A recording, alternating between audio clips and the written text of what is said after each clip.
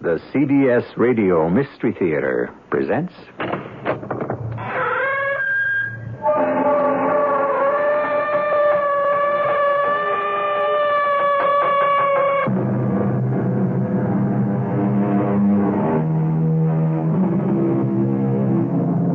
Come in. Welcome. I'm E.G. Marshall. Have you ever sublet your house or your apartment? More specifically, I should say, your home. If you have, I hope it's been a pleasant and satisfactory experience. Because you know as well as I do, all the horror tales you hear of people who are not so lucky, of damage, breakage, vandalism, and non-payment, or what is even worse, and to use the word advisedly, unspeakable, which is what happened to David and Jane Francis. But that, of course, is the burden of our tale. Look at my floor.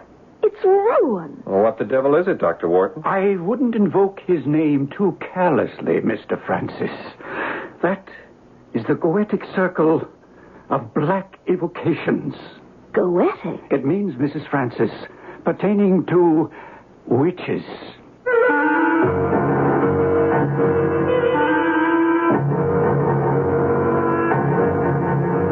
Our mystery drama, The Church of Hell, was written especially for the Mystery Theater by Ian Martin and stars Roberta Maxwell and Paul Hecht. It is sponsored in part by Buick Motor Division. I'll be back shortly with Act One. Buick has some good news for procrastinators. Even though you waited, you can still enjoy the comfort and luxury of a full-size Buick. Even better, your Buick dealer just might give you an irresistible deal on a 78 LeSabre right now. But do hurry, because a lot of other procrastinators have been waiting for this kind of news, too. Buick LeSabre. Yes, you can at your Buick dealers. Yes, you can. Yes, you can.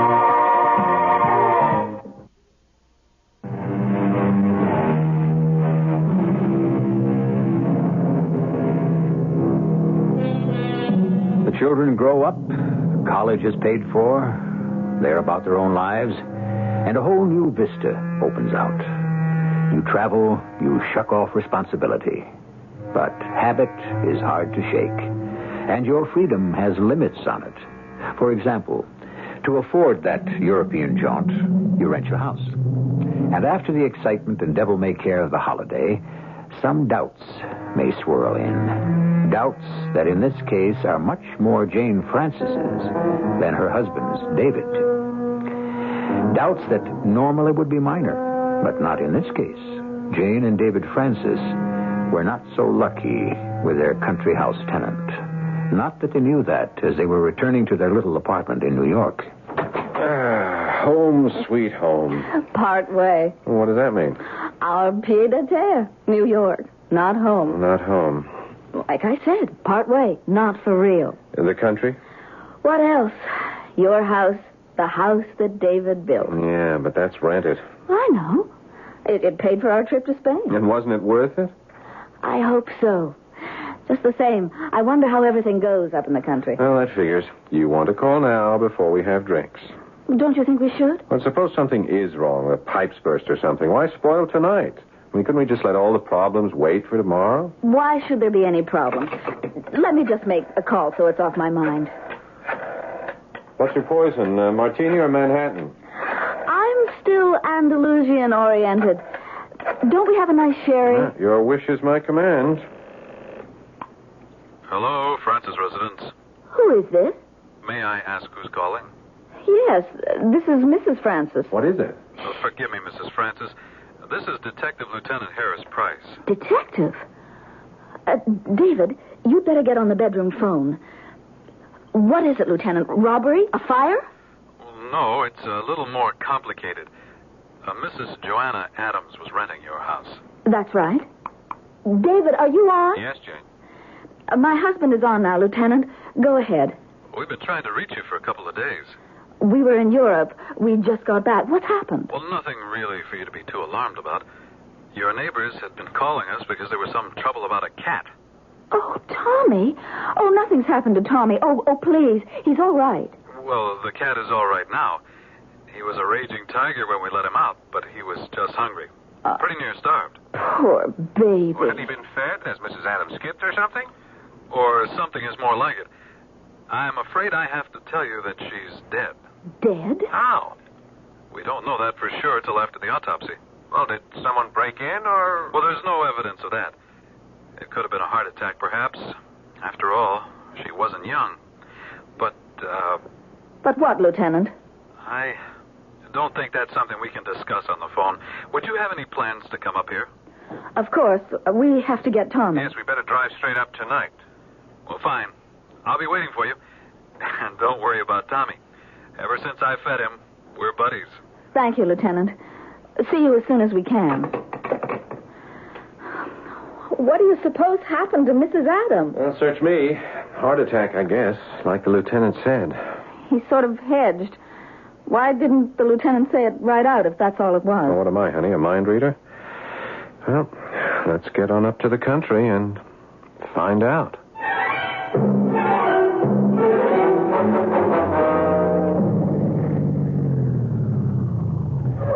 Well, here we are. Home sweet home. With more than one light burning in the window. Yeah, at least our detective friend is still here.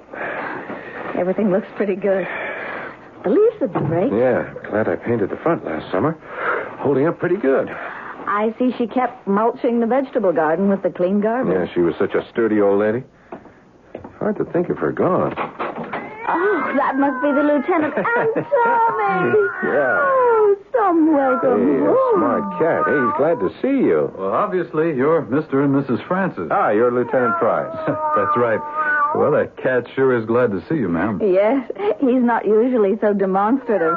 Something must have scared him. Well, you go without food and water long enough. It's enough to scare anyone. How long? Well, about 3 days, we figure. Your fellow there was howling up a storm. Shall we go inside? Yeah, I'll get the bags later. Is Mrs. Adams still here? Oh, no, ma'am. She's been taken to the hospital. Hope you'll find everything in order. The boys tried to get everything back in place and clean after they dusted for prints. In order? Why? I mean, had she changed things around or something? Well, it wasn't that, Mrs. Francis. Well, this room looked like a cyclone had hit it. Books dumped all over the floor, chair turned over, and drapes and curtains all ripped down. Is this where she died? No, we found her in the upstairs bedroom. You said it was a heart attack. Well, no evidence of anything else so far. Yes, but if this room was turned topsy-turvy, you're not suggesting she did it. I don't think she'd have had the strength to do some of the things. So then someone broke in. Could be. You said there was no evidence of that. Oh, there wasn't. Well, I should say there isn't. Not that we've turned up so far. The windows were all shut, doors closed and locked. If anyone got in, he'd have had to have had a key. We didn't leave any extra keys. Well, Mrs. Adams had a set of keys in her handbag. Unless, of course, she had some made. Well, why would she do that? Her husband's dead, and we understood she was all alone, no relatives. Still, there must have been someone else here. Someone in the house. You've no idea who it might have been. Not the slightest. Well, you don't mean someone might have killed her? Well, as far as we know now, not in the strict sense of the word. What does that mean? Well, I'm not trying to be mysterious, Mrs. Francis. I'm really as much in the dark as you and your husband are. Except that I saw the old lady. I saw her face.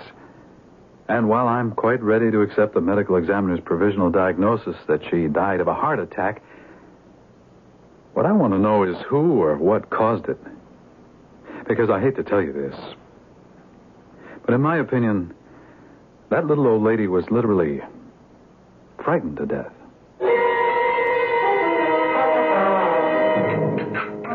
Jane? Yes, David. For heaven's sake, what are you doing? I mean, can't you just dump the dinner dishes in the dishwasher? I did. Well, then what are you stacking them away for? Can't that wait for tomorrow? I mean, I don't know about you, but I'm knocked out. I'm not doing the dishes. Well, why are you messing about in the kitchen cabinet? I'm checking up on things. Our first night home from Europe. Can't it wait? I have a funny feeling it can't. All sorts of things are not, they're just not right, David. Oh, come on, Jane. Now, remember what the lieutenant said. I think he's been reading the wrong kind of mystery stories. I wouldn't sell Lieutenant Price short. Come here. What? The dishes. Yeah? The everyday dishes. Yeah, the blue stuff? It isn't the same. What do you mean it isn't the same? Just what I said. Every bit of it has been replaced. Same pattern, but it's all new. That's crazy. How do you know? Well, look. The vegetable dish was cracked. Yeah? 3 cups had chips. You know, you glued the meat platter back together yourself the night after the Betts party. Well, it's okay. A couple of pieces are replaced. No, it just isn't a couple. It's a whole new set. Why? Well, you tell me. Because all or most of the other must have gotten broken. How? Well, things do break. A whole service for 8. Well, I don't know. Look at the cabinets. Mm-hmm. Well, they look pretty good. Someone's been polishing them. Hey, they're all scarred. And burned. I thought she didn't smoke. Those aren't cigarette burns. There's something else. What? I don't know. Like something hot. Red hot, just brushed by. The curtains and the drapes in the living room are sort of singed. And you want to know something else? Every mirror in this house has been replaced, except the one in the study. And that's cracked. More than that. Something so hot was against it that it melted the mercury backing. It's all sort of fuzz, like it had been in a fire. Darling, what are you trying to suggest? I don't quite know. Look, come here. Let me show you something else. Yeah. Oh, where? In my spice closet. Uh-huh. Look at these. Those are not your regular spice jars, are they, Jack? No, thanks. I never saw jars like these, or what they have in them. Hey, it looks like some kind of bugs. It is. They're beetles. And they're alive. This looks like a lizard skin, and I hate to think what these two could be. We'd better call the lieutenant. I don't think this is up his alley. Anyway, we all deserve some sleep first. I'm just about gone. I can't take any more tonight. Are you going to be able to sleep all right? Once I get to sleep tonight, it would take all hell breaking loose to wake me up again.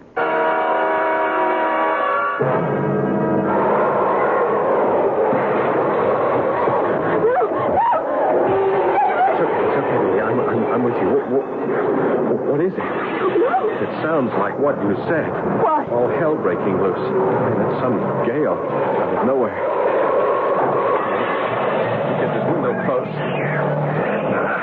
There. I'd better see what's going on downstairs. No, David, no. No what?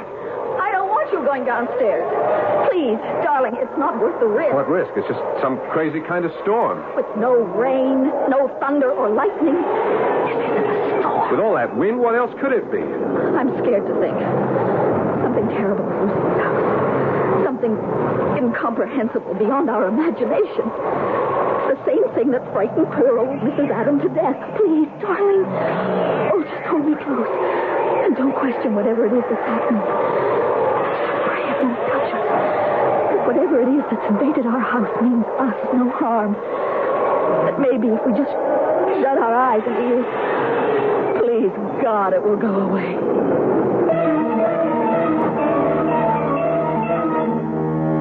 Not the most pleasant of homecomings, nor the easiest of circumstances for landlords to find themselves in. Unfortunate enough to find that the lease has been broken by an untimely death, but how much more so to find that apparently an unwanted tenant has taken possession. A tenant that may be difficult, if not impossible, to evict. I shall return shortly with Act 2.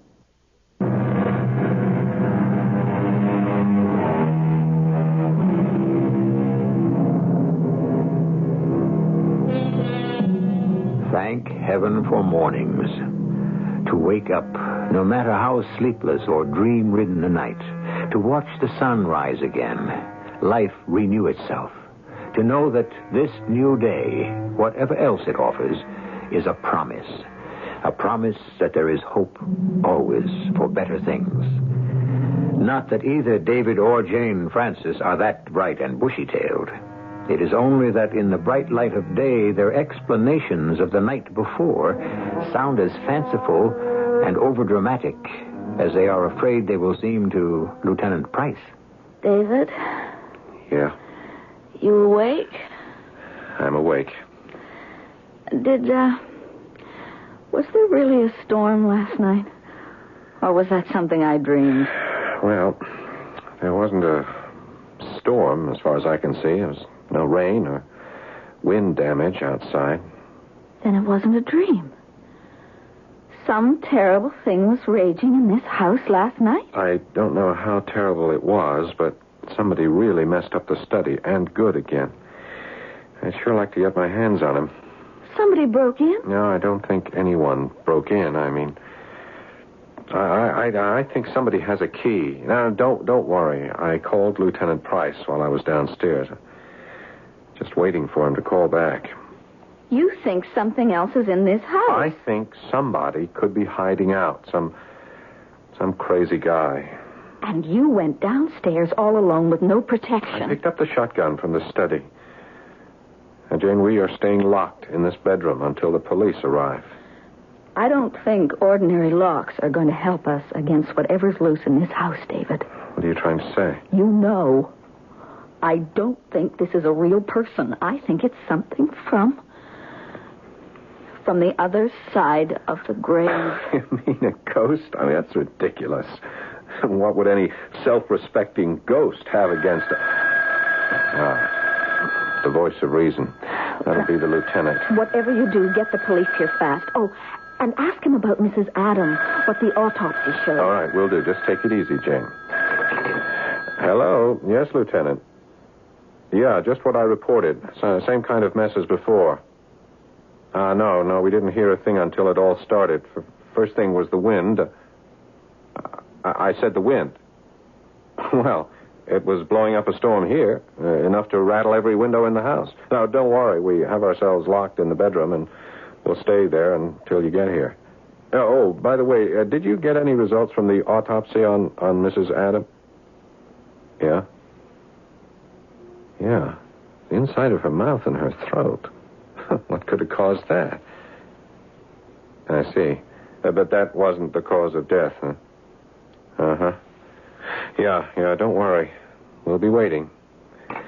Well, the police are on their way. What was all that about Mrs. Adam and her mouth and her throat? Well, she apparently suffered some first-degree burns there, also on her hands and on one side of her face. From what? They don't know. Backfire from the gas stove, maybe? Maybe she used too much fluid on the charcoal boiler. I don't know. Something flared up and singed her, but good. Enough to kill her? Oh, no. The medical examiner's first diagnosis was right there. She died of congestive heart failure. But what caused it? Well, that's something we don't know. Maybe it's something we don't ever want to know.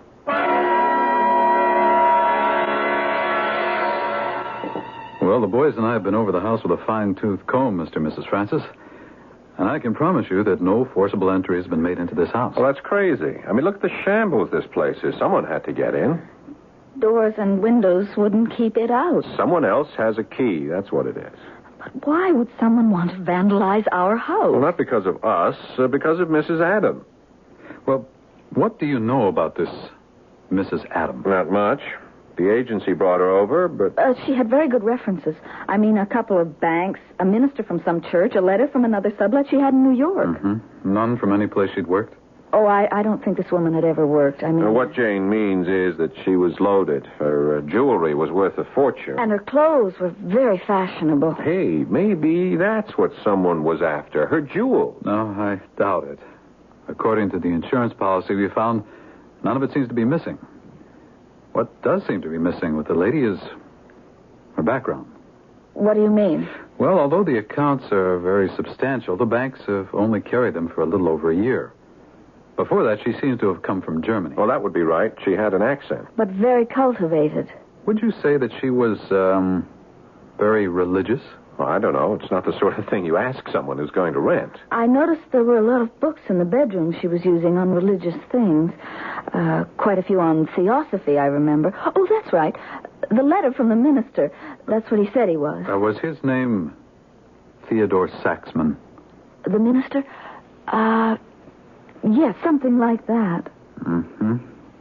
Theodore Saxman was German-born, and he was connected with the Theosophist movement, but no longer.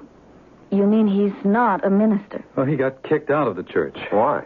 We don't know that yet. The church doesn't want to talk about it, and we can't seem to find the ex-Reverend Saxman. But he'll be found.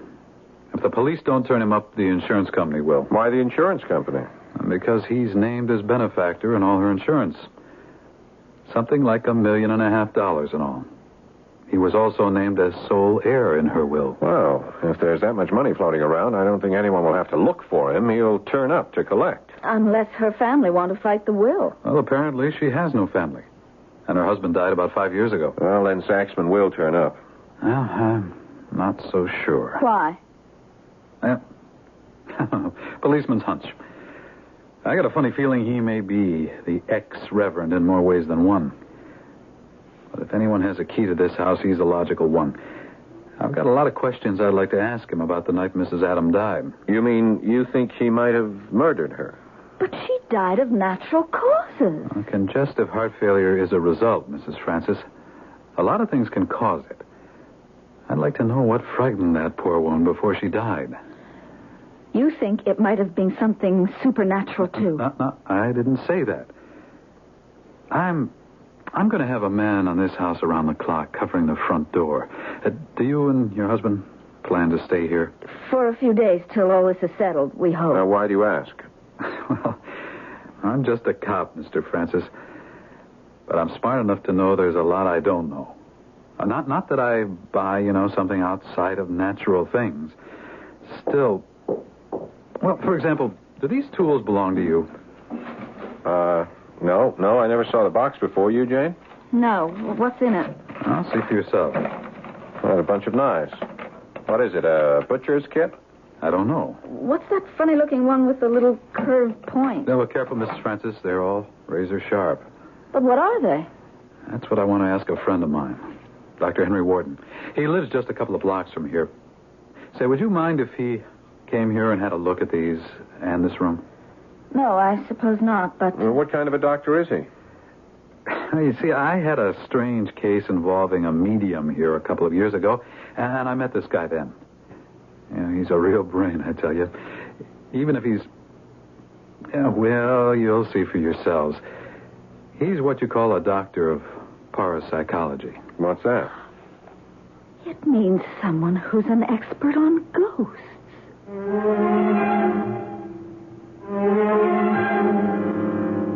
Well, I have examined the library of the deceased. Small, but quite a comprehensive compendium of reference on the mystical arts. Mr. Francis? I would know, Dr. Wharton. It's not exactly my field. Of course not. No, to be sure.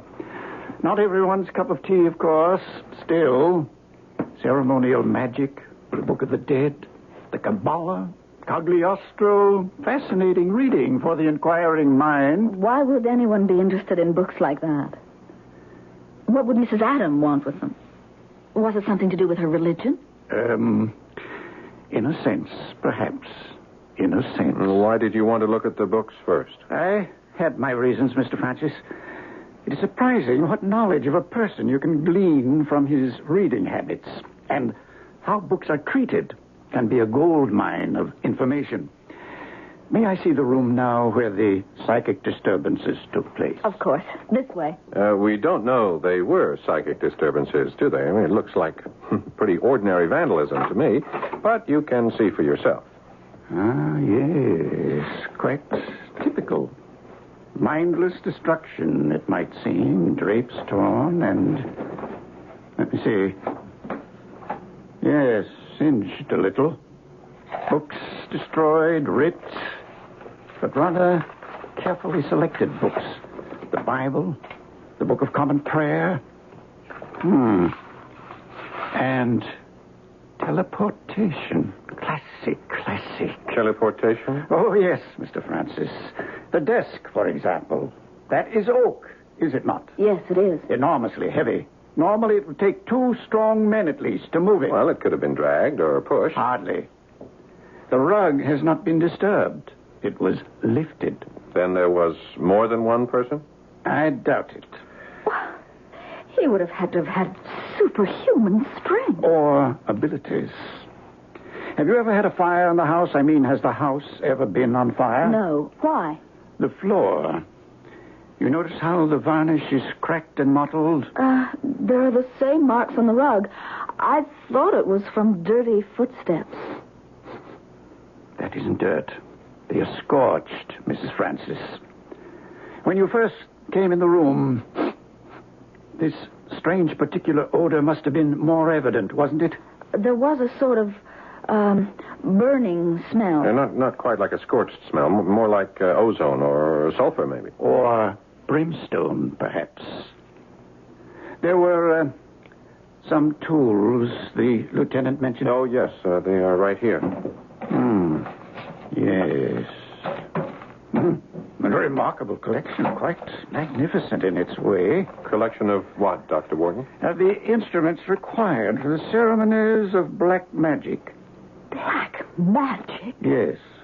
Quite obviously, your Mrs. Johanna Adam was a practitioner of that dread and ancient art. What? If you don't believe me, help me pull aside the rug, and I think you will have incontrovertible proof. Dear me, as Dr. Wharton might say, this is enough to start the goosebumps rising and the hackles on the neck.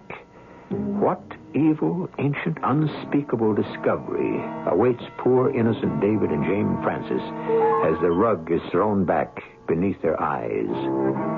What secret obscenity does it conceal? I shall return shortly with Act 3. Over the years, you've learned that sometimes procrastination pays. So you shop for snow shovels in July, lawnmowers in December, and your Buick Regal now. Because you know that this is the time of year when Buick dealers may be even more open than usual to conversations involving deals. An elegant, luxurious Regal? Yes, you can. Right now at your Buick dealers. Yes, you can. Yes, you can.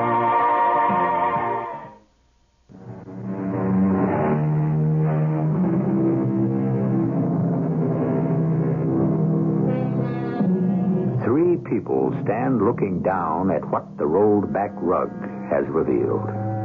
What they are looking at is a strange and cabalistic circle burned into the floor.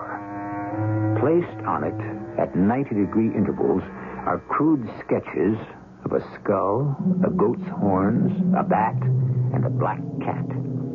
Inside the circle, intertwining with each other, are 4 smaller circles enclosed in a triangle. Tacked to the floor on the inside of the large circle are strips of cloth or some animal hide. And everywhere within the circle, painted in black and blood red, symbols, strange gibberish words, and long, complex alien names. Look at my floor. It's ruined. What the devil is it? I wouldn't invoke his name too carelessly, Mr. Francis. That is the Goetic circle of black evocation. Goetic? It means pertaining to witchcraft. So that's what Mrs. Adam was. A witch. Not quite, Mrs. Francis, or at the very most, a very amateurish one, who conjured up, or at least saw conjured up, more than she bargained for. What does all that circle thing mean? In the Middle Ages, that material all around the inside of the large circle would have been the skin of the victim, fastened to the ground by 4 nails from the coffin of an executed criminal. Oh, how disgusting. Don't be too alarmed. I think you will find that this is only a simulation. As with the crude representations of what ought to be the skull of a patricide. Patricide? Someone who killed his father. The other 3 are the horns of a goat, a male bat drowned in blood, and a black cat who has been fed on human flesh. Are you serious, Dr. Wharton? About what I am reporting, absolutely. About whether I personally subscribe to this profane anti-religion, no. Most emphatically, no. Then you believe, as I do, that it's all nonsense. No, I'm afraid I don't. You believe that there has been black magic practiced here, And that some kind of evil spirit has been set loose in this house? Let me put it this way. I know that anyone involved in the hidden church of hell knows there has. Let me show you something. I found these sheets in the back of a volume entitled Science and Physical Phenomena and Apparitions. They were written by Mrs. Adam, apparently. The handwriting can be checked. And they are a sort of confession and last testament. May we read them? How's your knowledge of German, medieval Latin, and the litany of the grimoire? Oh, well, I don't speak German or Latin. What's the grimoire? The Grand Grimoire is the last word on profane worship. The encyclopedia of black magic.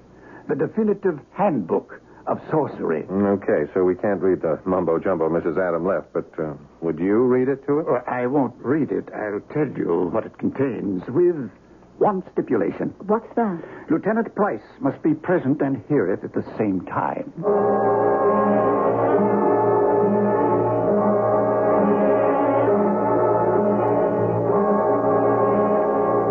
You mean you're telling me that Mrs. Adams confesses in that transcript to murdering her husband? In Stuttgart, February 14th, 1975. Did she stand trial? No. The medical certificate was issued as death due to natural causes. Well, what did she kill him for? She wanted to give a large amount to the religious group, a church, if you will, that she intended to join. He didn't believe in it. She felt she had divine grace to do as she wished. How awful. Did the church get the money? Not yet. Nor would it ever have. She changed her allegiance along the way. You see, she hadn't counted on her conscience. And at least for her, her husband refused to rest easy in the grave. He haunted her. Exactly. So successfully and persistently that he drove her to flee to this country, hoping to find freedom from his curse. And here she met a man named Theodore Saxman. The ex-reverend. The boy we've been looking for. Does she give any clue where we might find him? Oh, yes, indeed. Well, then I want it right now. I want to haul that joker in. Oh, I very much doubt that you can, Lieutenant, now. What are you getting at, Dr. Warden? I don't think you're going to find Theodore Saxman in this world. Well, I sure don't expect to find him in the next one. I wouldn't be too sure of that. What?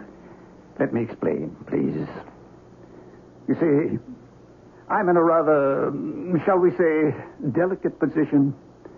We are dealing with two worlds, one of which all of us accept, the other which I'm afraid only I do. Doctor, you've got something up your sleeve. What is it? Whatever it is, I assure you it is in your best interests, Mr. Francis. It is? I would assume you wish to go on living in this house of yours, that you'd like to be rid of this poltergeist that is invading it. No, just hold on. What's a poltergeist? Forgive me. A moment of levity. A poltergeist is a noisy and usually destructive ghost. I'm afraid what we have here is a much more malevolent one. You mean it's the spirit of the excommunicated priest, whatever his name is? I'm not sure that is the term of choice of his sect. Certainly, however, unfrocked and cast out of the church. What is it that you want us to do, Dr. Warden? Let me sum all this up first. A haunted and tortured Mrs. Adam fled to this country only to find out she could not leave the ghost of her husband behind her. In desperation, she returned to the church she had known, confiding in Theodore Saxman. He saw almost instant riches on the one hand, and a sponsor to give him the opportunity to continue his experiments in black magic. They could not be conducted in a New York apartment. They needed seclusion and secrecy. This house was perfect for their plans. For what plans? Saxman's assurance to Mrs. Adam that he could conjure up the soul of her husband and persuade it under threat of being dragged to the deepest pit in hell to leave her alone. You're trying to say that's what happened right here in our study. I'm not trying to say. I'm saying it happened according to Mrs. Adams' last testament. Only something went very much astray. Well, what? She was not certain. She surmised, as I do, that he stepped out of the protection of his inner circle, and that the soul he was trying to threaten, Mr. Adam, was released by the damned in exchange for the Reverend Saxman. Released? Oh, where did he go? Back to the peace of the grave, I should say. So you're trying to tell us that this Saxman, even though he is dead, is still raging around looking for... Well, what is he looking for, Dr. Horton? At the moment, he is the most condemned of the condemned. A creature neither of hell nor heaven. An outcast spirit, doomed to wander eternity with neither hope of salvation or damnation, unless... Unless what? Unless he can find a human body to die in. He tried to invade Mrs. Adams, but he frightened her to death before he had the chance to possess her. It is you, or perhaps even more, your husband, that are in danger now. Oh, no. You actually believe all this junk, Dr. Wharton? What I believe is beside the point. What people who have invested this house passionately and totally believed has poisoned it. I think those beliefs must be exorcised before either of you will be safe again. What did you have in mind, Dr. Wharton? For the four of us, tonight, to occupy this magic circle. And after I have instructed all of you to raise this fiend from the darkness and consign him to eternal fires. I command and abjure thee, Theodore Saxman, to quit thine abode, wherever it may be, swearing that I will give thee 1/4 of an hour alone.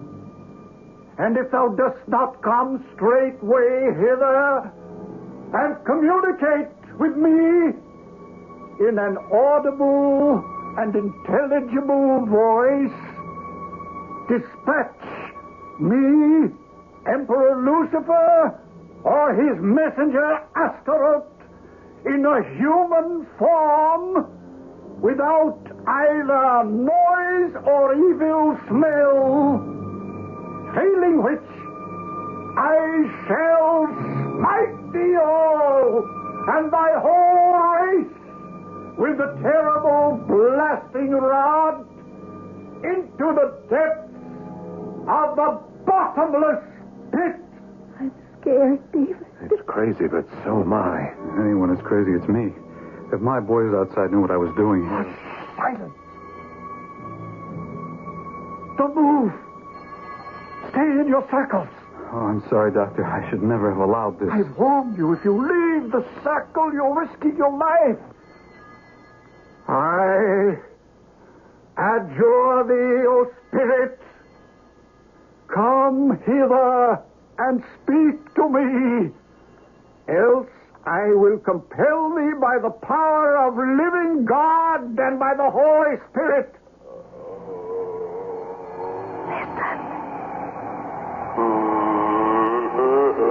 What is it? Obey promptly or be eternally tormented by the power of the potent words in the grand clavicle of Solomon.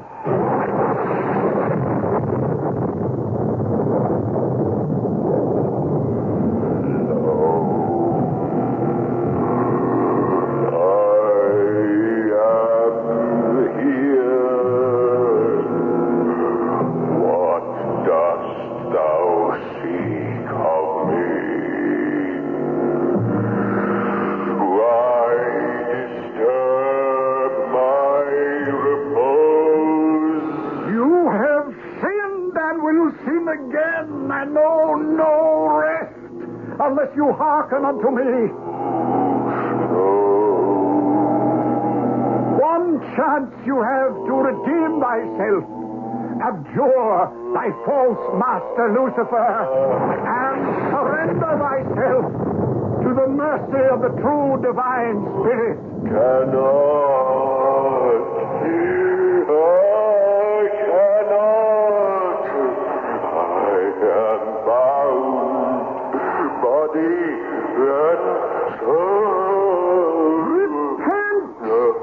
Repent, and thy soul will be free to pass through the grave that is the gateway to heaven. Hold fast, everyone. Hold fast. Coming towards us. I can't let him escape. Let me go, Doctor. For God's sake, stay in the circle. It's going to the door. Done. Bill, he's trying to escape. Don't let him get away.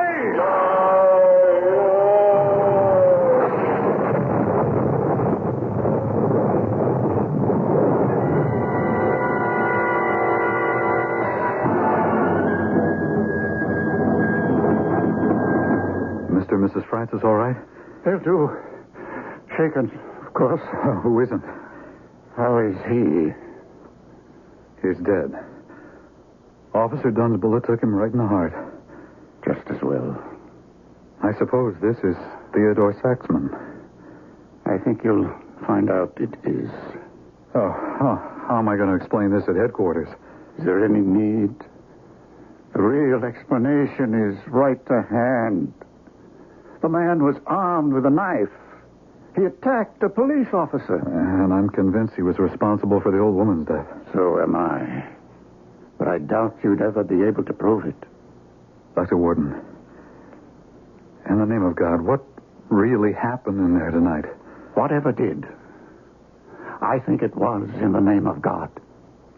And I think it is best forgotten.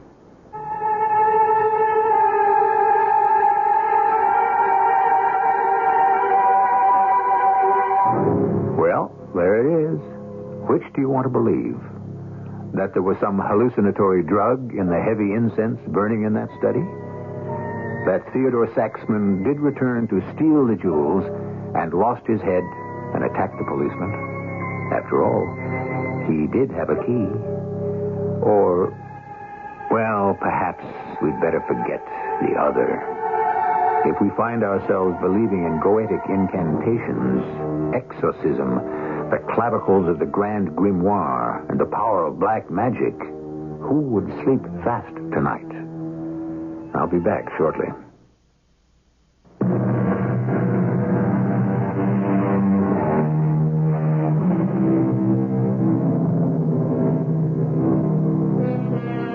It occurs to me that perhaps necromancy should not be dismissed so easily. It has a long history, and it does have its believers. After all, in 1 Samuel 28:7 and following, at King Saul's request, the witch of Endor did call up Samuel from the dead. Or shouldn't I mention it? Because you might be listening to this in the late of night. Our cast included Roberta Maxwell, Paul Hecht, Lloyd Batista, and Roger DeKoven. The entire production was under the direction of Hyman Brown. This is E.G. Marshall inviting you to return to our Mystery Theater for another adventure in the macabre.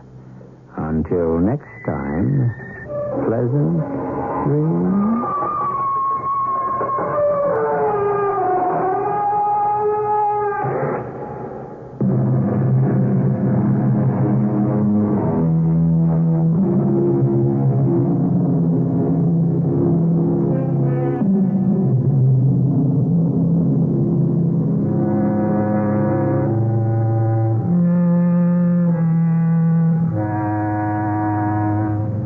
The CBS Radio Mystery Theater presents...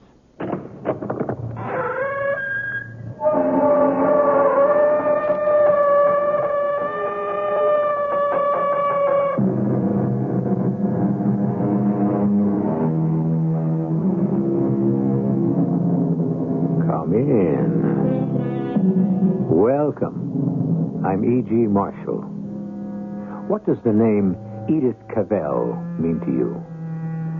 Of course, they didn't know it at the time when her parents named her, but Edith means happy in war, which is fairly ironical when you consider Nurse Cavell was perhaps the greatest civilian casualty of World War I. Why did hundreds of thousands of British and French soldiers carry her name in their hearts? Why? We will learn presently. There's someone at the front door. Take a peek out this window, Sister White, and see who it is. Oh, it's three men in civilian clothes. I wonder who they are. It could be the German secret police. Go let them in. But Nurse Cavell, the Germans are searching every house looking for escaped Allied soldiers. They won't find them here in a hospital. We've got 24 soldiers hidden up in the attic right this very minute.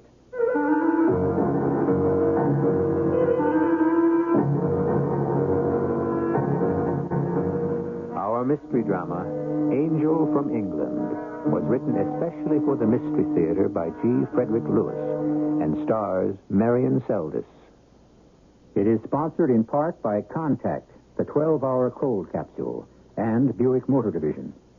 I'll be back shortly with Act One. The new mid-size Buick Regal. It meets the demands of today A little science. without losing the special things about Buick that people have always loved. Now that's some trick. A little magic. On the outside, it's trimmer than last year's Regal coupe. A little science. Yet there's more headroom, more legroom, more trunk A room. little magic. With the wizardry of a turbocharged sport coupe. A little science. And such traditional Buick qualities as luxury, elegance, and prestige. A little magic. The new Regal, a down-to-earth dream car. At your Buick dealer. They surely will astound you. The amazing things you see. Just how they're built so wonderful. How can such things be? A little science. A little magic. A little science. A little magic. A little science. A little magic. A little...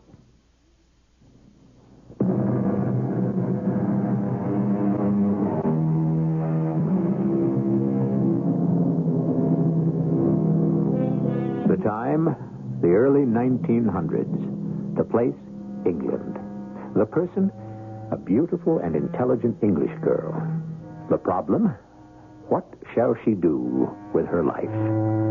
She is graduated, been a governess to 4 Belgian children for 5 years, returned home to nurse her father through an illness, and will tell you her favorite stanza is by Henry Wadsworth Longfellow, which says, "Lives of great men all remind us we can make our lives sublime, and departing, leave behind us footprints on the sands of time."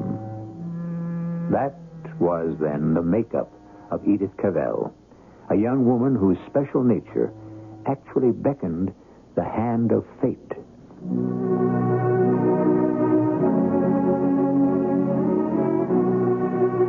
While I was taking care of Father, I knew I had to be a nurse.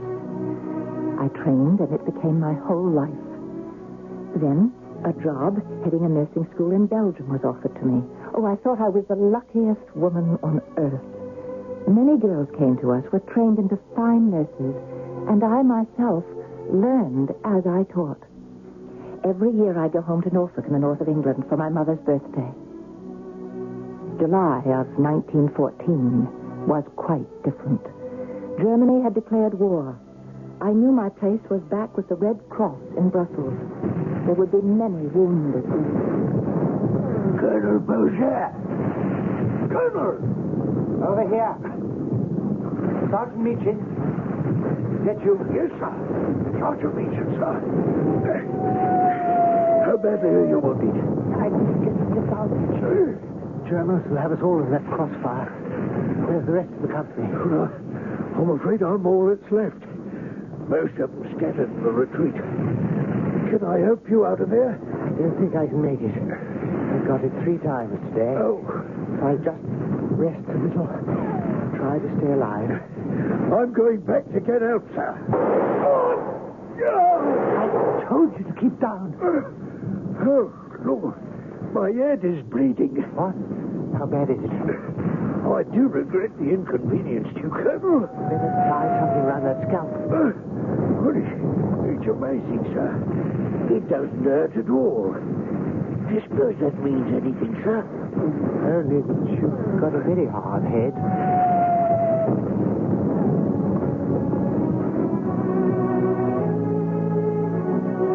My darling mother and family. A few lines from your daughter, Edith.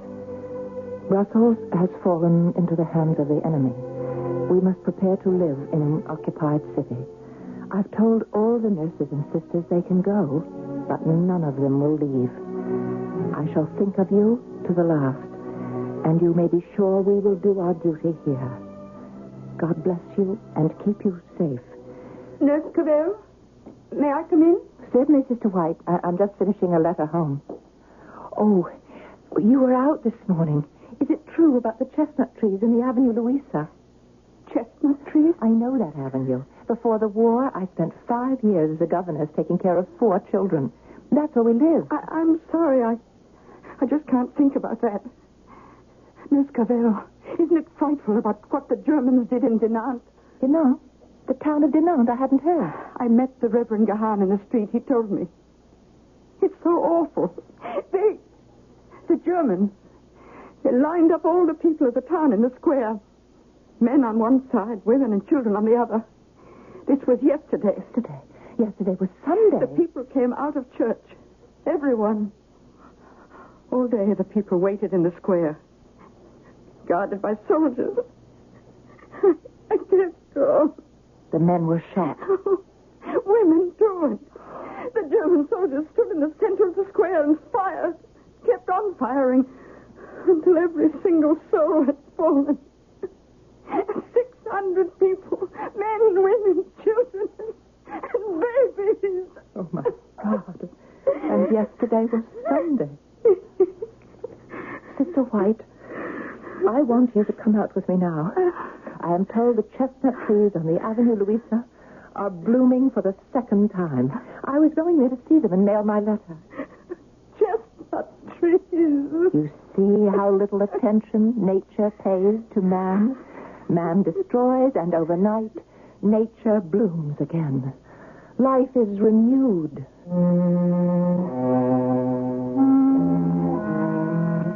Every day, the sound of shell fire in the distance. The Germans taking town after town in their march to Paris. We have had some German wounded here at the hospital, but no Allied men. Where are they taking them? Michin, you awake? What? Oh, yes, of course. Certainly I'm awake. Well, we've got an hour to talk plans until the hospital orderlies make their next round. I want to show you something. Shall I turn on the light? No. There's enough moonlight coming in that window. You know, Colonel, I'm really quite surprised that the Un treats us with so much courtesy. One isn't like a prisoner here, more like guests in a German field hospital. It's a good thing we are so lax. Otherwise, the Belgian underground could never get to us. Sergeant, tonight, you and I are escaping this field hospital. What? Tonight? You sound surprised. Oh, no, not at all. I knew we would eventually. If it hadn't taken me all these weeks to grow a respectable beard, we'd have been on our way sooner. Now, see here. With this black hat and cape, our underground friend Albert smuggled into us. I think I can pass for a Belgian civilian. Yes, very good. What about me, sir? Did Albert have a costume for me? I talked it over with him, and he suggested a hunchback. What? Disguise myself as a hunchback? I'll show you. I got the outfit under my blanket. Now, go ahead, put it on. It's a workman's coat, and Albert has sewn padding into it. Yeah. Oh, not bad. Quite good, in fact. You do look, yes, I must say. You think it's effective? It had better be. Hurry, through this barn door, gentlemen.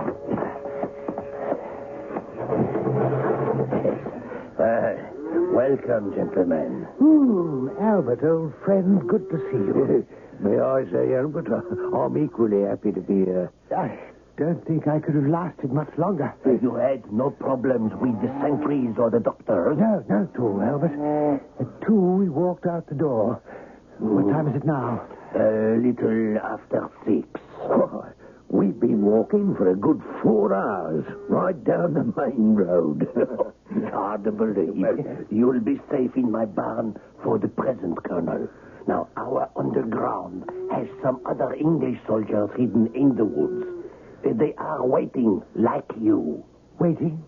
For what? For the Allies to advance so they can join them. Your first problem is to stay alive. Secondly, how? Thirdly, where? You have three choices. Hiding in the coal mine, our big woods, or a big city. The coal mine, I would say no. The cold weather is almost here. In the woods, I would also say no. I can see, Colonel, you need medical attention. That leaves the third alternative. Is that it, Albert? Yes. The city of Brussels. Yes. I will myself bring you both to the station, get you train tickets to Brussels. You both sit in different parts of the train, and I shall make the arrangements so you are met when you arrive. Yes, but Brussels is occupied by the enemy. How can we stay out of sight? Oh, well, there is a nurse who runs the Red Cross clinic, and you will go there. An English woman. English? Oh, well, we shall certainly get good treatment for the Colonel's leg. Well, it is not only her medical knowledge you will find useful. Ah? What do you mean, Albert? She has managed to hide in the hospital several escaped French soldiers. Splendid. Think what she might do for two Englishmen. Perhaps even get us across the border. Oh, yes. Quite possibly. Well, then, what are we waiting for? Let's be off for Brussels. I need 2 days to make the arrangements.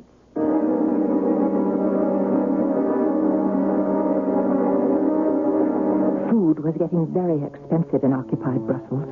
Even Jackie, my pet sheepdog, was beginning to feel it, but never complained at scraps from the table. All the nurses were making clothes for the poor. It would be a terribly hard winter living here under the Germans. I was in my office making up our accounts and Sister White reading a month-old copy of the London Times. Jackie, shh, be quiet. There's someone at the front door. Take a peek and see who it is, Sister White. This window. Oh, it's 3 men in civilian clothes. I wonder who they are. It could be the German secret police. They look disreputable enough. Go let them in. But, Nurse Cavell, the Germans are searching every house, door to door, looking for escaped Allied soldiers. They won't find them here in the hospital. We've got 24 soldiers hidden up in the attic right now. Sister, don't worry. Jackie, shh. Open the door before they become too suspicious. And bring the 3 of them right here into my office. Then leave us. Alone?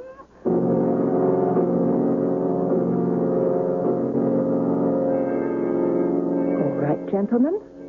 I think we can take care of you. Sister White?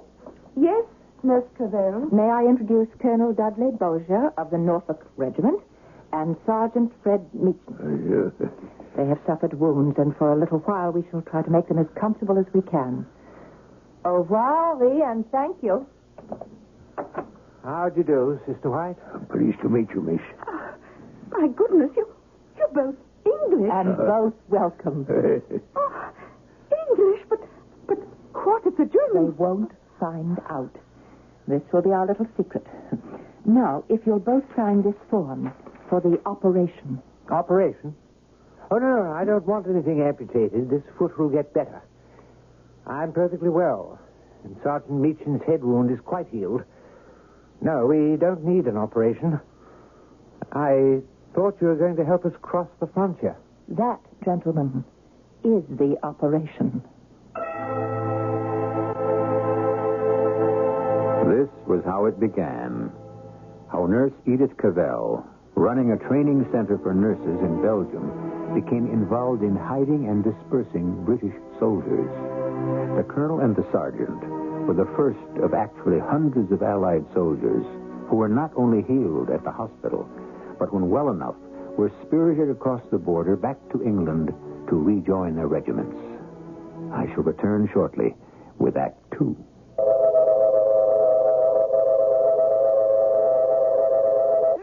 Come, let's follow a most remarkable cold medicine on its journey of relief. The medicine is contact. The same 12-hour contact you can buy. Though it weighs no more than an aspirin, the capsule is packed with enough medicine to help relieve cold symptoms caused by every known virus. A sip of water, and we're off.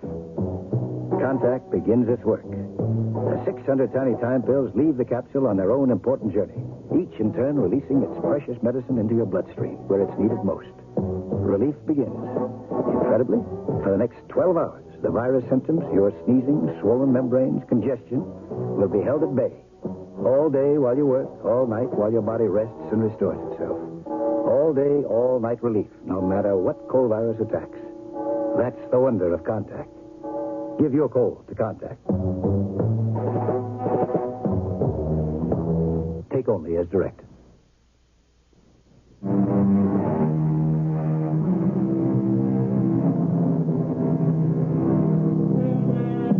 If you were a Belgian during World War I and were not called up, if you were, say, an old farmer, retired schoolteacher, an elderly shopkeeper, or if you were a woman or young girl, you did everything you could to undermine the grip the enemy had upon your country. One of the best ways to help liberate your country was to join the Maquis, the underground, and rescue Allied prisoners. Edith Cavell, in her hospital in Brussels, was the only Englishwoman who joined the Belgians in their surreptitious battle against the occupying Germans.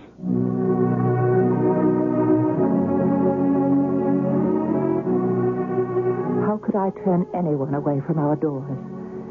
The code of my profession, care for and heal the sick and injured, had to take precedence over the military code of the invaders. Nurse Cavell, we're getting more warm bodies than we have beds for. It's as though the entire French and British armies know that through us they can get safe passage home. Mr. White, I haven't time for generalities. Have you told Lance Corporal Doman and Corporal Chapman to be dressed and ready at 5? They'll be ready. And they have their false passports? Oh, everything's in order. The pictures you took for the passports are a little fuzzy, though. I know. I must get some better film somewhere. Well, it may be the camera. Oh, I hope not. But the likenesses are reasonably good, aren't they? Oh, yes. Good enough. Now I have a cart and a load of wood. And with the cart, they should be able to get themselves to Antwerp easily enough, and then on to Holland and England. Well, how do I contact their guide? Take them to the usual cafe. Lay this torn visiting card on a table. Then order 3 beers. Someone will pass by your table a little after 5:15 and lay the matching torn half of the card on your table. Mm-hmm. Doman and Chapman will get up without a word and follow the guide. Then you will return the glasses to the bar. A visiting card torn in 2. What a fantastic idea. Whoever thought of it? The Reverend Gahan. He's joined our corps. I went to see him the day before yesterday. He gave me half of the card, kept the other half, and will give it to the guide who will take the 2 soldiers across the Dutch frontier. Oh, marvelous. I'll go to the window and peek out. It's the coal man. We didn't order any coal. It could be the German police. Well, his face and hands are absolutely black. Couldn't it be an escaped soldier in disguise? No, not likely. Oh, Sister White, look out into the square in front. Are those workmen still clearing it? Oh, yes. They're still there. But do you notice they're not working? They're there to watch us. Be quiet.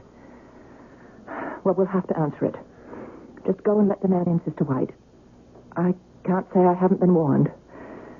Reverend Gahan has been saying it for weeks. He told me the secret police would come here and search the place. Go on, sister. At least I've hidden all our reports. Aren't you afraid for the men in the attic?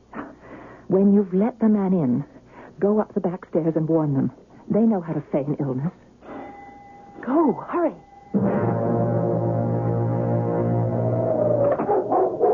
I didn't order any coal.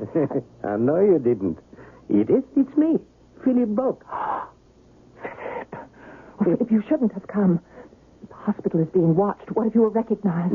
The chance I had to take. Edith, you must leave the country. Try to get back to England. You're going to be arrested. There is one man, Otto Meyer, whom they have put in charge to get you. Is that true?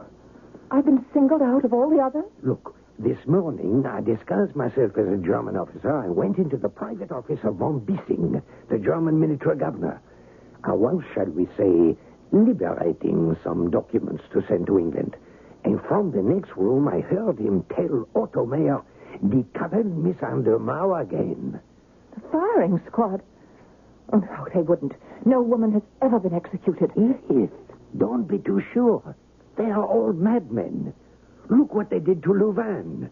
Burnt every book into priceless ashes. Sacked the city. Took them 6 days, but they did it. They'd do anything to terrify. But to execute a nurse? Oh, no, they couldn't. 3 years hard labor, perhaps, but... I'm not asking only for your sake. What about the others? Reverend Gahan, Prince Reginald, and the Princess, Henriette, Albert. Every member of our unorganized organization. But you didn't mention your name. When I print 25,000 copies of our underground paper 5 times a month, only I am responsible. If they catch me, don't be. My bad luck. But you, they will force you to tell everything. They know how. You're being watched. Those workmen out there, they dig a hole and fill it in. They're secret police. But I can't run away. Look, put yourself in their shoes. How would you feel if hundreds of your enemy escaped in front of your very nose to come back one day to kill you? No, I can't. You're in there. Open the door. Oh. Coalman, you hear me? Your coal cart is blocking the sidewalk. I want it moved right away. That's Mayer. I recognize his voice. Go with it. Somehow, I'd hold him off. There have been searches before. I'm not frightened. Will you stop before it's too late? How can I? I've heard there are more men hidden out there in the woods. Isn't that so? Yes, more than 30 in Cambrai. Then I cannot stop what I'm doing. Coalman! In the name of the Geheime Politische Polizei, I order you to come out. Philippe, if a single one of those 30 soldiers are taken and shot, it would be my fault. I will come back later. This coal bag is full of our newspapers, which I must distribute. Don't say anything, Edith. Don't do anything. Be careful, Philippe, for all of us. Open the door! Hi. What is all this noise, eh? Can't the coal man make an honest day's living anymore? It's winter time, you know. People must have coal. Take that talk away. Well, then, let me close this front door. You want all the sick and wounded in there to freeze to death? You're standing in my way, Coalman. I have business inside. Not be off with you before I have you arrested for obstructing an officer in the performance of his duty. Edith Cavell. Yes. You will come with me to the Kommandatur for questioning. Oh, this is a difficult time of day for us. We're very busy. May I come tomorrow morning? I am not making a request, Edith Cavell. I am making an order. Am I under arrest? Naturally. I might as well tell you all the others in your organization have been rounded up and have confessed. I don't believe you. Oh, then there is no organization? I know of no organization. Really? Hundreds of escaped soldiers are walking in and out of your clinic, and it is not organized. It is all over, Fräulein Cavell. The game is finished. You have gambled and lost. They have all confessed. Nobody has confessed, for there is nothing to confess. Perhaps. We shall see. Put on your coat. May I write one letter? No, you may not write one letter. You may not delay the interrogation. You will come with me at once. But I can't just walk out and not leave some word. If the Kommandatur authorizes, you can write at police headquarters.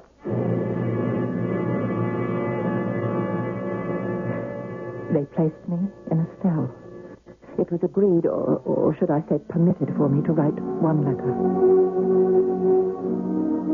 My dearest sisters and nurses, I hope you're not worrying about me.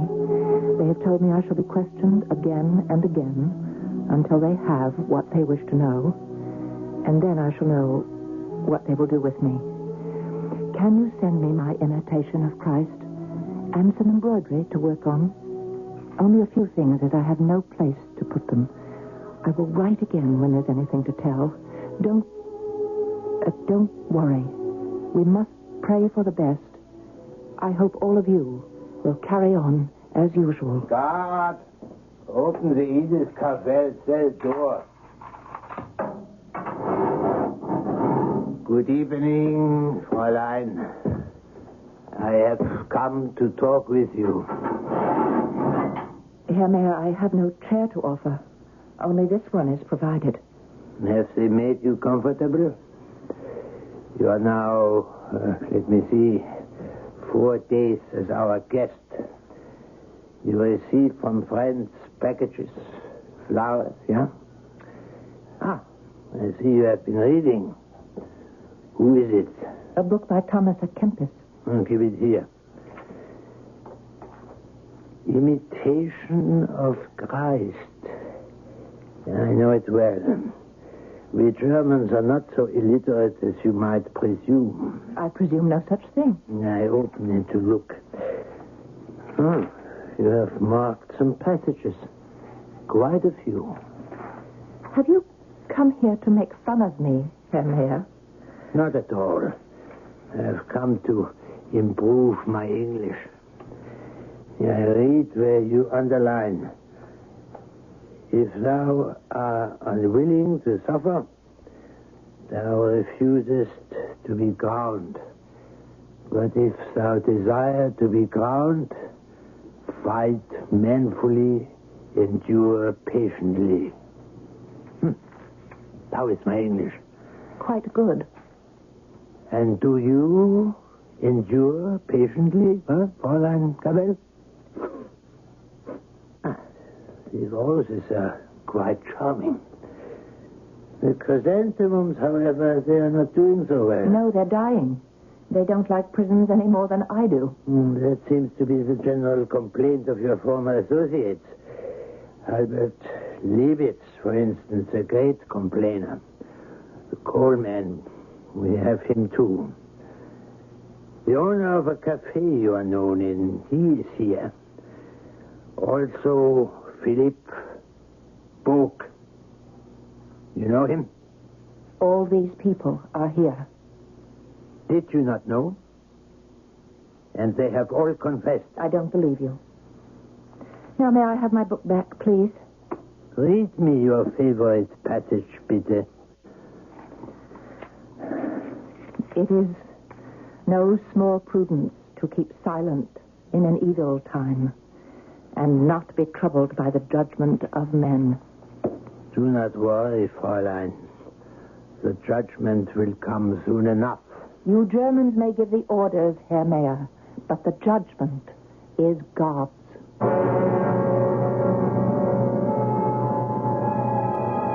In a matter of hours, the Germans reached out and choked off that courageous lifeline by which one woman gave hundreds of fighting men a second chance to fight again.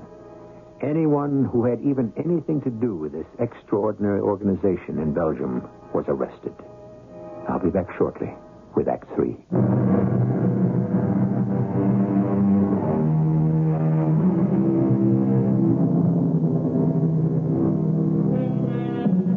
When the Germans could not force a confession from Edith Cavell, they forged a confession. And so, some thought Nurse Cavell had betrayed the loyal Belgians, all of whom risked their lives that others might live. But those who knew her better knew it could not have been her signature on the affidavits.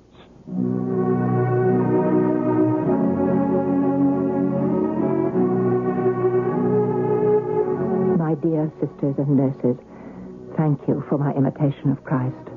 Will you also send me my little prayer book? And thank you for looking after my dear old Jackie. Please brush him sometimes and take him for a walk. He enjoys it so. Will you please send me at once my blue coat and skirt, white muslin blouse, and my gray gloves? I would like to wear them for the trial. Love to all. I hope to see you all soon, as time may be short. Your matron. Fräulein. Yes, Herr Mayor. I have been informed you asked for ordinary clothing to wear at the trial. Yes. Why don't you wear your nurse's uniform? A woman in a uniform, a Red Cross uniform, might find more sympathy with the judges. I never wear my uniform outside the hospital. I would suggest, Fräulein, you can use all the help you can get. Heaven will help me. Natürlich, of course. It is for heaven to rescue you English. Do you know what we say of you here, Fräulein Cavell? I have no idea. We call you the angel from England. Well, I certainly am from England. Do you know also what we say of angels? No. They're very nice people, angels. But too bad, they are all dead. Dear sisters, your delightful letter gave me great pleasure. And if I have not thanked you for your lovely flowers, they have made my cell gay. The roses are still fresh, but the chrysanthemums did not live very long. I am happy to know you are working well and devoted to your work. If you were in my place, you would learn how precious liberty is.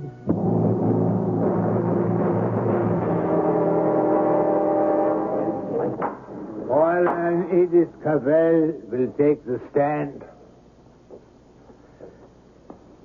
Edith Cavell, from November 1914 to July 1915, you have lodged French and English soldiers, including a colonel, all in civilian clothes.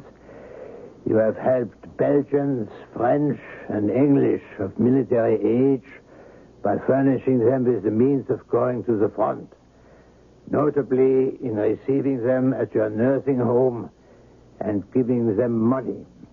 Yes. Who was the head, the originator of the organization? There wasn't a head of the organization. Was it Albert Liebes? No. Philip Book? No. Why have you committed these acts? I was sent, to begin with, 2 Englishmen who were in danger of death. Both were wounded. Now, Fräulein, once these people crossed the frontier, did they send you news to that effect? 4 or 5 did so. What did Philippe Book do? What was his role? I knew Monsieur Book very little. I met him a few times. I don't know what his role was. In your signed affidavit, you gave names of those you recruited for this clandestine work. There were no names on the document I signed. I hold up this affidavit, and it has names on it and your signature. Are you telling me this is not your signature? I'm not saying it is or it isn't. I'm saying there were no names on the document. Yes, we know what you said. You don't have to repeat it. Do you realize your actions would be to the disadvantage of Germany and to the advantage of the enemy? My preoccupation has not been to aid the enemy, but to help the men who applied to me to reach the frontier. Once across the frontier, they were free. How many people have you sent to the frontier? About 200. Fräulein, you may step out of the witness box. You are dismissed. Is that all, Albert? They're not giving you a chance to say anything or explain anything. My sister, they are going to make short work of us all. I can't bear it. Did you see Nurse Cavell's face? So much suffering. For one who has eased the suffering of so many others. Fräulein White, to the stand, bitte.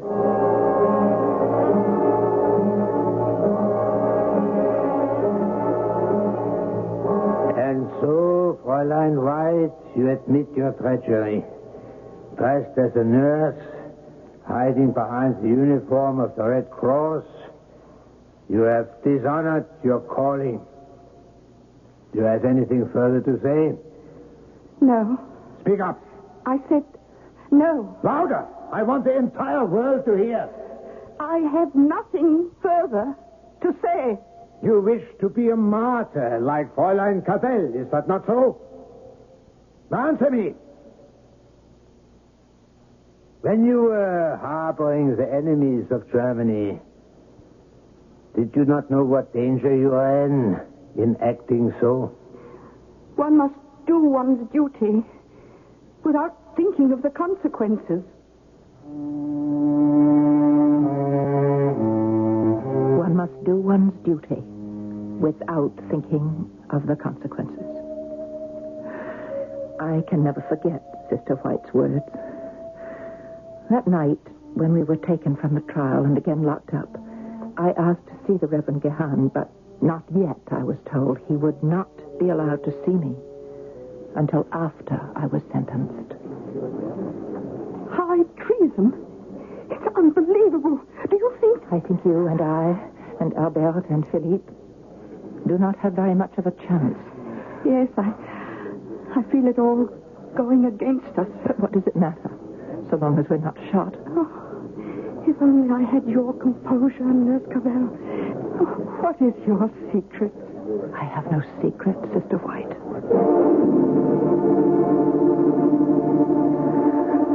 Grant me patience, O Lord, even now in this emergency. Help me, my God, and then I will not fear, however grievously I be afflicted. Guard, open Fräulein Cavell's cell door. Good evening, Fräulein. Good evening, Herr Mayor. You keep your cell very clean. No, don't get up. It is your cell, your home, and the one chair is your chair. Have you come this evening to discuss my furnishings? I came to bring you this. A Bible? From your pastor, the Reverend Gehan. It is never a bad thing to read the good book, but, Fräulein, frankly, if you ask me, I think you are reading it too late. When will we know? The sentence? By morning, I should imagine. Good night, Fräulein Judas. Guard, the cell door.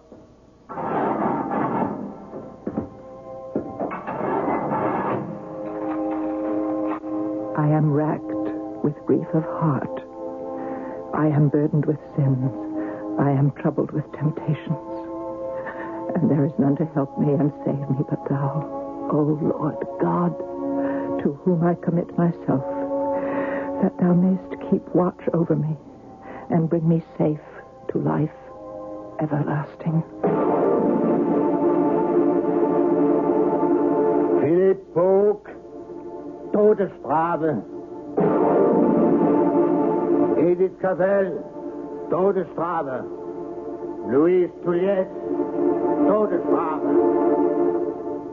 Todesstrafe. Death. For 5 of us. The others received prison sentences. Some were even acquitted. What could I write, Mother? What could I say now to the sisters at the hospital? Death. I knew, of course I knew. Deep down, I must have known. Reverend, you may go in. Guard. God be with you, my child. No. It's useless. I am English, and they want my life. Yesterday, I was thinking of the last 2 we sent across the frontier. And how you tore a visiting card in half to help us. Did they get away safely? No, I'm afraid they were caught almost at the border and have been sent to prison. They, too. How long will they give me? Only until tomorrow morning at sunrise. The sun rises at 5 these days. Yes. Oh, Reverend, you must not let my death affect you so. It was good of you to come. Every day I have been asking them. They would not let me see you before. But you know, Reverend, I've seen death so often. It isn't strange or fearful to me. My life has always been hurried and full of difficulties. The time of rest has been a great mercy. 10 weeks of imprisonment? Everyone here has tried to be kind. I was thinking, even as I stood in the dark, being sentenced, and now, as I stand so close to God, patriotism is not enough. I must have no hatred or bitterness toward anyone. They would not let me even attend the trial. It was fairly conducted, Reverend. You see, under the circumstances, I did expect to be shot. Oh, now you sit, Reverend. I'll sit on the bed, and you sit on my one chair. Oh, I see someone sent you flowers. The sister. I've kept them all this time, even though they're dried and faded. But I remember them as they were once. Full of life. Do you know the hymn, Edith? Abide with me. Yes. Well, shall we say the words together? Abide with me. Fast falls the eventide. The darkness deepens. Lord, with me abide.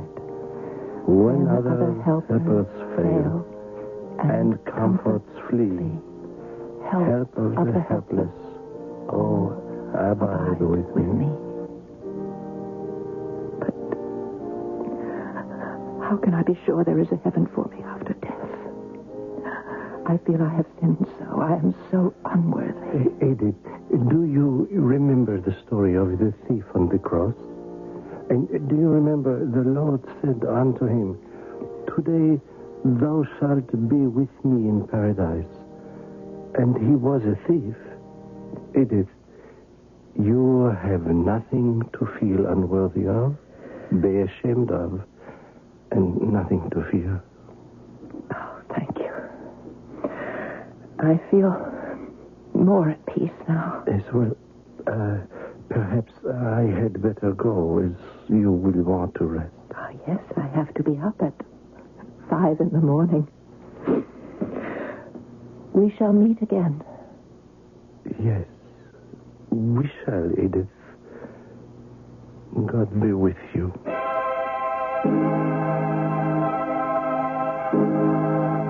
2 hours after sunrise, the morning of October 12th, 1915, Edith Cavell and Philippe Bach died in front of a firing squad, brought down by 2 salvos of rifle fire, which echoed and re-echoed for many years.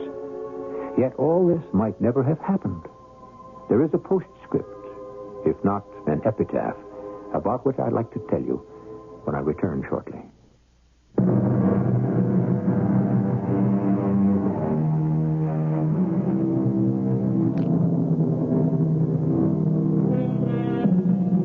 Truly, the name of Edith Cavell is among the great heroes of war. She set an example of devotion and selflessness which has never been exceeded and never been forgotten. But had not Belgium been the scene of fierce fighting, Edith Cavell, like the other nurses of her hospital, might never have been heard of. There would never have been the great need for the angel from England. Was it the hand of fate that gave us this extraordinary woman? Isn't it amazing that so often, when crisis or catastrophe arises, fate sends us a savior? Our cast included Marion Seldes, Bryna Rayburn, Court Benson, Robert Dryden, and Earl Hammond. The entire production was under the direction of Hyman Brown. And now, a preview of our next tale. You know Gil Blake? Well, I've never actually met him, but... Correction, beautiful. You just did. Step in. The name is Gil Blake. I went into that room because I knew instinctively I had no choice. There was danger there. All the old forgotten reflexes sent off a warning buzzer in the back of my head. Behind the man, I could see a robe thrown carelessly on the bed, a typewriter with a sheet folded in the platen, a battered hat I knew only too well. Everything in that room belonged to Gil, except this big man with the unbelievably light blonde hair and the deep, slow, drawling voice that claimed his name. Whoever he was most assuredly not Gil Blake. Radio Mystery Theater was sponsored in part by Buick Motor Division and Contact, the 12-hour cold capsule. This is E.G. Marshall inviting you to return to our Mystery Theater for another adventure in the macabre. Until next time, pleasant dreams.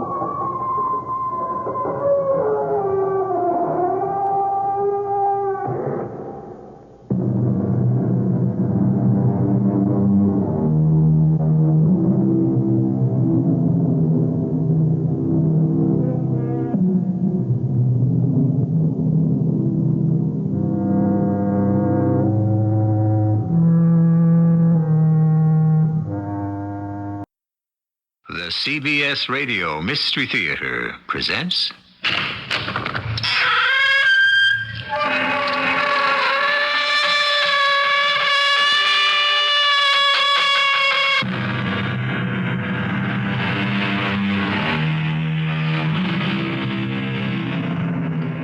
Come in. Welcome. I'm E.G. Marshall. I suppose it's because of mass communications, but it seems to me a certain kind of person has passed from the world scene, a vanished breed. The great international personalities in the arts, Caruso and Jenny Lind, F. Scott Fitzgerald and Ernest Hemingway, Garbo and Sarah Bernhardt, and the incomparable entertainers, Edith Piaf, Josephine Baker, Judy Garland, and Lilo Richter. This story is an exercise in nostalgia and international intrigue. Come back with me to 20 years ago.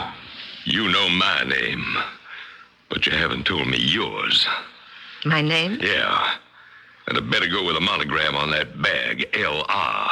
Well, why not? The name is Laura Roberts. Very nice try. But it won't wash.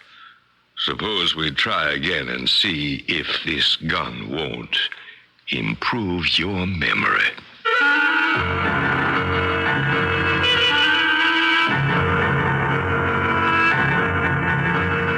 Our mystery drama, A Phantom Yesterday, was written especially for the Mystery Theater by Ian Martin and stars Kim Hunter. It is sponsored in part by Buick Motor Division and Contact, the 12-hour cold capsule. I'll be back shortly with Act One. We designed the new Buick Electra to be trim and intelligent. A little science. But we also endowed it with all the luxury and elegance that make an Electra an Electra. A little magic. So while you're feeling wise and prudent about buying one, a little science. You can also feel rich and successful driving one. A little magic. The new Electra, intelligence and elegance. A little science. A little magic. A little science. Take your Contact, take it now. Give your code to Contact. I'm going to change your mind about nighttime cold medicine. Of all major medicines, only one works up to 12 hours against the cloggy, cold virus symptoms that keep you awake. Only Contact. One capsule's relief stays with you all through a long night's sleep, no matter what cold virus attacks. Only Contact. Give your code to Contact. Take only as directed. Today is the day I'm gonna sign up. You're gonna sign up? I'm gonna sign up. Today is the day he's gonna sign up for the payroll savings plan. You mean you're going to buy a savings bond each payday? That's right. You must be looking out for all your future plans. Uh-huh. I'll bet he's saving up for his retirement. Could be. Not to mention a vacation. Or my children's education. And he's also taking stock in this great big plan. He's signing up. I'm signing up. He's buying bonds. Each payday while I'm working hard, they're working hard for me. Today's the day. Today's the day. He's signing up. I'm signing up. Taking stock in America. Buying United States savings bonds to the payroll savings bonds. Today.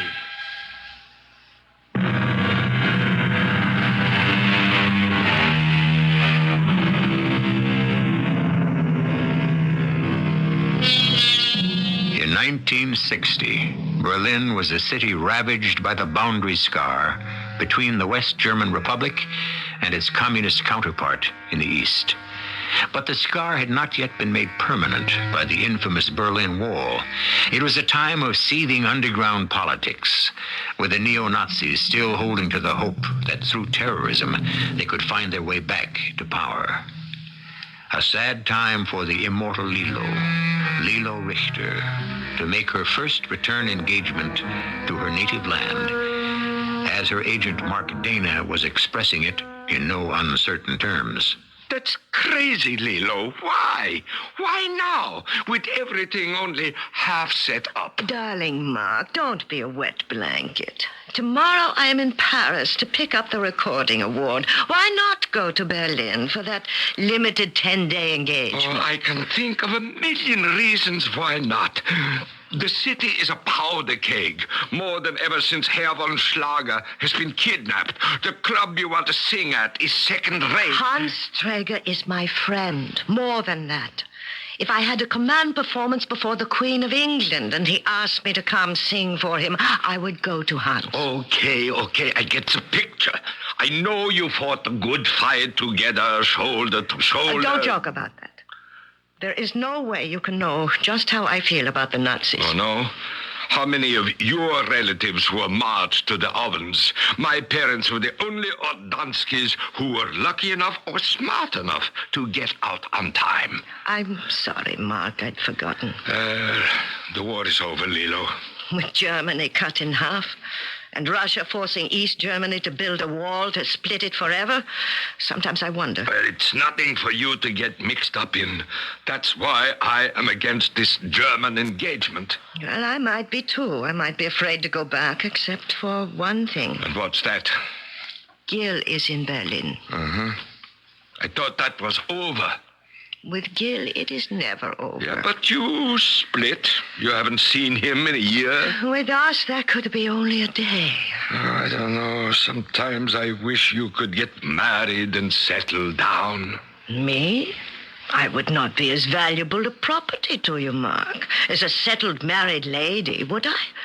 The incomparable Lilo, sex goddess, the woman every man would go mad to possess. Lilo, the woman every man is in love with, but who loves no single man, or married one either. The woman you created. No, not I. The public did that. Well, publicized. Guilty on that count. In more ways than one. What does that mean? But you know, Lilo. But we're not for each other, Mark. It would never work. And it's not what you really want. Okay. But what do you really want? That's simple. Gil Blake. And what, for crying out loud, is to stop you from having him? Gil. You mean he would turn you down? The price of being too successful. He just wants me, not the puffed-up glamour queen the public sees. And you will not settle for that, huh? Well, I might. I will, if ever I think it will work. You see, Gil has to shake the wanderlust off his shoes first.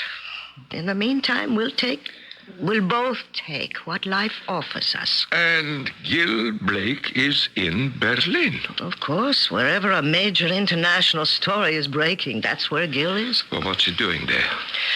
Making enough money to pay his losses at Monte Carlo. All right, Lilo, we'll book it. But I am coming with you. Oh, no, Mark. Forgive me. But when I catch up with Gil again, I must be alone.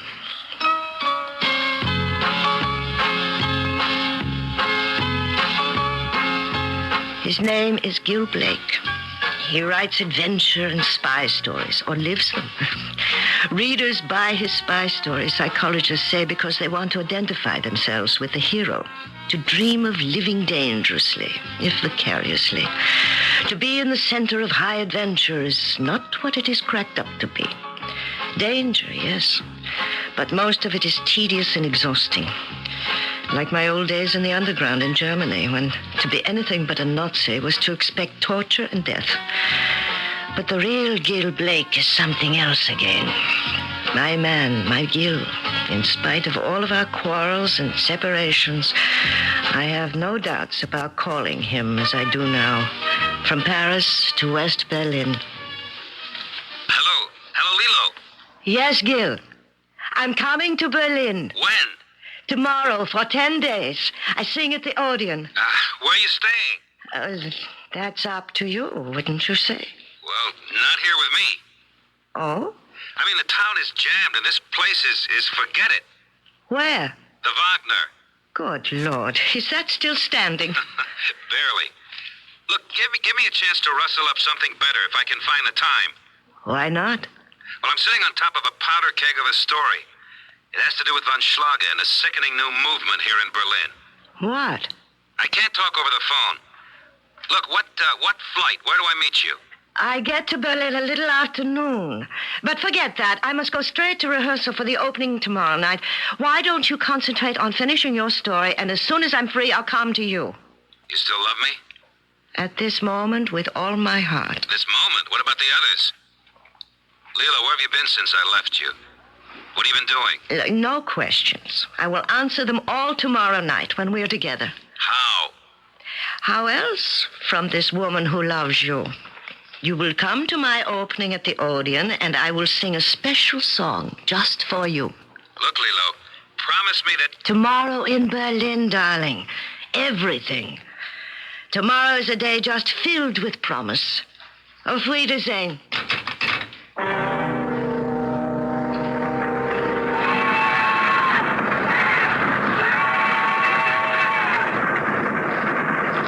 I could have taken an early morning plane, but I preferred the train. I could catch up on my sleep, except that I didn't sleep. I was aware of too many things. Coming back again to Berlin, freely, openly. No longer having to bottle up the feelings that at 17 I'd had to do.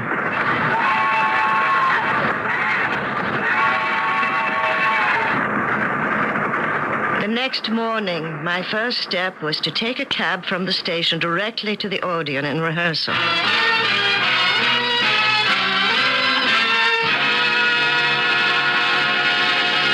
right, boys, take a break. Wunderbar, lieber Lilo, as always. Thank you, Hans. The orchestra sounds great. Like you. But why this corny old song? I don't even remember the title. When my baby comes home. Sentimental reasons. I want to sing it for someone special who will be here for the opening. Oh, Gil Blake? Yes. Still him, hmm? Always him. I am jealous. No need to be. My heart is yours always. As a comrade. Incredible days. Can you imagine that when we talked then, we had guns in our hands and grenades at our belts? And belonged totally to each other. As you said, as comrades. You could have my life. Still can, but not my heart, Hans. I know. But just seeing you again... let me ask, anything else you want to go over? Nein, danke. If ever you want anything from me, just remember the old password. What password? Gemelchkin. That isn't a password. It's what you used to call me, and I resent it. You should now. But you were a little overweight at 17. I was. Some femme fatale. You grew into it. I envy that lucky man, and I hate him. Is he here in Berlin? Yes, I'm going to him now. Can I leave my baggage and pick it up later? You have only to ask me anything, and it's yours. Or whistle, and I'll come. Oh, dear Hans. The kiss of death, dear Hans. Go find the man you love.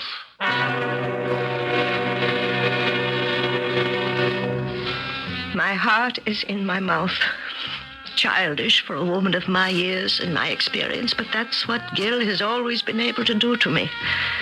I'm on my way to a grubby old hotel in a forgotten district in Berlin where he's finishing an article.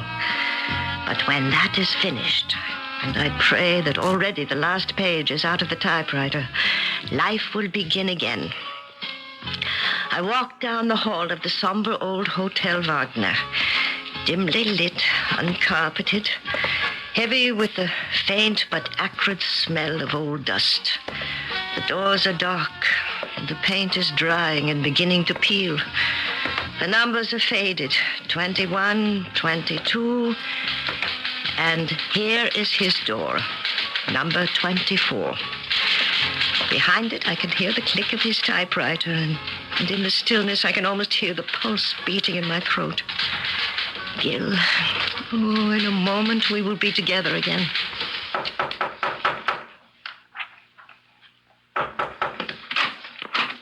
Well, looky here. Something I can do for you, beautiful? Oh, I'm sorry. I was looking for Mr. Gil Blake. I was told this was his room. Mm-hmm. Well, who told you? Downstairs, the desk. You a friend of Gil Blake's?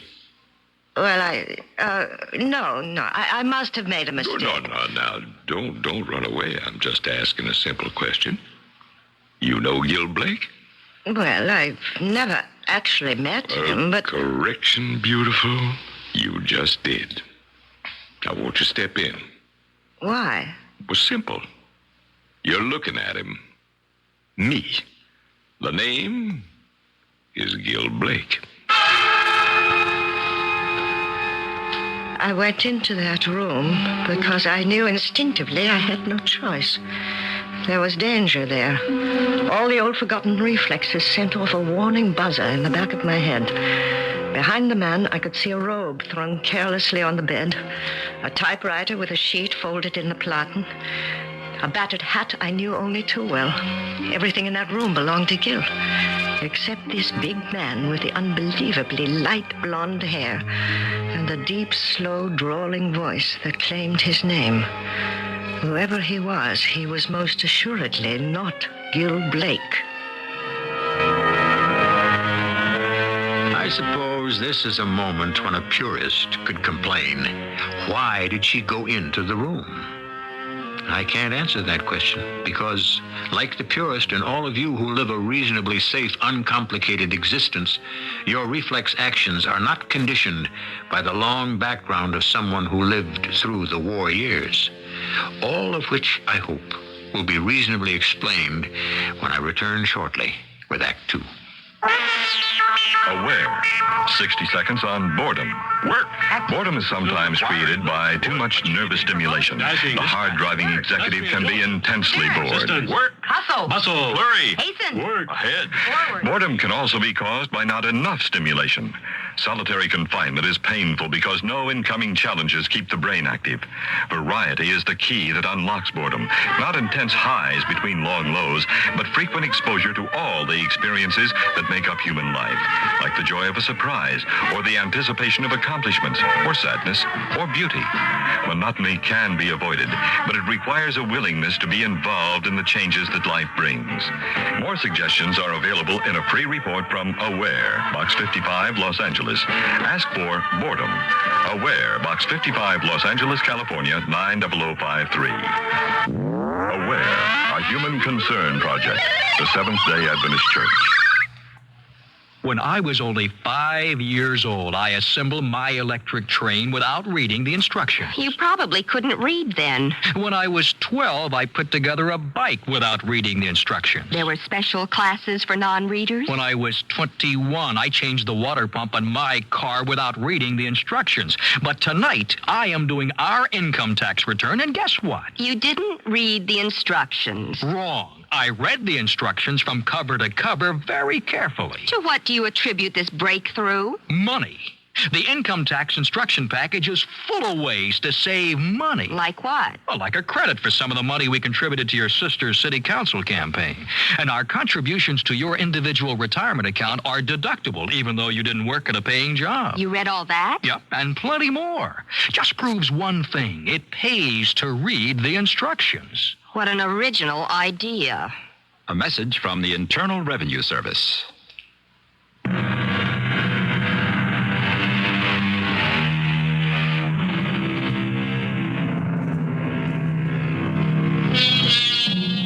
Most of you, I'm sure, like me, I've grown up in a world that didn't pose much more danger than the automobile or some distant fear of an atomic holocaust. We're simply not adapted to hazard. But people like Lilo Richter and others of her generation and background grew up with trigger impulses and instinctive reactions to terror that are as primitive as a wild animal's. Reactions, incidentally, that are neither false nor premature. I walked past the big man who held the door open for me, into the room that should have been Gil's, the room that held every physical evidence of his presence except Gil himself. I thought I could scream for help, I could run, I could get away, but I knew I was lying to myself.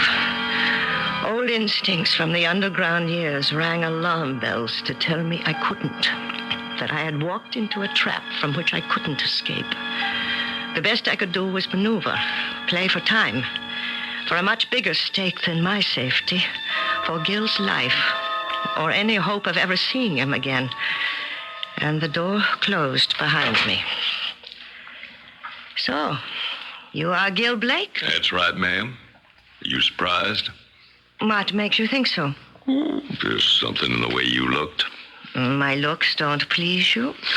Now, you know better than that, ma'am. You want to sit down? I'll clear this chair. Oh, don't bother. I'll sit on the bed. Cigarette? Thanks.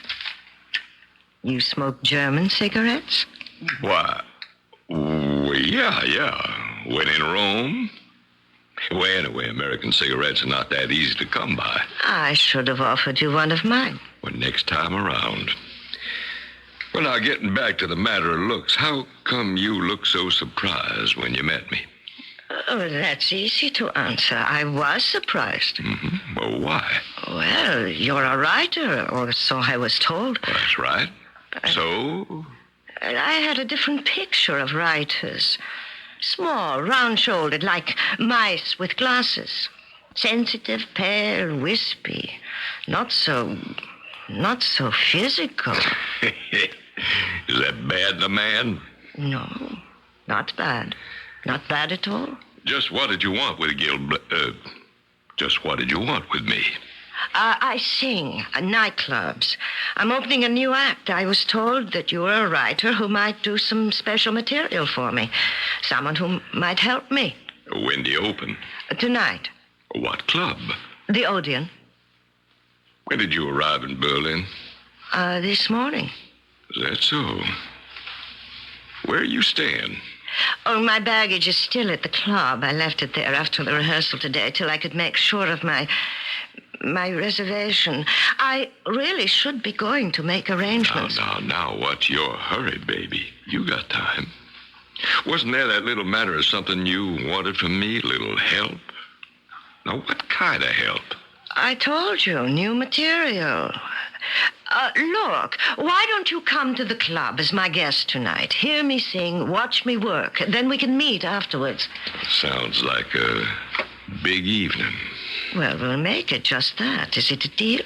Yeah, you're on. It's a deal. Then you'll excuse me if I duck out? Okay by me. All right, till tonight, then. Sure. Oh, by the way. Yes? You know my name, but you haven't told me yours. My name? Mm-hmm, that's right, the name. And it had better go with the monogram on that bag of yours, L.R. Of course. Why shouldn't it? The name is Laura Roberts. Nice try. But it won't wash. Now, you just stay put and don't make any sudden moves. Why the gun? Little precaution. Don't think I wouldn't use it if I had to. You'll notice the silencer. Is that what it is? I'll be quiet as a mouse, Gil Blake. Fun and games are over, Lilo Richter. You know as well as I do that I'm not Gil Blake. You knew it the minute I opened the door. How did you know my name? Oh, now, you gotta be kidding. Who would not recognize you? The price of fame. I thought I might be lucky. Not this time. Well, Gil, what have you done with him? Nothing.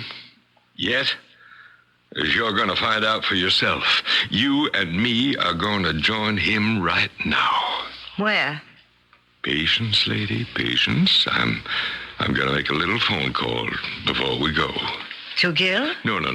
To my insurance company. Just a short message. And if you and me don't arrive where we're headed inside a certain time limit, we won't be able to join your boyfriend anymore. Herr Blake will not be around to welcome anyone. Verstehen Sie? You are German. Oh, yeah. American born, but... Herr Garleiter, here is Joseph. As he spoke on the phone, his eyes never left me. And the gun was trained on me steadily. I turned from him, and my eyes fell on the paper in the typewriter. The words he had been typing when I first heard the machine through the door on my arrival. As I read them, I could feel them burn into my brain. To whoever it may concern, when you find this, I shall be dead by my own hand. For my own reasons, which I prefer to keep my secret. Enough that I don't want to live anymore. And what better proof can I leave you than the body which will have led you to this note? Signed. It wasn't signed yet. And just as I finished reading it, my captor finished his phone call. All right. Let's travel. Are you taking me to Gil? Oh, yes, indeed. How could I be sure of that? You can't. But what choice have you got?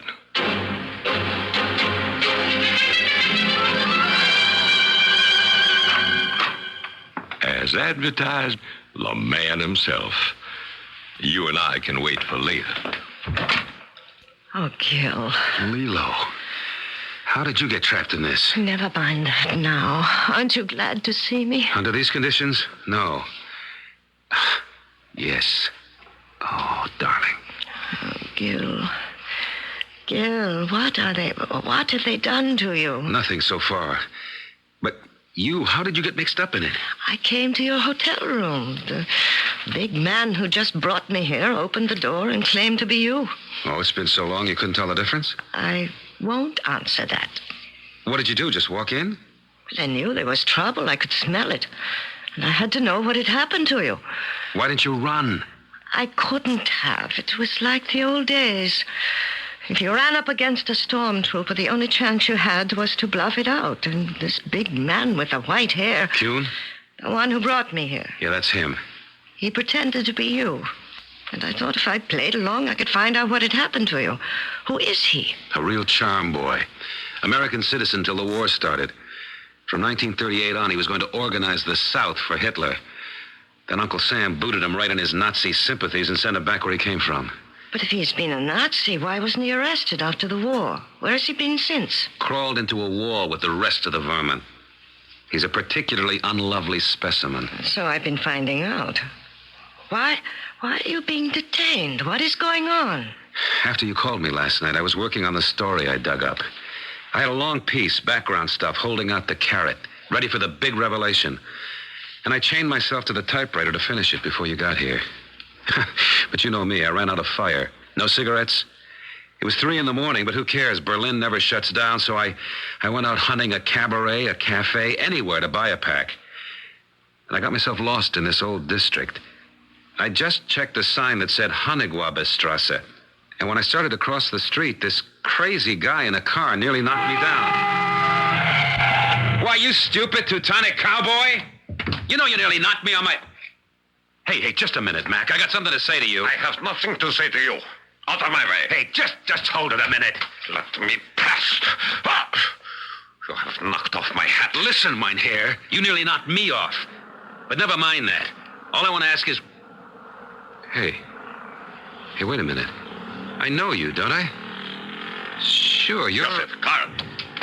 Grab him. I got him. Now, should I? No, not yet. So, you know me, huh? Well, now that I get a better look, no, I was mistaken. I could wish that you were. For both our sakes. but you are not. And you have recognized me, no? Now, you just look like someone, I guess. That is a very bad guess for you. The driver of the car left us, and your blonde-haired bully boy hustled me inside this house with a gun in my back. For what good it does us, the only thing I noticed was the number. 68. They threw me into this room, and I've been here ever since. And that's the story. But of course it isn't. Not by half. What's the punchline? Oh, darling, don't be dense. The man you recognized, who is he? You ready for this? Try me. Emil Bruckner. But that's impossible. He's dead. It seems that old Nazis never die. But the whole world has been hunting down every rumor that he could possibly be alive. Mm-hmm. And only yours truly found him. But how can he risk being here in Berlin? Because he has a nice, easy refuge in the east half. With the Russians? At the moment, he suits their purposes. To stir up all the trouble this side of the line he can. But he has bigger fish to fry. What? We have a fellow prisoner in the next room. Who? Von Schlager. How do you know? Morse code. Tapped out on the wall. And I know a lot more than that now. What? Von Schlager is being held for $6 million ransom, which will be paid tomorrow night. The money to be used to arm and equip a Nazi terrorist force in Berlin. And as soon as they have it, Bruckner and the rest of his dirty crew will vanish back into the walls. When they vanish, so will Von Schlager? Has to be. They'll take him back to East Germany? More likely kill him and dump his body in the Spree. Emil Bruckner, Beast of Buchenwald, and 100 other Stalags still alive. If we can just get word to the authorities. If we don't, we'll be keeping Von Schlager company in the river. No, Lilo. He might get rid of us, but not you. He can't. Why not? You're different. Am I, Gil? So different. And so special. Ah, Lord, when I think it's because of me you've been dragged into this. Beautiful. This man here would like to talk to you. Bruckner. Beast of Buchenwald, murder of children and decency. I hope you will have no cause to regret those words, Fräulein Richter. You and Mr. Blake.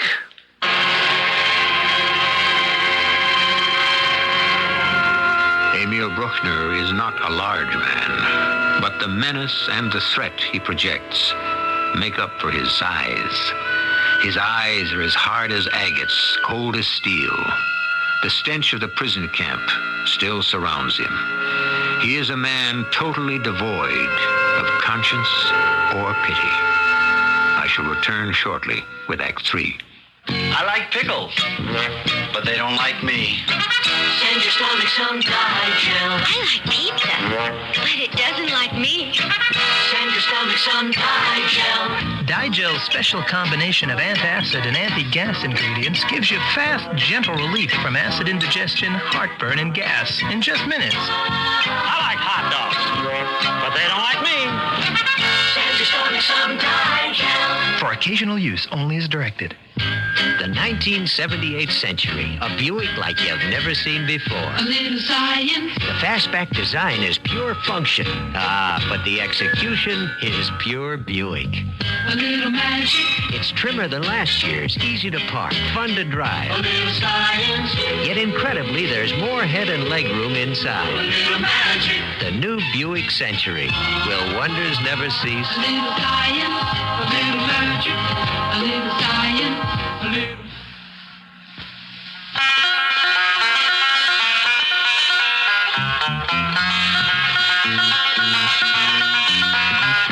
Your lung association says smoke's not just your affair. That smoke screen that you puff around pollutes non-smokers' air.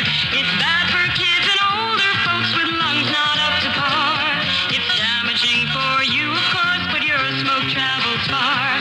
Your lung association says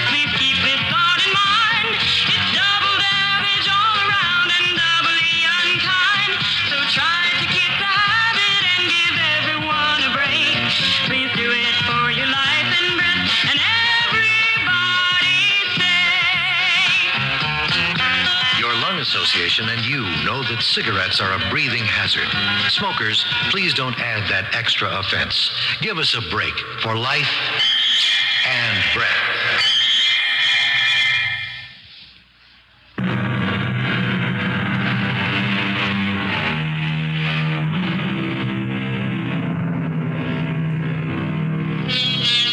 Perhaps some of the younger people listening to our story have never known the real horror of Nazism, the incredible, unspeakable death camps like Buchenwald and Auschwitz and Bergen-Belsen, where innocent and defenseless people were slaughtered, not by the thousands, but by the millions.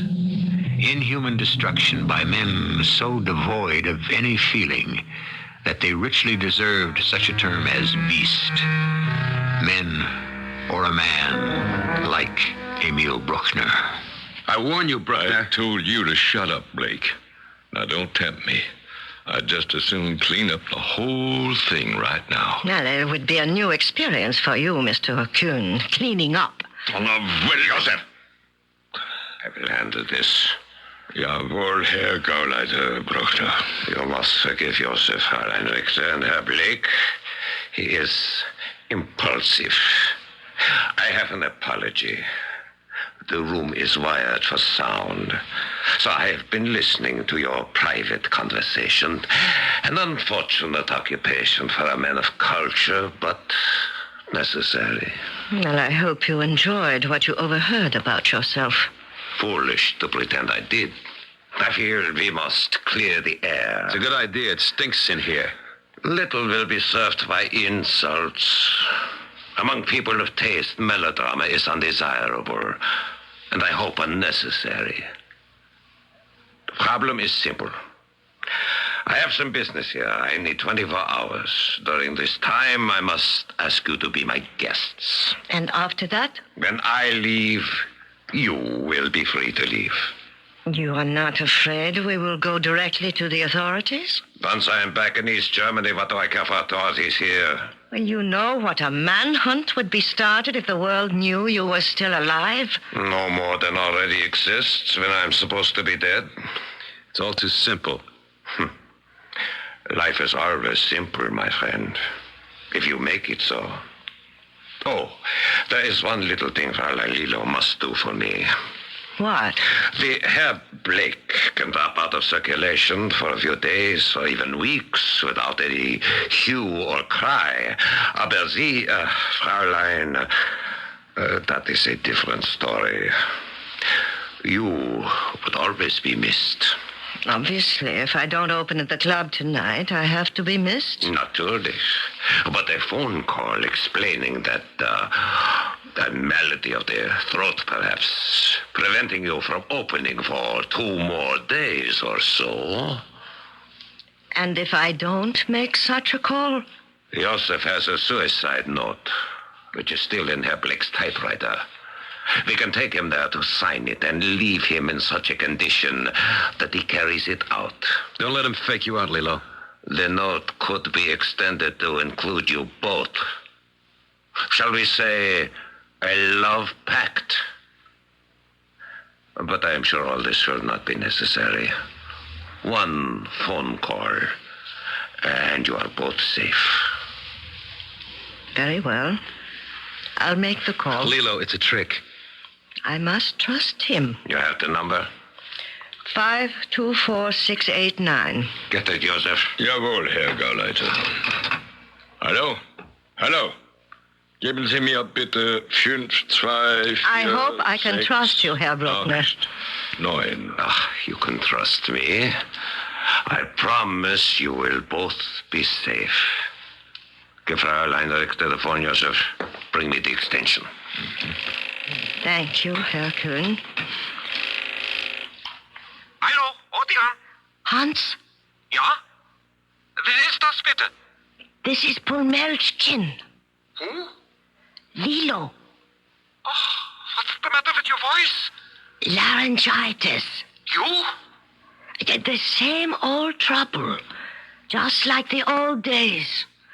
You know how terrible it was. The old days. Oh, yeah. Oh, that's terrible.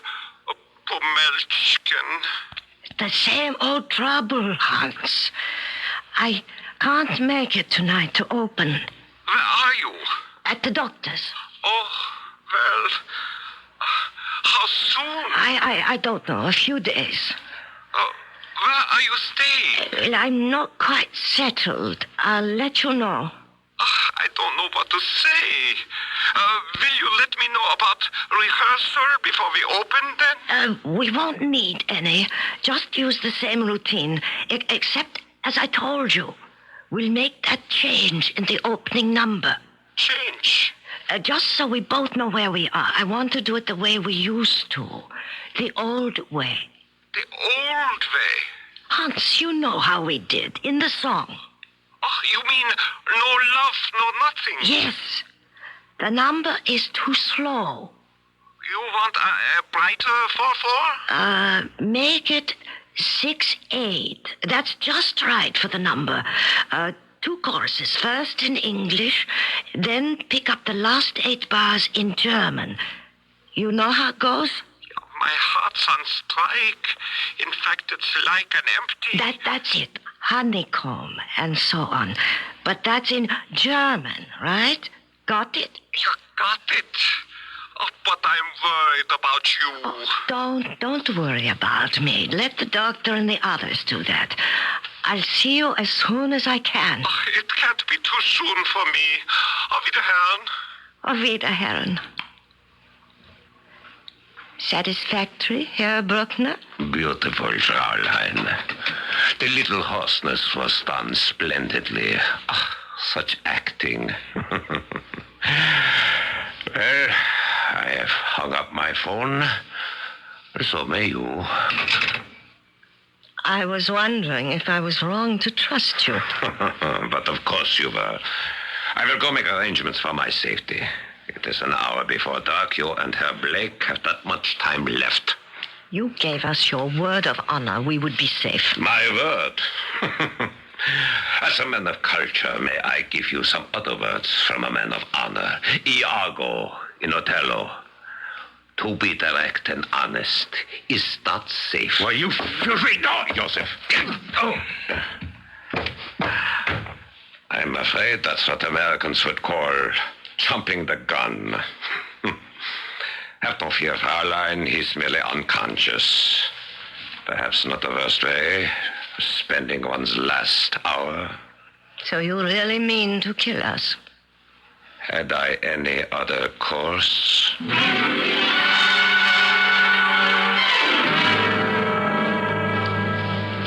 Gil. Oh. Gil. What? Lilo, where are we? What? Oh, Kuhn, he socked me. Yes, hush, my darling.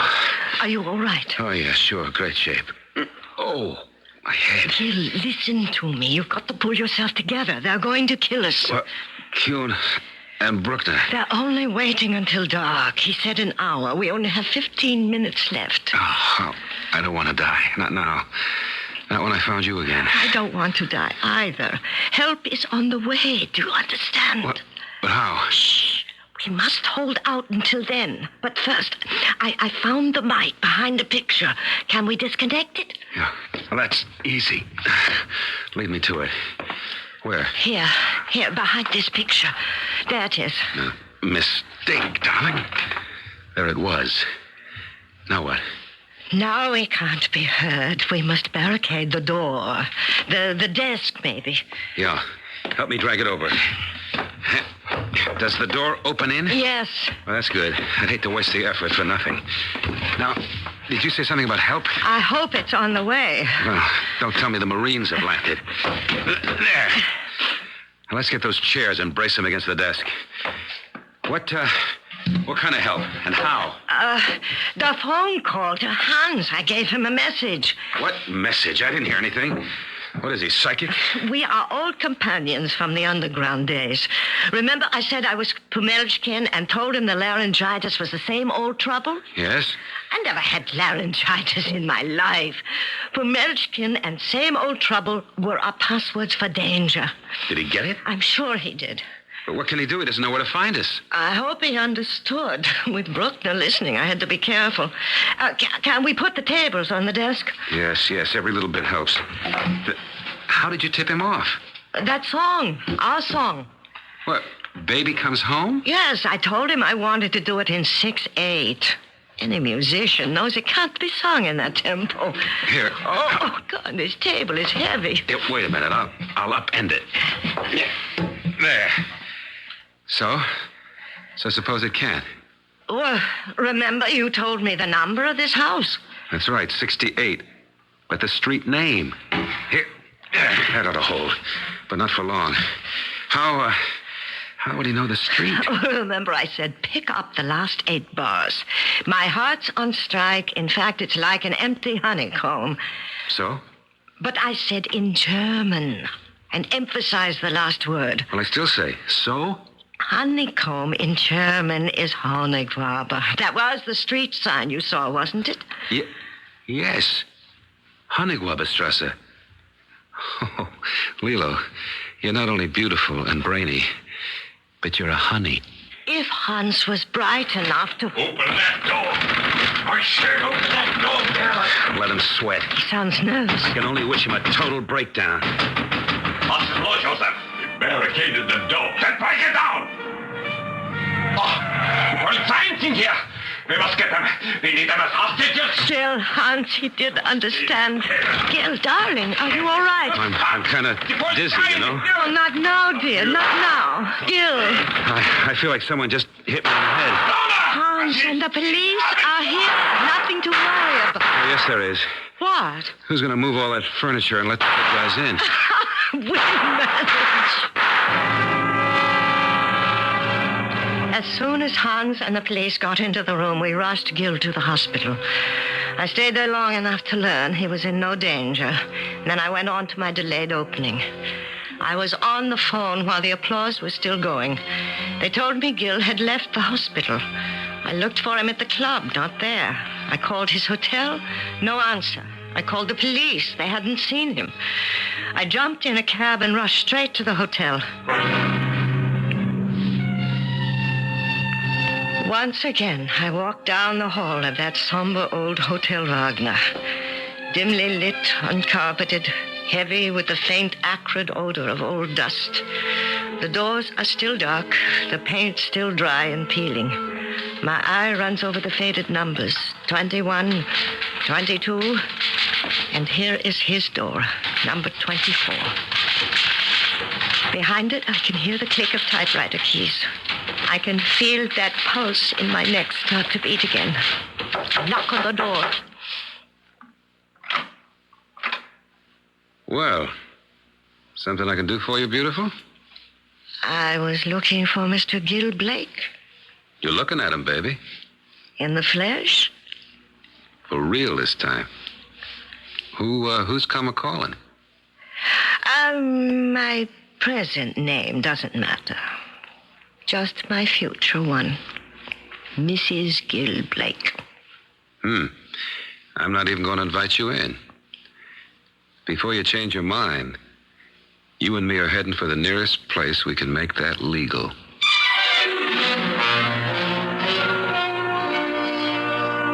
I remember the wedding. Half the world wanted to attend it, but the nearest they got was the headlines in the paper.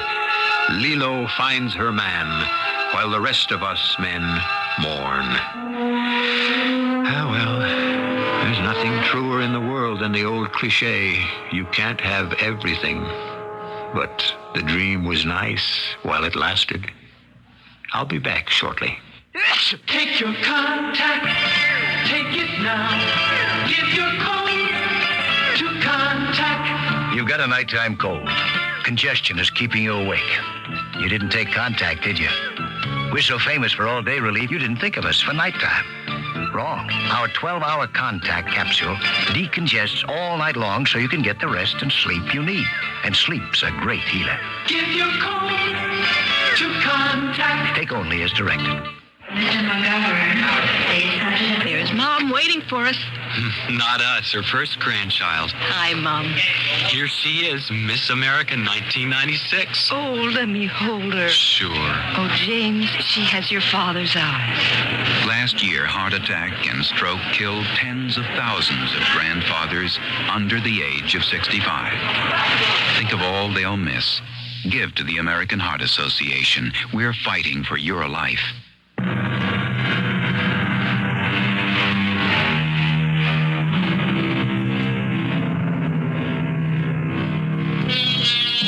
Barbara Streisand, Helen Reddy, Lee Woolman, star-studded names, women of distinction, talent, personality. But somehow, can they really measure up to Garbo, Dietrich, Lilo Richter? Are these demigoddesses really a vanished breed? Or is it just a luster of memory? I leave you to make your own choices. I know what mine is. Our cast included Kim Hunter, Michael Tolan, Arnold Moss, and Roy Owen. The entire production was under the direction of Hyman Brown. And now, a preview of our next tale. Billy! Billy, come back! Oh, I must go after him. Excuse me. Please excuse me. Sandy, I have a sneaking idea that Billy is in love with her. I've had that idea for some time. Are you for it? How can I be against it? How does she feel about him? I don't know. I don't know where Billy went. What was wrong? Oh, nothing, I'm sure. Well, didn't he like my cooking? Of course he did. We all do. You know, I never see your friend Svengali anymore. Doesn't he come here to play the piano? Svengali? Yeah, you know, the one who cured my terrible headache that day. Yes, we know. Svengali. Listen, Trilby, take a tip from me. It's not wise for you to be interested in him. Radio Mystery Theater was sponsored in part by Contact, the 12-hour cold capsule, and Buick Motor Division. This is E.G. Marshall inviting you to return to our Mystery Theater for another adventure in the macabre. Until next time, pleasant dreams.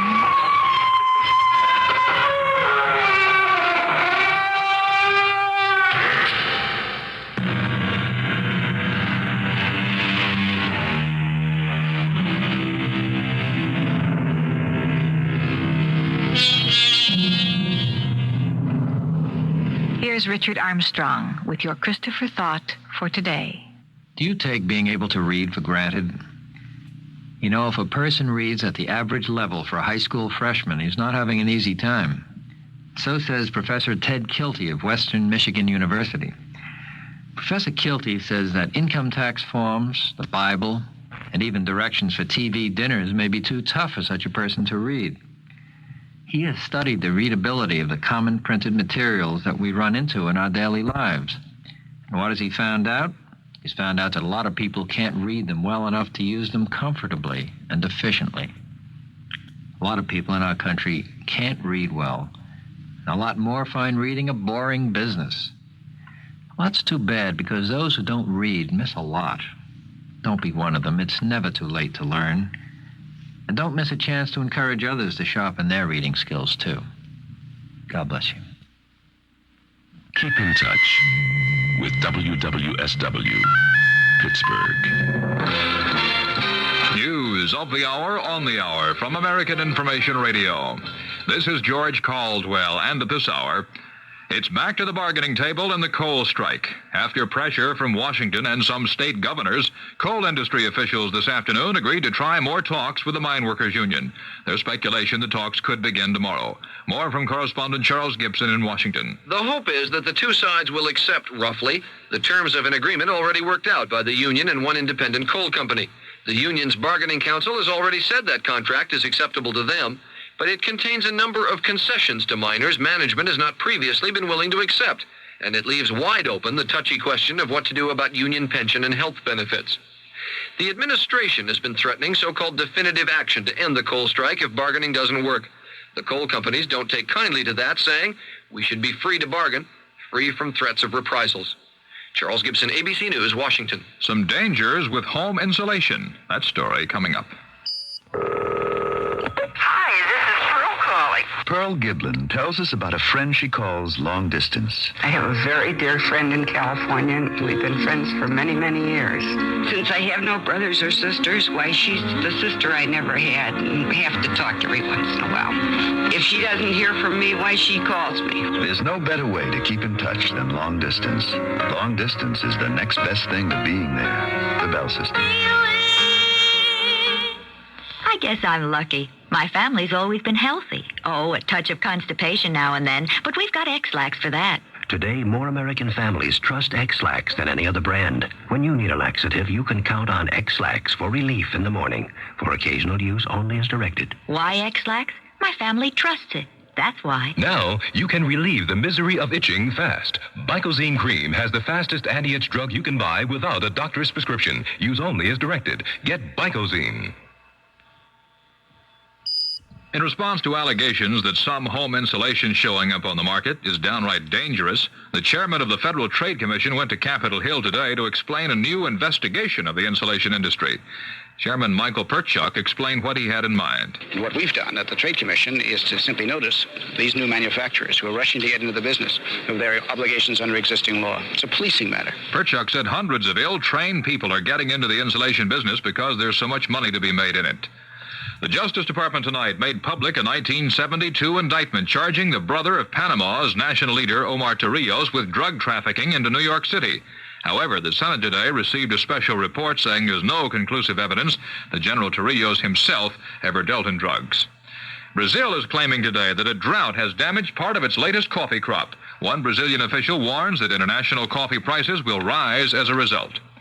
Southern California's so-called trash bag killer has pleaded guilty to 18 more murders. Nevertheless, officials say the worst he'll get is life imprisonment.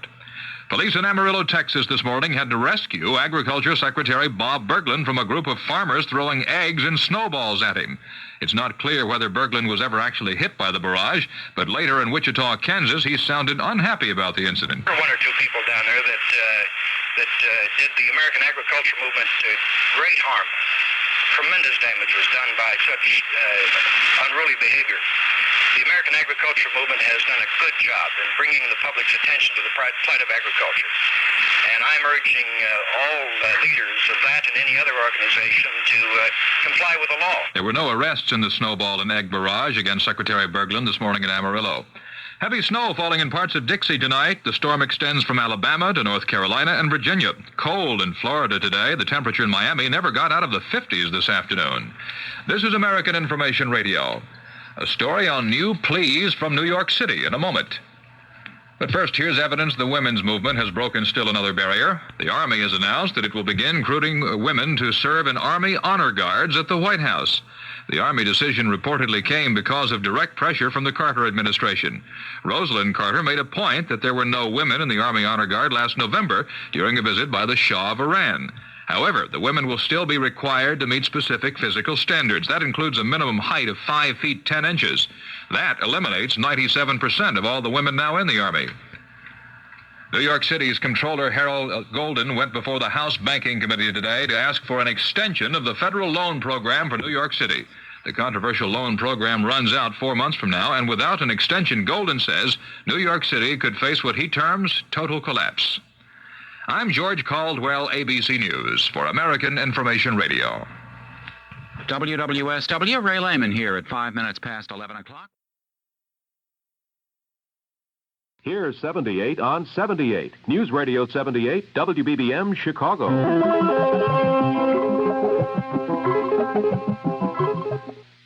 The CBS Radio Mystery Theater presents...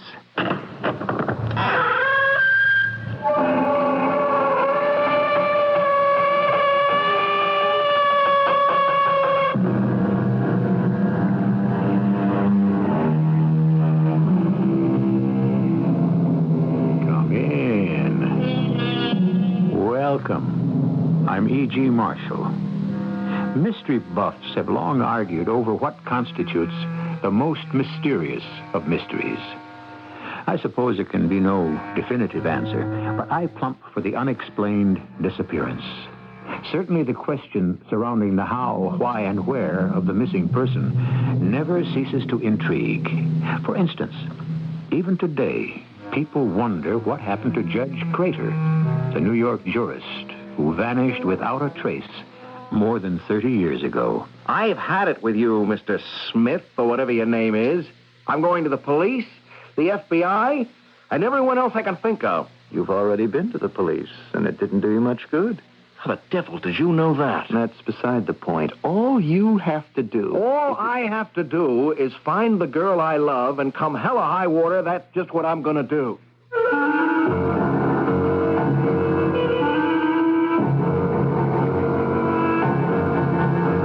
Our mystery drama, Vanishing Lady, was written especially for the Mystery Theater by Murray Burnett and stars Tony Roberts. It is sponsored in part by Contact, the 12-hour cold capsule, and True Value hardware stores. I'll be back shortly with Act One. The 1978 Buicks, cars designed to make a whole lot of sense. A little science. But along with all the innovation and logic, there's all the comfort and luxury you've always loved about Buicks. A little magic. From the Skyhawk and the amazing new Century and Regal. A little science. Right up through the trim, lithe, full-size Buicks. A little magic. The new Buicks. What you want and what you need. A little science. A little magic. A little science. Take your contact. Take it now. Give your code to Contact. You've got a nighttime cold. Congestion is keeping you awake. You didn't take Contact, did you? We're so famous for all-day relief, you didn't think of us for nighttime. Wrong. Our 12-hour Contact capsule decongests all night long so you can get the rest and sleep you need. And sleep's a great healer. Give your code to Contact. Take only as directed. When was your carpet last cleaned? For the holidays, a special party, guests? To protect your family's health, carpet cleaning should be done regularly. According to the professionals at Carpet Clean, cleaning gives longer carpet life. And thanks to the mobile Carpet Clean unit, most homes can be done in about 2 hours with little fuss or muss. With a Carpet Clean system, only the cleaning wand and the vacuum hose enter your home. Each has 10 times more pressure and suction than any portable steam unit. Thus, cleaning is more efficient and drying time is cut in half. Carpet Clean's unit, housed in a truck, creates its own electricity, heats your water, and carries disposable waste away from your home. For information and a no-obligation written estimate, phone Carpet Clean. A division of North Chicago Laundry Company, serving Chicagoland since 1915. That number is 275-6868. 275-6868. Here's a special offer. 2 rooms clean for the price of 1. Phone 275-6868.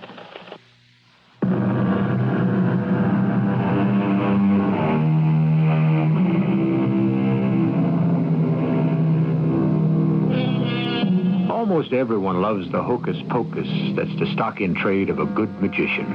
We're delighted with his feats of legerdemain and applaud happily when he demonstrates his skill with now you see it, now you don't, and the object vanishes. However, it's quite different when the object that vanishes turns out to be the girl you love. Hey, Lois. Hey, when I proposed to you, I didn't know you were hard of hearing. Come on, open the door. Funny. Lois? Lois? Oh, this is ridiculous. She's got to be home. I better check with the super. As I went down to the superintendent's apartment, I was concerned, but not terribly worried. I couldn't think of any reason why Lois wasn't waiting for me as we'd arranged. I knew she'd been looking forward to this evening because we were planning on setting the date for our marriage. In the place where we'd honeymoon and... Well, we were supposed to have dinner at Adano's, her favorite restaurant. Yeah? This is Peter Carlson, Mr. Horstman. I was wondering if Miss Free left word with you for me. I do not see Miss Free at all this week. Well, but she said she'd meet me here tonight. Yeah, she tell you, but she tells me nothing. Goodbye. I called Adano's on the off chance that I'd made a mistake and arranged to meet her there. But Jimmy, the maitre d', hadn't seen her either.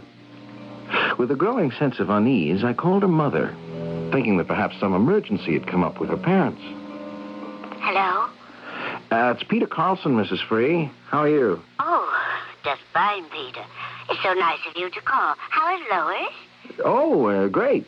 But as a matter of fact, she's the reason for my call. I think I have a beef with Lois. I think she stood me up. She's finally come to her senses. I've been warning Lois about you for a year. No, seriously, Mrs. Free. We had a date tonight, and, well, she isn't at her apartment. I thought maybe you'd... She has to be. She told me you were going to O'Donnell's. Well, I've been to her place, and she's not there. Well, that's strange. It's not like Lois. You don't think something's happened? No, well, let's not panic. I mean, there's probably some simple explanation. I'll go back now and find her there, all apologies. Now, you call me the minute you get there, will you, Peter? I will, but I'm sure there's nothing to worry about. I wished that I could have really believed what I told Lois's mother. I went back to her apartment, but there was still no sign of her. I decided I'd better go to the police. So, as much as I disliked the idea, I found myself talking to a sergeant in the 22nd Precinct. Mr. Carlson, there are no accident or hospital reports on any woman of the age and description you give of your fiancée. Well, thank the Lord for that. What do I do now? You got two choices. Either you can make out a report for the Missing Persons Bureau, or you can sit tight. Sit tight? Mm-hmm. What do you mean, do nothing? I've seen too many guys like you end up looking foolish. I don't get that. I don't get it. Neither did any of the others.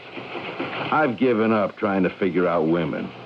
But they do have the privilege of changing their minds. And in my experience, an awful lot of them abuse that privilege. You telling me that Lois has changed her mind about marrying me? Could be. No, it couldn't. Look, I know this girl. We didn't just meet last week. I love her, and I know she loves me. Now, something's happened, and I want to find out what. Okay, pal. That's your privilege. All I ask is that you think about what's going to happen if you fill out a missing persons report, and then it turns out that either she wanted to be missing, or she doesn't want to get married and hasn't the guts to face you, or what? Skip it. It'll only make you more angry. Look, Sergeant, I realize you've seen a lot of guys who've made a mistake about how much their girls love them, but you don't know Lois. She's different, I know. Still, you don't know where she is, and she skipped, so... No, never. No. She'd never leave her goldfish to die. Goldfish? That's a new one. What a goldfish got to do with it? Oh, I forgot to tell you. She has a beautiful and an expensive aquarium in her living room. It's filled with fish who have to be fed to stay alive. Now, no matter how she felt about me, she'd never forget the goldfish. Yeah. Look, pal, you got a problem. Make up your mind what you want to do, and do it. I've got other things to do. That was Friday night. On Saturday, Lois was still missing. I had my hands full trying to calm Mrs. Free and Lois's father, and I went back to the police precinct and reported her missing. Well, then there was nothing for me to do but go home and wait for the phone to ring. I was sure it wouldn't, but I was wrong. Hello, Lois? Oh, no, Peter, I'm sorry. Oh, Mrs. Free. How are you? Just fine, thank you. You're fine? I've heard from Lois. She's all right. Well, where is she? Why didn't she call me? She didn't? Oh, my, that's strange. I got the impression that you knew something I didn't know. Mrs. Free, at this point, I don't know what's going on. I haven't heard a word. What did she say? Well, that she's all right and not to worry. Did she say when she'd be home? Not definitely. But she said soon. And you were satisfied with that? Peter, I called because I wanted you to stop worrying. Please believe me, Lois is fine. Well, it's great news, Mrs. Free. You tell me Lois is fine and you're fine, but I'm not. That's why I called, to reassure you. Don't you believe me? I'll tell you what I believe, Mrs. Free. There is something going on that I don't know about. And nothing is going to stop me from finding out. I spent the rest of Saturday night thinking and decided to pay another visit to the police precinct and talk to the sergeant I'd spoken with the first time. Naturally, he wasn't on duty on Sunday, so I spent the rest of the day telephoning all of Lois's friends. Well, none of them had heard from her. I decided to take Monday off. Bright and early, I was back at the precinct. Good morning, Mr. Carlson. I have a report from missing persons. They've been to your girl's apartment, found everything in apple pie order, some clothes missing, absolutely no violence indicated, And they got in touch with her parents and were told that she's fine. Yeah, that's about it. I'm sorry, but you might as well face it. Uh-huh. And what will the police do about it? Come on, pal. What can we do? There's been no crime, no evidence of abduction. Everything we know points to the fact that the girl just took off. Missing persons checked with her employer. Yes, I did too, and they told me she took an indefinite leave of absence. Well, you got to admit, it looks as if she knew she was going somewhere, and if she wanted you to know, she'd have told you. That's certainly the way it looks. But things are not always the way they look. I felt as if a wall of glass surrounded me and separated me from the rest of the world. I could see and even hear what was going on, but I couldn't reach out and touch anyone. Not enough to convince them I was right. I suddenly found myself outside Lois's apartment building. I thought, I got nothing to lose, and I went to the superintendent's apartment. Miss Free is still not in her apartment. Yes, I know that, Mr. Horstman. I just want to ask you if you'll lend me the pass key. But you know I am not allowed to do that. Well, you can come up with me if you like and watch. I do not have the time for that, Mr. Carlson. But Miss Free might have left me a note or something. You know, something to tell me where she is. I really should not give you the key. Oh, come on, Mr. Horstman. I give you my word I won't tell a soul. Not even Miss Free. Now, that's a solemn promise. Well, now, you bring it back soon. Thanks a million. I won't be more than half an hour. As I went up to Lois's apartment, I really had no idea what I was going to look for, and I couldn't conceive how it could possibly take me more than half an hour, but I changed my mind when I opened the door and I saw a young man standing over the aquarium at one side of the living room. I stopped, completely flabbergasted. Hello? What are you doing here? Obviously feeding the fish. I promised Lois I'd take care of them. Who are you? You must be Peter Carlson. I was meaning to give you a call. I apologize. It's accepted, but I asked you your name. Oh, Leonard Gray. Most people call me Len. You know Lois? Oh, for years. Went to high school back in Woonsocket together, then we sort of lost touch till recently. Uh-huh. And Lois asked you rather than me to feed the fish. Well, you see, since she was going away for a while to think over her forthcoming marriage, she felt she could hardly ask you to do her any favors. That's a lie. What have you done with Lois? Nobody has done anything with or to your girl. She's perfectly safe and well. You don't believe me? I'll believe you if I can talk to her and hear her tell me that. I'm sorry, that's not possible. Why not? Use your head, Carlson. If she went away trying to make up her mind about you, she wants to think it through for herself. You're the last person in the world she wants to talk to. You say you lost touch with Lois after she left high school. Where did you go to college? Georgetown. And Lois went to Wheaton. Oh, come on, pal. That's the oldest trick in the world. We both know she went to Brown. Who was her best friend at Brown? Now, look. I'm doing her a favor. I'm happy to help her out, but it doesn't include a cross-examination from you. I've told you the truth, and I'm through answering questions. You told me a pack of lies, and if you're through answering my questions, maybe the police will have a few for you. And if they don't, there's always the FBI. And if you try to leave, you'll have a scrap on your hands. You've already been to the police. It didn't do you much good. How the devil do you know I've been to the police? Let me give you another suggestion. I'll call Lois's mother. If she doesn't check me out, you can call the cops or even the president.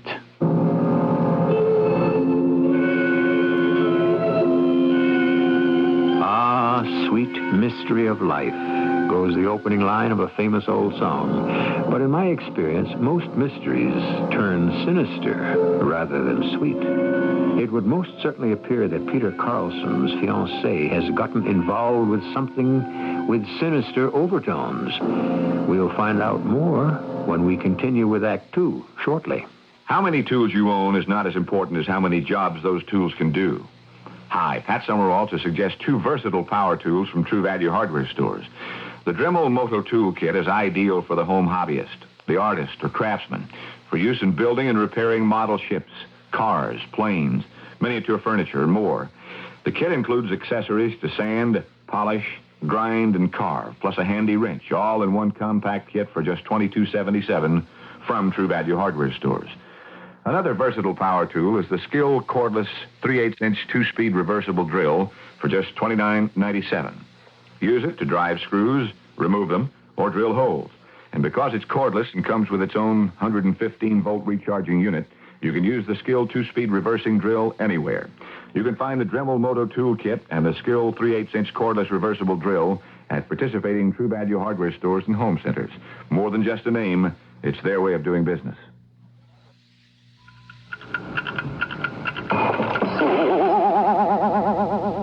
You've just heard the end of Downtown Bankers Hours. Northwest Federal Savings Time has come to the Loop.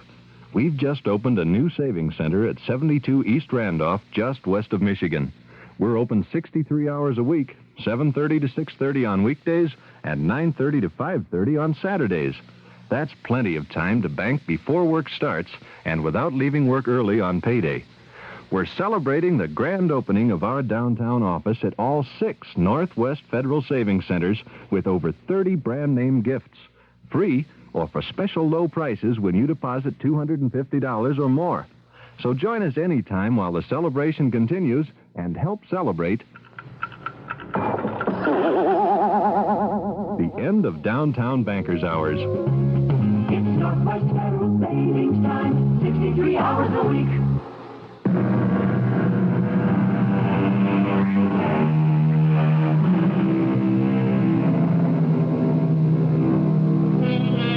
Mayday and SOS are two of the most terrifying cries for help in the lexicon of distress signals. But as chilling as it may be to be forced to send out either of these distress calls, you still have the comfort of knowing that if someone hears them, help will be on the way. I ask you then, how much more terrible is it to send out a cry for help and realize that no one is going to answer? That is about the situation that Peter Carlson finds himself in as he visits the mother of the girl he loves. Mrs. Free, what's happened? Everyone's tried to tell you, but you don't want to believe any of us. We always used to be able to level with each other. Well, nothing's happened to change that, Peter. Oh, okay. Then you won't mind if I ask you a few questions. Well, not as long as I have the answers. Oh, you have the answers, all right. Now, first, how long have Lois and I been talking about marriage? Well, I don't know exactly. Sometime, I'm sure. Would you say at least a year? I suppose. About that. And in all that time, did you ever hear her express any doubts? I mean, the slightest indication of uncertainty about the idea of marrying me? Peter, this isn't doing either of us any good. You just have to accept the fact that Lois has gone away for a while. And who's Leonard Gray? An old friend. Well, Lois never mentioned him to me. But we've had no secrets from each other until now. Please, Mrs. Free, tell me the truth. You know there's something being kept from me. At least tell me what it is and why Lois feels I can't be trusted. Now, you mustn't think that. Oh, Peter, please. Please take my word that everything will work out in due course. Yeah, and how long is due course? Well, I'm sorry. I don't know. Well, it seemed I'd reached another dead end. And then I had a brainstorm. My old roommate from college was a reporter on a newspaper. I decided to call him and give him the story. I figured if they'd print it, I'd get some action. I did, but not the kind I expected. When I got back to my place the next day, Leonard Gray was waiting for me. Come on in, Carlson. I found your liquor cabinet, but I didn't want to help myself without your permission. Oh, you didn't think twice about breaking into my apartment? That was a necessity. If you'll examine the lock, you'll see I didn't break in. Don't tell me I gave you the key. Let's cut the small talk.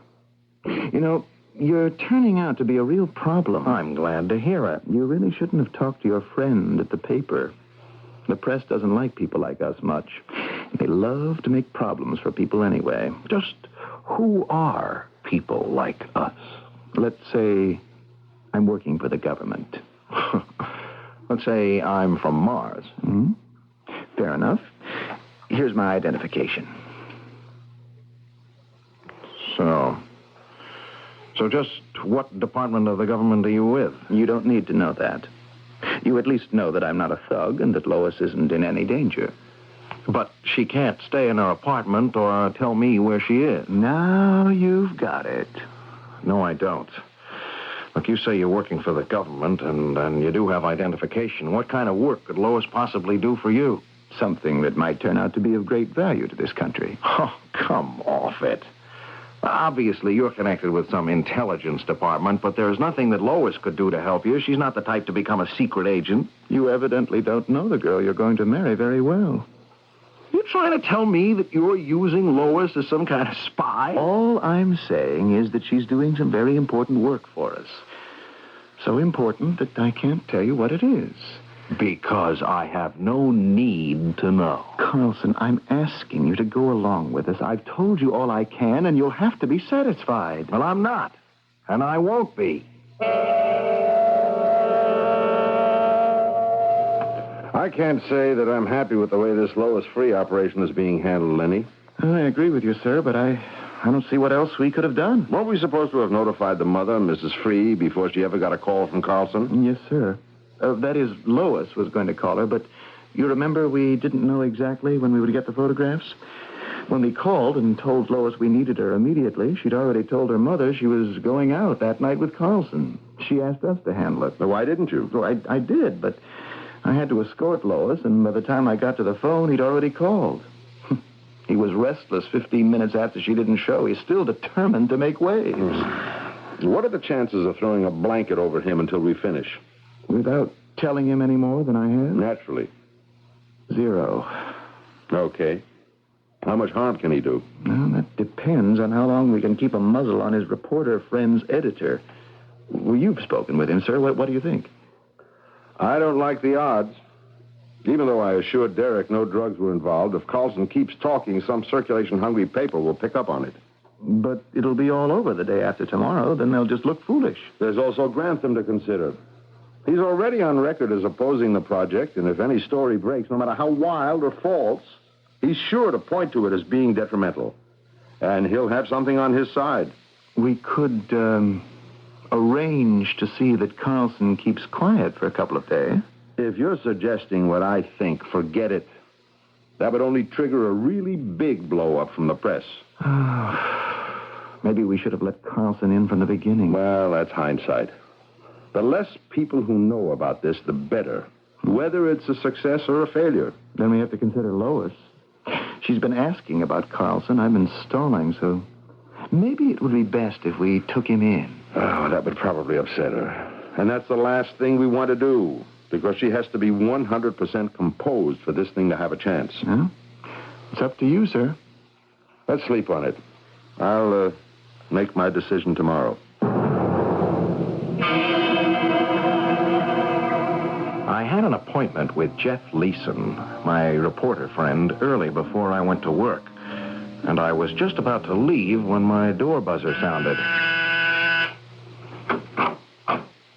Good morning.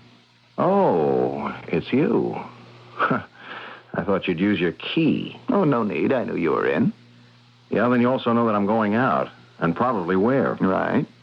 But I think you're going to change your mind.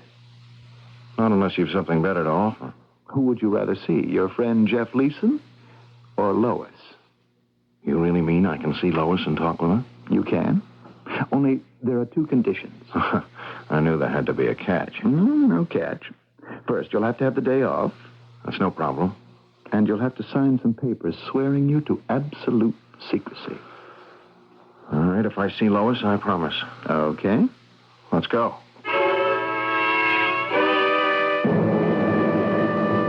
Gray had a limousine waiting downstairs. Very discreet. I don't know whether people could see in, but I surely couldn't see out, and there was a similar glass screen between me and the driver. Gray told me to make myself comfortable because we had a bit of a drive. At first, I was too excited at the thought of actually seeing Lois to do anything but think about her, and then I finally fell asleep. I don't know how long it was before Gray nudged me awake. Carlson, wake up. I'm up. Where are we? Almost there. Now listen, it is very important that you don't upset Lois. Upset her? Why would her seeing me upset her? I don't know, but my boss's neck is on the block for bringing you here. Now, after you talk to Lois and find out what she's being asked to do, then you'll understand why it is important her mind be perfectly clear. All I saw as Gray hustled me out of the car was that we were at some sort of large farmhouse. And then I was taken into an office and told to wait. After about 5 minutes, the door opened. And Gray brought Lois in. I guess you two would like to be alone. I'd appreciate it, Carlson, if you'd remember the favor I asked. Oh, darling, I'm so sorry. They told me how upset you've been. I never dreamed. It's okay. None of it was your fault. Oh, I was stupid to believe them when they told me they'd take care of everything. Well, they tried, and they did bring me here to see you. That favor Len Gray mentioned just before he left, that was to ask you not to say anything to upset me, wasn't it?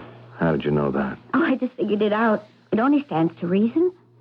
Are you going to tell me what you're doing with these people? They said I could.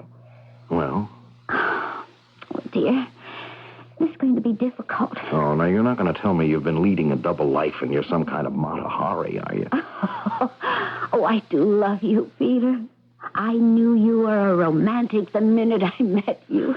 I love you, too, but I've been told I didn't know very much about the girl I love, and it seems that's true. Oh, no, darling. You know everything about me. Except how you landed in this place. Well, simply because of this special little knack I have. What little knack? Special insights about people and things and objects. I sort of see things that other people can't. Oh, boy, the girl with the crystal ball, huh? You mean you're one of those people who claim they have the gift of prophecy? Oh, no. I told you this was going to be difficult.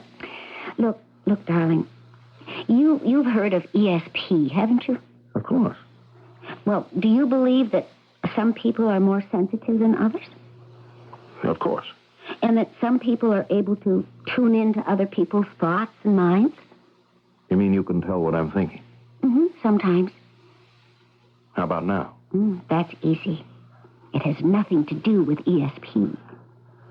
Yeah, well, let's forget about that other stuff for a minute, and you tell me what I'm thinking. Well, you're not too happy with what I've just told you. You're wondering now about how life will be with someone who claims that she knows what you're thinking. You're unsure, and you're disturbed. You're right.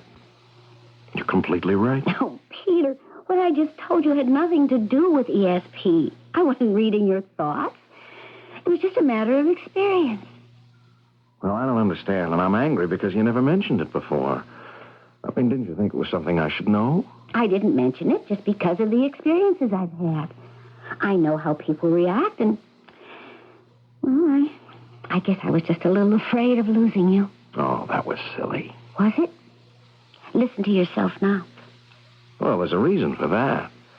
Instead of you telling me calmly and reasonably about this, this knack of yours, I find out because you're involved in some kind of secret government operation. Oh, Peter, let's stick to one thing at a time.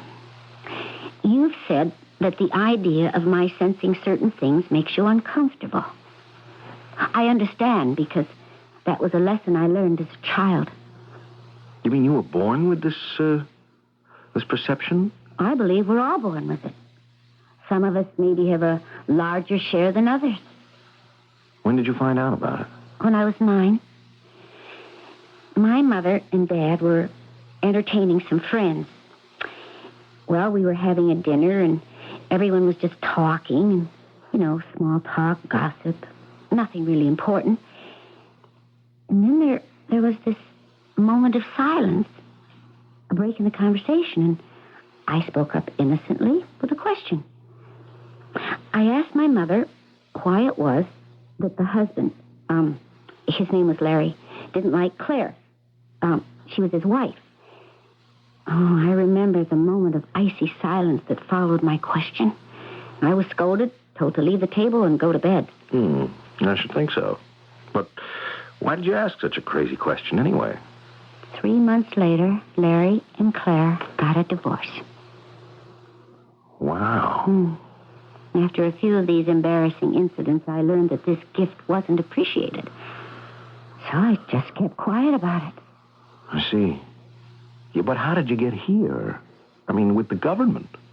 They think they can use this gift of mine to help them find out things they need to know. Things that other governments want to keep secret. I don't think that anyone would find living with someone who knew your every secret thought a pleasant or even tolerable situation. However, it's been said that love conquers all obstacles, and perhaps if your wife or husband only knew what you were thinking some of the time, it might work out. That is, if your mate picked the right times. We'll be back shortly with a final act. Introducing the astounding new midsize Buick Regal.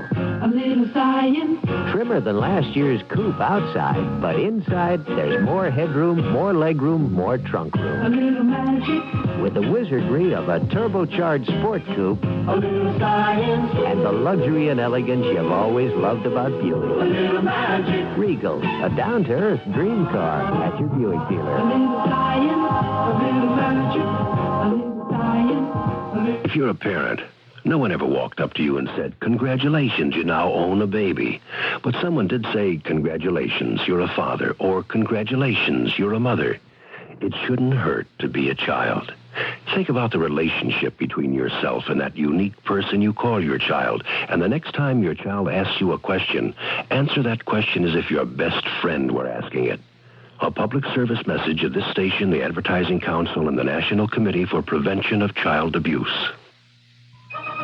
Delta Airlines wants to make your trip down to Florida and back every bit as happy as the rest of your vacation. So don't just fly to Florida. Enjoy Delta. Enjoy steak and champagne and tourist on all brunch, lunch, and dinner nonstops to Florida. Enjoy a savory snack with champagne on nonstop night coaches. Enjoy wide ride comfort aboard a Delta TriStar or Super 727. Enjoy superb service by the Delta professionals. Enjoy Delta's 16 timely nonstops every day. 7 to Miami, Fort Lauderdale, 3 to Tampa, St. Pete, 3 more to Orlando, Walt Disney World, 2 to West Palm Beach, and another to Jacksonville. Enjoy Delta's thrifty night coach fares to all these Florida resorts. Only $96 to Miami or Fort Lauderdale, just $85 to Orlando or Tampa. No other airline beats Delta's low fares, so don't just fly to Florida. Enjoy Delta. Call Delta or your travel agent. Delta is ready when you are.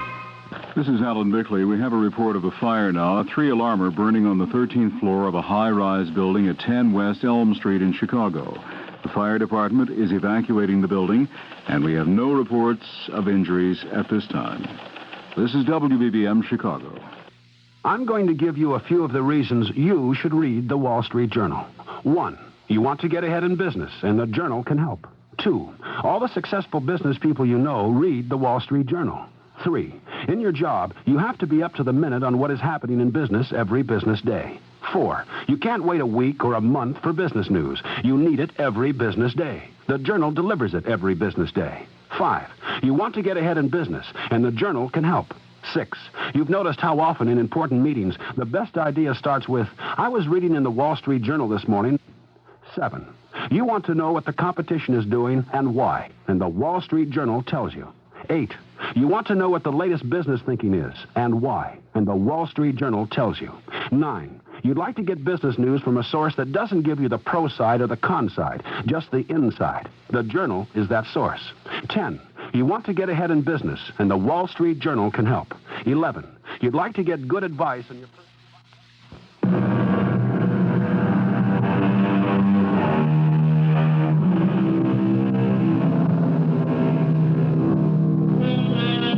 To believe in ESP or not to believe in ESP is a question that's agitating the minds of millions of people in the world today.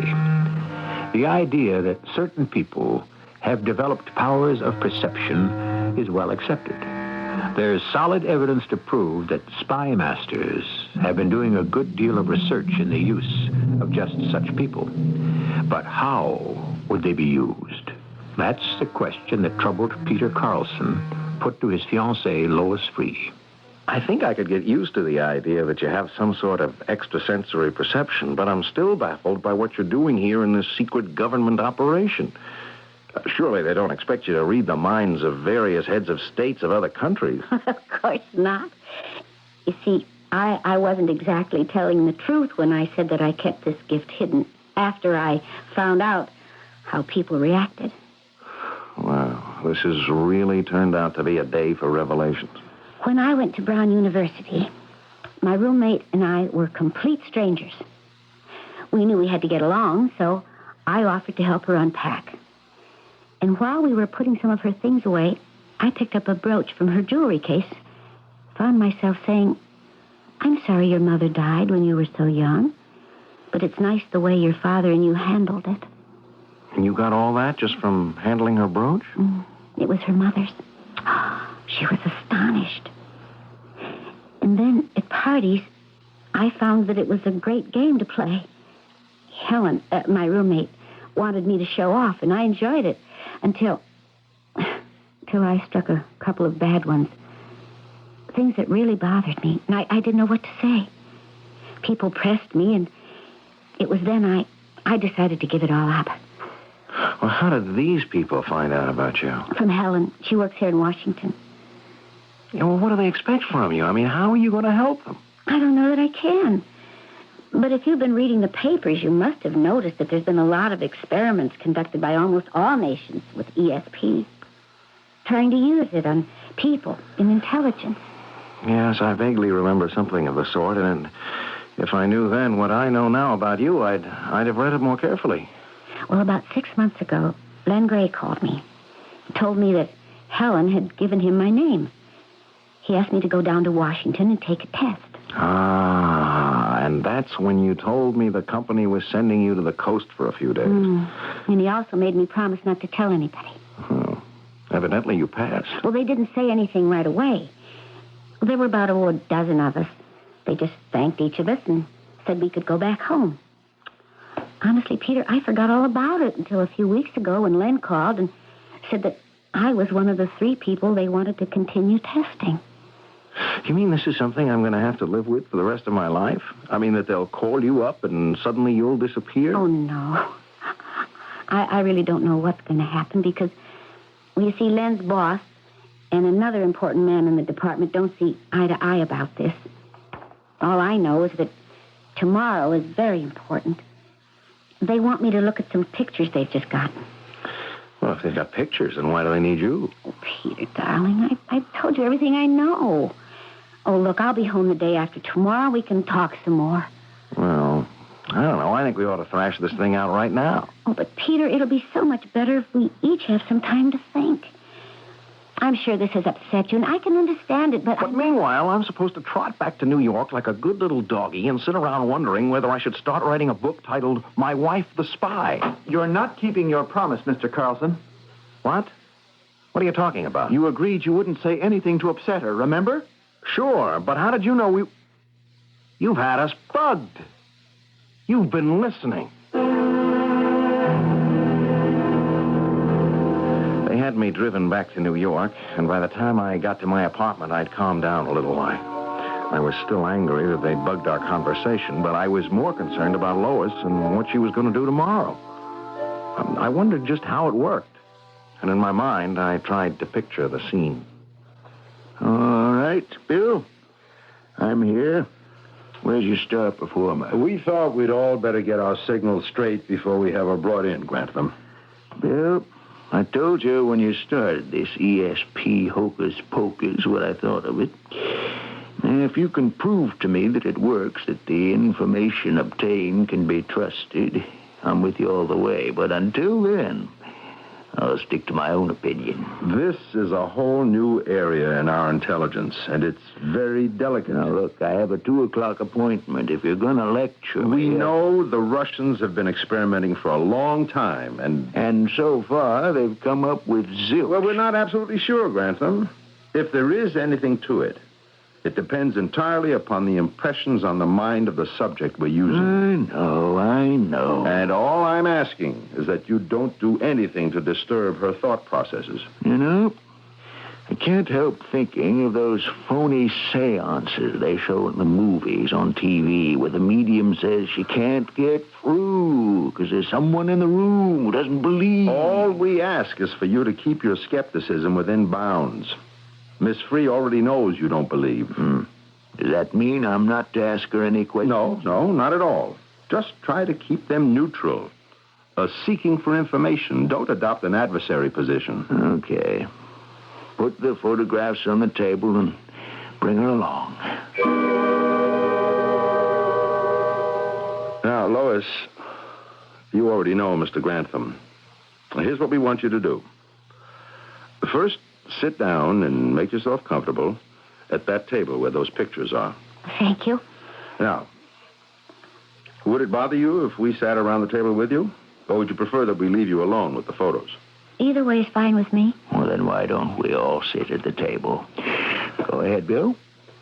Now, these photographs were taken at very high altitudes. And as you can see, they show a variety of irregular patterns and elevations, nothing very distinctive. We would like you to pick them up, feel them, do anything you want, and just give us your impressions, what you see in your mind's eye. I understand. Oh, there are quite a few of them. Mm-hmm. Is there any particular one you'd like me to begin with? Why not the one that says the most to you, Miss Free? All right. I think these were all taken at about the same time. Even though they appear different, they're all of the same place. As anyone can tell just by looking at them. But she's not looking at them, Grantham. She's just touching them. Her eyes are closed. I see machinery. Quite a lot of machinery. And tunnels. No, not tunnels. Well, more like underground passages and lights and machinery. Sorry if I don't seem to be making any sense. Do you have any idea what kind of machinery, Lois? Let me see. Oh, definitely some very large things. Computers. Yes, computers. But there are other things. I feel a lot of activity. Men, women, working on papers. You, see something funny? I'm sorry. It's silly. But I see a lot of letters, like a crazy mixed-up alphabet. Do you see the letters clearly enough to spell them out? Some of them. Can we hear them? I can't be quite sure, but this is the way they shape up in my mind. CLFATPXBR.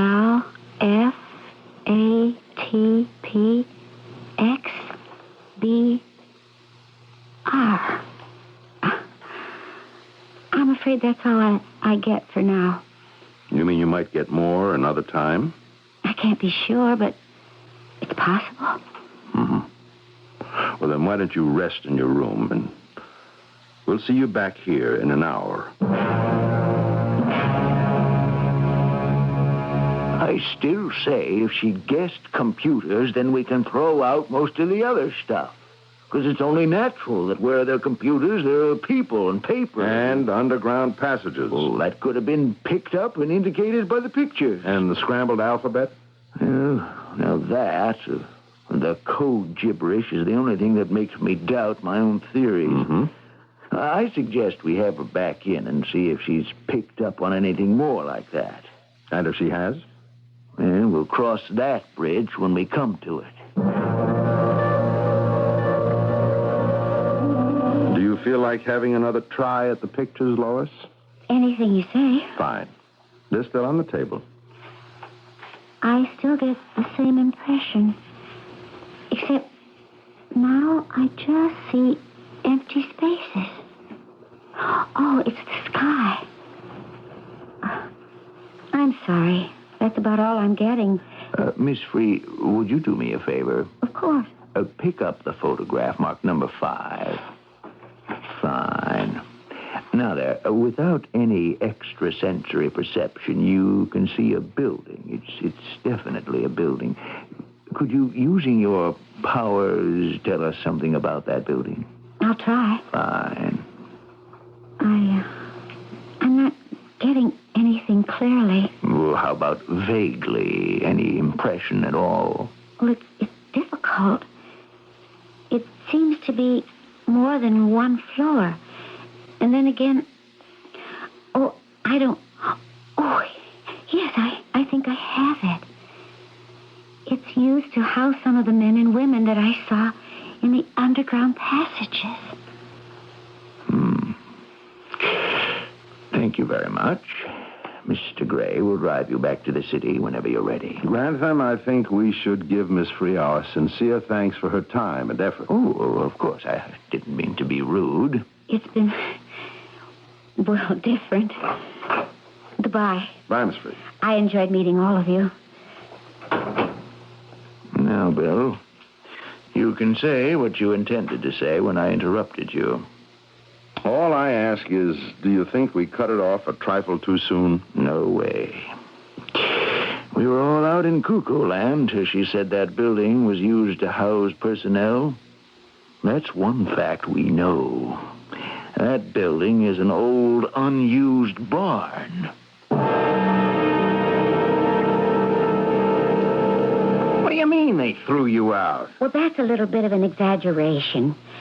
But I must say, I felt I was given the most gentlemanly bum's rush in history. They are fools. What do they know? Peter, darling, it's all over. I thought that was what you wanted. Well, they scared the living daylights out of me and disrupted our lives, and then they threw you out like yesterday's newspaper. I mean, it riles me to have you treated that way. Well, they did say thank you. It's nothing to fret about. Oh, come on, let's start talking about our marriage plans. Unless you've changed your mind. No, not on your life. No, I'd rather be married to you with or without ESP than any other girl in the whole world. Oh, Peter, that's the most wonderful thing you ever said to me. Oh, you ain't heard nothing yet. Hey, when do we go on our honeymoon? Hey, that reminds me. Look, I know we can't have a cat because of your fish, but I do insist on maybe a very large dog. Of course, darling. I love them. Peter, that's it. You clued me in. On what? On what that building in the picture was. The answer I gave that turned everything around. See, I should have trusted my feelings. When I held the picture, the only thing that came to my mind was animals. And I thought that was ridiculous. But now I know what it was. It was a barn. And what did you tell them? I said I thought it was used as a building to house people. Do you think maybe I should call and tell them about my mistake? Lois, come here. Did you hear what I asked you? What do you think I should do? Forget it.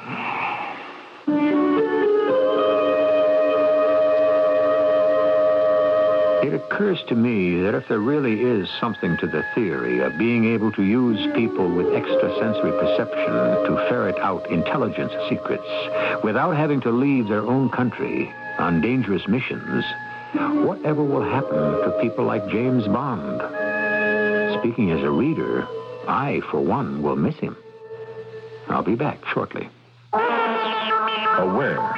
60 seconds on boredom. Work. Boredom is sometimes created by too much nervous stimulation. The hard-driving executive can be intensely bored. Work. Hustle. Hurry. Hasten. Ahead. Forward. Boredom can also be caused by not enough stimulation. Solitary confinement is painful because no incoming challenges keep the brain active. Variety is the key that unlocks boredom. Not intense highs between long lows, but frequent exposure to all the experiences that make up human life, like the joy of a surprise, or the anticipation of accomplishments, or sadness, or beauty. Monotony can be avoided, but it requires a willingness to be involved in the changes that life brings. More suggestions are available in a free report from Aware, Box 55, Los Angeles. Ask for Boredom. Aware, Box 55, Los Angeles, California, 90053. Aware, a human concern project. The Seventh-day Adventist Church.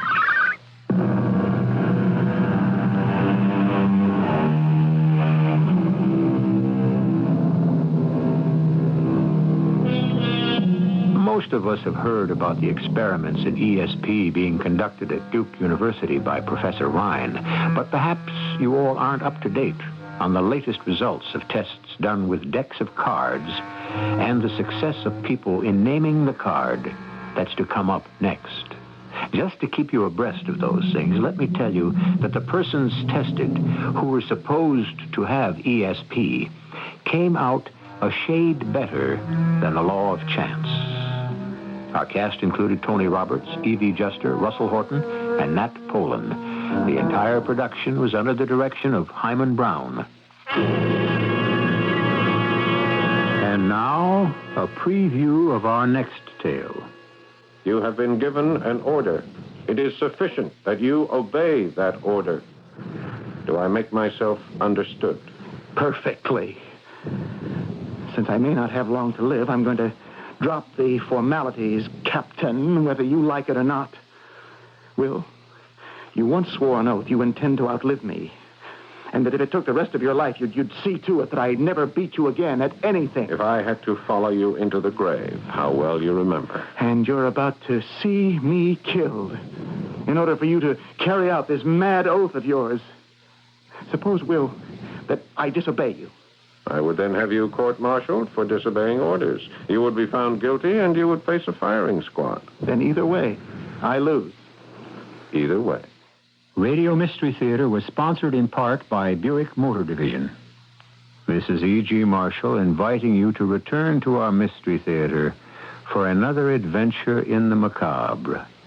Until next time, pleasant dreams.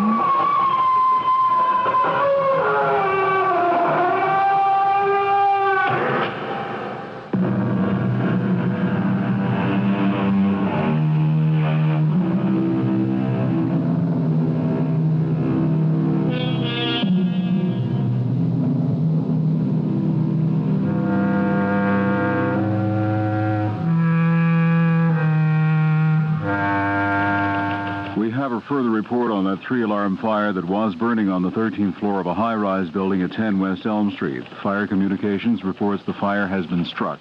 Right after CBS News, we'll have some eyewitness reports on the fire. CBS News. Pressure continues to build on the nation's mine owners to get them to accept a settlement which the union says it can live with. This is Doug Poling reporting on the CBS radio network. The governors of 3 big coal-producing states met with President Carter Thursday. Afterwards, they said only industry capitulation to the same terms reached with one independent producer can avert presidential intervention in the strike by this weekend. One of the governors, Julian Carroll of Kentucky, sounded a note of urgency, stressing the critical shortage of coal. I really don't think that people fully appreciate the magnitude of the problem that we have before us. We can tell you that in all of these states, there are utilities with as little as 20 days' supply of coal. And now the electric utility industry is very complicated, but let me tell you, if you've never been involved in a blackout, it is a disastrous circumstance in which there is no power available for anything. Not for hospitals, not for life-saving machines in homes as well in hospitals, not for our nursing homes, not for anything. Some non-union coal is reaching the eastern states. The Burlington Northern Railroad has been shipping it from Wyoming and Montana. Peter Briggs of Burlington Northern says the company is trying to keep enough trains running to do the job.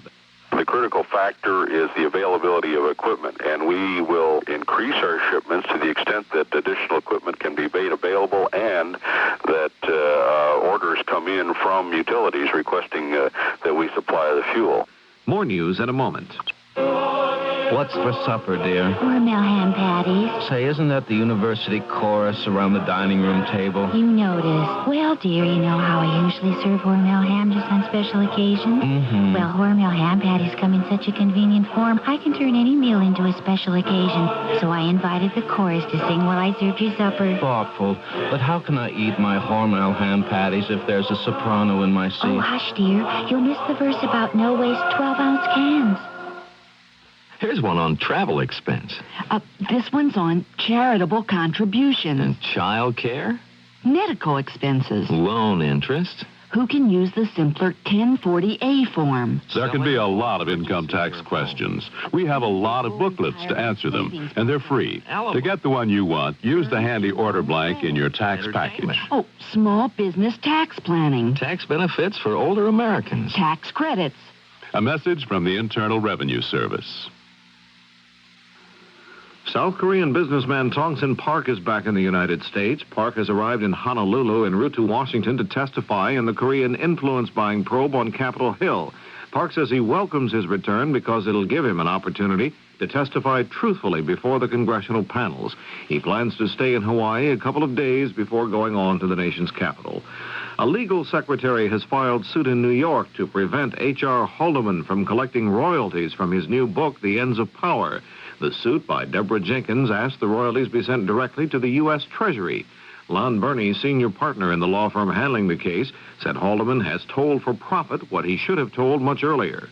With respect to that information dealing with Watergate, Haldeman was under a clear duty and obligation to divulge that information to proper investigative authorities during the Watergate days, and he didn't do so. And now, for the first time, he's divulging this alleged information just for his own profit. And there's something inherently nauseating, both legally as well as physiologically, about that. Investigators say a fire which destroyed San Diego's Aerospace Museum and Hall of Fame Wednesday night was apparently set by two juveniles. 50 major exhibits were lost in the blaze, including a replica of the Spirit of St. Louis. In Hollywood Thursday night, the Eagles rock group won the Grammy Award for the best recording of the year. They also won the Best Arrangement Award for their song, New Kid in Town. Debbie Boone, the 19-year-old daughter of Pat Boone, was named Best New Artist of the Year for her recording, You Light Up My Life. Now this. Aware. 60 seconds on alcoholism. People give many reasons for drinking. Sometimes it's a way of relieving tensions. You should meet my boss sometime. He is so crude. Others find alcohol a substitute for the ability to cope. But I can't make the sale without a drink. I need a drink because people take advantage of me now that I'm older. Several symptoms reveal when drinking has become a serious problem. Do you deny or conceal your drinking? Do you make promises to quit and then break them? If so, it's time to deal with the problem. One way to get started is to write for a free report with some suggestions on what to do. Write Aware, Box 55, Los Angeles. Ask for alcoholism. Aware, Box 55, Los Angeles, California, 90053. Aware, a human concern project, the Seventh-day Adventist Church. The Federal Communications Commission has decided to determine whether American Telephone and Telegraph's monopoly of long-distance telephone service should be thrown open to competition. The FCC decided that if its study determines the public interest would be better served by allowing other entities to compete in public telephone service, AT&T's monopoly could be virtually eliminated. FCC rulings in recent years have brought competition to such telephone spin-off industries as equipment suppliers and private line business service. This is Doug Poling, CBS News.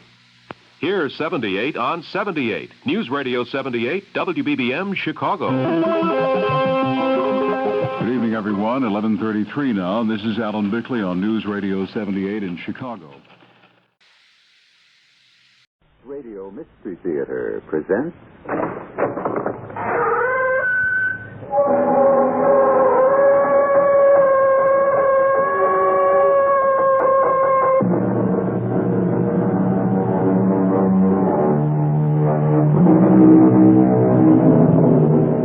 Come in. Welcome. I'm E.G. Marshall. I'm sure you know by now that the door you have just entered leads to a strange world, a land of forbidden fancies, peopled by giants and pygmies, kings and cobblers, saints and sinners. Happy children play in its streets, while just behind lurk iniquitous monsters.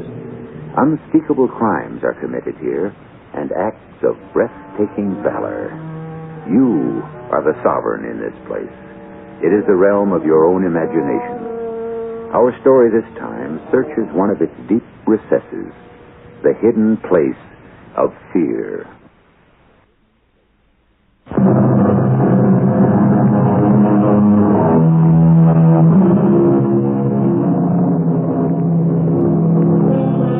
It is the spring of 1861 at a college in a small town in Ohio. In a matter of weeks, the young men will receive the sheepskin scrolls that will confer the baccalaureate degree on them.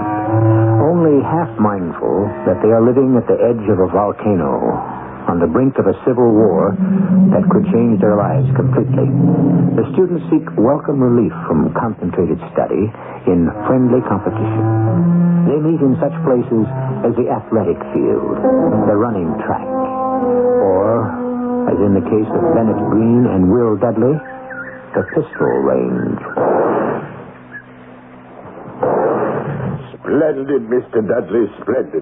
7 bullseyes out of 10. Absolutely remarkable. If the wind hadn't spoiled that, next to the last shot, it might have been 8 out of 10. Well, you've done beautifully, Will Dudley. Oh, practice. I'm a member of the state militia, you know. Every Friday night, the pistol range. Yes, of course. I feel a little sorry for Ben Green. He can't possibly come anywhere near your score, Will. Miss Green, Ben, it's your turn, and, good luck. Thank you. One moment, Ben. Your weapons don't seem to be the customary ones, do they? Nothing like what Dudley here has been shooting with? No, they're not. This is a pair of dueling pistols. They're French. They're rather old, aren't they? At least 50 years old. They were given to me by my father. They've been kept in perfect condition. So I would judge. Pearl handles. Beautiful. It's all right for me to use them? Well, of course. Success at a target is the result of a steady hand, a quick eye, as much as of one's gun. Well, my friend here, Mr. Elliott, will load and prime one gun as I fire the other to save time. Acceptable? I don't see why not, Mr. Green. I remind you that Mr. Dudley has a score of 7 bullseyes out of 10. Not an easy score to beat, is it? Almost impossible. A man can only do his best. How true. Anytime you're ready. Too bad, Mr. Green, too bad. Second weapon, Mr. Elliott? Oh, thank you. Oh, much better, ever so much better. Almost a bullseye, but not quite. Good for you, Mr. Green. A hit, a perfect bullseye.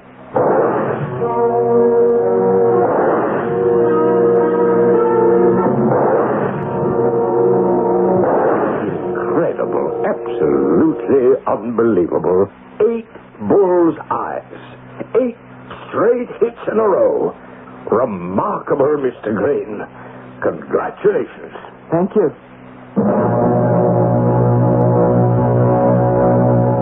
So Ben Green had beaten me again at something at which I was supposed to be unbeatable. We'd been rivals in almost everything from the first day we'd entered college 4 years ago, and with almost no exceptions, he'd beaten me at everything. Never by much, but by enough for me to know that I'd never been and probably would never be number 1.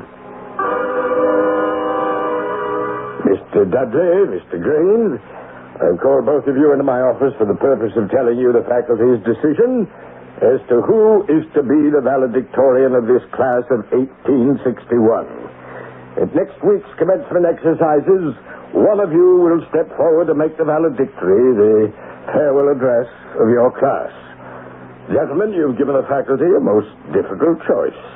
Your records of accomplishment are so devilishly close.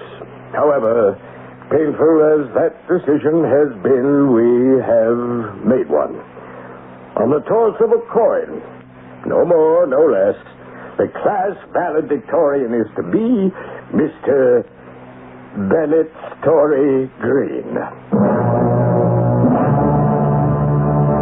4 years of college, and on the toss of a coin, I was still number 2. But there was one single thing in which I could rejoice, one contest in which I was sure I had beaten my good friend Bennett Story Green. Hannah Peabody, one of the young assistant librarians, was the dream of every man on campus, including, of course, Ben Green. She was bright, beautiful, radiant. I had lost my heart to her completely, and she had given me reason to think that she returned that love. I agree, Will. This is the most beautiful time of the year. I'm so glad you were able to get that extra hour away from the library. It was worth it. Paddling around the lake like this, a picnic lunch on the shore of Duck Island, away from all the rest. Oh, what more could anyone ask? I'm glad. Hannah. Yes, sir? You will let me have what I asked for. I have only the 2 copies. You must let me have one of them. You must. Only because you're so utterly devoted, Will. So untiring in professing your affection for me. I shall have to grant you your wish. You are an angel. I was afraid even to hope. Here it is, then, Will. The daguerreotype. This latest photograph of me. It's beautiful, Hannah. Thank you. You know, it doesn't do you full justice. How nice of you to say that. It's nearly 2 o'clock. Shouldn't we be starting back? Oh, yes, of course.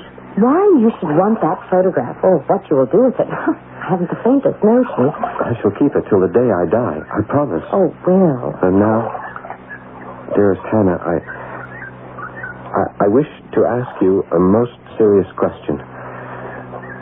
We are living in very dangerous times. The smell of war is in the air. I know. The southern states, they're looking for trouble. It's awful. If war comes, Hannah, and I'm certain it will, I will be among the first of the boys in blue to go. I hold a commission in the state militia. And that's why I'd like to ask you... Oh, dear me. Oh, it's 2 o'clock. I've so enjoyed being with you, but you must excuse me, Will. You must get me back at once. I felt the day was not far off when Hannah would consent to become my wife. I realized I had several impressive rivals, foremost among them Ben Green. But I had no fears. I knew none of them was as close to Hannah's heart as I was. It was a warm spring day, graduation day. Ben had just finished his valedictory address. The open-air ceremonies were ended. I headed straight to where I knew Hannah was sitting. Hannah, my dear. Congratulations, Will. Oh, how very handsome you look in those academic robes. Oh, thank you, Hannah. Oh, this is all so exciting, isn't it? Oh, didn't you think Ben did extraordinarily well with his address? Yes, of course he did very well indeed. Hannah. Yes, sir? Do you think it might be possible what I mean is that... Sit down, Will. Here, beside me. And do try to calm down a bit. You're actually stammering. Yes, I know. You see, Hannah, the time has come for me to... there you are. Turned out to be a beautiful day, hasn't it? Ben, you were perfect. I was completely, thoroughly impressed and moved by your words. And so was everybody else. Isn't that so, Will? Yes. Now, you only say those flattering things because it's all true. Besides, you are prejudiced. Willier could have done just as well. And he came awfully close to doing it, as you know. Ben, I wonder if you would excuse Hannah and me. We have something to discuss in private. We do? At least something I'd like to discuss. In private, if you please, Hannah. Well, whatever it is, it will have to wait, Will. Well, if it's not too private, maybe the 3 of us could go over to the inn and join some of our classmates in a farewell cup. Oh, do we have time for that, Ben? Just about, dear. And then off we go. Go? What does that mean? Oh, Hannah and I, we're leaving this afternoon just as soon as we change clothes and pack. I don't understand. Ben and I are leaving town. I've quit my job at the library. Where to, if I'm not indiscreet? On our honeymoon. We were secretly married this morning. And, Will, you're the first to know. Is this some kind of joke? It's no joke, Will. Hannah, Ben is pulling my leg, isn't he? I'm afraid not, Will. It's true. Well, you might congratulate her. Or wish us good luck. Never. Never in this world. Now, it's you who are joking. Now, listen to me, both of you. Hannah, you give me every reason to think you cared for me. But I do, Will. I have a very warm spot in my heart for you. That's not what I mean. I had hoped you would marry me. Will, I like you. I always have, but I'm in love, deeply in love with Ben. I see. As for you, Ben, I curse the day I ever set eyes on you. From the first time we met, I've been playing second fiddle in our studies, in athletics, everything. And I don't think I really cared all that much. Maybe I did. But this is different.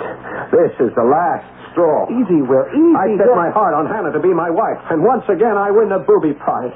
I tell you something, Ben. If you live to be 100, I will outlive you, and by everything I hold sacred, I tell you from this moment on, I intend to beat you at everything, no matter what you do, everything.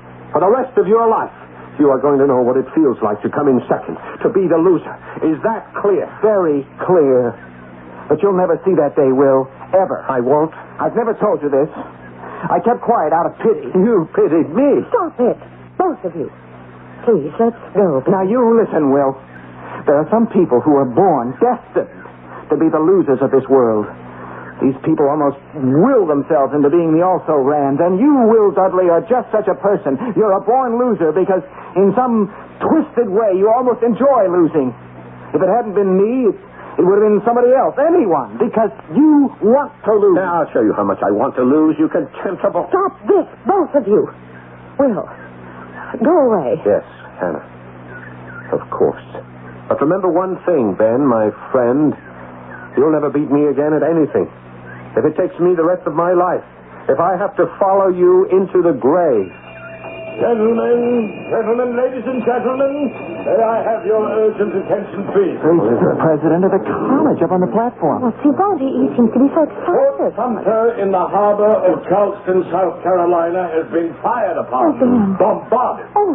War has been declared. This morning, President Lincoln called for 75,000 men to volunteer for the militia immediately. I know that every able young man on this campus will want to do his duty when the very life of our country is at stake. This is your big chance, Will.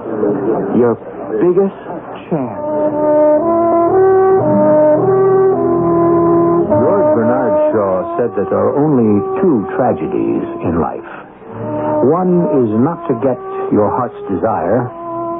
The other is to get it. Two young men, the first seemingly fated to win, the second to lose. And the coming of war into their lives may well complicate the destinies of one or both of them. Which of the two will face the greater tragedy? Follow me in a few moments into Act 2.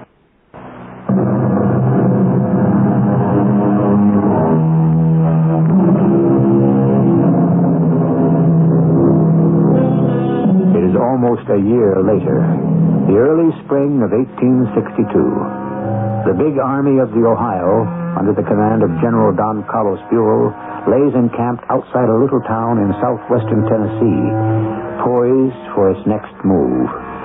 Although some parts of the army have seen hard service, for most of the men, the war is still young, and soldiering a new industry, not always perfectly understood. Among the young officers of this army is Will Dudley. With his previous training in the Ohio militia, he has attained the rank of captain. Sergeant Driscoll. Big Captain Dudley, sir. Just how badly off are we, Sergeant? We ain't come out too well, Captain. In that last attempt at that hill up there, Preservation Ridge, I think they call it, at least a good couple of dozen of our men were put out of action. Yes, sir. There's dead aplenty. I see. Lucky for us, less than an hour ago, we got some replacements. Ohio boys, too. They're fresh, they're raw as all get out, but they will fill in some of them empty spaces. All of them 90-day volunteers? Yeah, I reckon. The Army has them for a precious 90 days, then back they go, civilians once again. Our luck. Well, before planning our next action, let's go over some of the details. Yes, sir. Since we ferried over to this side of the Tennessee River, we know that things have taken a turn for the worse. Well, that's putting it kind of mild, Captain, if I may say so. The word has come down from General Headquarters that the enemy has almost crippled Grant's army, and Grant needs help, reinforcements. Our job is to clean up some of the wreckage and move forward. We have to do it inch by inch. Now, this division, this regiment, has been assigned that duty. And this company has been ordered to lead the advance. Our first task is to take that ridge. Which is easier said than done. Now, has no one been able to reach those two snipers? Well, you see, sir, they're positioned in such a way that our fire can't even scratch them. And every one of our men who have tried to get them... Yes, Cisco. We have no choice. Those two snipers must be removed come hell or high water. We've lost some of our best men trying, Captain Dudley. We've got to keep trying. Once we're over that ridge, a good part of our troubles may be over. Where's that list of replacements? Here you are, sir. Yes. They're all of them 90-day volunteers? 90 days. And back to whatever they were doing in Mansfield and Cleveland. Whatever.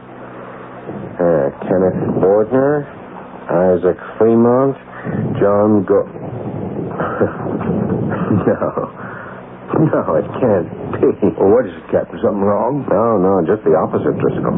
Something's very right. Right here on this paper, I think I have the man for Preservation Ridge. Sir? One of the best shots in the state of Ohio. But against them snipers... Sergeant, send in Private Bennett Story Green immediately. Why, Will, you old son of a gun. Imagine my good luck in being assigned to your command. I can't tell you how pleased I am. Private Green, attention. Oh, come on, Will. What do you think you're doing? We're alone. It's just the two of us. I said attention. Well, sure, Will, if that's what you want. You will speak, Private, when you are spoken to, and only then. Is that clear? Oh, it's silly, but if that's the way you want it, sure. The response is a simple one. Yes, sir. All right. It's clear, yes. Sir. Sir. How long have you been in this army, Private? 88 days. I volunteered. Day after tomorrow, I'm through. Then, for the next 48 hours, you are still a soldier in the Union Army and under my command. Oh, I guess so. Sir. Sir. Now, even though the period of your military service is shortly to end, there are still a few things you're going to have to learn. And I am going to do the teaching. Yes, sir. One of those things is discipline. Subordination to authority. Acting in accordance with the rules.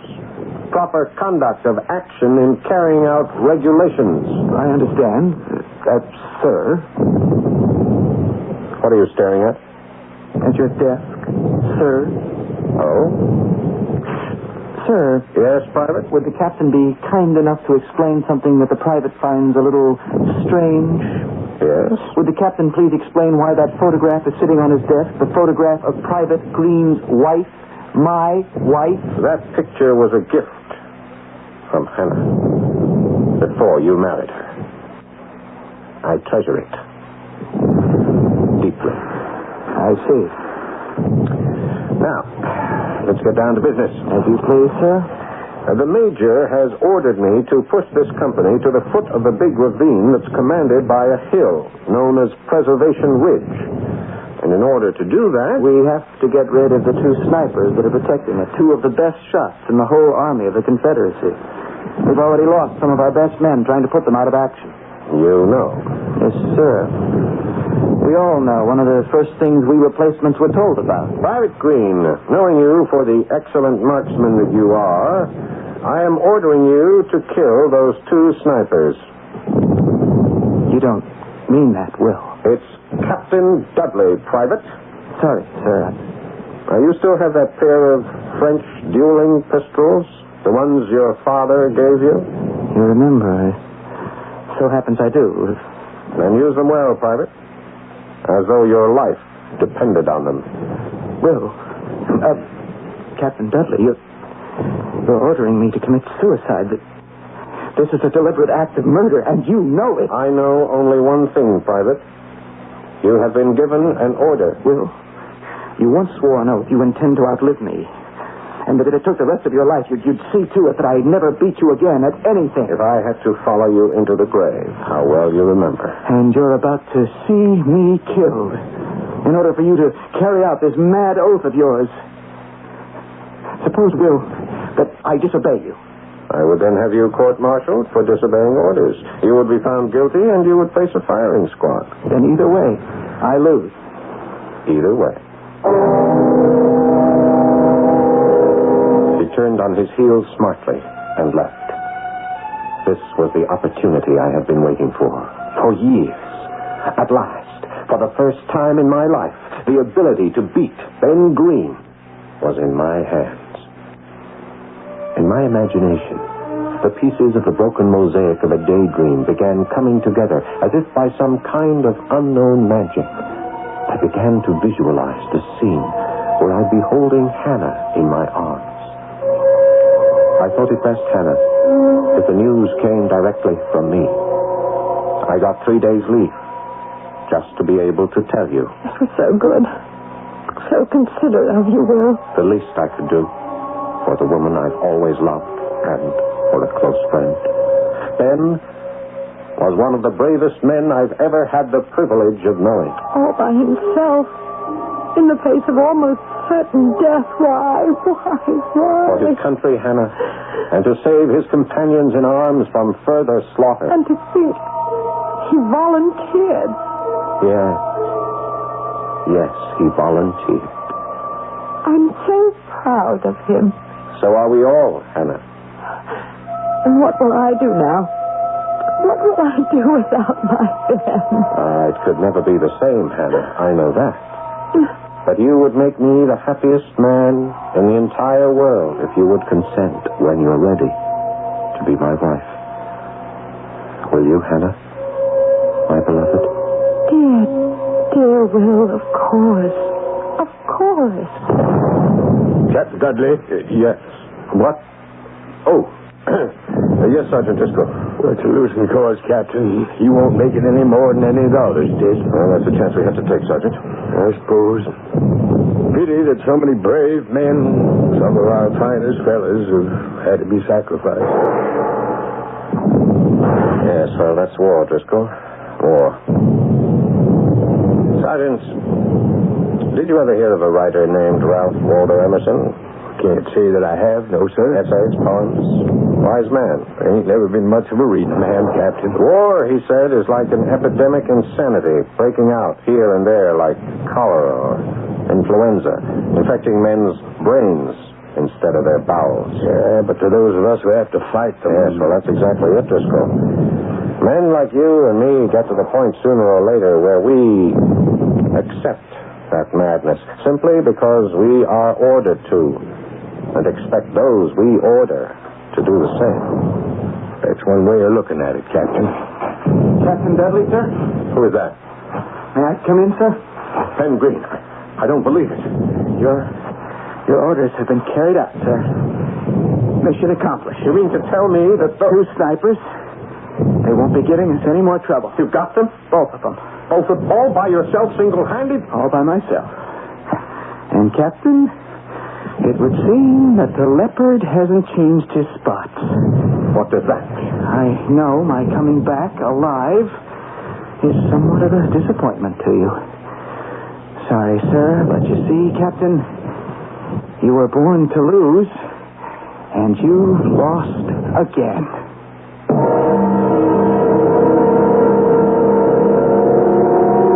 As by some miracle, Ben Green has returned from the almost certain death that Will Dudley, his superior officer, ordered him into. Within 2 days, Ben's voluntary enlistment of 90 days will expire. Before it does, a good many strange and unexpected events can and probably will take place. Be with me when I return shortly with Act 3.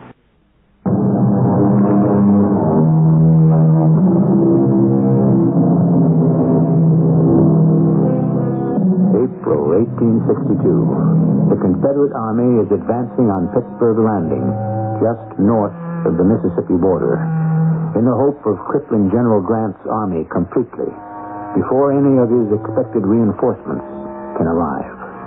Although delayed by storms and poor roads, on the morning of April 6th, the Southern Army attacked the Union line near Shiloh Church, 2 miles from Pittsburgh Landing. The fighting went on all day and all night, one of the bloodiest of the entire war. That night... Any luck, Sergeant Driscoll? Not much, Captain. We ain't gone forward more than 50 yards in the past 2 hours, foot by foot. Oh, come on in out of the rain. Thank you, sir. Those 50 yards ain't come cheap. Yes, we can hardly see what we're shooting at. Ain't that the truth? Except for the flashes of lightning, it's so dark you can't even see your hand in front of your face. The storm is getting in the way of the enemy as much as it is of us. Yeah, not much consolation in that, is there? The men holding up? It's hard to say, Captain. Wounded are stumbling around in the dark, and the rest, them as ain't been hurt, are stumbling into the wounded. And the dead? Piled up like cordwood. Yes. Well, anyway, with those 2 enemy snipers out of the way... I don't know how that soldier died. But he did it. And that's all that really matters, isn't that so, Captain Dudley? Private Green, what are you doing away from your station? Things seem to be calm for a moment, so I took the liberty of coming over here to your tent. Chance to get a little dry. Sergeant, would you mind stepping outside for a moment, please? I'm glad, Captain. Private Green, you will return to your post immediately. Of course, Captain. But before I do, I have a request, sort of a favor. What is it? May I come into the tent, sir? You may. Sir, I would like to be transferred to another company. Transferred? Are you completely out of your mind? In the middle of one of the fiercest battles of the war, transferred? That's right, With 36 hours left of your precious enlistment, Green, are you stark, raving mad? I think not, sir. You once swore an oath that you would get the better of me if you had to follow me into the grave. Yes, so I did. I have a wish to go on living. Under your command, I've been given reason to think that wish might in some way be denied me. I wouldn't like that to happen. Is there anything else? We haven't much time. Yes, sir. One more thing. That picture on your desk, Hannah's picture. I would like to have it. That picture belongs to me. That picture is a picture of my wife. It has no place here. Private Green, you are dismissed. Return to your post at once. Not without that picture. I order you to leave. You are dismissed. You won't give it to me. I'll just have to take it. No, you don't. Oh, yes, I do.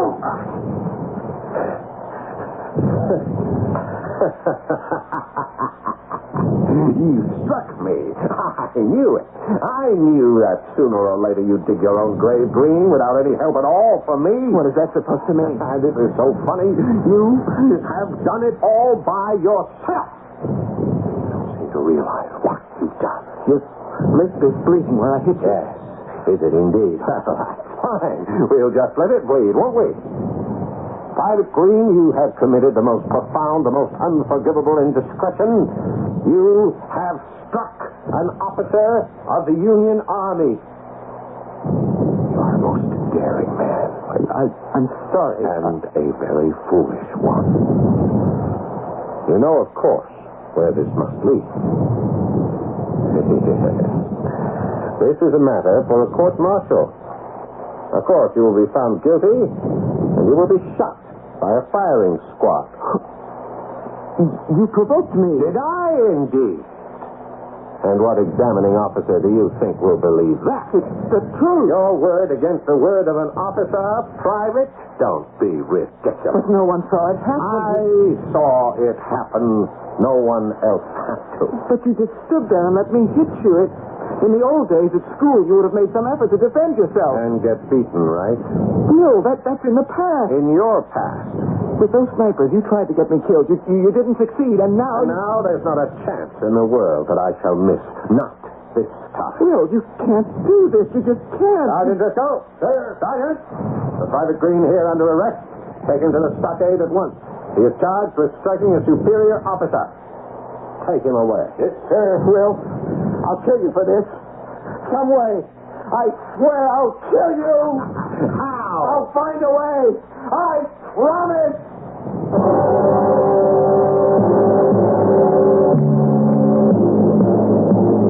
Private Bennett Story Green, right? You will stand at attention. You have been charged with the serious act of striking an officer of the Union Army. This court, having weighed all the evidence in the matter, finds you guilty as charged. By the power vested in me by the Commander-in-Chief of the Army, you will, on leaving this court, be stood before a firing squad of your comrades. And you will be shot to death. Sergeant, conduct the prisoner out of this court. Captain Dudley. Colonel. You will be in charge of the execution. Thank you, sir. Thank you very much. He stood facing the 8 men in their ragged blue uniforms, rifles at the ready. The men who in minutes would bring his life to an end. He stood there, his cold gray eyes striking right and left across the landscape, and always they came to rest on me. His face had a jaunty, almost amused air about it. Does the prisoner have a last request?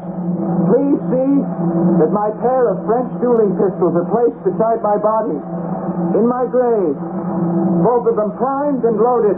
Request granted. Detail, attention. Detail, ready. Aim. Fire.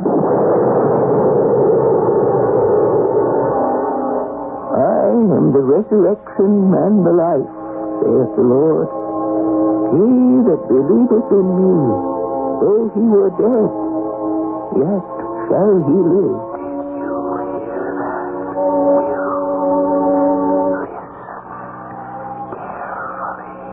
And whosoever liveth and believeth in me shall never die. And though his body be destroyed, yet shall he see God. The Lord came, and the Lord hath taken away. Blessed be the name of the Lord. May the Lord receive the soul of Bennett Green. Earth to earth, ashes to ashes, dust to dust. In sure and certain hope of the resurrection. Amen.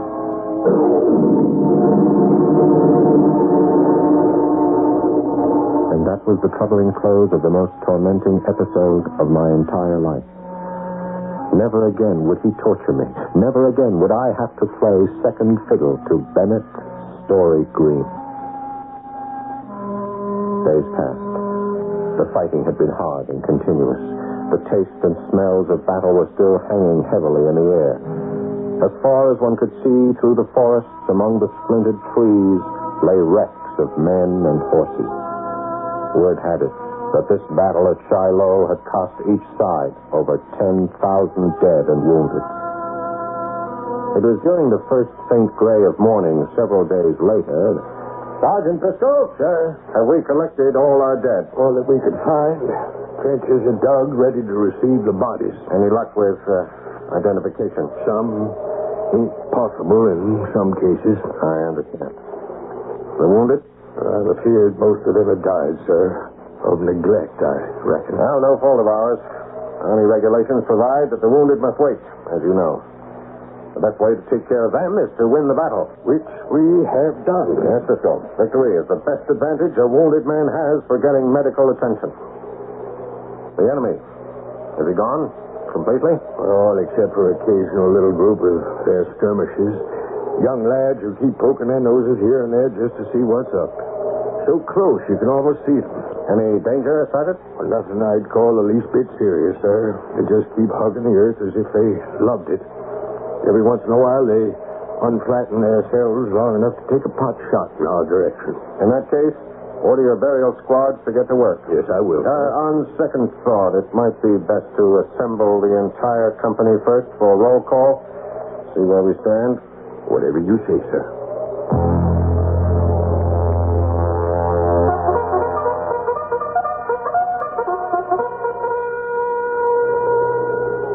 Abrams, John. Here. Cosgrove, Robert. Here. Duval, Robert. Here. Hoyerman, Frederick. Here. Gorham, Michael. Here. Grayrock, Sam. Here. Green, Bennett. Oh.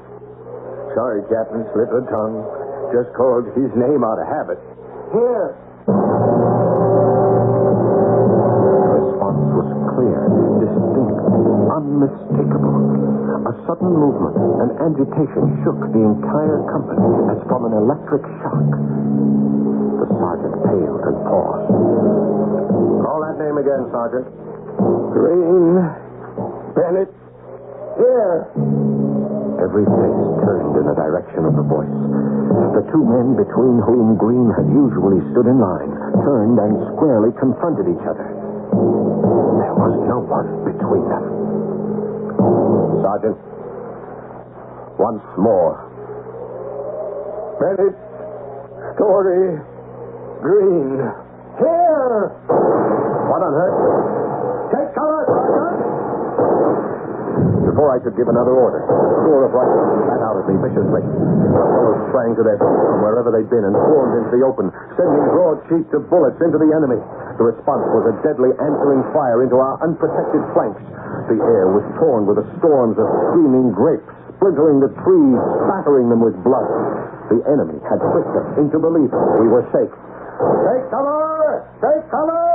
Captain Dudley, down. Be out of your mind. Don't stand there. Take cover. I stood there transfixed under that canopy of certain death until suddenly, from another direction, beyond the line of skirmish...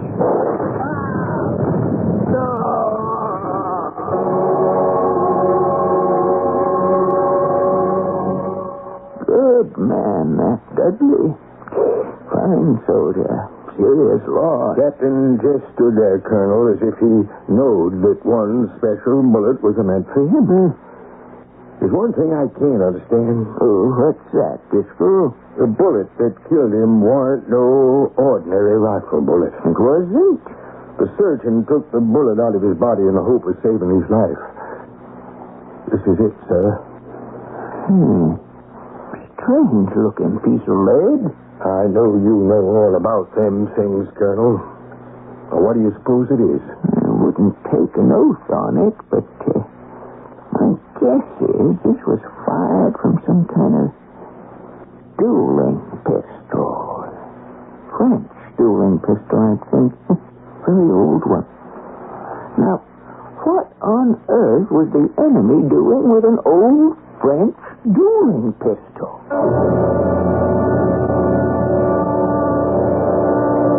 Was your pistol, then, wasn't it? One of the two that were buried with you. Yes, Will. It was. You swore you'd kill me. You kept your word. You said I'd never beat you again if you had to follow me to the grave. So I did. And I've lost again. Stop trying so hard, Will. Stop trying.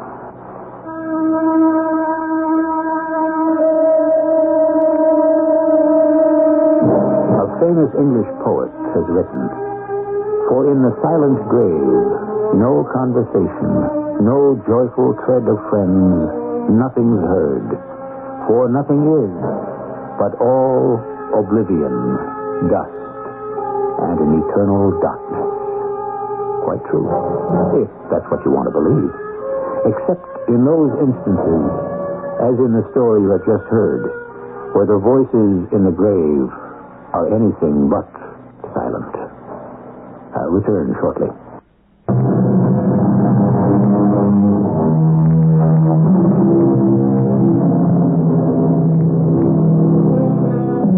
In 1861, at the age of 18, Ambrose Bierce responded to Lincoln's first call for volunteers by enlisting in the 9th Indiana Regiment.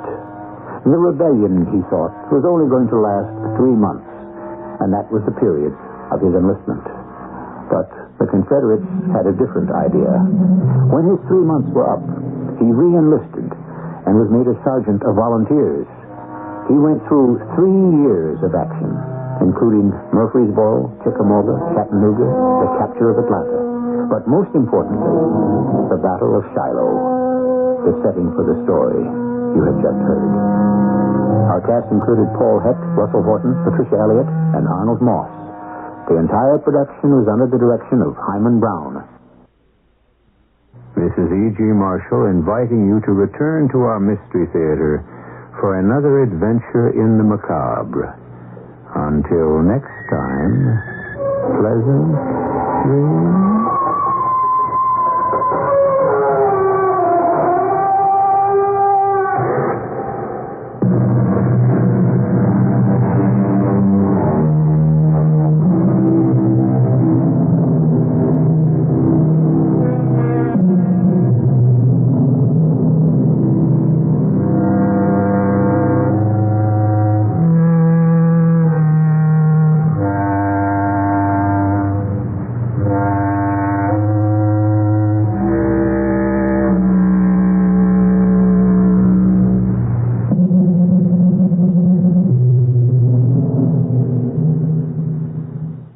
The CBS Radio Mystery Theater presents...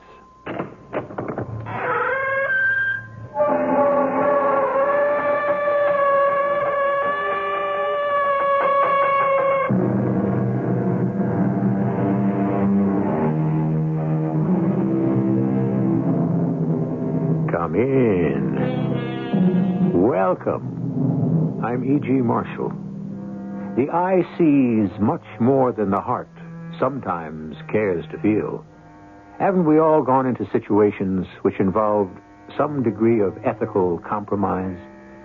We harden our minds and disengage our consciences, and such can be our facility for deception that we succeed in fooling everyone.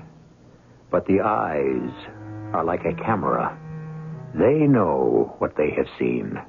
I'll be coming for you in a few hours, Larry. To take me to the gas chamber. I'm innocent. I believe you. And as your lawyer, I did my best. If only I could get my hands on the man who framed me. There's nothing more you can do. I think there is. Larry, in 4 hours, you're going to be dead. What can you do then? What if not all of me dies?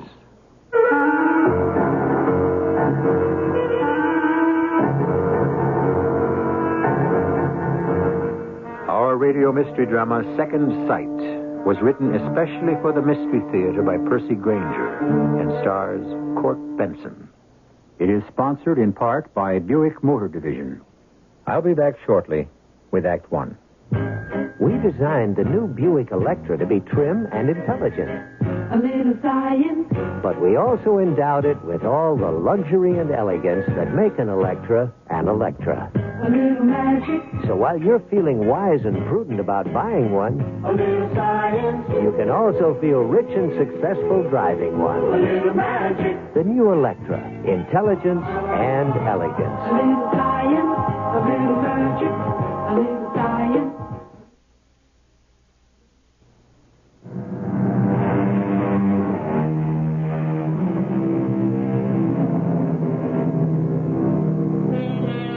Crime does not pay is a statement many of us have come to wonder about.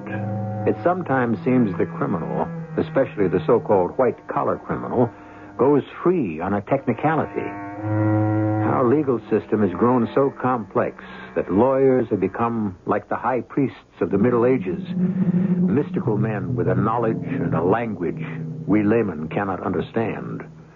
But extraordinary situations sometimes breed extraordinary solutions. We're at a farmhouse on the edge of a valley near a major city. I know this is difficult, Mrs. Hadley, but you're the only one who can make positive identification of the man who killed your husband.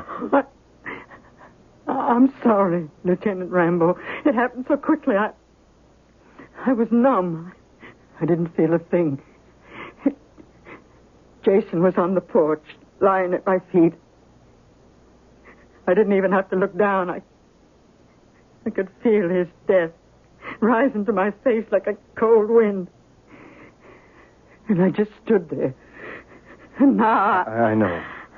It sometimes takes a while for the shock to wear off. That's when the grief hits the hardest. Oh, now, you said, Lieutenant, you said you had some questions to ask me. Well, we've picked up a suspect. The evidence is virtually conclusive. Oh, this is his picture. Yes. Do you recognize him? It all happened so fast, and it was dark. We'd just finished dinner. There was a knock at the door. I was doing the dishes, so Jason said he'd answer it. A few moments later, I heard what sounded like an argument. Jason was raising his voice, which he almost never does. I went to see what the trouble was, and that's when I heard the shot. When I reached the door, Jason was lying there, and a man was running off into the dark. So you saw only his back? No, he looked over his shoulder for a brief instant. And this picture, is this the man? I don't know. I'd hate to be responsible for sending an innocent man to jail for the rest of his life. If he's convicted, he won't get life, Mrs. Hadley. You mean he'd be executed? That's right. I'm sorry, Lieutenant. It could be the man. Could be? Yes, but I can't be certain. Who is this man you picked up? Well, his name is Larry Millard. He's a drifter, has a police record. And you think he's the man? Well, he's a weird kid, Mrs. Hadley. He's got a mystical streak. Imagine he has certain powers, you know. But how can you be sure it was he? Well, because he was in the valley at the time, and because he was carrying the murder weapon when he was arrested. If something should jar your memory, Mrs. Hadley, please call me. I'm Lieutenant Rambo, and here's my card. Yes, I will, Lieutenant. In any case, though, I think we've got the man who killed your husband.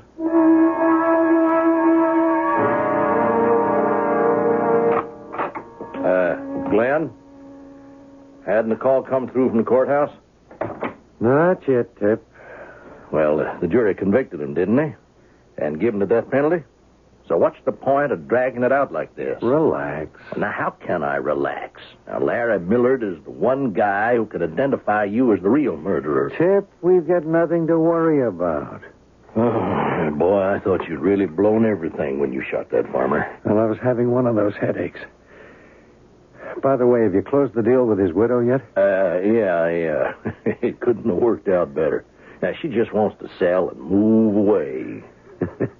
Bad memories, eh? Mm-hmm. We own it all now, buddy.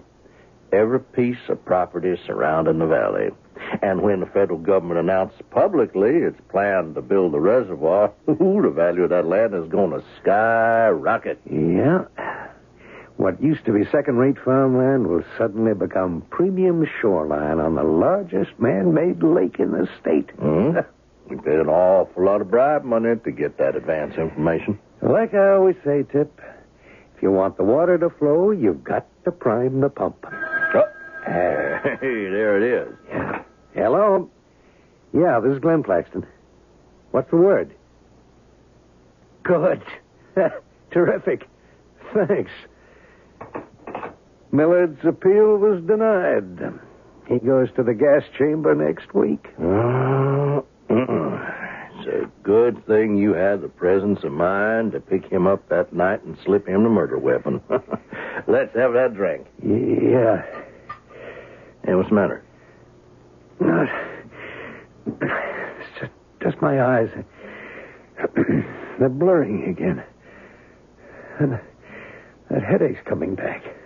Will you do your wife and me a favor and go to a doctor, huh? Yeah, sure. No, I mean it now. Judith and I are very worried about you. Yeah, all right. I'll make an appointment this afternoon. The last hurdle's been cleared. Nothing stands between us and the biggest real estate profit in the state's history.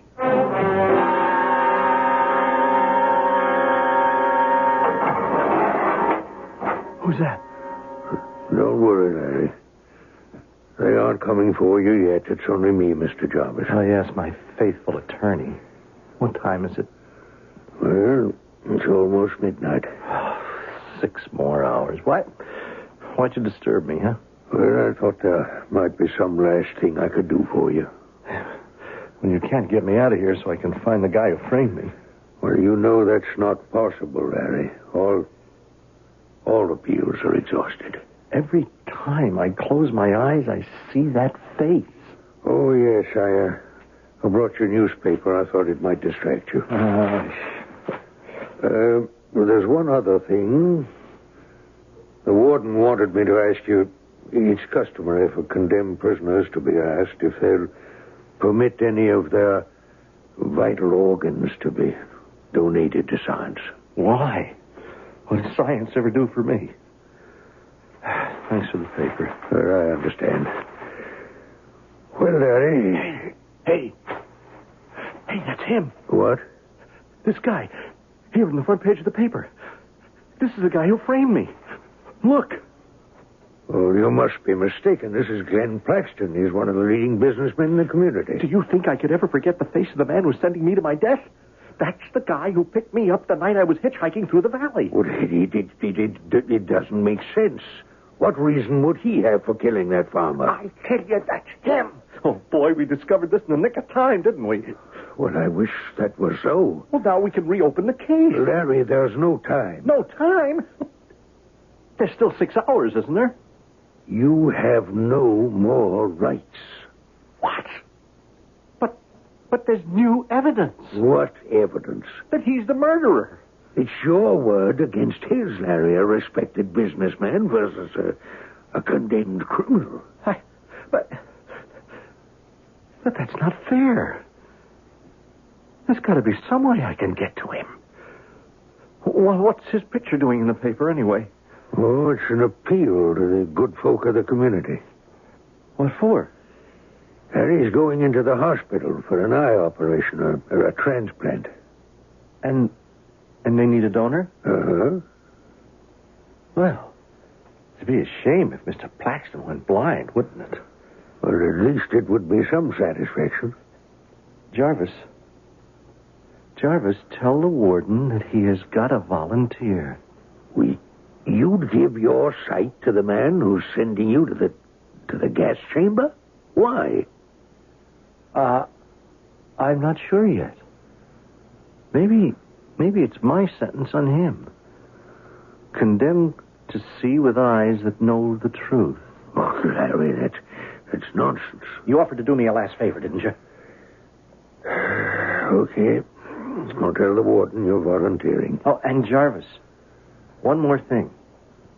If they use my eyes, no matter what happens, I want the donation to remain anonymous.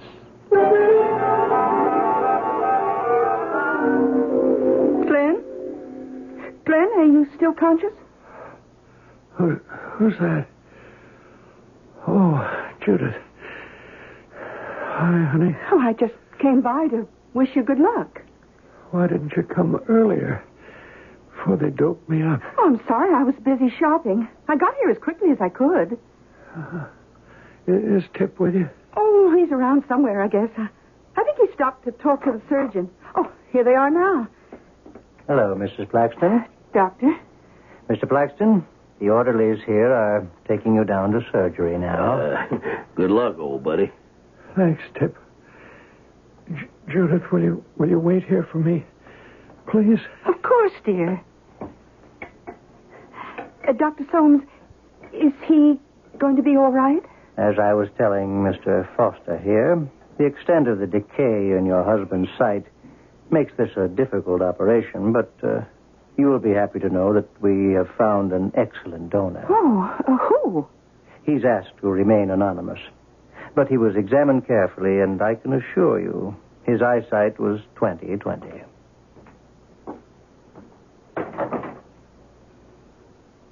Well? I don't relish the thought of hanging around this hospital all night. Well, you know my place is just around the corner. I know. I think Glenn is sufficiently preoccupied, don't you? I'm sure he won't miss us.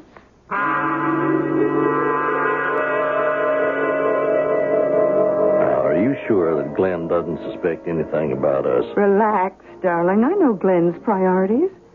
He's not going to do or say anything that might jeopardize your partnership. You mean he knows and he doesn't care? Financial success is far more important to him than domestic integrity. Hello. Yeah, this is Tip Foster. Who is it? The hospital. Yes, doctor. Good. Terrific. Oh. Well, how long will that take? I see. You Mrs. Plaxton? Oh, no, I can tell her, doctor. I think I know where she can be reached. Yeah. Yes. Thanks. So long. Well, what's happened? It was Dr. Soames. He thinks the operation was a success. Thinks? Well, there's no way of knowing for certain what the final result is going to be until the bandages come off. Well, how long will that take? Oh, doctor said no more than 3 weeks.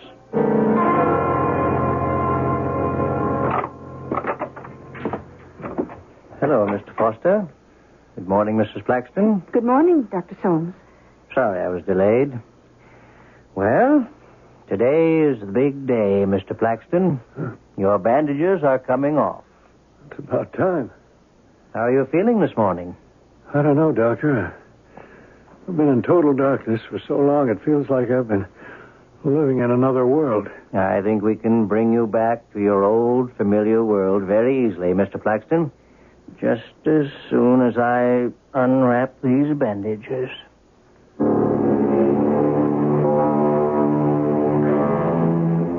What will be the effect of Larry Miller's ironic gift to the man who sent him to his death?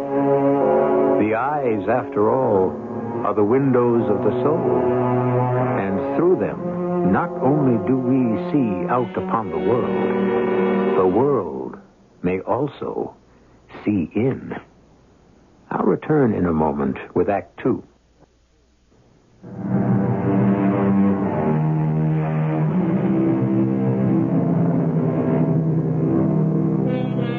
A young man is unjustly accused of murder and condemned to die. Then, on the eve of his execution, he sees a most extraordinary chance for revenge and seizes upon it. But will it prove to be revenge or charity? There now. That's the last of the bandages. Doctor, will he look any different? No, I shouldn't think so. There. Everything's blurred. That's to be expected at first. Judith? Is that you? Yes. About things are coming into focus now. Oh, this is amazing. Oh, what? I can see you.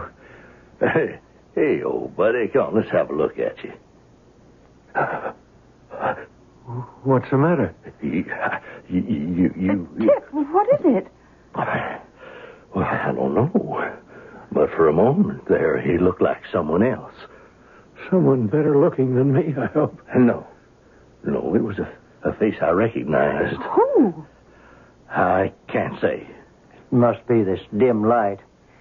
Well, now, Mr. Plaxton, if you'll put on these dark glasses, I want you to wear them until you get used to using your eyes again.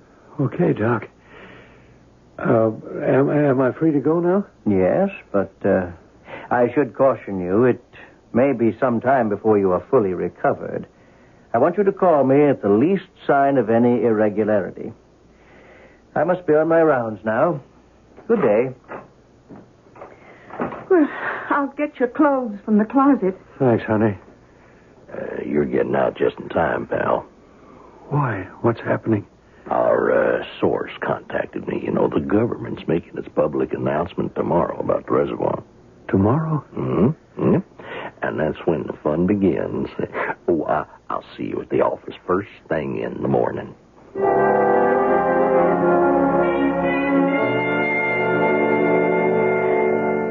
Good morning, Glenn. Did you sleep well? A lot better than at the hospital. Do you know how good it feels to get back to the old routine after 3 weeks flat on my back in that hospital? Your eggs will be ready in a minute. How do I look, Judith? Do I look okay? You look fine. How do you know? What? I said, how do you know? You didn't even look at me. You just answered automatically. Well, you look like you always do, I suppose. What do you want me to say? I'm sorry. I don't know what happened. I didn't mean to yell at you. Here's your breakfast.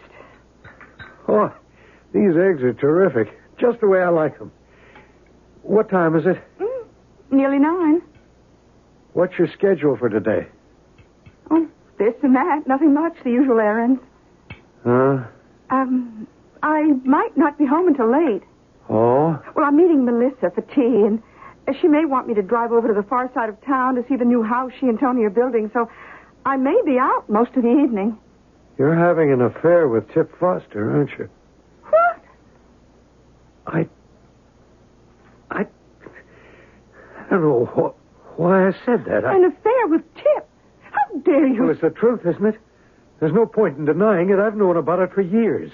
Well, then why are you bringing it up now? Because I don't know. I don't know what came over me. Well, maybe it's just as well. At least now it's out in the open. I want you to stop seeing Tip Foster behind my back. I don't care what it means to our partnership. I want it to stop now because it isn't right. What's the matter with you? When have you ever cared about what's right? Well, I care about it now. You stop seeing him or... Or what? I don't know. Just what would you have the courage to do? I didn't mean to... Please forget what I said anything. I got to get down to the office. I don't want to keep Tip waiting.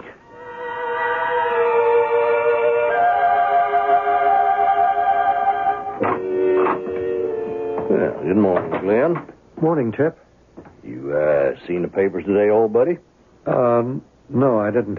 Well, then you feast your eyes on this. Here it is in black and white. Federal government announces multi-billion-dollar reservoir recreation project. Tip, do I look different to you? What? I feel very strange. Well, you look okay to me. Yeah, it is probably those 3 weeks in the hospital. I'm getting these flashes, and my eyes burn. Ah, you've just been laid up. Now, you're just getting your equilibrium back. Yeah, I guess.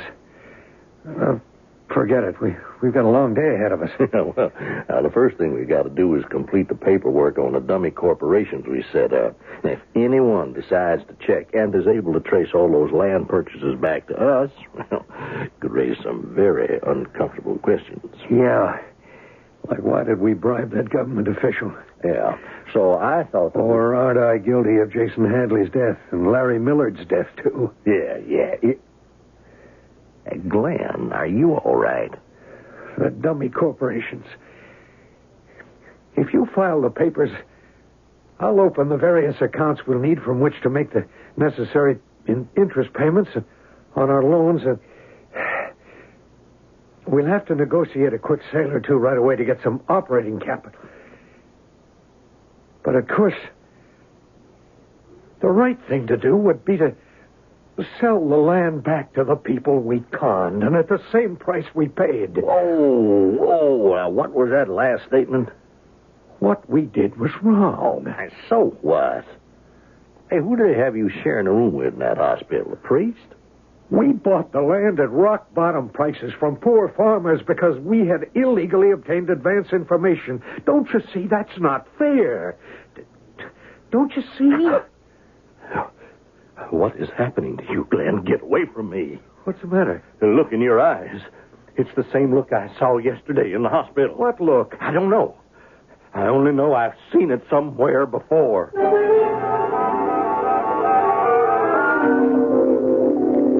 Good morning, Mr. Blackston. Please have a seat. Thank you, Doctor. My nurse said you were most anxious to see me. Doctor, I want to know what you did in that operation. Why, is anything the matter? I'll say there is. What did you do? It was a normal transplant operation. There's something happening to me. I don't know what's causing it, but I'm beginning to act very weirdly. Well, try to describe the symptoms to me. Well, I can't put my finger on it, but I feel as if I'm losing control. Are you getting headaches? No. Is your vision blurring? My sight's never been better. I can see things more clearly than... Well, then what, Mr. Claxton? Than ever before. Well, then just what is the trouble? It's as if my eyes are... Well, as if they're seeing things, people, situations, in a new light for what they really are. That's not so unfortunate, is it? But then I blurt things out before I can stop myself. People do sometimes go through personality changes as a result of surgery. The donor. Could it be something that was transferred from the person who gave me his eyes? You mean, could the donor have given you more than just his sight? Yes. Well, I can assure you that is a medical impossibility. But I feel like a different person. Who was it, Doctor? Who was the donor? I'm afraid I cannot tell you. Did I know him? Did he know me? I would say it is highly unlikely you two would have ever met. But I've got to find some way of stopping what's happening to me.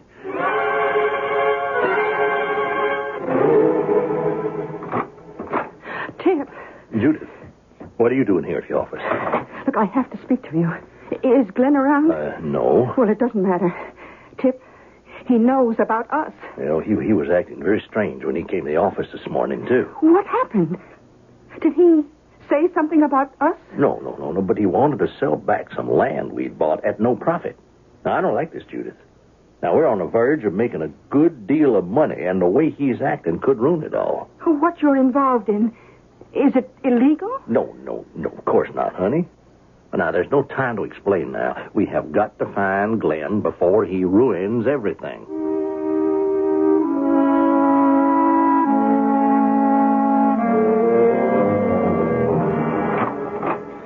Judith? Judith? She's not home. What's this? Glenn, since you've finally confronted me with what you've known to be true all along between Tip and me, it is no longer possible for us to continue living under the same roof. Judith, what is this? What's that?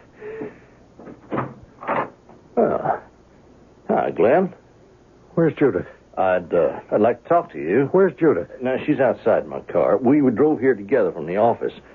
Glenn, we're both very concerned about you. I'm sure you are. You know, I think that operation took more out of you than you realized. Maybe. You know, pal, I think the best thing you could do right now is take a good, long vacation. Vacation? Mm-hmm. I don't need a vacation. I just had 3 weeks in the hospital. Well, maybe go to Hawaii. No. Look, I have an even better idea. Now, you and Judith could go together. You know, patch things up between you. I don't see how that's possible. Well, I had a long talk with her. Everything between us is finished. Really? Yeah, now she's out there now waiting to come in. And while you're away, you won't have to worry about a thing. I'll carry on the business. How? Everything we do has to be co-signed. Oh, that's simple. You just give me a temporary power to act unilaterally. Give you what? No, it's just a formality. Now, I got the paper right here. What's to stop you from making this temporary power permanent? I wouldn't do that. Why not? We've baked a pretty big pie. You could have it all to yourself. Are you saying that you don't trust me? That's exactly what I'm saying. Okay, pal. I'm going to lay it on the line. This whole scheme was your idea in the first place. Now, you're the one who paid those political bribes, and you are the one who killed that farmer. So you better think twice before you speak. But that's just it, Tip. I can't.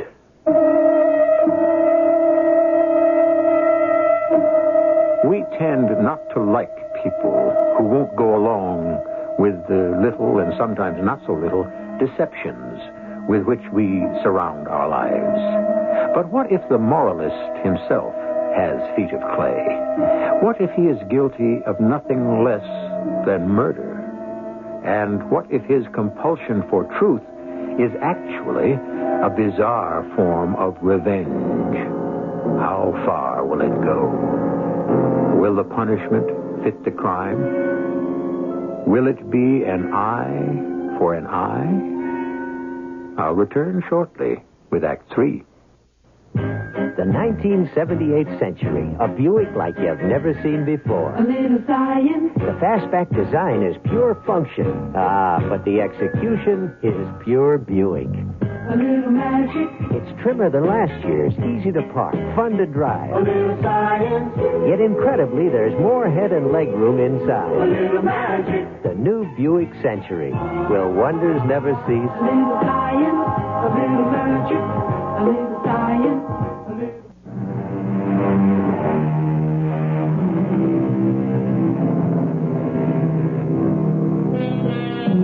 Truth tellers have traditionally been jeered at, ignored, or worse. One of the most famous was Cassandra, the daughter of Priam, the king of Troy.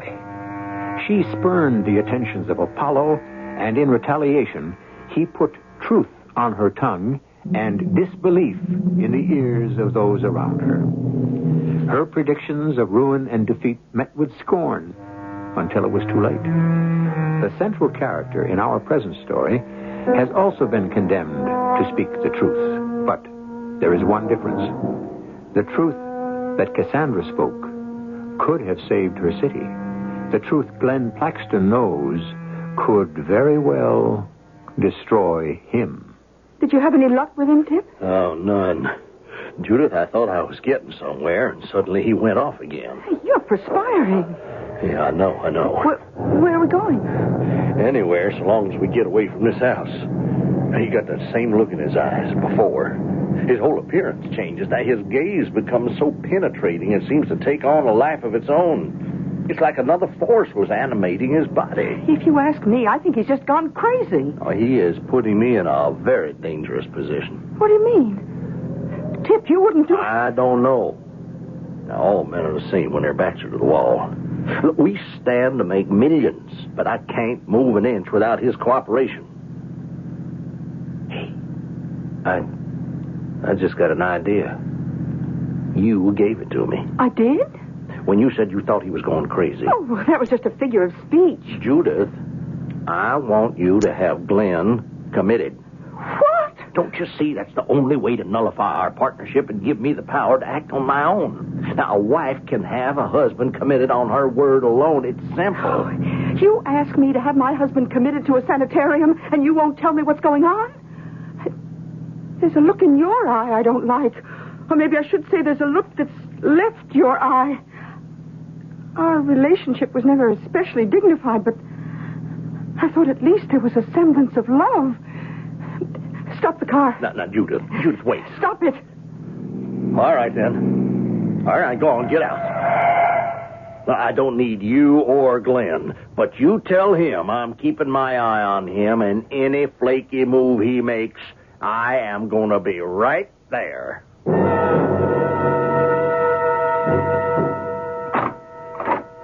Judith?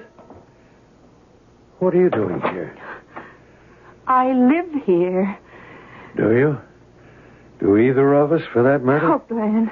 Then I'm sorry. I've left Tip. It's over between us. Oh? Why? Well, he tried to persuade me to have you committed. To get me out of the way? What's happening to you? I don't know. I can't tell. I lose control of myself. You and Tip are involved in something illegal, aren't you? Please don't ask me, Judith. I can't tell you. You can't lie anymore? What is it you've done? I killed a man. I killed 2 men. Who? Who did you kill? You remember that farmer who was murdered in the valley? Jason Hadley? Yes. Well, they executed a young man for his death. A boy named Larry Millard. But Millard didn't kill Hadley. I did. You? Tip and I knew about the government's reservoir project in advance. We'd been buying up the property that'll eventually be the shoreline of the lake. Do you know how much that'll be worth? The resorts, the beaches, the marinas. But Jason Hadley was stubborn, and well, I lost my temper. And you let an innocent man take the blame. I was just trying to get away from that farmhouse as fast as I could. I wasn't thinking. I saw Millard hitchhiking. I picked him up and slipped the gun into his pocket. Oh, so the story he told the court was true. What are you going to do, Judith? Are you going to go to the police? No, that's up to you.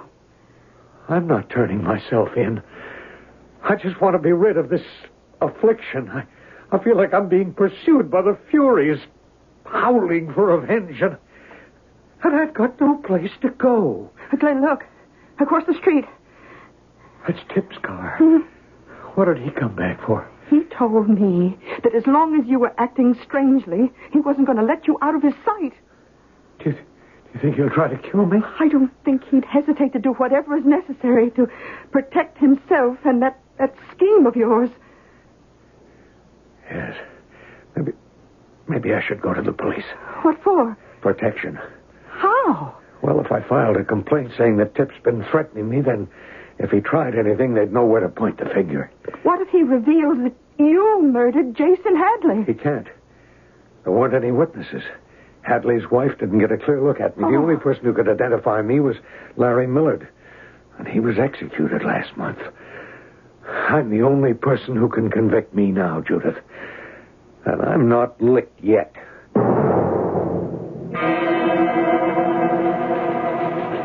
Yes, can I help you? You're Lieutenant Rambo? I am.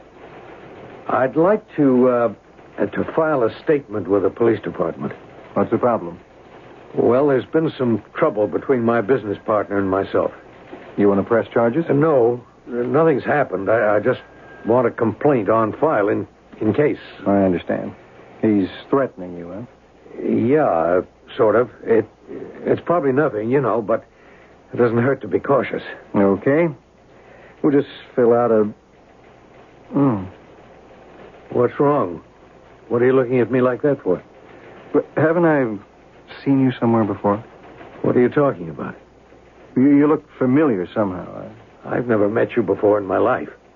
Well, I'm trained to remember faces. I don't usually forget one. And there's something about yours, your eyes. What's wrong with my eyes? I'm sorry. I didn't mean any offense. Now, why don't you tell me the whole story, huh? What? What's the trouble between you and your partner? What business is that of yours? If you're going to file a complaint, we have to have the details. Oh, yeah. Well, you see, no, forget it. Just forget it.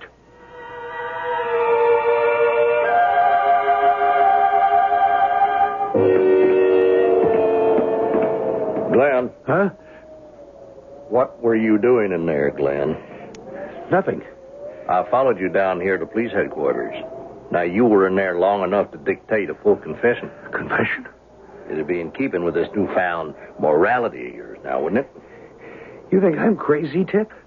You think I want to go to the gas chamber? I came here to get protection from you. Protection? Yeah. So I'll know who to turn to if anything happens to me. Well, now, that is very clever, but I don't believe you. What? I think you're bluffing. I don't think you filed a complaint at all. Did you? No. What do you want, Tip? The business? You can have it. The whole thing. It's yours. Are you serious? Do you still have that paper on you? The one giving temporary control of the company to me? Yeah, sure. Right here. Make it permanent control. There. It's signed, okay? Now just leave me alone. All right. Now, there is just one more thing, Glenn. What? I can't afford to have you around town. You know too much. And given your compulsion to confess, that makes you dangerous. I'd hate to see all that beautiful land slip through my fingers because it became known we had illegally obtained information. Where can I go? I don't really care, Glenn. If you stick around here, I'll put a contract out on you.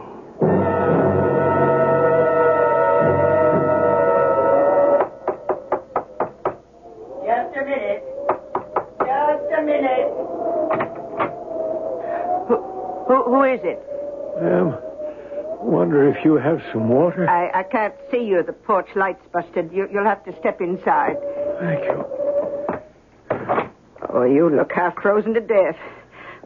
What on earth are you doing out on a night like this? My car broke down. If you just have a glass of water. Oh, well, come on through here into the kitchen. I got a bit of soup still hot on the stove. Oh, thank you. Excuse the mess. Everything's in boxes because I'm getting ready to move. Sit down there at the table. Well, it's very kind of you to allow a stranger in your house. I'm probably foolish for not taking more precautions now that I'm alone here. Your husband? He's dead. Oh, I'm sorry to hear that. Oh, it's been over a year now. It's odd. Something about the way you knocked on the door brought the whole incident back. It was just about this time of night. What happened? He was shot. Your husband was murdered? Yes. They executed the fellow they say did it, but I took no joy in that. It doesn't bring Jason back to life. Jason Hadley? Why, yes. What's the matter? I have to go. Oh, but you're about to drop from exhaustion. Please let me go. There's a bed all made up in the back room here. Now, you really must get some rest. I can't rest. Here, let me help you. Come on. Please don't. Oh, you're half asleep already. There. Now, I'll just cover you. And in the morning, I'll make you a nice breakfast. Why are you so kind to me? Oh, we all deserve some kindness, Mr. Johnson. James Johnson. Mr. Johnson. Sleep well.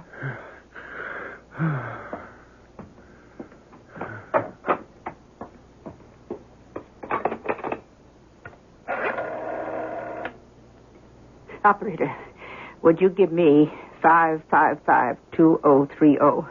It's Clara Hadley, phoning Lieutenant David Rambo. It's fortunate that you called me when you did, Mrs. Hadley. I was just about to go off duty. I'm glad. You say there's a man asleep in that room, and you are certain he's your husband's murderer? Yes. If you're right, do you know what it means? We arrested, convicted, and executed an innocent man. I never did truly believe Larry Millard was the man who killed Jason. And yet you claim with this man you can make positive identification? Yes. How? It's his eyes, Lieutenant. I know that's the man. I can see it in his eyes.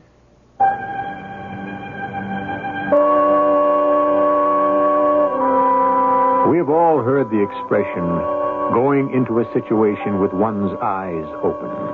It means we proceed with no illusions. We're aware of the possible dangers to our souls as well as our own bodies.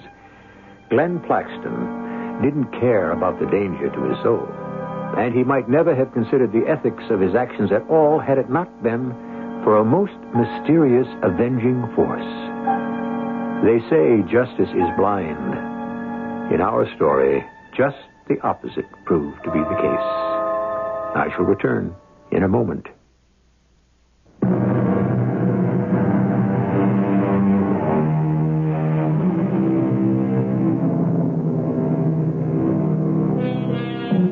Flaws in character often reveal themselves in physical mannerisms.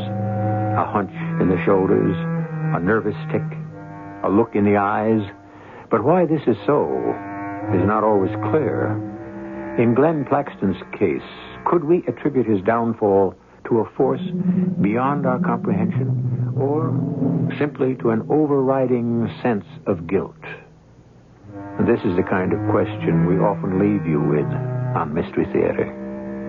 Our cast included Court Benson, Earl Hammond, Bryna Rayburn, and Bob Caliban. The entire production was under the direction of Hyman Brown. And now, a preview of our next tale. If the thing does turn up, you'll know I had nothing to do with it.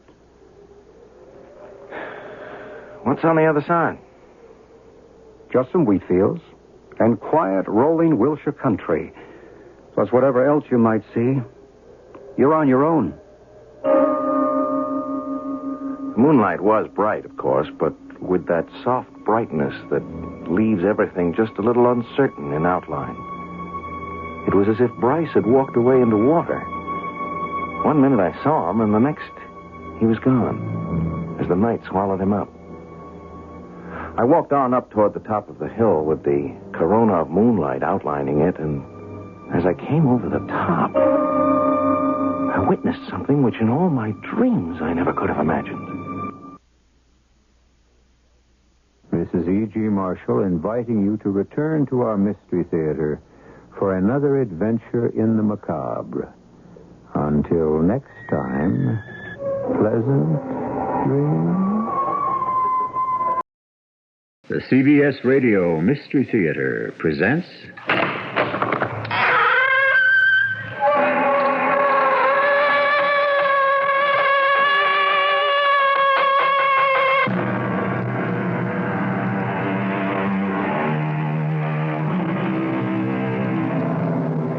Come in. Welcome. I'm E.G. Marshall. But before you come in, stop a minute and look up at the night sky. Familiar? But there are those who will tell you that our sky is not all that familiar. That more and more it is filled with unidentified flying objects, and they will offer you stronger and stronger factual proof that they are there. Is it true? Are they really UFOs? Or to use a less scientific phrase, flying saucers? Well, Pete, did I steer you wrong? What do you mean, Bryce? The spacecraft. You just sighted it, didn't you? One way or another, I've seen quite a few stars tonight. Including your first UFO.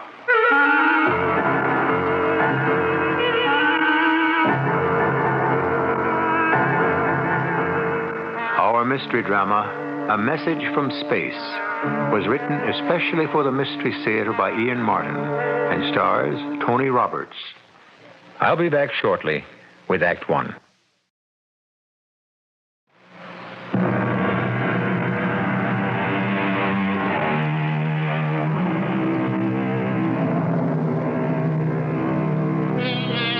The term flying saucer was first used by a Texas farmer who saw one over his ranch in 1878. That's right, 100 years ago. For this information, I'm indebted to Arthur Shuttlewood, one of the foremost authorities in the world on UFOs. This is a story, set down in the most part, exactly as it was related by another recognized authority in the field, Bryce Bond.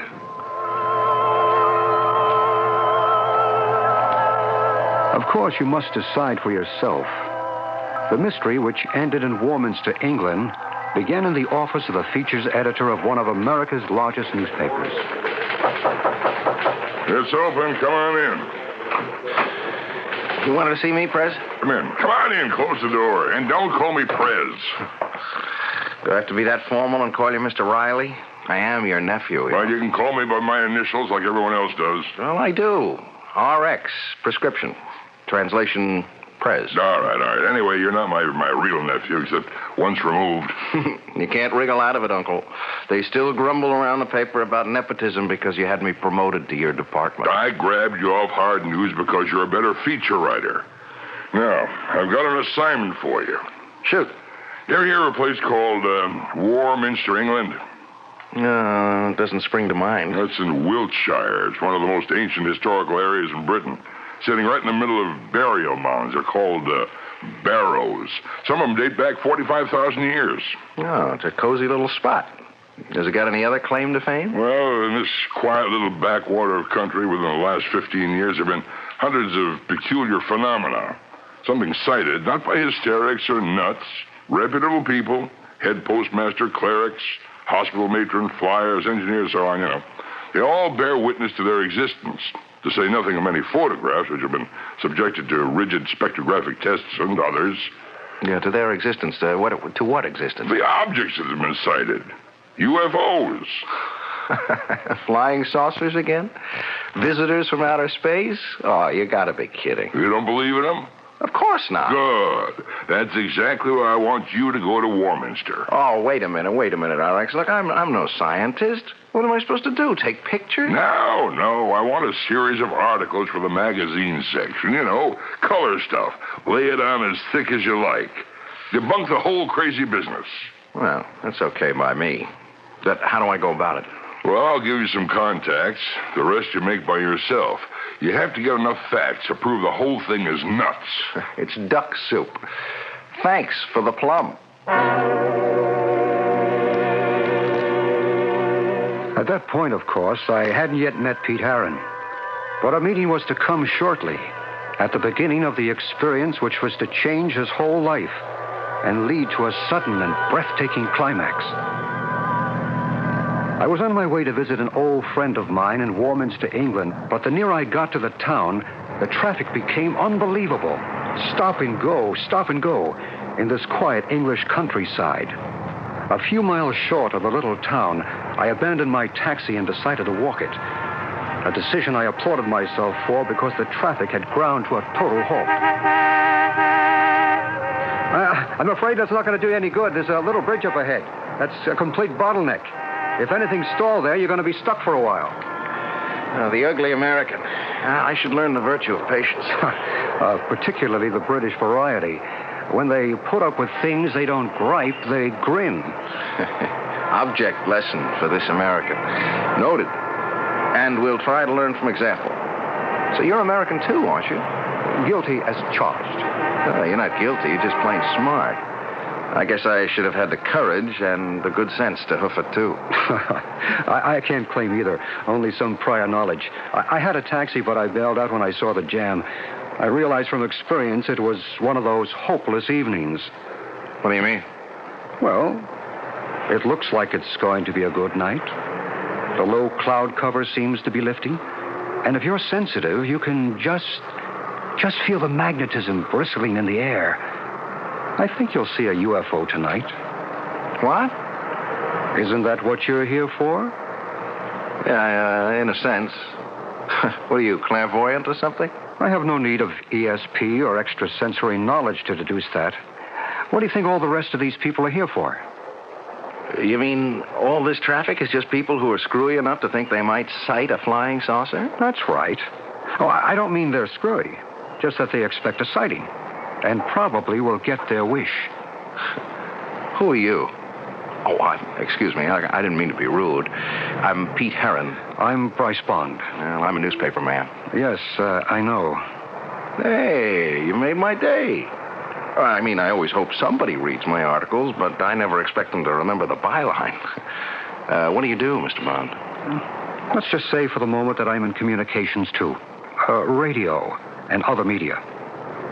You're here to do an article or a series on UFOs. Yeah, that's right. That what brings you here? In part. I have been here before. Well, then clue me in. You ever see any action? Oh, yes. Many times. Oh, you mean you actually believe you saw something from outer space around here? I didn't say where they were from. Just that I've seen them. And so I'm sure have a good many of these other folks in the traffic tied up here. Oh, come on. Look, what kind of people fall for this malarkey? People just like us. You're staying at the inn when you get to Warminster. Yes. You? Yes. Listen, you seem tuned in on this whole deal. Could we have dinner together? Or on me, of course. I mean, on the paper. Oh, we'll have dinner together, but I'll pay my own freight. Oh, why? It's a justifiable expense. Well, I really have to move on. I have an appointment to keep. Can I say something? I don't know, maybe it's out of line, but... Well, say whatever thing you want. Well, you're kind of an oddball, aren't you? I mean, look, just thinking back, things you said, they weren't questions. They were more statements and, I don't know, like my byline. You haven't really read any of my stuff, have you? No. Well, then, how do you know so much about me? Why I'm here and all that? Right where you are, you're sitting in an electrical matrix of energy beyond belief, or most human conception. You'd be surprised to know how much knowledge and communication can be carried on its waves. Well, meet you at 6:30 in the common room at the inn. If you ever get out of the traffic jam.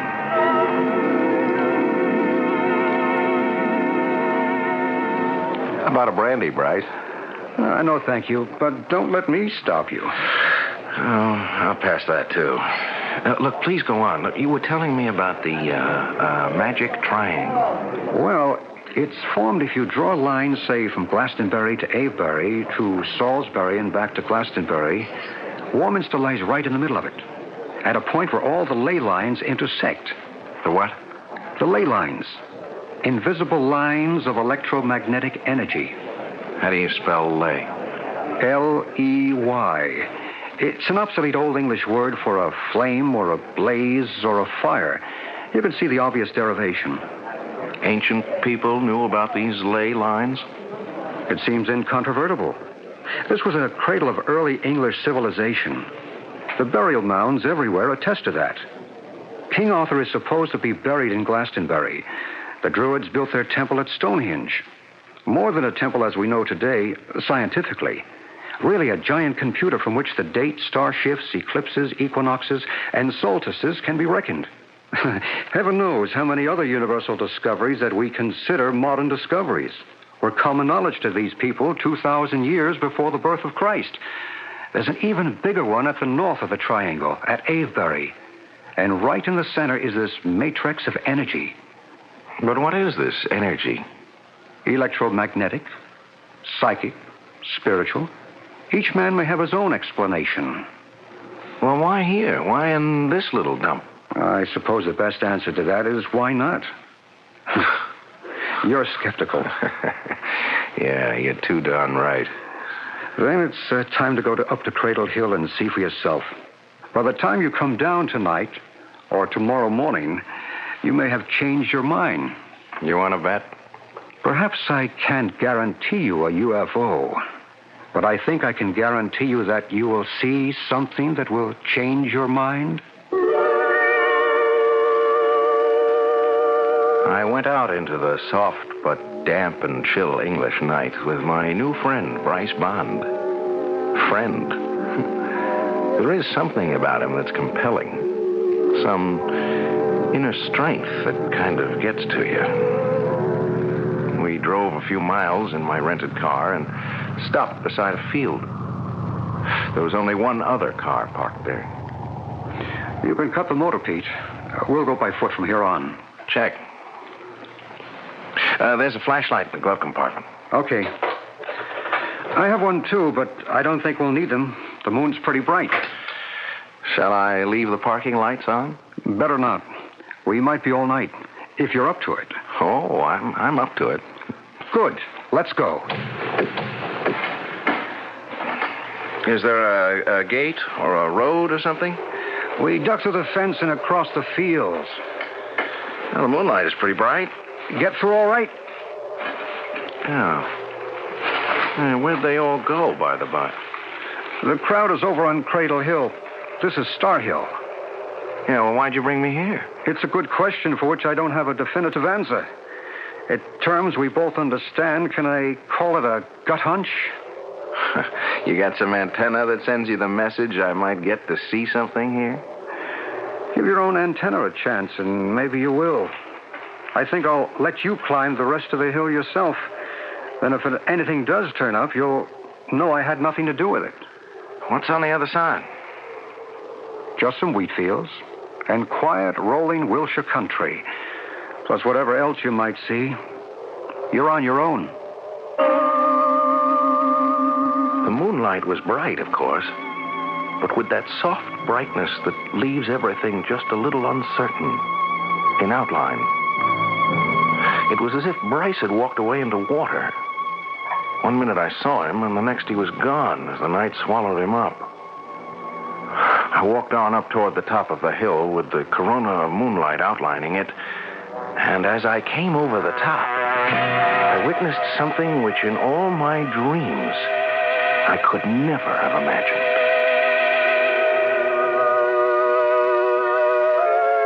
Now, what do you suppose Pete Heron, success-oriented, skeptical, but otherwise completely normal and totally adjusted to life as we live it, saw on the other side of that hill? Well, you're an intelligent listener, and you have probably gone way ahead of me since we have been building to this moment. But don't be too sure. There is something unexpected beyond the supernatural, at least for Pete Heron. I shall return shortly with Act 2.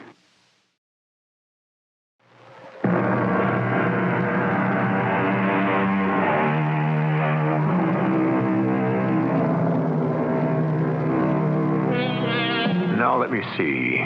Where were we? Oh, of course.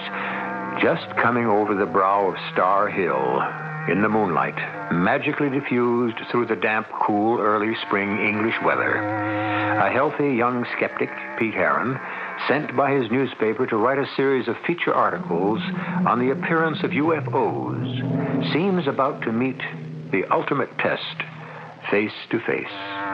So, let's meet it with him. As I came over the brow of the hill, I'd been looking beyond to some gently rolling wheat fields, fading away out of the bright forelight to murky moon shadows. But in the middle of this dreamy landscape, below me and to the right, a strange thing was happening to the swaying waist-high wheat. Something like a giant fan spinning counterclockwise was laying a mirror image on the wheat below, which was blown back flat to the ground, trembling as if some whirling saucer from outer space was settling to a landing. And then, it was there, circular, perhaps 50 feet across. Light slits like portholes shimmering till the craft, or whatever it was, stopped spinning and came to rest. And suddenly it was glowing so brightly I had to shield my eyes and turn away.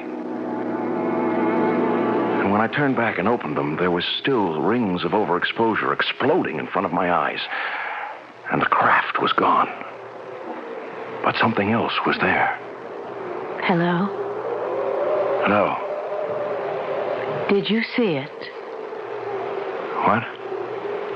The spacecraft. What would you like to call it? The UFO? I thought I saw something, but... Hey, did you see it? Of course I did. Hey, where did you pop up from, anyway? What do you mean? I came here just the same as you. You did? Oh, yeah, that's right. Yeah, I parked my car right behind a little blue hatchback. That must be yours, huh? Excuse me, I'm sorry. I ought to introduce myself. I'm Pete Heron, World Features. A reporter. Yeah, right. Well, sort of. Feature writer, you know. Human interest. Color stories. Tongue-in-cheek. Or exposés. Debunking the bunkum. Yeah, something like that. You must be in the business too, huh? Yes. You could call me a reporter. My name is Maru. Uh-huh. Who are you with? I don't think you'd ever heard of my outfit. Aren't you missing the real story? What? Oh, the thing. was so bright I couldn't look at it anymore. But, hey, it's gone. You mean you can't see it anymore? Yeah, if I ever did see it. I mean, self-hypnosis, induced delusion. You sure you saw it? Oh, yes. What did it look like to you? Just like all the others. All the others, huh? Oh, you mean you've seen spacecraft before, huh? Oh, yes. How many? I haven't bothered to keep a record. Too many to count, I should think. Here? Around here. And other places. What other places?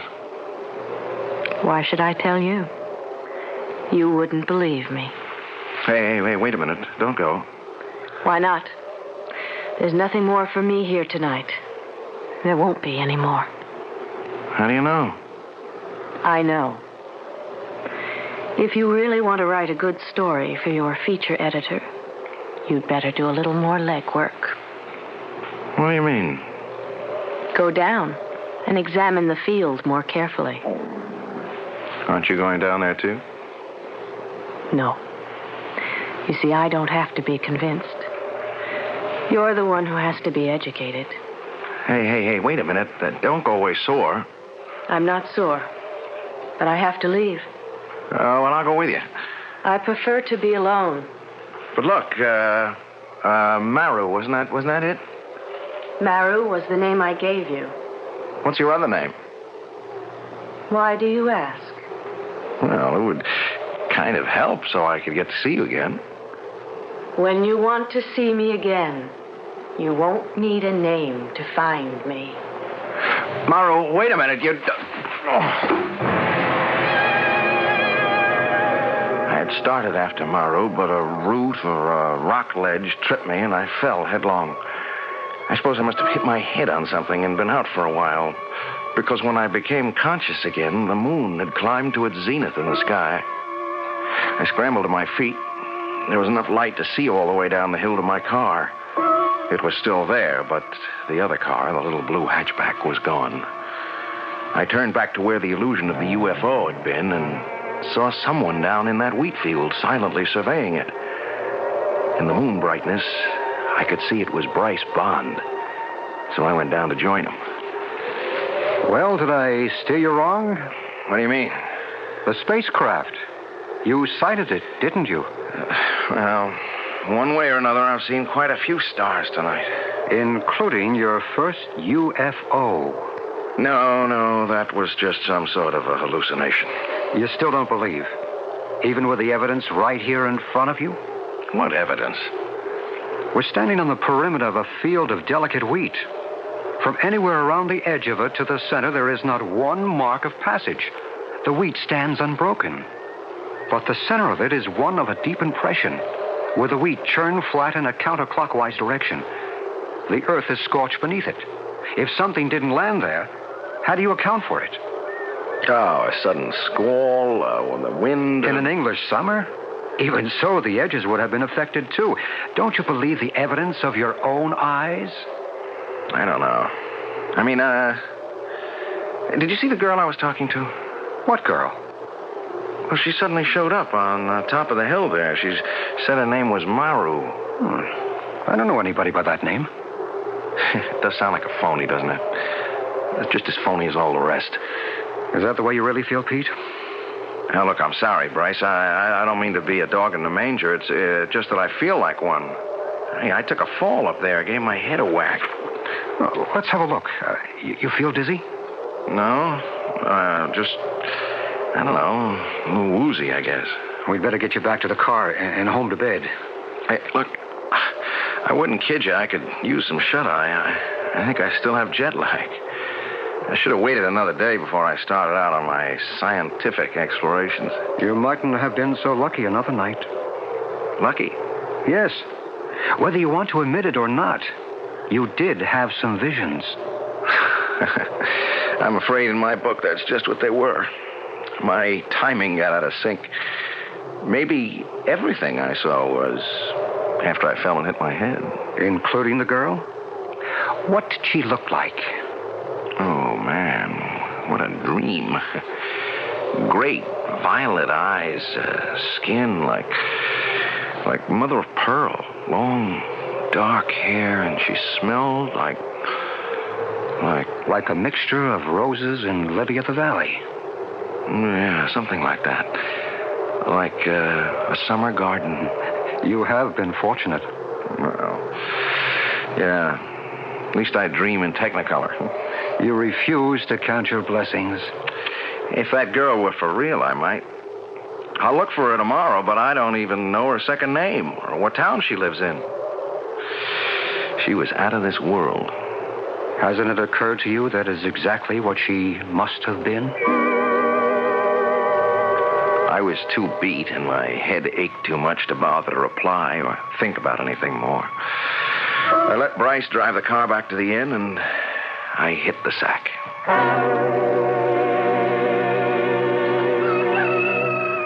Some gung-ho rooster woke me up at sunrise. I looked at my watch. I'd had just about 5 hours rest, but I knew I couldn't get back to sleep. I was going looking for Maru. I didn't have any luck, which was why I was back in the car after dark and headed again for Star Hill. I'd avoided Bryce Bond all day, sneaked out of the hotel after dinner, afraid to admit that at least one thing he'd said had shaken me. Maru. Maybe he was right, and she was out of this world. But the drive, the need to see her again, was so strong, I was almost ready to become a believer. It was very peaceful on the top of the hill. The moon had risen earlier, and I could see the wheat field with the impression, that strange, inexplicable impression, still there. I had brought a sweater, and I was warm, and the last thing I remembered before I dozed off was Maru, and how much I wanted to believe I hadn't lost her forever.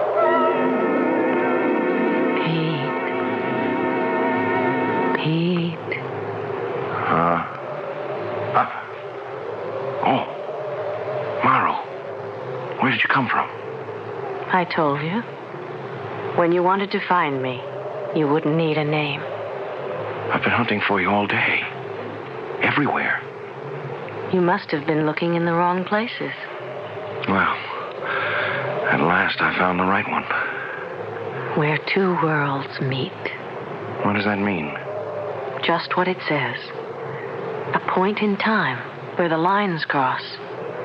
What lines? Force, energy, communication.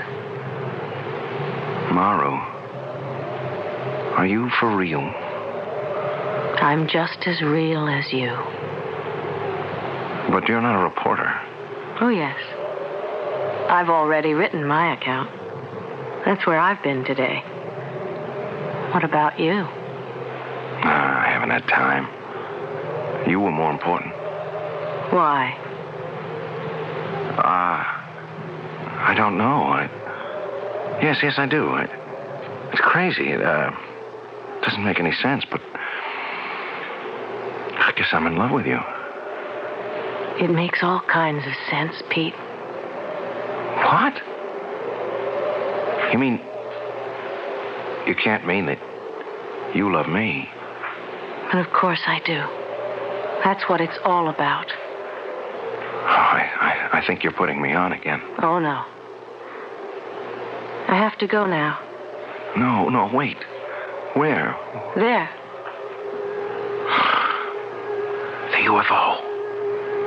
It's in the depression in the wheat field. But where did it come from? It's been there all the time. If you only looked hard enough.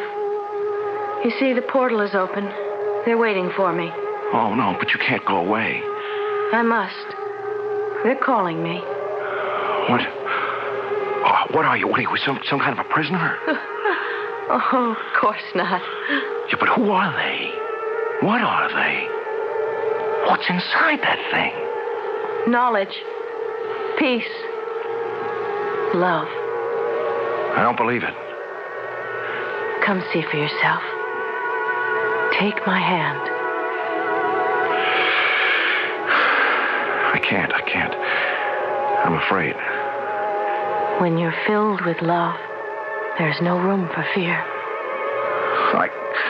I can't, Maru. I'm still afraid.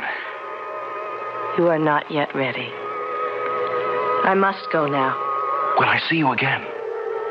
That will be up to you, Pete. Up to you. With lightning speed, Maru was suddenly through that strange portal that closed like a mouth and became an indistinguishable part of the hull. Immediately, the thing glowed with a light so intense I had to shield my eyes. I heard a great whoosh, and the hum like a dynamo drummed in my ears, spinning away like some giant top into the vastness of space. When I could look again, it was gone. There was nothing left but the depression in the field, and I started to run towards it like a madman. I've never felt so alone in all my life. These words of Pete's, reported to me by Bryce Bond, still ring in my ears. The presence and reality of that strange UFO sends tingles up and down my spine. A reaction to the unknown. But nothing in this eerie otherworld tale could have prepared me for the astounding climax. I'll return with that shortly, and the rest of Act 3.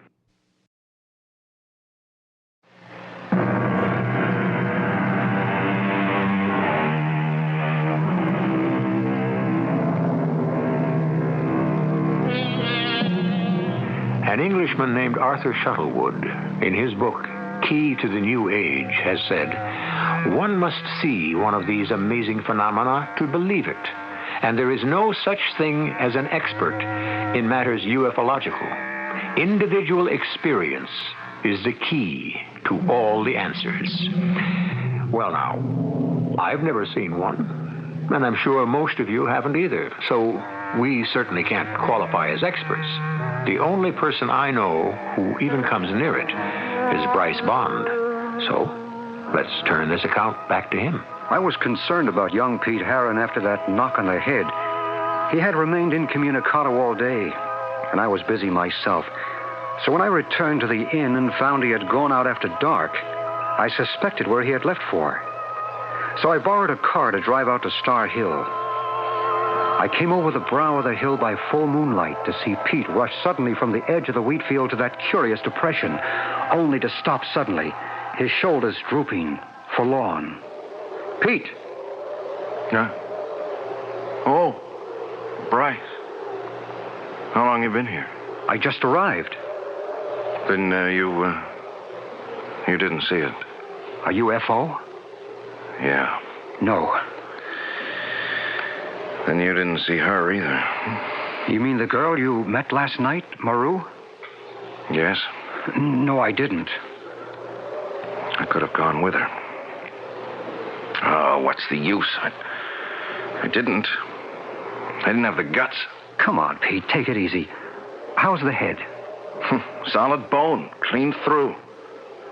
Why couldn't I have... Oh, you mean the bump last night? Oh, that's nothing. It's just a scrape. Sure you're all right? Yeah. I'm all right, except for what happened tonight? Yeah. You want to talk about it? Maybe I do. There's so much to sort out. Yeah, I do. But not here. I need a drink. Come on, I got a bottle in my room. Aren't you coming? Right with you. Yes, they've been here. I can feel the warmth. The electricity still pulsating in the air. And that smell. That glorious scent. Roses and lily of the valley. Yeah, that's her smell. It's the way they all smell, Pete. Come on, let's go talk.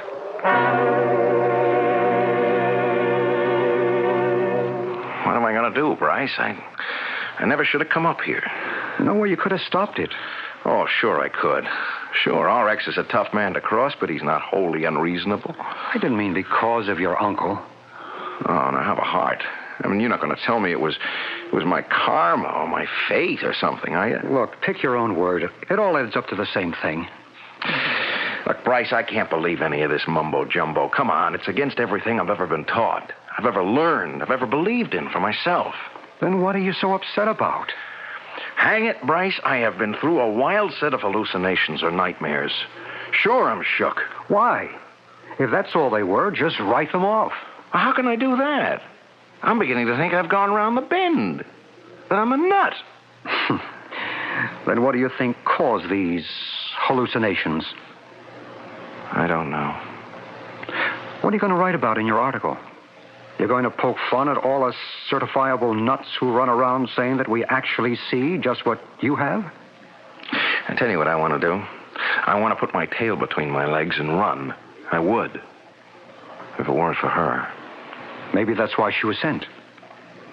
Sent? To keep you from running. Obviously, they don't want you to. Oh, why would they care about me? Hasn't it occurred to you that you may have been chosen?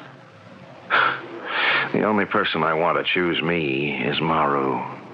I don't care about them. Who the devil are they, anyway? People like you and me, a higher order, of course. Yeah? Well, where do they come from? From another planet. From another point in time. Perhaps they are right here with us, living in a world alongside ours, in a time continuum with us. But what do they want with us? To help us, to guide us. Why? I believe because they are extensions of us. Another evolvement in the pattern of life.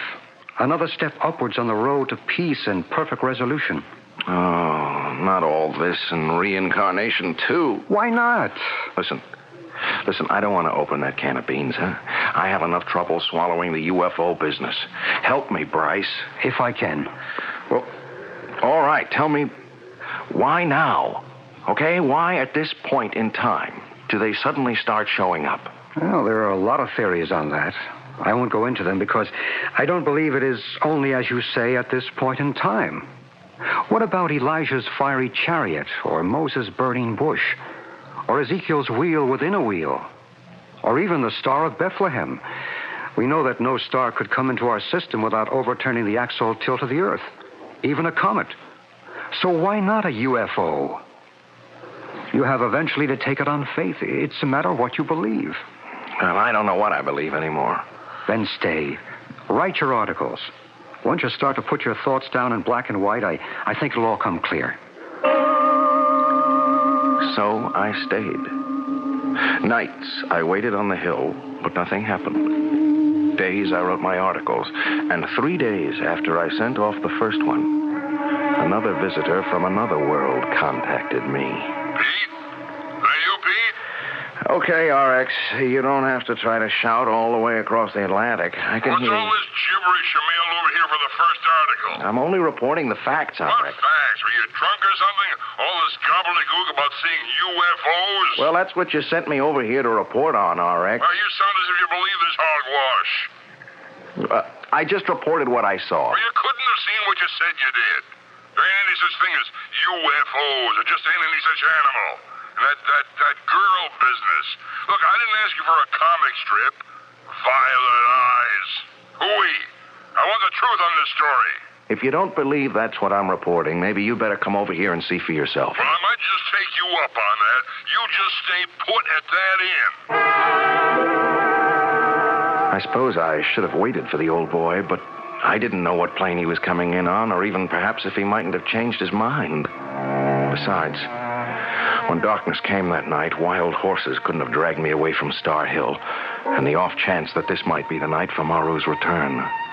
I left word at the inn where I'd gone, and Bryce was nice enough to say he'd keep an eye out for my uncle. I almost turned back at one point, but some inner voice drove me on.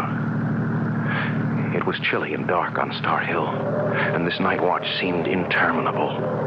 Then, shortly after midnight, the air was suddenly warm and balmy, and the field below the hill was bathed in golden light, and the sound of it came. The strange portal in the spacecraft gaped open like a mouth, and from it, Maru came straight to me. We meet again, Pete. I thought you might never come. I hated to waste the time.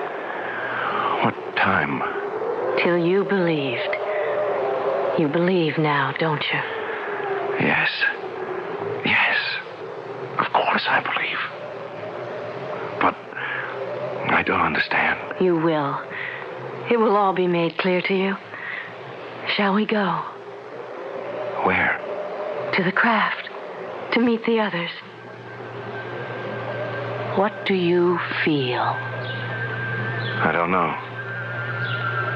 The air is warm. You could bask in it. Sunbathe in it. I feel alive. Liberated. And yet at peace. Don't you understand? They're reaching out to you. Communicating. Telling you you are not alone in the universe. It's a message of love. Well, I don't need them. Only you, Maro. You're the one I love. We'll have each other, my darling. But don't you see that is not enough? It's got to reach out, that love, and wash over everyone else. Till we are all one, as we are in our world. Perfect love.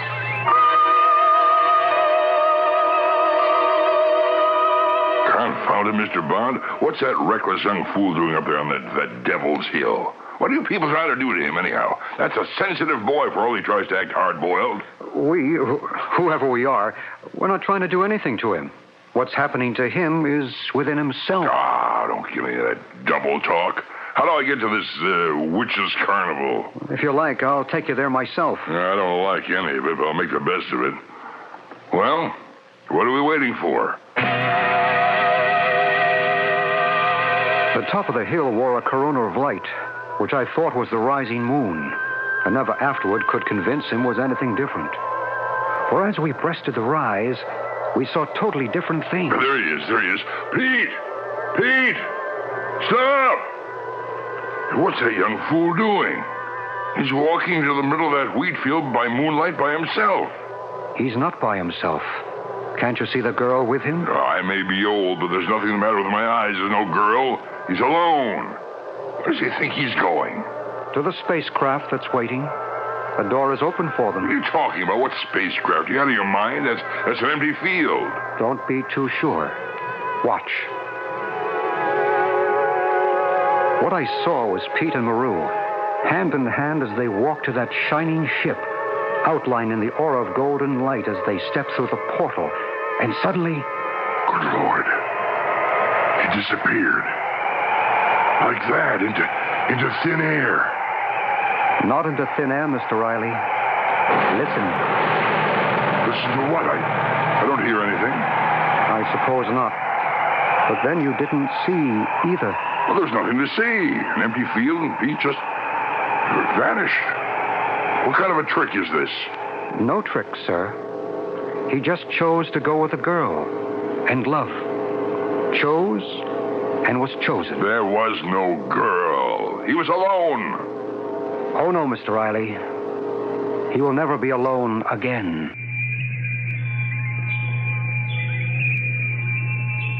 Impossible? Fantasy? If you wish. But within this same triangle, in a town named Shepton Mallet, with snow everywhere on the ground, a man once walked off his front porch and disappeared from the face of the earth, without, incidentally, leaving a single footprint.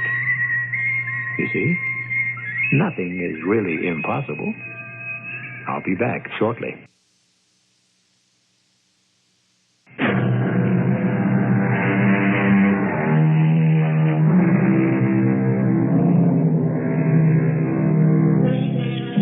If it's a nice night tonight, wherever you are, or if not this one, the first one, when you can see the stars, step outside and look up. Is it the same familiar sky, Or can you spot any unidentified flying objects wheeling with the stars? Perhaps you can't. But remember, you have many fellow human beings who think they can, and who are sure we are not alone. Our cast included Tony Roberts, Bryce Bond, Jana Rowland, and Joe Silver. The entire production was under the direction of Hyman Brown. This is E.G. Marshall inviting you to return to our Mystery Theater for another adventure in the macabre. Until next time, pleasant dreams.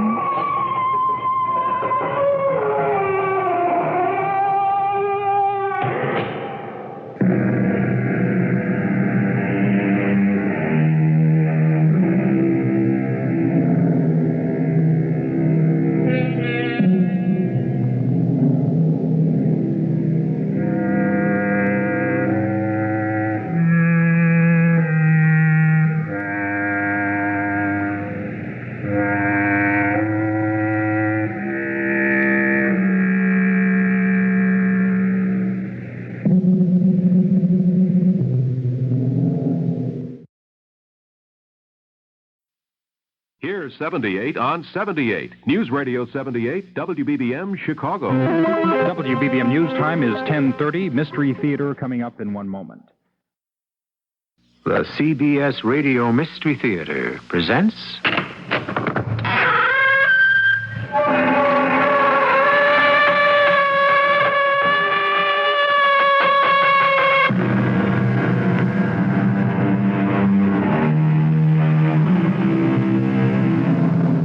Come in. Welcome. I'm E.G. Marshall. Tell me your dream, said the ancient soothsayer, and I shall reveal the fate the immortal gods have cast for you. Tell me your dream, says the modern psychiatrist, and I shall reveal the innermost secrets of your psyche. You can cut it, slice, shape it any way you like, but after all these years, it seems we're still in the dream business. Why do you want to kill Mr. John Joseph Hill? Madam, who are you? Answer the question. Why do you want to kill Mr. Hill? I don't know anyone named Hill. I'm not a killer by instinct or choice. Don't evade the question. Madam, you are obviously a disturbed person. I have to make sure you don't kill him. Put that gun away.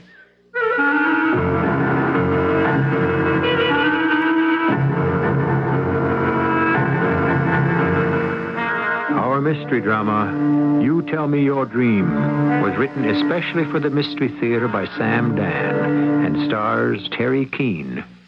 It is sponsored in part by Buick Motor Division and True Value Hardware Stores.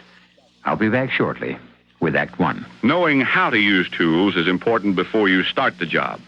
Knowing that a tool will last is important before you buy the tool. Hi, Pat Summerall for True Value Hardware Stores to suggest you pick up the March issue of Popular Science magazine.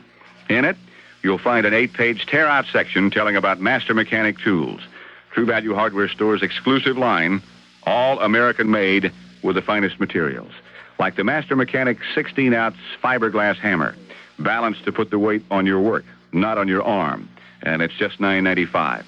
Or the Master Mechanic wet and dry shop vac with attachments and dolly for just $36.95. And the Master Mechanic 7-piece propane torch kit, a useful tool for year-round household repairs, is just $9.97. See the March issue of Popular Science magazine for the 8-page tear-out section featuring Master Mechanic tools, available exclusively at participating True Value Hardware Stores and home centers. Delta is ready when you are. When you are. Delta is ready to fly.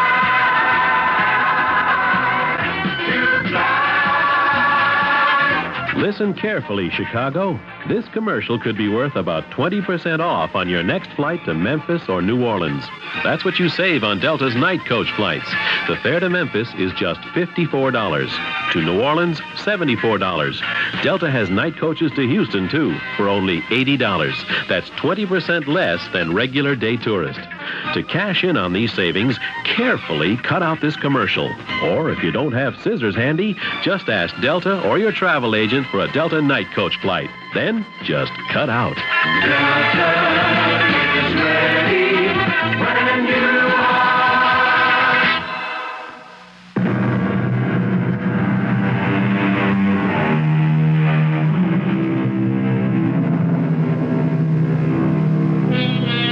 It happens. You ask, what was that sound? And everyone looks at you quizzically. Obviously, you were the only one who heard it. A sound, or perhaps a brief bar of music, a voice, a glimpse of a face, a flash of a color, a fleeting sensation, so strange, so unreal, it defies description. No one else has seen or felt or heard any of these things, but they were real. For you, they were real. We're in a room, a neat little room, in which a neat, lovely lady is now living. It looks like a nice, well-kept hotel room, except for one thing. There are bars on the windows. May I come in? Dr. Geller. May I sit down, Dr. Abelson? Let's get it over with. Ah, Lucy. And I was your star pupil, too. Well, you see, even the great Dr. Geller can make mistakes. Lucy, what happened? You know what happened. I made a statement. Why did you kill him? I had to. But why? To save my patient's life. And my own. Oh, come now. It's all there. I wrote a statement. This? Yes, Dr. Geller. I go back a long way, my dear. I know you do, Doctor. Lucy, I have known personally the great pioneers of our science, starting with Freud, who was the very first psychiatrist. All the good ones had that certain quality. You have it, too. I'm afraid not. No more. Dreams. Our first discoveries came from dreams. What have you discovered in dreams? I've discovered that I can be charged with murder. Lucy, what happened? I told you. I made a confession. Lucy, I am not just the court-appointed alienist. I'm your teacher, your colleague, your friend. You know you can trust me. Oh, but can I trust myself? All right. He came into the office, a man close to 50, but in the prime of his life. Tall, attractive, handsome. Virile. His name, John Joseph Hill, Jr. He was quite ill at ease. After a few minutes, I said to him, "What is bothering you?" Doctor, you don't know what it's costing me to sit in this chair. Mr. Hill, we've already discussed the fee. I'm not talking about money. Well, then what are you talking about? Dr. Abelson, for a guy like me to go to a shrink... Now, excuse me, I didn't mean that as an insult. I understand. I'm not sure you do. To a guy like me, shrink, psychiatrists, that whole crowd, it's all a joke. Like they're all crazy. Who goes to weirdos, you know? And? But I reached a point where... Yes? I spoke to a priest. He's a regular guy, Father McLean. We batted it back and forth. He said, "Jack, I can only give you 1/2 of the help you need." Half? Yeah. I can help you find peace, he said. But first we must discover the nature of the demons that drive you. The demons that drive me. And he told me to see you. Me? Well, somebody like you. You know, a shrink. I just couldn't do it. Me, never. So I figure if it's all psychological, who's a better psychologist than Patty O'Neill? Dr. O'Neill? He calls himself a doctor of mixology.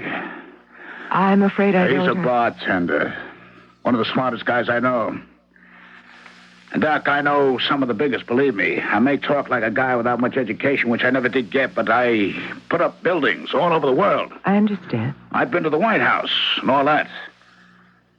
But I never forget where I come from. A couple of times a year, I always go back to Patty O'Neill's down on the west side. And I wouldn't think you'd ever been to the joint. No. He don't encourage dams, you see. Well, anyhow, Patty's been standing behind the bar 45, 50 years. He's heard it all. But something like this, never. So he says to me, Jack, one of them head shrinkers for you. So, faced with that... Yes? I had no choice. And why did you choose me? I couldn't ask anybody's advice about a thing like this.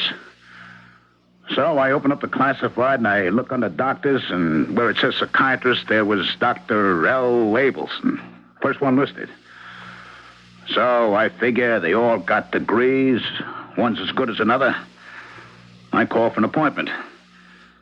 It wasn't until I walked into the waiting room that I found out the L stands for Lucy. And did you consider walking out? Yes. Why? Well, it's bad enough. I got to go see a shrink, but if into the bargain she's a dame, you know what I'm talking about? Yes. So? Well, I'd already made the appointment. It wouldn't be fair to you. Mr. Hill, you are obviously a man who demands the very best for his money. Now, why would you settle for an inferior psychiatrist? I never said that you were... But I'm a woman. How can I be the equal of a man? I just realized maybe I need a woman doctor. Why? What I'm going to say, I couldn't say to a man. Why not? He'd look at me as if I was crazy. How do you know I won't do the same thing? Or maybe you will. Except... Except what? Except... Well, nothing. Except it doesn't really matter what I think of you. But for a man to think you're crazy means a personal loss of stature. You can't tolerate that even from a doctor. You have to take me seriously. You can't look at me like I was some nut that walked in here off the street. I mean, I've been to dinner at the White House. I've already made a note of that. And I'm telling the truth all the way down the line. Suppose you begin to tell it. Well, it started a year ago. I had this dream. I saw this face. I didn't think anything of it at first, where you're always running into strange faces in a dream, aren't you? It happens. But then every night I'd keep dreaming about this guy. Tall, thin, middle-aged. He was always there. Where? Everywhere. And did you speak to him? No. Why not? You know how it is in a dream. You want to do something, but somehow you can't manage to do it. Who do you think he is? I know who he is. A guy named Morley K. Sutledge. Well, how did you find out? I was dreaming. I'm at the airport, okay? And this voice on the PA says, "Will Mr. Morley K. Sutledge please report to the information desk?" And this guy walks over. And until this time, you'd never known a Morley K. Sutledge? No, Doc, I never did. Had you ever heard that name before? Never. Very well. So we have this fictitious individual. No, he ain't fictitious. He's real. Yes, in your dream, perhaps. In real life. How do you know? I looked him up in the phone book. And there is such a person? Yeah. I wrote down the address, went over to where he lives, parked my car, waited. And after a while, he got out of the cab and he went inside. The same person? To a T. Who is he? I had no trouble checking all that out. He teaches in a college. What does he teach? One of them histories. I got the names written down. He's supposed to be the world's greatest expert on the ancient Sumerians and Hittites. And never, to the best of your knowledge, have you ever had anything at all to do with this man? I told you, never. Is there any conceivable way in which your paths may have crossed? No. Can you be certain? Sure I can. I had the guy investigated. Yes? I checked out practically his whole life. You know something? Well? There is no way the two of us could ever have been in the same place at the same time. Except in your dream. Yeah. The guy teaches at the college.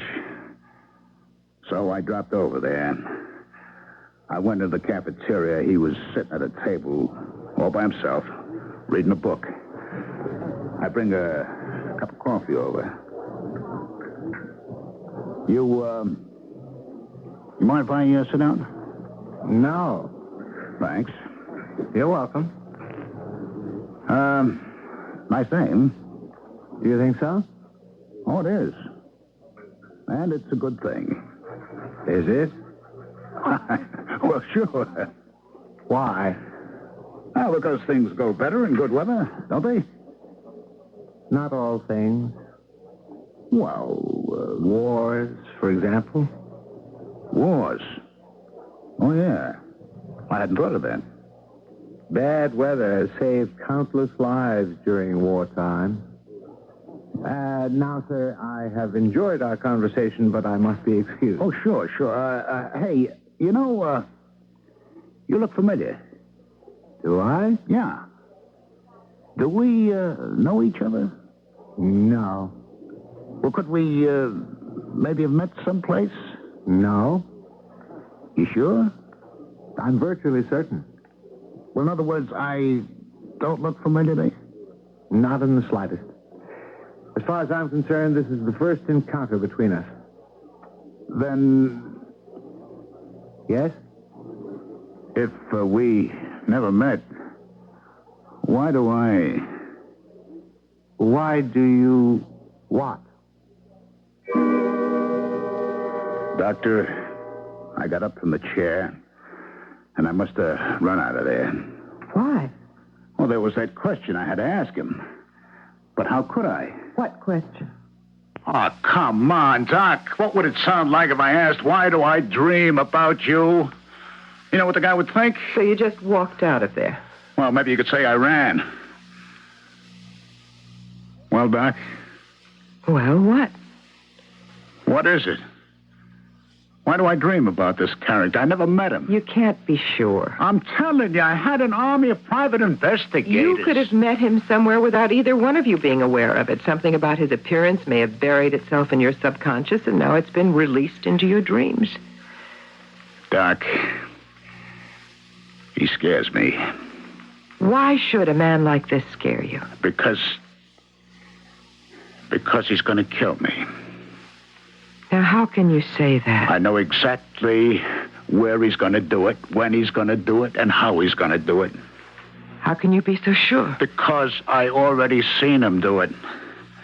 Every night for a week, I've been having the exact same dream, just me and him.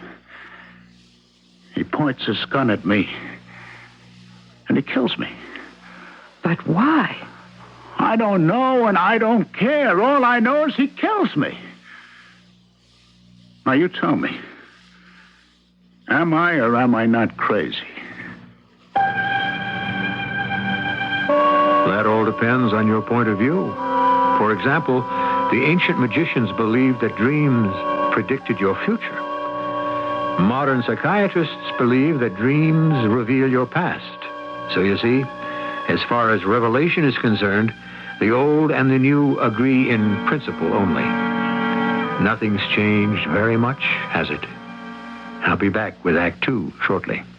The new mid-size Buick Regal. It meets the demands of today. A little science. Without losing the special things about Buick that people have always loved. Now that's some trick. A little magic. On the outside, it's trimmer than last year's Regal Coupe. A little science. Yet there's more headroom, more legroom, more trunk room. A little magic. with the wizardry of a turbocharged sport coupe. A little science. And such traditional Buick qualities as luxury, elegance, and prestige. Ooh, a little magic. The new Regal, a down-to-earth dream car at your Buick dealer. They surely will astound you. The amazing things you see. The cars they're built so wondrous. How can such things be? A little science, a little magic, a little science, a little magic, a little science, a little magic, a little science. It's Northwest Federal Savings Time, 63 hours a week. Hi, I'm Chuck Shaden, Vice President here at Northwest Federal Savings. You know, one of the many things that attracts people to Northwest is time. Time enough to do your banking without rushing. But let's see if we can learn more. The thing I like best is that I can come here and get a lot of services. I'm here to get some copies made of things. I can pick up light bulbs here, do it all in one stop. That's the main thing that attracts me to it. Do you find our hours important to you? The hours are very convenient for me, yes. I find it very much better. And I also have a savings account at a bank, but I find it much easier to come here. You just heard some of the reasons why people like Northwest Federal Savings. If you're not getting that kind of convenience from your bank, it's time to sing a different tune. It's Northwest Federal Savings Time, 63 hours a week.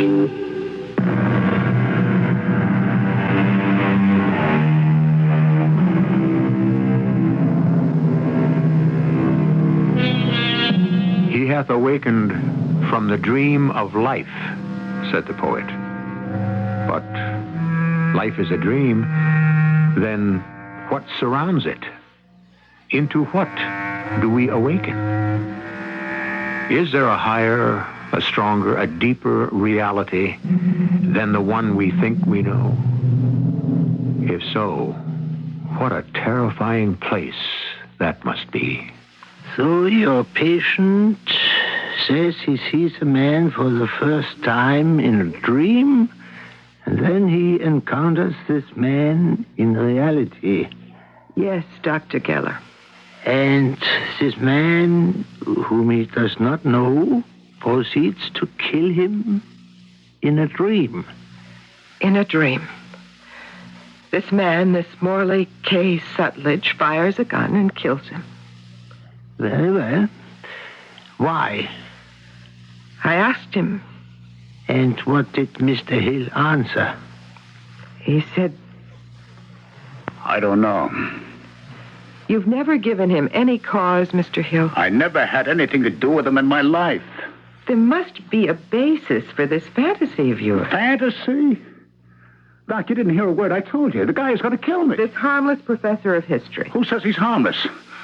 Who says he's a professor of history? You told me that he teaches at the university. Yeah, but who says that's all he does? Well, what else does he do?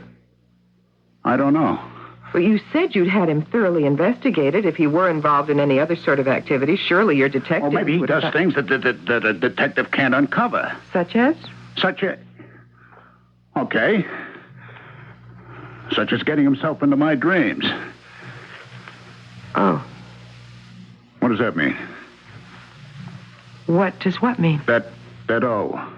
You just said O. Does it mean that you now got me down as a nut? There ain't no more practical, down-to-earth guy than I am. Mr. Hill, we have begun this journey together. We must go where it takes us. This dream where he shoots you.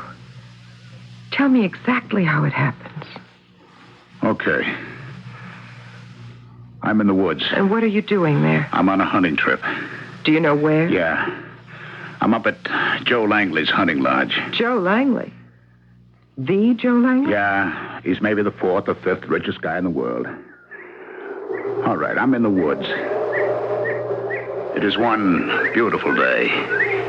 You can hear the birds, and sometimes there's the chatter of a squirrel or a chipmunk. And I'm thinking, what a shame to kill anything on a day like this. But Joe Langley only talks business at the lodge with guys who like to hunt. So then I hear someone coming. It's... Hey, Professor Sutledge. that you? Yes, it is. Who are you? We met. Indeed? We had a cup of coffee together at the college cafeteria. Hill's the name. John Joseph Hill, Jr. But everyone calls me Jack. And what do you do, Mr. Hill? I build buildings. Big ones? Oh, yeah. Maybe some of the biggest in the world. That's fascinating. What are you doing up here? I'm supposed to be hunting. Oh? I'm a guest of Mr. Langley's. I assume you are also, since I understand this is his preserve. Oh, yeah, this whole place. It's over 10,000 acres. There's something regal in that concept. The divine right of ancient kings to say that only I may roam this land and kill at my pleasure. Regal or obscene, depending. Do you like to hunt? I despise it. What are you doing here? I've been seduced. I'm seeking support for an archaeological expedition to a site in ancient Mesopotamia. Mr. Langley is interested, but he will trust no man who hates to hunt. And so I must lie in order to pursue an honest endeavor. I'll join the club. I got a development project, so I have to come up here to score points, too.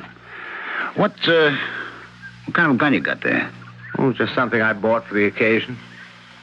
That's a Carrington 30.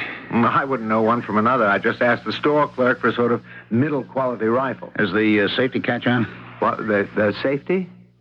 Oh, you shouldn't walk around in the woods or anyplace else with the safety off. Which is the safety? No, not that. Oh, but no, take your finger off that. Careful. What? Mr. Hill. Run. I'm sorry. I just... Don't stand and get a doctor. The whole idea of a gun, it makes me nervous. Get a doctor. Yes. At once. He drops his gun. He runs off. And I'm just lying there. I look down at my chest. The blood is soaking through my shirt. I can feel the cold lead of the bullet in my heart.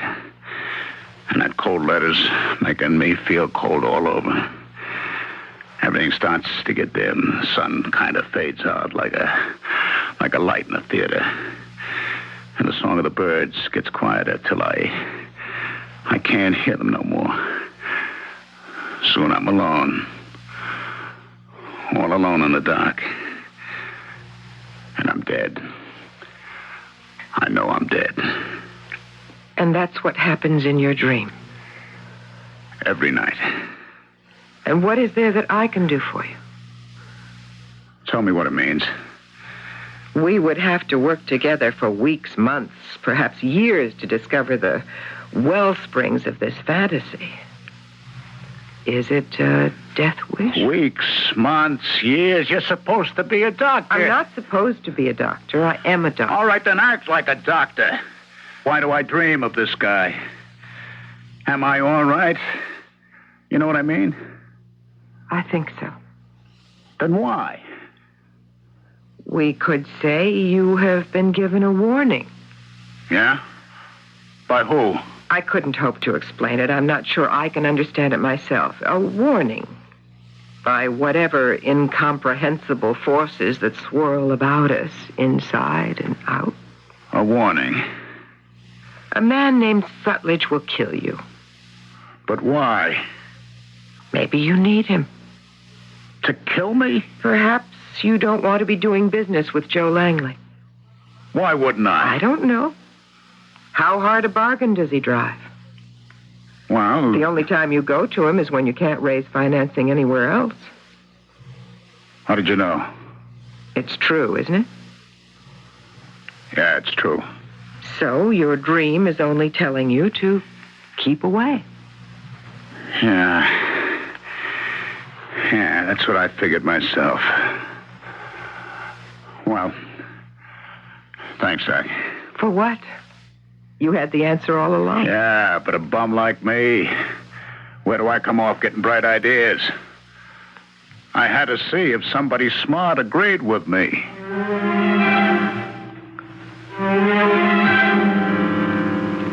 I would say that was a reasonably accurate analysis of the situation, Dr. Abelson.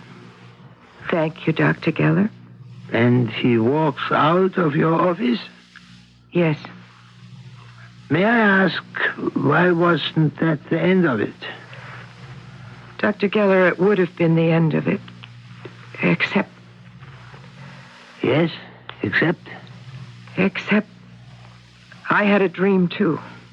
A dream? Yes, a recurring dream. What sort of dream? It was a dream that developed over a period of months. Yes? The first few times I dreamed it, I'm driving along the turnpike. My radio is playing. I'm listening to Mozart. And I look in my rear-view mirror. I notice the car is very close behind me, actually tailgating. And just as it seems it must hit me, I wake up. And that is all? At first. Then each week the dream becomes more and more filled with details. Finally, it has a beginning, a middle, and an end. Especially an end. What sort of end? Can't you imagine? I'd rather you told me. All right, I will. The complete dream, as it has existed every night for more than 3 weeks now. I am driving along the turnpike. I'm listening to Mozart.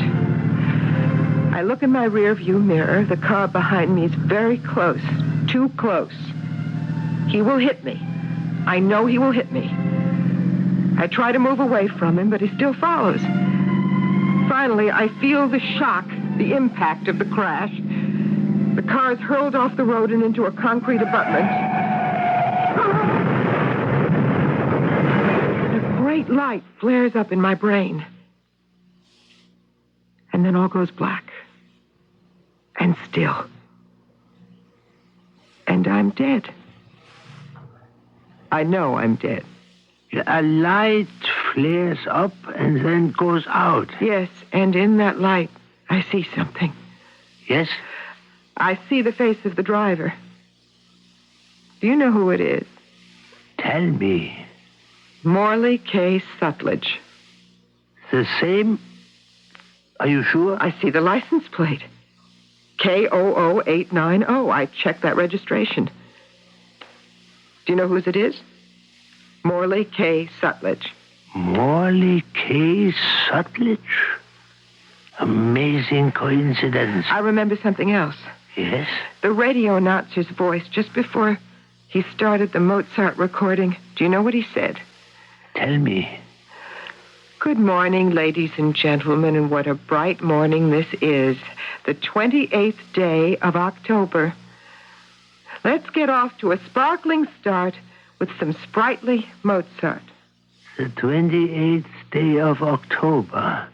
That would be about a month from now. Yes, Doctor. So I knew that on the 28th of October, Mr. Morley K. Sutledge would kill me. Because your dream said so? Yes. And that's why I had to kill him. Couldn't you have done something less spectacular? Couldn't you have saved yourself by not driving on the turnpike on October 28th? No. But why not? Because the dream has taken over and it cannot be changed. Yeah, but my dear, the dream is only an illusion. Doctor, how do you know? How can you be sure that this, what's happening right now, our conversation, how can you be sure that this is not an illusion?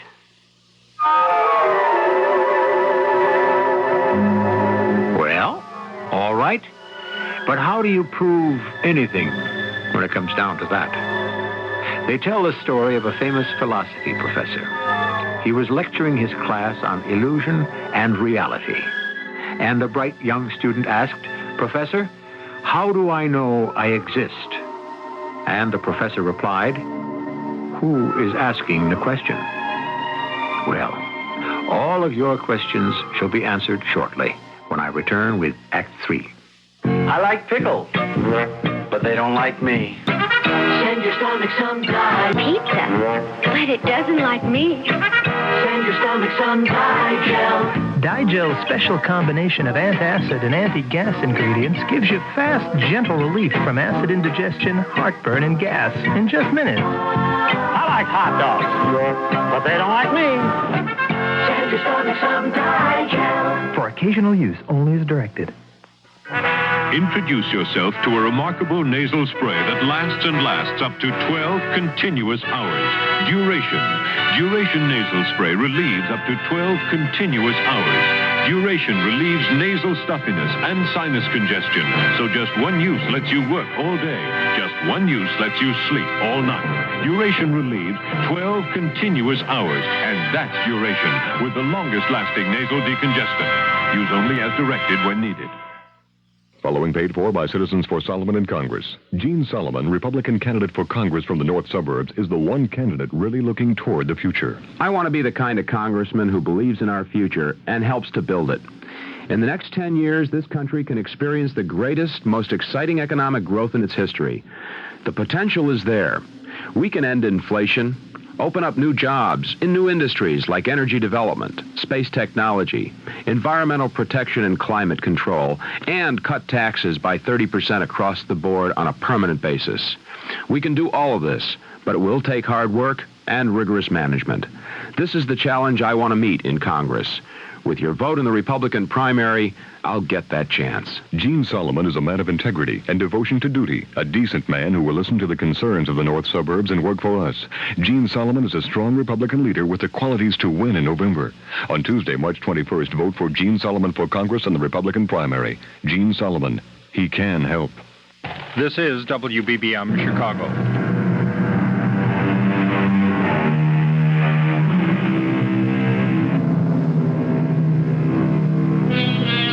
It was the Spanish playwright who said, "Life is a dream, and even dreams are dreams."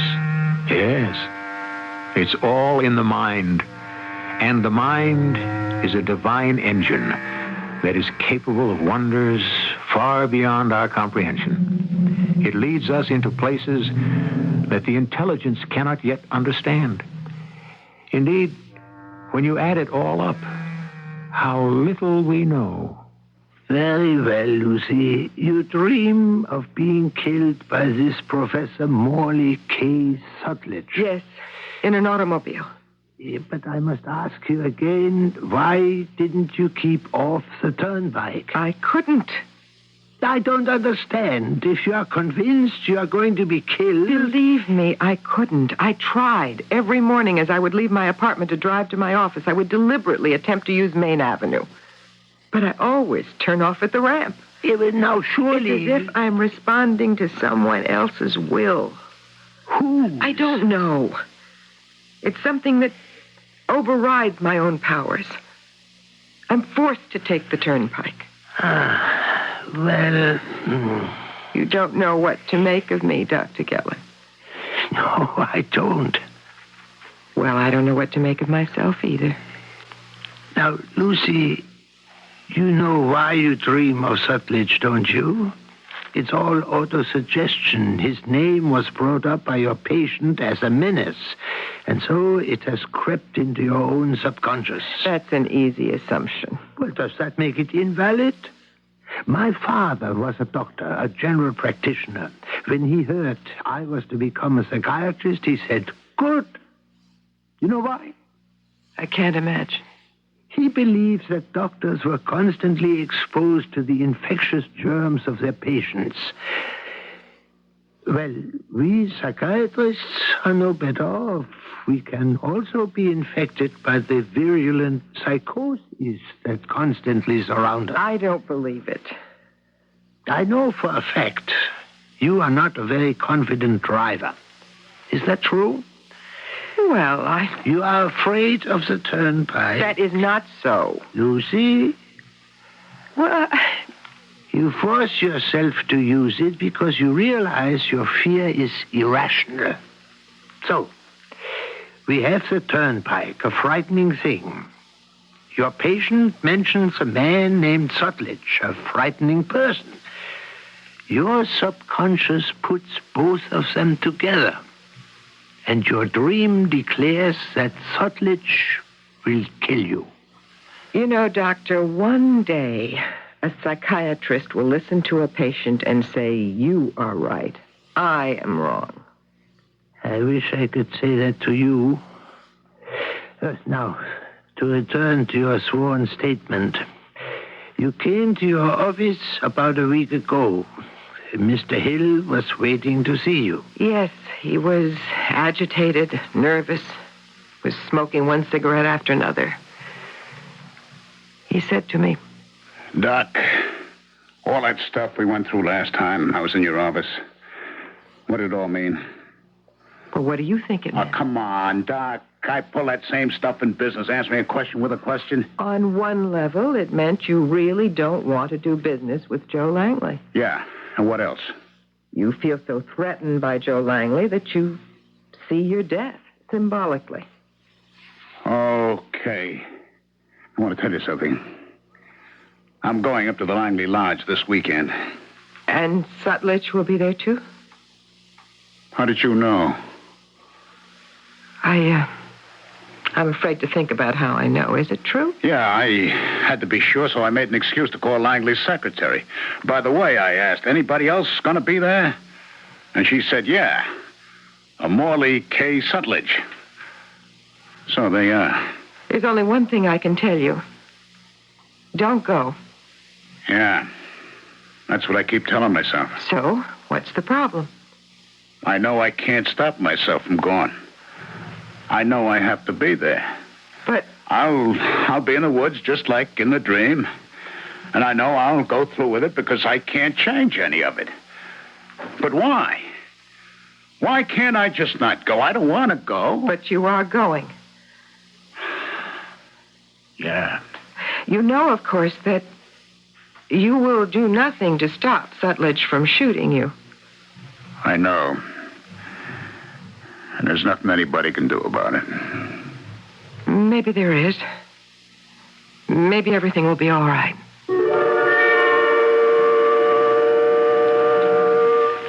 And that is how you would make it be all right? You would kill Sutledge? He couldn't change the course of his fate, but I could. It wasn't my dream, my vision, my revelation up there at Langley's. It was his. He might be helpless, but not me. If I could stop Sutledge from killing him, he could later on stop Sutledge from killing me on the turnpike. But if you would kill Sutledge up at the lodge, how could he later on kill you on the turnpike? You keep using that word kill, Doctor. I wasn't going to kill him, just stop him. Very well.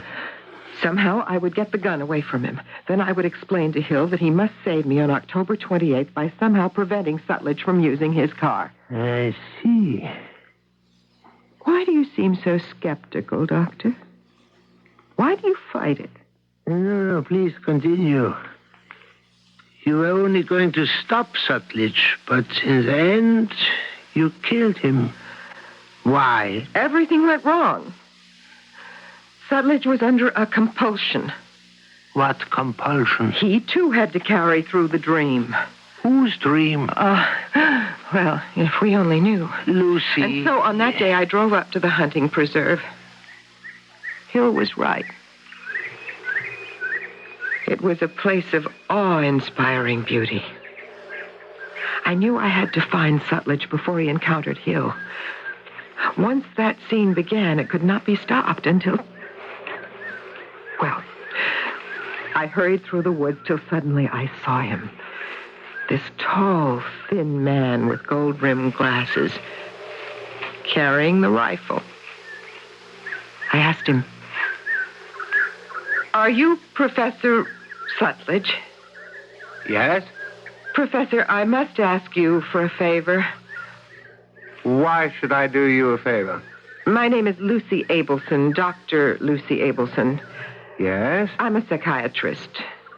Well, why should that be of interest to me? I have a patient who happens to be up here in the woods. The sight of the rifle Well, any weapon, in fact, frightens him. Really? And I was wondering perhaps if you could let me have your rifle till he's gone safely away. Let you have this rifle, my good woman. Please? It's vitally important. Are you saying... You must believe me. I don't know what your game is, but I have no desire to play it. You have to believe me. It's the truth. In just a few moments, a man named John J. Hill will walk by here. Who's he? A man. And the two of you will chat briefly. Now, that rifle of yours, there will be an accident. It will go off. Are you serious? And you will kill him. Now, believe me. Well, how can I believe such nonsense? I know it's difficult, but I'm a responsible person. No. Have you heard of Dr. Benjamin Geller, the noted psychiatrist? Come back to the lodge with me. You phone him. You ask him about me. He'll tell you I'm one of his colleagues. You should be one of his patients. Please, I beg you. And into the bargain, you're probably trespassing. Just let me have the gun. You see, I hear someone coming. Oh, I hope it's one of Mr. Langley's servants. In a minute, it'll be too late. For what? You will kill Mr. Hill. But I don't have the slightest desire to kill anyone. That is unimportant. Now, will you please stand aside? There'll be an accident. I'm asking you. No. No? See? Now, there he comes. It's Mr. Hill. Wait, is he an accomplice of yours? Mr. Hill, go back. Go back. You see, look, he's coming closer. John, go back. I can't. Stop. I can't. He'll kill you. I know. John. I can't help myself. I can't. I'll help you. I'll save you. Professor, give me the gun. What are you trying to... Give it to me. Remove your hands from... No. Let go. I said, have to let take go. It away from let you.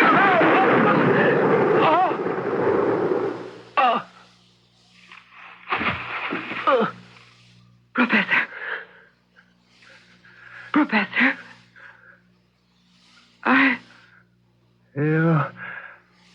You foolish woman. What did you hope to accomplish?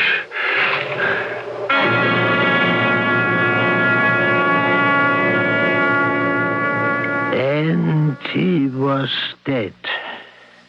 Yes, Dr. Geller. And some of Mr. Langley's servants saw what happened. I read their statements. They said you and Professor Sutledge were having a fight. You attacked Professor Sutledge without warning. But that isn't true. When I go to trial, I'll explain the whole thing. If you go to trial, I have been assigned by the court to determine if you are competent. You can't believe I'm not qualified to stand trial. Oh, no. I'm sane. Mr. Hill will testify about dreams, and that will give me credibility. I'm afraid not. You see, I have spoken to Mr. Hill, and he says he has no memory of those dreams. He can't deny he came to see me. Oh, yes, but he cannot recall why.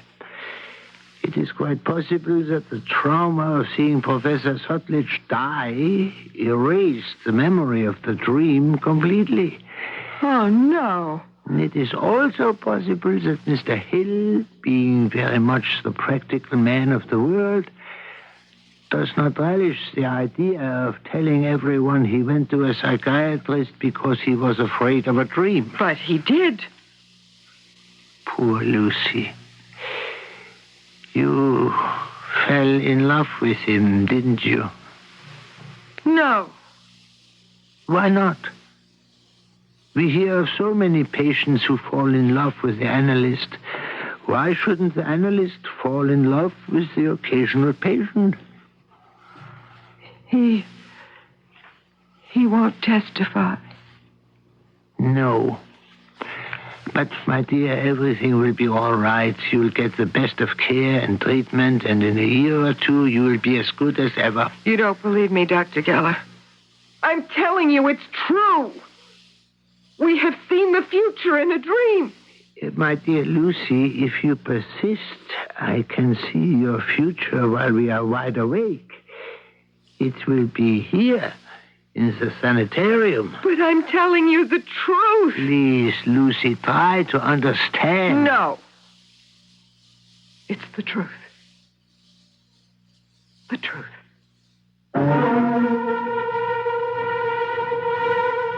I'm telling the truth. I see the truth. I know the truth. Thus speaks the prophet, the discoverer, the innovator. And they speak, these people do, to those who have neither the vision, the faith, nor the courage to understand. And so, it is their fate to languish neglected, unheeded, until one day, well, is Lucy Abelson telling the truth? Does the future reveal itself to us in dreams? Stranger things have been known to happen. I shall return shortly. I'm Hyman Brown, producer-director of Radio Mystery Theater. Recently, when we celebrated our 1500th broadcast, I asked if you would write to us. Tell us how you like our thrillers, and also tell us a little bit about yourself and your family. I'm deeply pleased and gratified by the abundance of mail that came in. We are trying to answer your wonderful letters, but you can easily understand that the time pressures involved in producing and directing Mystery Theater are such that we may not get to every letter.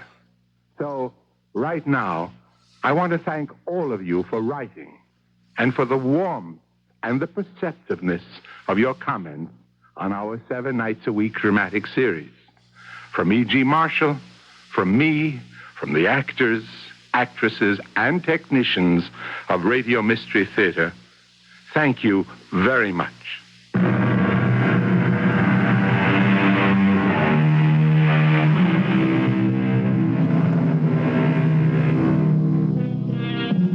Why are so many of our dreams blurred and confused? We shrug. We answer, it is because perhaps our minds are too active. But suppose the dreams do not originate in our own minds. Suppose our minds are like, well, TV sets that are receiving visions and messages. Suppose at this point, the TV sets of our minds are too primitive to receive the picture clearly. Well, you can get a crystal clear picture on the radio right here when you tune us in. Our cast included Terry Keane, Ralph Bell, and Robert Dryden. The entire production was under the direction of Hyman Brown. And now, a preview of our next tale. Your fee will be the usual. No way. The price for killing the head of a state will be a lot steeper than my normal fee, and you know it. The risks involved here are far greater than... I told you we'd arranged it so that the risk will be absolutely minimal. Yeah, on paper. I'm the guy who's going to stick his neck out in Aragona. Haven't our arrangements been letter perfect in the past? The price is $250,000, half in advance, as usual. Ridiculous. And get yourself another boy. Your contact in Trobia will be a Senor Messina. There will be $125,000 placed in your Zurich account. Here are your plane tickets and passport. You'll note that the likeness is very good, and your name is Duncan Appleton. Radio Mystery Theater was sponsored in part by True Value Hardware Stores and Buick Motor Division. This is E.G. Marshall inviting you to return to our Mystery Theater for another adventure in the macabre. Until next time, pleasant dreams.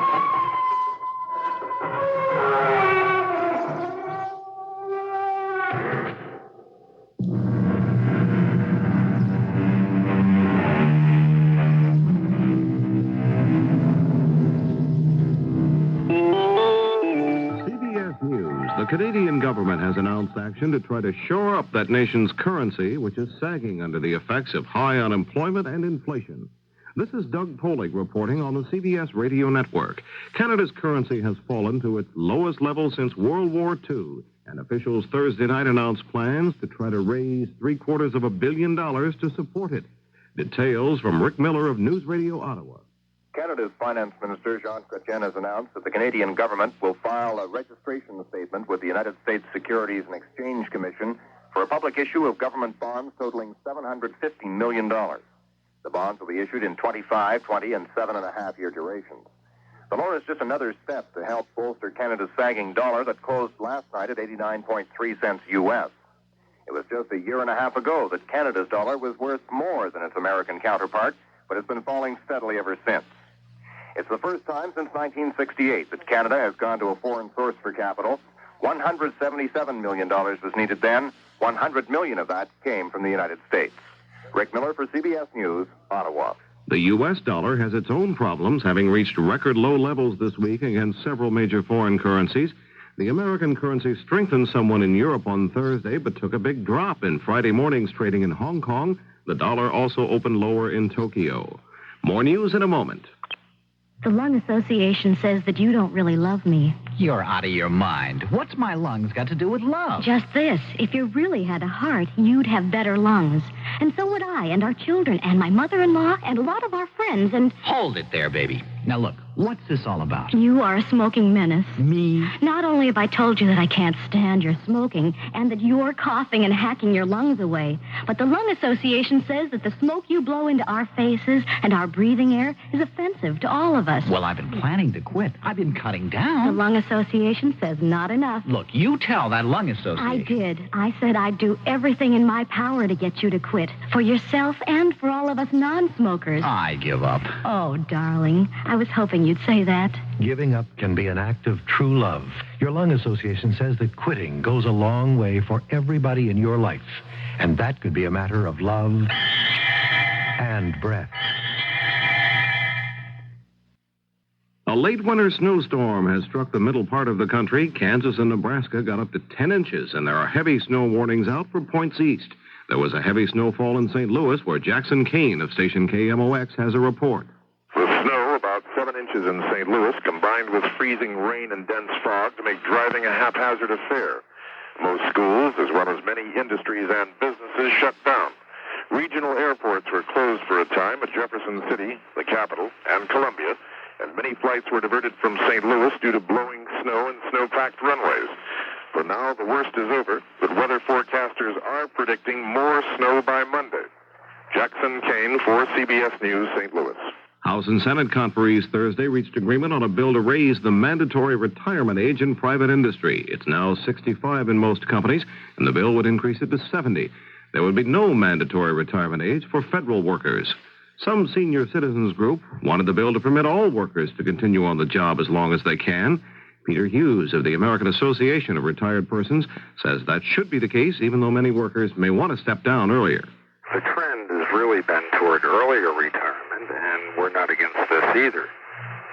The problem is that if you, by law, say that you may discriminate against someone because of age in the area of employment, that this is wrong, that people ought to have the choice.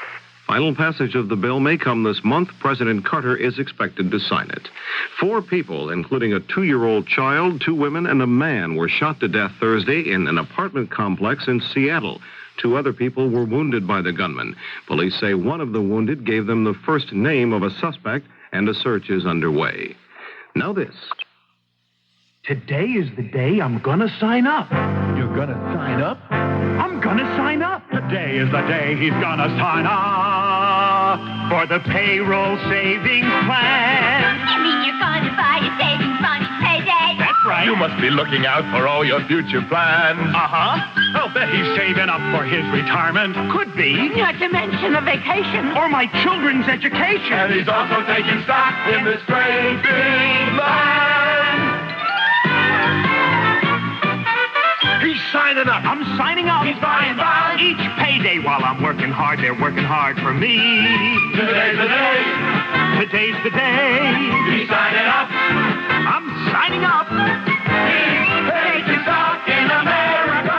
Buying United States savings bonds to the payroll savings bank. Today. A spokesman for the movie industry has denied reports the federal government is conducting widespread investigations into the nation's filmmakers.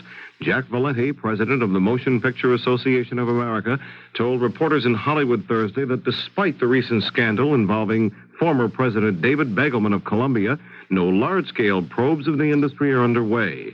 Valenti said he learned that by personally contacting officials of the Justice Department, the Internal Revenue Service, and the Securities and Exchange Commission.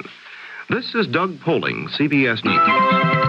And Weather Command says the snow is going to be continuing at least through the early part of the day on Friday. We have hazardous driving conditions, and one of the people out there on the road right now, WBBM's John Holtman. John? Snow's coming down pretty good, Frank. I just came across Palatine Road. I'm up in the Northbrook area now, and the snow is continuing to fall. The flakes a good deal bigger than they were earlier this evening when I reported to you last around 7:30 tonight. There have been some salt trucks out. There's about an inch to an inch and a half of snow on the ground now, but it's piling up rapidly. They have salted some of the intersections, and of course that's good news, but some of the others have not yet been salted, and of course when you approach the intersection you got to be very careful, and it's going to take a little extra to get started very slowly once you've stopped at a stoplight. The bridges and ramps particularly treacherous tonight. Please be careful, allow extra time, and you might set your alarm just a little bit earlier in the morning to get an extra early start if you're heading downtown, because it's going to be a longer travel time wherever you have to travel in the morning during the morning drive period. The snow continues to fall. Please be careful. From Northbrook, this is John Holtman. All major roads in the Chicago area are reported to be snow-covered and slippery and hazardous. That includes all of the interstates and the tollway system. It will have an accumulation of between 3 and 5 inches before the snow finally tapers off later in the day on Friday. A high temperature on Friday of just about 26 degrees. Our overnight low, well, it's going to be steady or rising from the current temperatures of 23 degrees at the lakefront, 21 at O'Hare, at Midway, 22 degrees. Here's 78 on 78. News Radio 78, WBBM, Chicago. WBBM News time is 11:30. A very good evening to you. Frank Bernard with you at the anchor desk. Our writer-producer is Sandy Burgo. Our writer is Don Schubel, and these are among the stories we're watching for you tonight.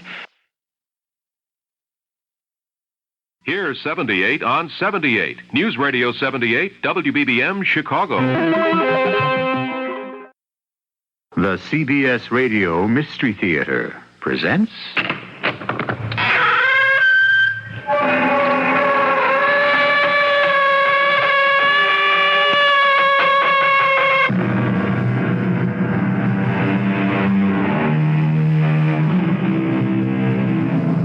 Come in. Welcome. I'm E.G. Marshall. I make my living as an actor. Almost all of us do work for a living, but some people have strange occupations, such as making false teeth for reindeer, sitting on flagpoles, or even jumping motorcycles over the Grand Canyon. Our story today deals with a man whose business was killing. $50,000 has already been deposited in the numbered account in your Zurich bank. And an additional 50 will be forthcoming upon completion of this contract. The target must be dead within the next 10 days, and he's out of the country. Who is he? General Luis Ray Saturnino. The price just went up, Mr. Jones. For killing General Saturnino, my fee is $250,000.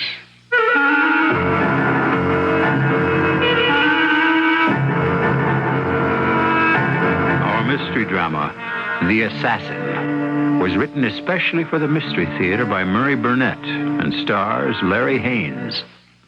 It is sponsored in part by True Value Hardware Stores and Buick Motor Division. I'll be back shortly with Act One.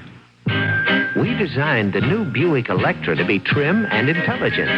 A little science. But we also endowed it with all the luxury and elegance that make an Electra an Electra. A little magic. So while you're feeling wise and prudent about buying one, A little science. you can also feel rich and successful driving one. A little magic. The new Electra, intelligence and elegance. A little science. A little magic. A little science. Let the good years roll. Goodyear tires are rolling, rolling across the USA. Goodyear tires are rolling, rolling right your way. So come on, America, and let the good years roll.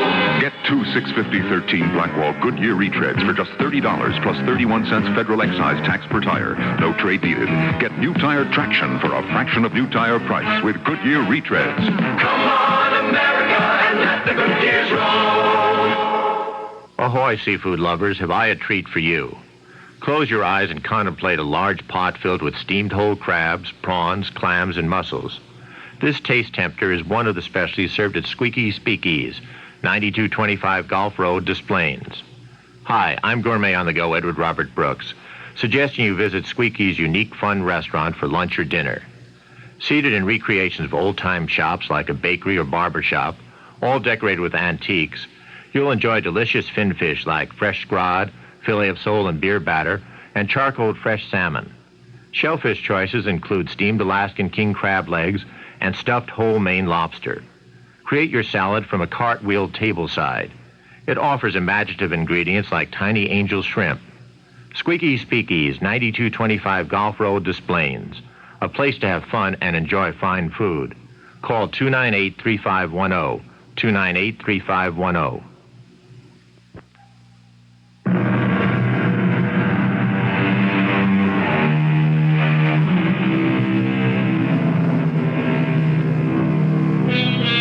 Unfortunately, violence is an ugly part of our everyday lives. Happily, most of us are only indirectly involved, but we're reminded of its daily presence every time we pick up a newspaper or listen to newscasts. Some of us enjoy a vicarious thrill by stepping into this dark and dangerous world for a few hours through books, plays, or motion pictures. I invite you to listen as we embark through the magic of radio on a journey through the torturous world of hired assassins. This is an extremely important assignment. You've heard of General Luis Reyes Saturnino. Oh, yes. Presently dictator of Aragona. Exactly. It's essential that he be removed within the next 10 days. As always, we've already set up contacts for you in Trobia, the capital city of Aragona, where you'll pick up your weapons. Access to the general will also be provided. Your fee will be the usual. No way. The price for killing the head of a state will be a lot steeper than my normal fee, and you know it. The risks involved here are far greater than... I told you we'd arranged it so that the risk will be absolutely minimal. Yeah, on paper. I'm the guy who's going to stick his neck out in Aragona. Haven't our arrangements been letter perfect in the past? The price is $250,000, half in advance, as usual. Ridiculous. And get yourself another boy. Your contact in Trobia will be a Senor Messina. There will be $125,000 placed in your Zurich account. Here are your plane tickets and passport. You'll note that the likeness is very good, and your name is Duncan Appleton. I don't know very much about construction. Neither do the people you meet. You won't be there long enough to run into any trouble with that cover. You'll leave on a 9 a.m. flight tomorrow. Good hunting.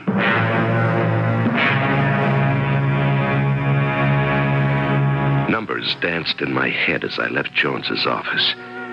With what I had already, plus this $250,000, I could quit. But what would I do? Business was out. The only talent I had was already being used. I put the thoughts of retirement away. As I reached my apartment, the phone was ringing. Hello? Luggage properly used and scuffed with the initials DA will be arriving at your place within the hour. The code phrase is lie detector. What? It's not as bad as some you've had. There should be a relatively simple way of introducing it into an early conversation. Yeah, I suppose there's also a counter code phrase, huh? Yes, there is.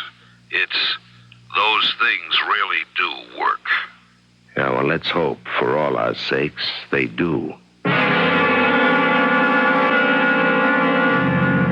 funny thing happened to me on my way to the airport the next morning. Despite my telling the driver I wasn't in any hurry, he evidently was. And he kept cutting in and out of lanes in fairly heavy traffic. I saw the look on the face of the driver of a trailer truck he cut off and opened my mouth to warn him, but I was just a second too late as the truck came zooming up on our right.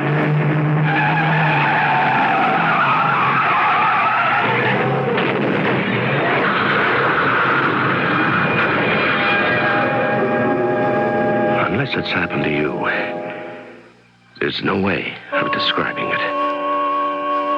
I must have lost consciousness when the truck hit us. All I know is that when I came to, I was sitting on the side of the road while traffic piled up all around the scene of the accident, with the truck driver screaming at a chauffeur who was screaming back. I had no idea who I was or what I was doing there. All I knew was that I wanted to get away from there. No one was paying any attention to me, so I got up and found I could walk. I went over to the service road that paralleled the highway, leaving the sirens and the hubbub behind me. An empty cab came by, and I hailed it. The driver looked at me curiously when I hesitated telling him where I wanted to go. I groped in my pockets and found an airline ticket and told him International Airport. Will passenger Duncan Appleton please report to the service desk? Duncan Appleton to service desk, please. Duncan Appleton. I recognized that name as being on my passport. I went to the desk. Maybe there'd be some help in regaining my memory. What there was a phone call. And I found myself talking to a voice I'd have sworn I never heard before. I heard about the accident. How are you? Okay. I'm glad you had enough sense to avoid the police accident reports and all that nonsense. How'd you manage? I walked away. You may really be worth what we're paying you. Just get on the plane now, and I wish you a safe trip and a happy landing. On the plane, I discovered that I was going to Aragona. But what for and why I'm headed for Aragona escapes me. By the time the plane landed in Trobia, Aragona's capital, I'd discarded the idea of going to a hospital and reporting my loss of memory. It was mid-afternoon as I stood at the exit gates after passing through customs, wondering whether to take a cab and ask the driver to recommend a first-class hotel, when a man approached me. Senor Appleton? Yeah. And you are? Senor Teodoro Messina. Oh, yes, of course, Senor Messina. How are you? Very well. And you, senor? Oh, never better. How are my accommodations? Oh, you, senor, are, of course, staying at my house. A hotel would not be suitable. My car and driver will be here shortly. As a matter of fact, I am waiting for something of grave importance. Oh, what's that? I wish to make absolutely certain that you are Senor Duncan Appleton. Hey, what is this? Here's my passport with my picture, my name. What else do I have to do to convince you? Take a lie detector test? Well, those things really do work, you know, Senor Appleton. Well, I'm sure I didn't come here to engage in a discussion of lie detectors, so why don't we just... Of course. Here's the car now, and the chauffeur will take care of your luggage. I decided to try and feel my way until I could make some kind of judgment as to who I was and what was I supposed to be doing. I excused myself to wash up before dinner, and after an excellent meal over coffee, I began to probe whenever Messina gave me an opportunity. I hope you enjoyed your dinner, senor. Oh, yes, it was excellent, delicious. I even enjoyed the candlelight, although it was just the two of us. I take it you're not married, Senor Messina, huh? My wife passed away 5 years ago. Oh. I miss her. As for the candlelight, I prefer it. You are not at all like I expected, senor. Oh, no? Well, tell me, what did you expect? It almost seems as if let me put it this way. You are less decisive than your reputation led me to believe you would be. Oh, well, that's interesting. Anything else? Yes. You seem to have no questions. Well, appearances are deceiving. Believe me, Senor Messina, I have lots of questions. At your service. Yeah, in a moment. First, I'd like you to continue telling me what else about me surprises you. Everything. You know, we have a deadline, yet you display no anxiety. Forgive me, wrong word. A man like you would naturally show no anxiety.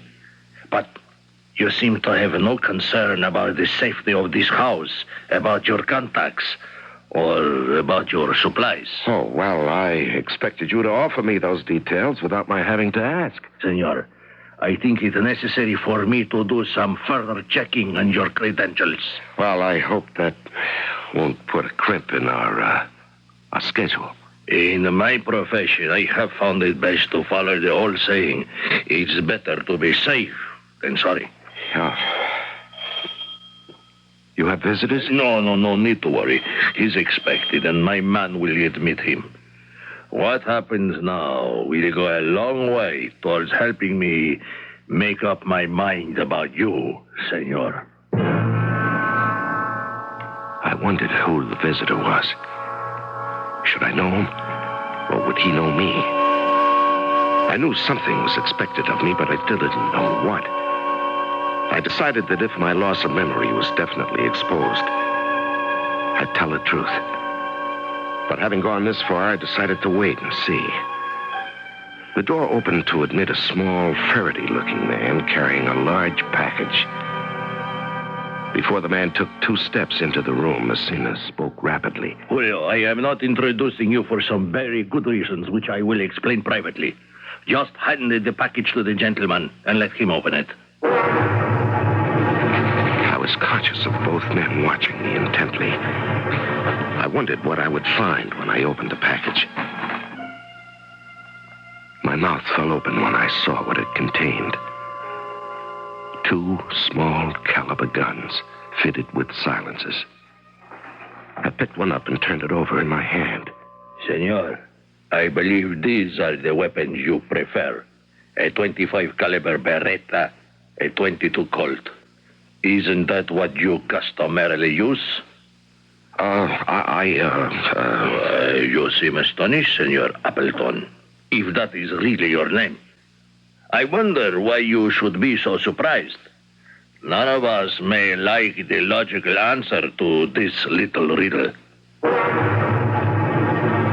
As both Messina and Julio looked at each other significantly, I raised the gun I had in my hand and involuntarily pulled the trigger. Holy mother. Did you see that, Julio? He snuffed out one of the candles. Enough. No, senor, enough. I apologize for anything I may have said. Please accept my most sincere apologies.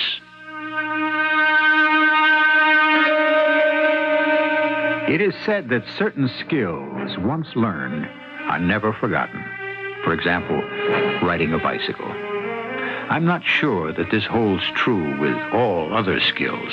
Personally, I can assure you that this isn't so with ice skating.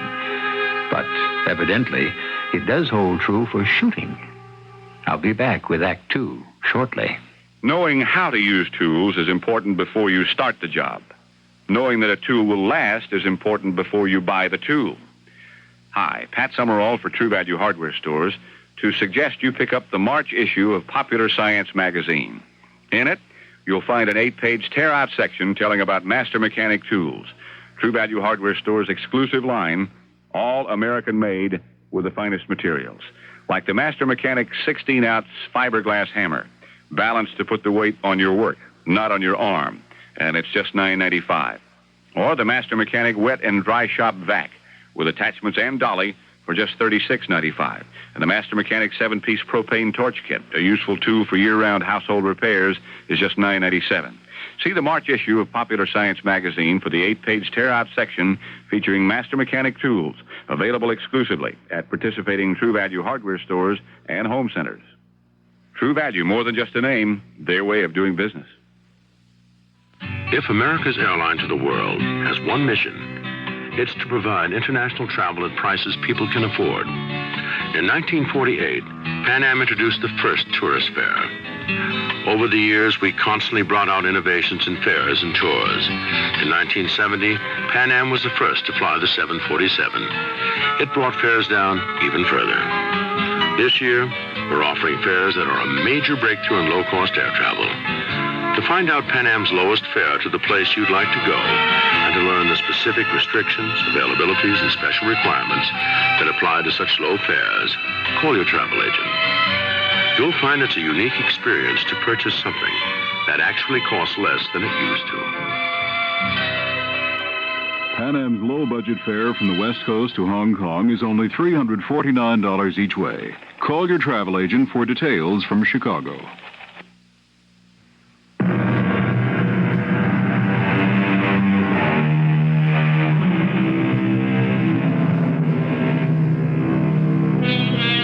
Modern sociologists are fond of using the term alienation to describe the plight of many of the individuals in today's world.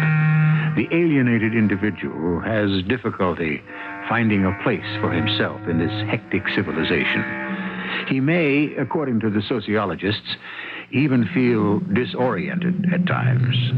The conclusions they draw is that it's terribly difficult for many people to live useful or even moderately happy lives in our present society. But consider the gigantic handicap of trying to conceal the fact that you've lost your memory.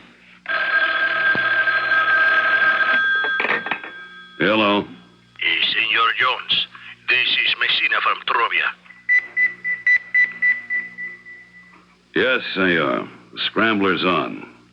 I assume you have good reason for making this call? Yes, I am deeply concerned about Senor Appleton. In what way? Well, he's behaving in a most peculiar and uncharacteristic fashion.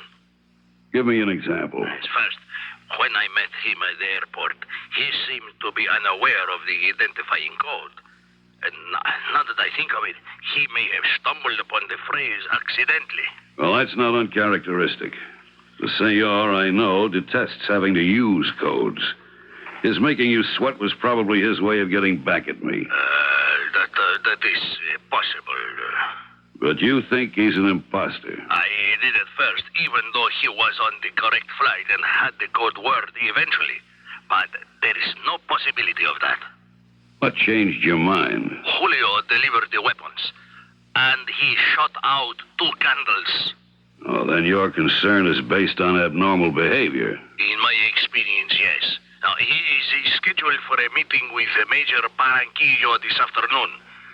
Now, at the best of times, the Major's temper is most uneven. And with this situation, and his own neck at stake, if the Major's dissatisfied in any way, there will be nothing but trouble for all of us. You have a point. Well, I called for instructions. Yes. All right. Postpone the meeting and move the entire schedule back one day and wait to hear from me.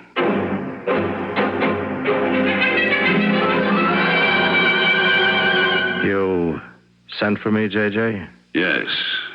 You'll have to leave for Aragona earlier than we'd planned. Oh? Trouble?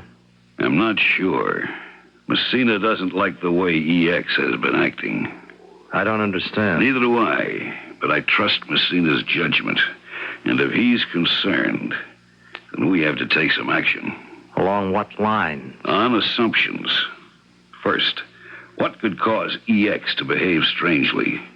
We know he doesn't use drugs, is sparing with alcohol, and has no personal attachments.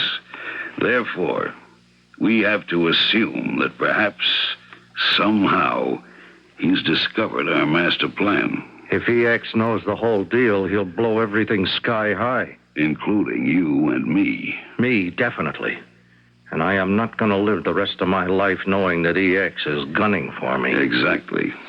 Now let's assume, as we must, that EX has somehow discovered we've sent him to kill General Saturnino, to put Major Barranquillo in power, so that we can gain control of the new mineral deposits discovered in Aragona.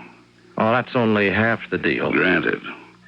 I'm assuming that he also knows you're going to be in Aragona and kill him for the major, thus punishing the foul criminal who murdered the general and sweeping the major into office in a tidal wave of popularity. It doesn't change anything. Except the date of EX's execution.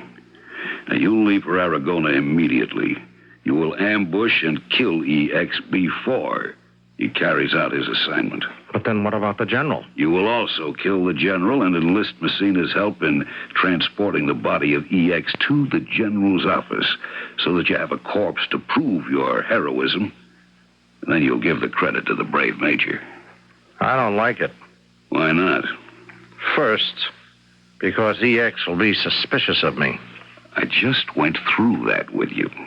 He may know, but he doesn't know that we know. There's no reason for him to suspect we're going to change our plan. So you say. But I trust EX as much as I trust a cobra. Which is why I suggested you ambush and kill him. Fine. And then I have to keep the body on ice until we set up a meeting with the general and kill him. Then depend on Messina not to cross me and bring the body to where we want it. I will admit the plan has more people in it than we like. But do you have an alternative?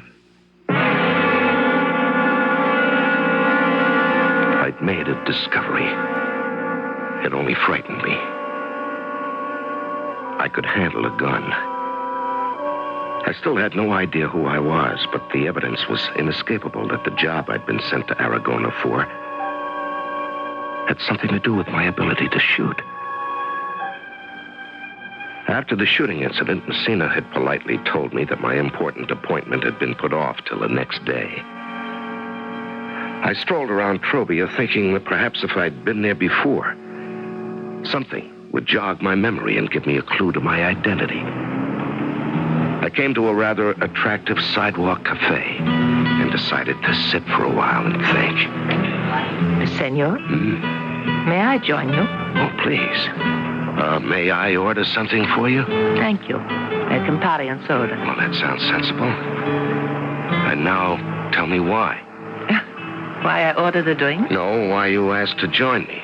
Oh, because you are obviously a stranger. Because here in Trobia we pride ourselves on our hospitality. Because I was also alone. And because you seem like the kind of man who would interest me. And just what kind of man interests you? If I said someone like you, then we would be back to square one, so... What's your name? Elena Nunez. Where'd you learn to speak English? In school, here in Aragona. English is taught along with our native tongue. Do they also teach you to pick up strange men in cafes? Oh, now you are being rude. Well, I'd rather say direct.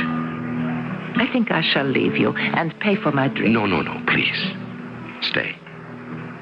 If I offended you, put it down to the fact that I'm just not myself today. You find that amusing? Not being yourself? No, it's a private joke. Don't you have any? Oh, yes, but my big one is personal. Well, aren't all private jokes personal? I suppose. Anyway, as I said, I find you simpatico, and so I will let you in on it. In Aragona, most girls are brought up to marry, to learn how to please a man and find a husband. But I wanted a career, and I got it. Now, where's the joke? If you turn your head and look at that large, empty space across the street, you will be looking at it. Well, I see the empty space, but it doesn't make me laugh. I studied to be an architect. I am an architect. Being a stranger, you can't possibly know that General Saturninos... Oh, well, do you know who he is? Oh, from his pictures plastered all over town, I take it he's your president. Exactly. Well, his dream is to erect a palace of culture in that vacant space you're looking at. And he ran a contest for architect. And I won. Well, congratulations. But I still don't see the joke. Well, at the moment, there are no funds to build this palace. So I started looking for another job, and everywhere I got the same answer. We can't hire you because you're shortly going to be starting to build a palace of culture. So you see, you win, but still you lose. That's sort of a bitter joke, isn't it? Ironic. Now tell me, what is your business? It's sort of confidential. You're an American, I can tell. Where do you live? You know, you ask a lot of questions. But how else do you get to know about people? Well, don't I get to ask any questions? You know all about me. Well, all but the important things, like where you live, whether you have any family, what makes you laugh, whether you're a night person, a day person. And also, you don't know that I read palms.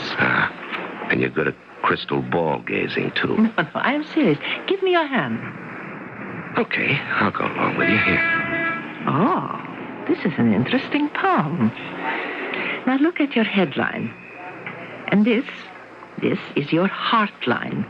Now you see how much stronger the headline is? That means that your head rules your heart. You're single. You've never had a really serious illness in your life. You have strong feelings, but you keep them well under control. No? Fine eyesight, good manual dexterity. Well, how's that for a start? Fascinating. You doing anything today? Not a thing, unless they've started building the palace. It doesn't look like it. But what about your business? Don't you have... No, not until tomorrow. Look, why don't we spend the rest of the day getting better acquainted?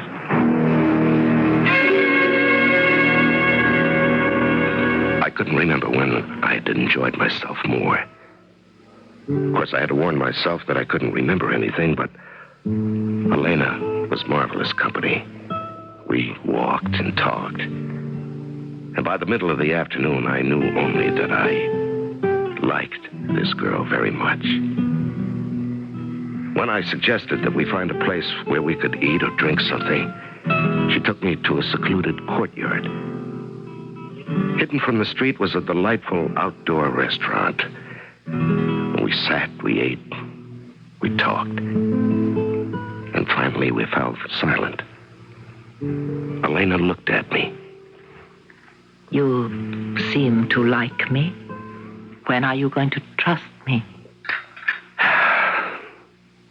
I suppose I have to tell someone, and soon. You see, I've lost my memory. I don't know who I am or what I'm doing here. For how long? Well, the last thing I remember is being in an automobile accident. I found my passport and airplane tickets to Trobia. My passport said my name was Duncan Appleton, and I have no reason to doubt it.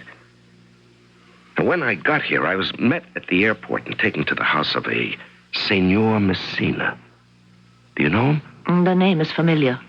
Well, I thought maybe by talking with him I'd get a clue to my identity, but so far nothing. Well, you're staying at his house. Doesn't he seem friendly? Yeah, friendly, but not simpatico. Now, what I need desperately is to bump into just one person who knows me and understands, can help me by recalling incidents we both know. I'm glad you told me. And I wish there was something I could do. Well, there is. Have lunch with me tomorrow.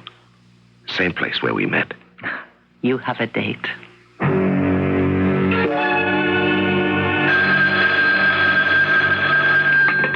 Hello. It's me, J.J. Go ahead, Ghislaine. You came in on the scrambler. How are things in Trobia? Cloudy. It seems that EX developed amnesia as a result of that automobile crack up on the way to the airport. Have you seen him? No. Well, how'd you discover this? Thanks to you putting Elena on him. It's in her report. She spent most of yesterday with him. Then we can rely on its accuracy. I feel certain we can. EX doesn't know you, does he? No, he's never even seen me. We deliberately kept it that way, you'll recall, because we always felt he might become expendable. But this presents a whole new set of problems. Not really. It only calls for a new set of solutions. Now listen carefully, and I'll tell you how to proceed. The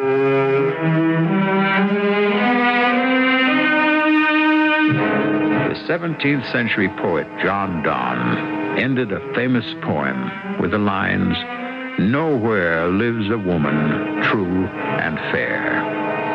This sentiment certainly seems to apply where Elena and her relationship with a man who believes he is Duncan Appleton is concerned. But women have been known to change their minds. I'll be back shortly with Act 3. This is WBBM Chicago. The 1978 Century, a Buick like you've never seen before. A little science. The fastback design is pure function. But the execution is pure Buick. A little magic. It's trimmer than last year's, easy to park, fun to drive. A little science. Yet incredibly, there's more head and leg room inside. A little magic. The new Buick Century. Will wonders never cease? A little science. A little magic. A little science. A little... Take your contact. Take it now. Give your code to contact. I'm going to change your mind about nighttime cold medicine. Of all major medicines, only one works up to 12 hours against the cloggy cold virus symptoms that keep you awake. Only Contact. One capsule's relief stays with you all through a long night's sleep, no matter what cold virus attacks.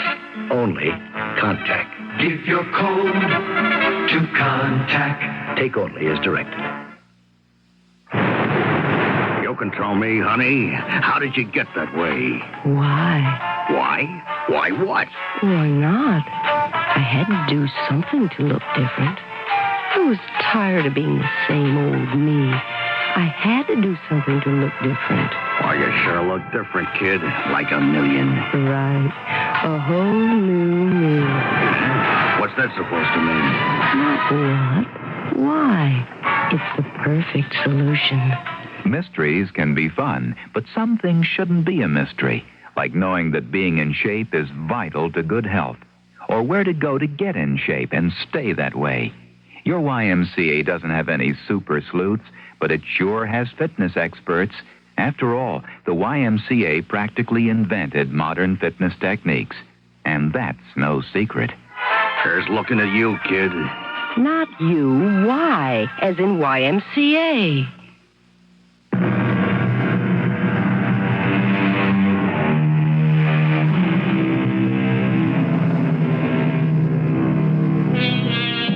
Most of us have, in our travels at one time, experienced the feeling of being a stranger in a strange land. Sometimes the feeling can generate a sort of pleasurable excitement, but it must be pure horror to be in that position and to be a stranger to yourself, a man who's lost his memory, which is what's happened to Duncan Appleton in Trobia, the capital city of Aragona. After my day with Elena, I slept better than I had since I arrived in Trobia. At least now I had someone to share my secret. I looked forward to seeing her at lunch. But when I came down to breakfast, seated at the table was a man I'd never seen before. He seemed to know me. Good morning. I don't recommend the bacon, but the eggs are excellent and the coffee superb. Good morning. Well, since you don't seem to know me, let me reintroduce myself. My name is Killane, J.C. Killane. I'm Duncan Appleton. What did you mean, reintroduce yourself? Well, we're colleagues of long standing. Only you don't remember me, do you? Well, I'm sorry, but I... Don't apologize. I know you don't remember anything before that smash-up on the way to the airport. How do you know? Very simply. Senor Messina wasn't entirely satisfied with your behavior. He called our boss, Mr. Jones. Does that ring a bell? No, I'm afraid not. Well, don't let it concern you. I'm here to help you. Now, Jones guessed that perhaps you'd taken a blow on the head that had temporarily blanked out your memory. Now, he sent me down to check. Now, sit down. Enjoy your breakfast. With my help, Perhaps you'll soon remember everything. Well, I surely hope so. Now, first, your real name is not Duncan Appleton. It isn't? No. You are E.X. Kyle. The E.X., I believe, is fictitious, your sardonic way of identifying your occupation. Which is? Executioner. Now, wait a minute. Wait just 1 minute. Why should I believe any of this? Take a look at this, please. It's just a card. Oh, a little more than that.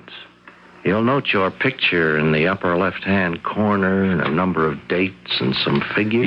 Yes, I can see all that. Well, this is a record of your employment with us. And who is us? Who am I supposed to be working for? These figures on the card represent the amounts paid for various assignments. I mean, these will jog your memory. You see, the date of this latest payment was only 4 days ago. $125,000. And what's the plus for? That's the first half of your fee. When you complete the assignment, you get the second half. I'm sorry, I just don't remember any of this. Okay, let's keep trying. If you look at your passport, you'll see that your occupation is listed as a contractor, a man who puts up buildings. That's the way you'll be presented to General Saturnino. The name ring a bell? Well, I know who he is, that's all. He's your target. Now, these are the architectural plans for a palace of culture. It's a pet project of General Saturnino's. You'll be admitted to his office with Major Baron Kilo, the General Special Aide. Inside the plans will be whichever gun you select. You simply draw the gun from the plans and shoot the general. Baron Kilo will take you to a private door leading from the general's office. It goes directly to the street. There will be a car waiting for you. Your escape route has been arranged to the last detail. Now, does this recall anything to you? I'm sorry, no. Too bad. But you remember what I just told you? Oh, yes, vividly. Good. That should enable you to get through your meeting with General Baron Kilo, which has been set for tomorrow morning. If I make a mistake with the major or the general, you'll be unemployed. And in your business, the compensation for unemployment is death. I went to keep my luncheon appointment with Elena. I wasn't happy with what Colleen had told me, and I certainly couldn't reveal it to Elena.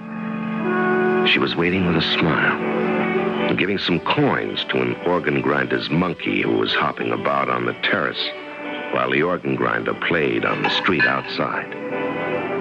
Look, Duncan. He's a perfect little gentleman. Isn't he adorable? Yeah, he's very cute. I think I'll have a carafe of wine. Do you prefer white or red? Whatever. Isn't it a beautiful day? Uh-huh. Are you angry with me? No. It has nothing to do with you at all. You have found out something about yourself. Look, let's not talk about it. Oh, look, here comes the little monkey again. Have you any change? I gave him all mine. Well, just wait till I pour my wine and... Senor, te quiero. Senor, the wine. He loves it. Oh, the monkey's right on the table. Senor, don't let him have the wine. Why, that little devil has grabbed the carafe. Here, give me that. I stood there in the midst of shattered glass, wine dribbling down my suit, the proprietor fussing with apologies, offering to pay for the cleaning, waiters mopping me with napkins. And I froze because I remembered everything.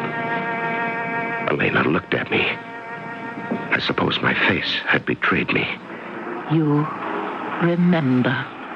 Yeah. Oh, that's wonderful. Is it? Oh, how can it be anything else? If you're smart, you'll walk away from me. I know who I am and what I am. No decent person should even have to look at me. I don't think you're anywhere near as bad as you make out. Oh, no? All I'll tell you is that I'm in a monstrous business. I think you're exaggerating. You do, huh? Well, listen to this, then, now that I remember everything. I have just come from talking with a man who I know. I never saw in my life. He tried to convince me that we were old friends. And I think I'd better figure out the reason he said that. Talking about deceit. What would you call a girl who told the people you are working for that you had lost your memory? That she'd betrayed you? What would you think of me now? It's been interesting knowing you, Elena. Don't call me and I won't call you. After what Elena had told me, I decided I'd better get back to Culane fast.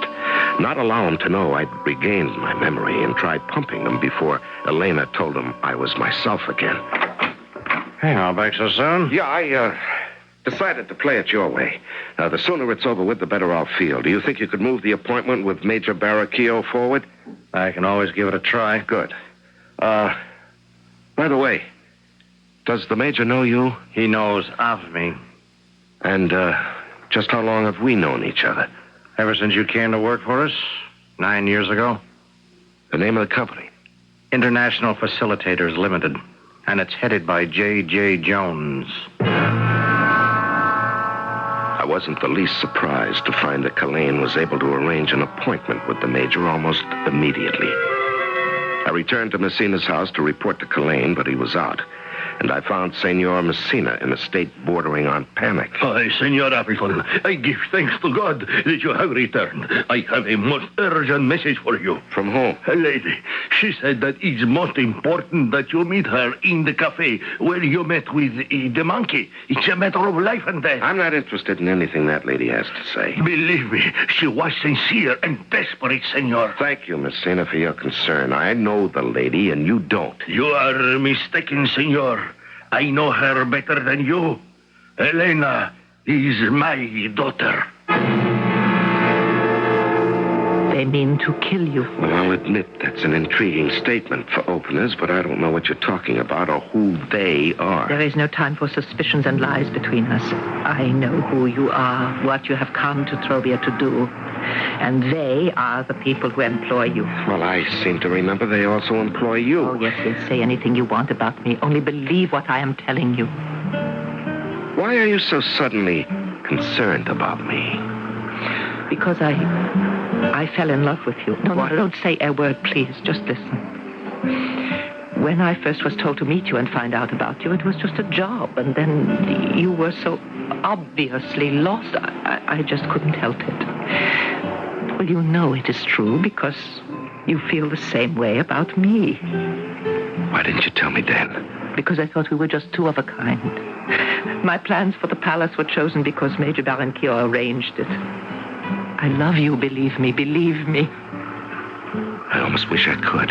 You are to be taken to the general's office by Major Barranquillo. There, you will shoot and kill General Santonino. Then, you have been told by the Major, he will take you to a private door which leads to the street to safety, and a car will be waiting. But not for you. Culane will be waiting behind that door, and he will kill you. And then they will take your body back to the general's office. Culane will leave as you were supposed to. And then the Major will give the alarm. You were an assassin and a loyal aide of the general's, and he killed you. Well, do you believe me? I believe you. It is you. They are going to kill. Okay, what do you want me to do now? Run away. You don't run away from Mr. Jones, not for long. Now, just let me think. Let me think. Yeah, that just might work. At least, it seems to be the only way. Oh, well, tell me. No, it's better that you don't know. And then if anything goes wrong, you really don't know. Look, meet me back here in 2 hours with your passport and just one bag. And make sure that you're not followed.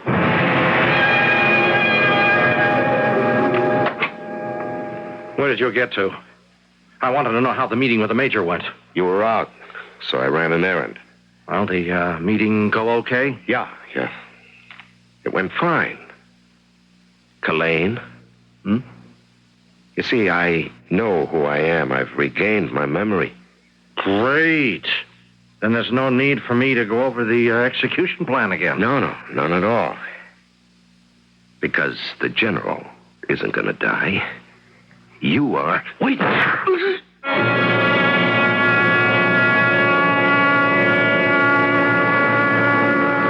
Señorita Messina?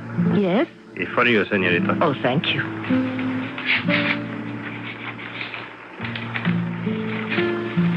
My darling, a beautiful lady once read my palm and told me that my head always ruled my heart.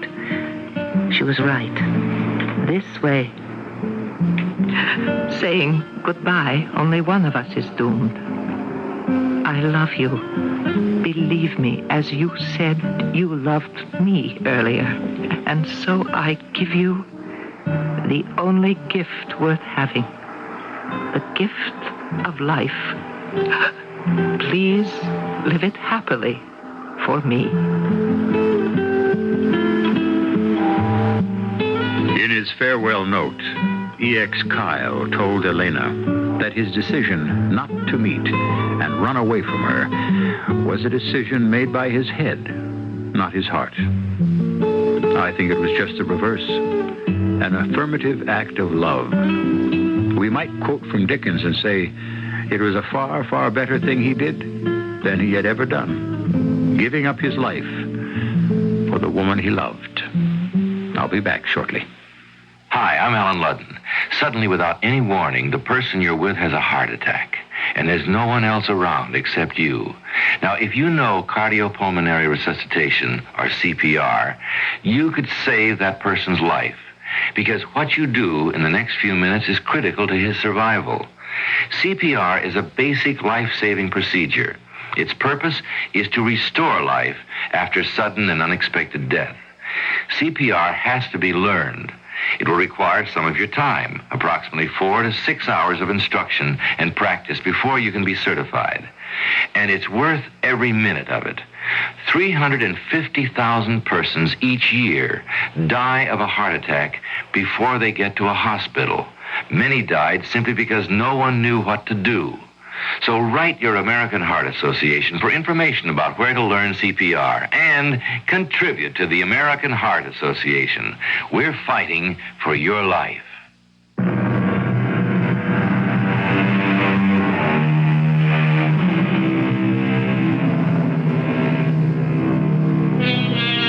I believe it's generally held that women, as a whole, are more romantic than men.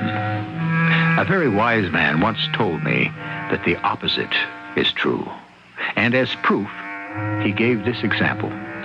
When a man sees a policeman, he thinks of authority, hated or not, of all the majesty and penalties of the law. But when a woman looks at a policeman, all she sees is a man in a uniform. Something to think about and argue, I do believe. Our cast included Larry Haynes, Marion Seldes, Earl Hammond, and Jackson Beck. The entire production was under the direction of Hyman Brown. And now, a preview of our next tale. She wouldn't tell me. She wouldn't let me feel her pain. You mean her back? I mean her pain. Look, I'm going upstairs and see how Bobby is. I think he's taking a nap, Rona. I better go, Ted. Now, stick around, please. Lorna doesn't look quite right to me. I can talk to her some other No, time. Max, please stick around. A couple of minutes, that's all. Lorna, is Bobby asleep? You must not think me poor in spirit. Weak and gentle. I'm quite the opposite. Lorna, Max, up here. I know what evil I intend to do. But stronger than my reason, thought is fury. Lorna, what are you doing? What have you got in your hand? Is that a knife? Let me see. Let me see. What is it, Ted? It is. It's a knife. She was going to kill the boy. Radio Mystery Theater was sponsored in part by Contact, the 12-hour cold capsule. This is E.G. Marshall inviting you to return to our Mystery Theater for another adventure in the macabre. Until next time, pleasant dreams.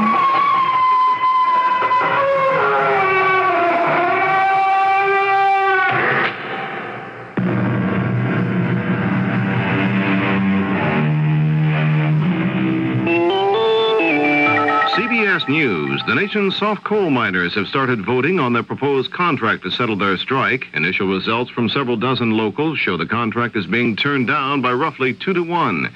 This is Doug Poling reporting on the CBS radio network. Most of the locals reporting results are in Virginia. No voting has been done yet in West Virginia, where it'll take place over the weekend. Local unions have been talking about the proposal. A report from Russ Wise of station WCHS in Charleston. Their presidents are all saying now there are objections, but none are saying their locals will definitely vote against it. Joe Campbell of Local 8843 says his miners are split down the middle. Local 9619 President Bill Lucas says his men are divided more sharply, at least at the outset. 75% may vote against the contract. The real test, though, comes this weekend in secret balloting. The UMW works under the one-man, one-vote principle, so it'll be men, not organizations, who will finally decide the outcome. This is Russ Wise for CBS News in Charleston, West Virginia. More news in a moment. This is Danny Thomas, talking seriously about St. Jude Children's Research Hospital. In a few years since it opened in 1962, this unique research center has made tremendous progress against childhood cancers and other diseases that destroy the lives of children. It has achieved international fame and acclaim in the medical world. Doctors everywhere have called on us for consultations. And its entire brief history, St. Jude Children's Research Hospital has never charged a penny for the many services it provides. Yet, all this progress amounts to just a small skirmish in the gigantic battle our doctors and scientists are waging. Well, now, we will continue to need public support as long as we have a chance to find the cause, prevention, and cure for diseases that kill our kids in our country and children everywhere. To learn how you can help, write St. Jude Children's Research Hospital, Memphis, Tennessee. It's the only institution in the world dedicated solely to the conquest of catastrophic childhood diseases. A Venezuelan airliner with more than 40 people aboard crashed into the Caribbean Sea Friday night after taking off from Caracas on an internal flight. Venezuelan officials say at least 20 people were killed. A control tower official in Caracas said there have been some survivors. 2 Soviet cosmonauts Friday night broke the world space endurance record. Yuri Romanenko and Georgy Grechko passed the old mark of just over 84 days and 1 hour set by 3 American astronauts on a Skylab mission about 4 years ago. Romanenko and Grechko have been in space since December 10th and are aboard a Salyut space station. They may try to stay there for 100 days. They were joined in space Friday by another Soviet cosmonaut and a Czech spaceman who rode to the Salyut station aboard a Soyuz vehicle. Prime Minister Ian Smith of Rhodesia on Friday signed an agreement with 3 black leaders to form an interim government and to establish black majority rule by the end of this year. CBS News correspondent Walter Cronkite spoke Friday with Rhodesian Prime Minister Ian Smith via satellite and asked Smith when he expects elections to take place. The objective, as we have stated in the agreement which we signed, was that this should all be completed by the end of this year. There are some people who feel that it is going to be difficult to complete it in that time. It's going to be a tight schedule. But nevertheless, we've dedicated ourselves to doing our utmost, all of us, to try to see if we can comply with that time scale. British diplomats said Friday they fear the agreement is doomed to failure because Rhodesian guerrilla leaders have not been included. About 1,500 Indian families are stranded on the large Navajo reservation in northern Arizona following 3 days of heavy rain and snow. The Arizona National Guard on Saturday plans to send helicopters into the area to drop food parcels and conduct medical evacuations. Senate energy negotiators say they believe they found the formula to break a 3-month-old deadlock on natural gas prices. The proposal seems to be headed for approval, would eliminate price controls on the fuel by the mid-1980s. Energy Committee Chairman Henry Jackson said the plan will be more expensive than the one he offered in December.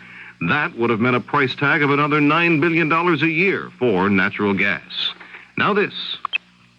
Aware. 60 seconds on child abuse. Most parents believe child abuse means beating, torturing, or killing a child.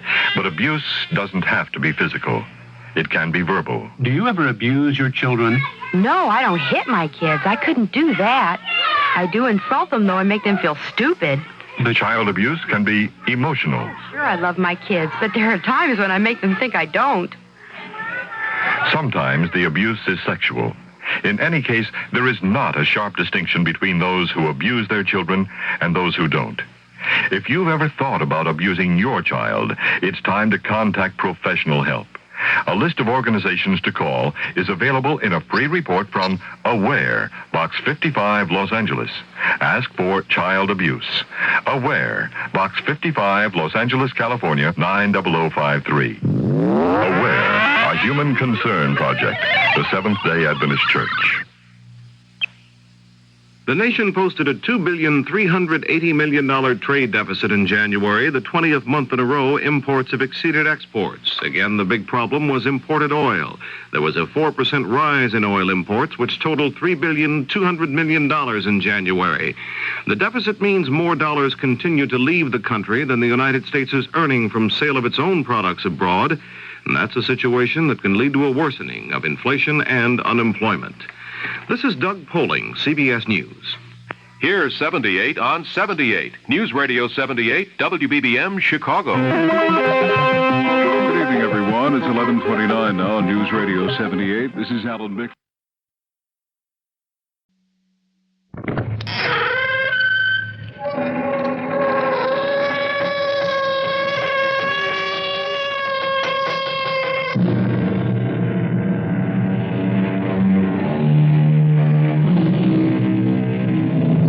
Come in. Welcome. I'm E.G. Marshall. A man too careful of danger liveth in continual torment, goes an old proverb. But where do we draw the line between courage and rashness? In normal situations, we can rely on our common sense to guide us. But what do we rely on in situations which involve forces we know nothing about? Sir, look! Something's come between us and the door. It looks like an enormous shroud with luminous green eyes. It's coming toward us. Stand firm, Chivas. It's only an illusion. If it's only an illusion, why can I feel its force? The supernatural does not exist, Chivas. It does not.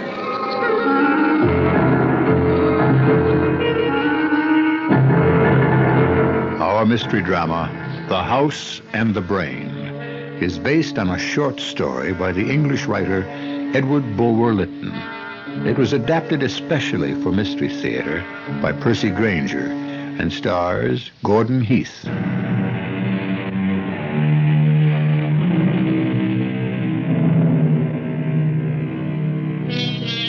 The haunting of the living by the spirits of the departed has long been a popular theme among writers on the supernatural. Edward Bulwer Lytton, a 19th century English politician, added a most interesting tale to the genre. What makes his tale so absorbing, aside from his obsession with good and evil, a favorite theme with the Victorians of his day, is the theory he advances to explain the haunting of the particular house he deals with. And what makes his theory so absorbing is its plausibility. We're in the heart of 19th century London, in a fashionable residential area. Yes? There's a Mr. Blake to see you, sir. Blake? Oh, yes, Samuel Blake. Show him in, Chivas. Very good, sir. Mr. Blake? Oh, thank you. Harold, I hope I'm not disturbing you. No, not at all. I was just relaxing from my morning lecture. What's wrong with you? You're white as a sheet. What on earth is the matter? Well, since I last saw you at the club, something very extraordinary has happened. You're going to think me quite ridiculous. As you know, my wife and I were in search of a furnished flat. Yes, I remember. Did you find one? Well, we thought we had. A large, comfortable-looking house on a quiet side street near Leicester Square. We let the rooms by the week and left after the third day. No power on earth could induce us to return. What happened? Well, I know your opinions on such matters, Harold, and I'm quite prepared to have you mock me, but the fact is, the house was haunted. But not in the usual sense. That is, we didn't see any ghosts and we didn't hear any noises. Well, then?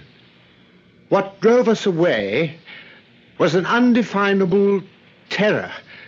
which seized us whenever we passed by the door to a certain unfurnished room. Terror. But it was more than just a feeling. It was as if a force were emanating from the room, even when the door was closed. Had you any advance knowledge that the house might be haunted? You mean, were we subject to the power of suggestion? No. We had no prior inkling whatsoever. Still, it's possible it was simply your own fancy. No, for when we summoned the housekeeper, an elderly lady, she gave us the strangest smile and said, "You've stayed longer than any other lodger. They've been very kind to you." So she knew, and yet she lived there. She said she remembered the spirits from years ago when she'd lived there not as a servant. And then she said something very odd. "I know there will be the death of me someday, but I don't care. I'm old and must die soon anyhow, and then I shall be with them and in this house still." If you'll give me the housekeeper's name and the address, there's nothing I should like better than to spend a night there.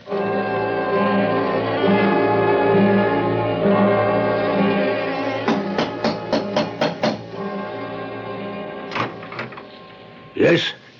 My name is Harold Rumsford. I'm looking for a Mrs. Cavendish. She's not here. This is 47 Hatch Lane, isn't it? I said she's not here.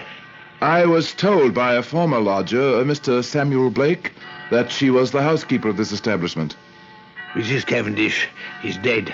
Oh, I'm sorry to hear that. Then who are you? My name is Walter Garrison, sir. I'm the unfortunate owner of this property. May I inquire what were the circumstances of Mrs. Cavendish's death? What business is that of yours? I've heard this house is considered to be haunted. Yes, it is. I can't rent it. Can't even find a servant to keep it.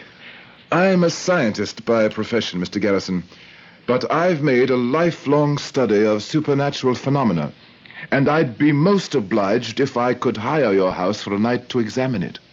Oh? Well, forgive me, Mr. Rumsford. Oh, yeah, Mr. Rumsford. I came here today to close it up for good. But if you think you might come up with an explanation for the hobgoblins that live here, I'd gladly put the house at your disposal. And rent, of course, is out of the question. If you'll give me the keys, I'll send my manservant round to select and prepare our rooms for the evening. You're obviously not impressed. Oh, I am indeed. But it is my belief, Mr. Garrison, that there is no such thing as the supernatural. Then how do you explain the forces which undoubtedly inhabit this house? These forces killed Mrs. Cavendish. She was found on her bed, her eyes wide open, and a look of terror frozen on her face. According to my friend Mr. Blake, she apparently knew something about these forces. Well, she seemed less frightened of them than most, yes? I should like to have talked to her. What can you tell me of her past? Nothing.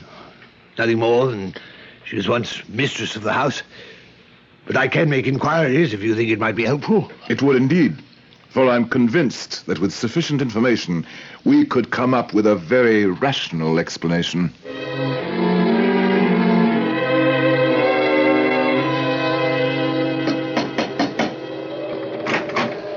Good evening, sir.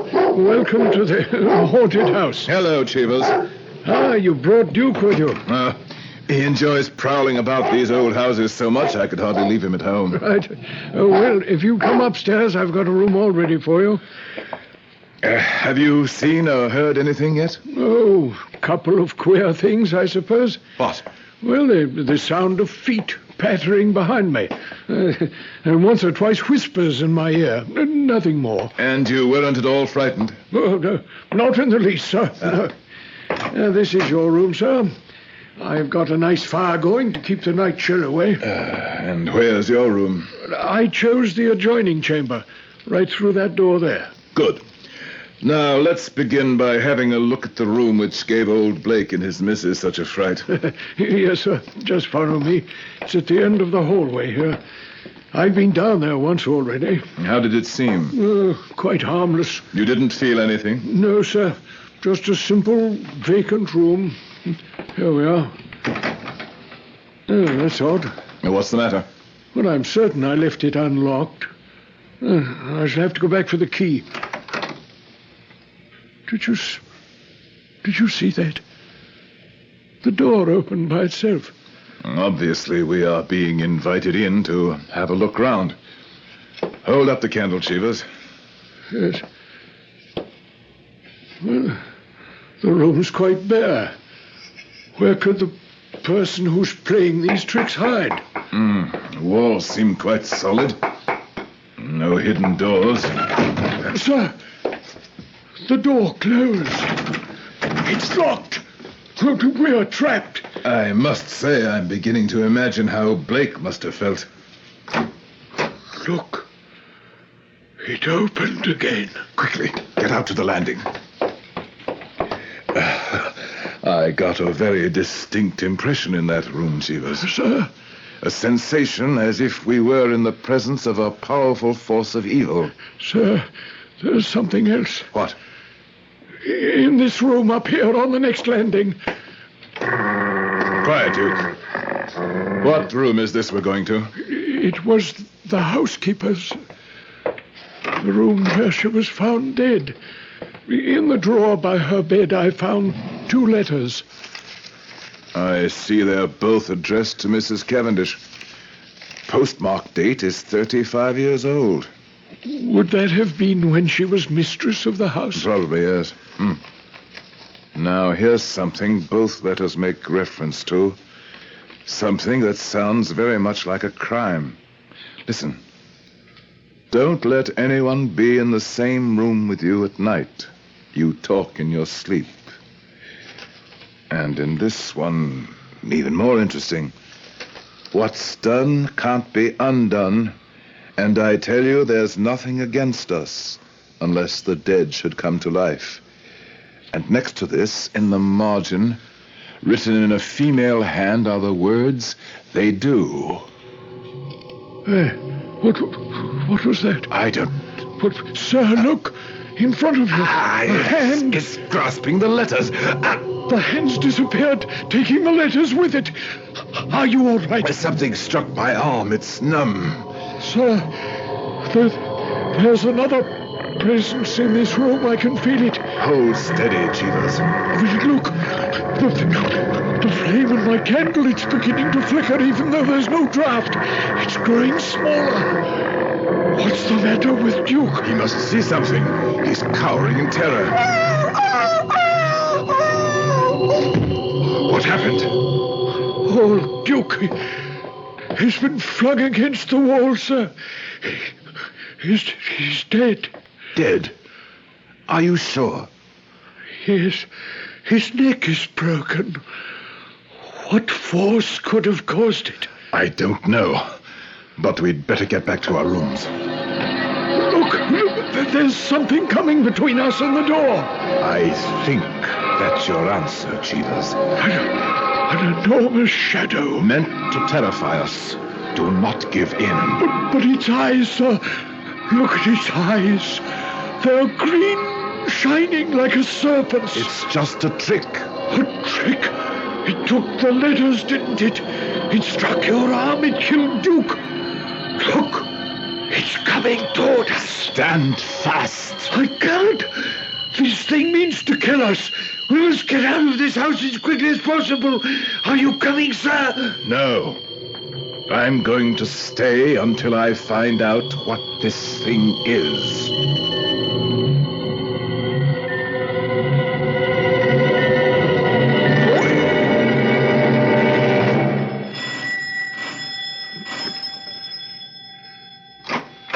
Yes? Good morning. Are you Mr. Garrison, owner of the house at 47 Hatch Lane? I am.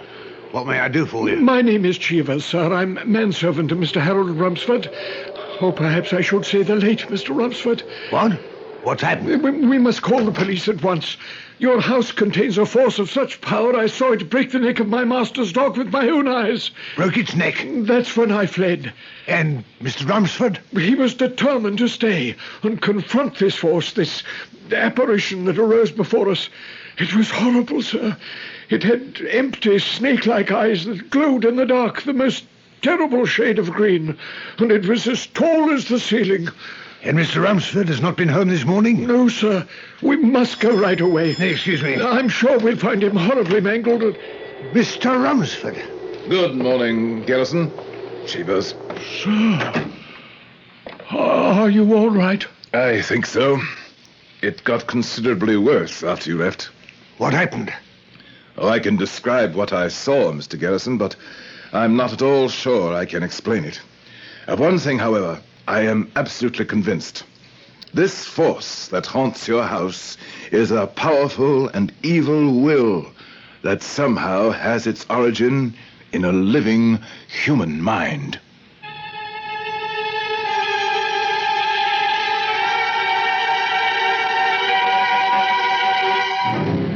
We have so little understanding of the full power of the mind. Are you aware, for example, that most of us use no more than 15% of our brain's total power? And that even a genius like Einstein used only 17%? What fantastic things might be achieved by a person who had the discipline to unleash the mind's complete force. And how terrifying if this person's mind preferred evil to good. I shall return shortly with Act 2. It's Christmas time and oh by golly, don't forget the lights and holly. 27 shopping days till Christmas. Spend every day in big country. CKGL.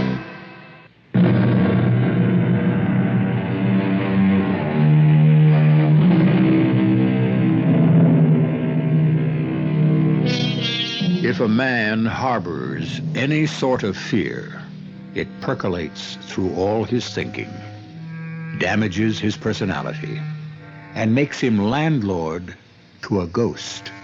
So spoke Lloyd Douglas.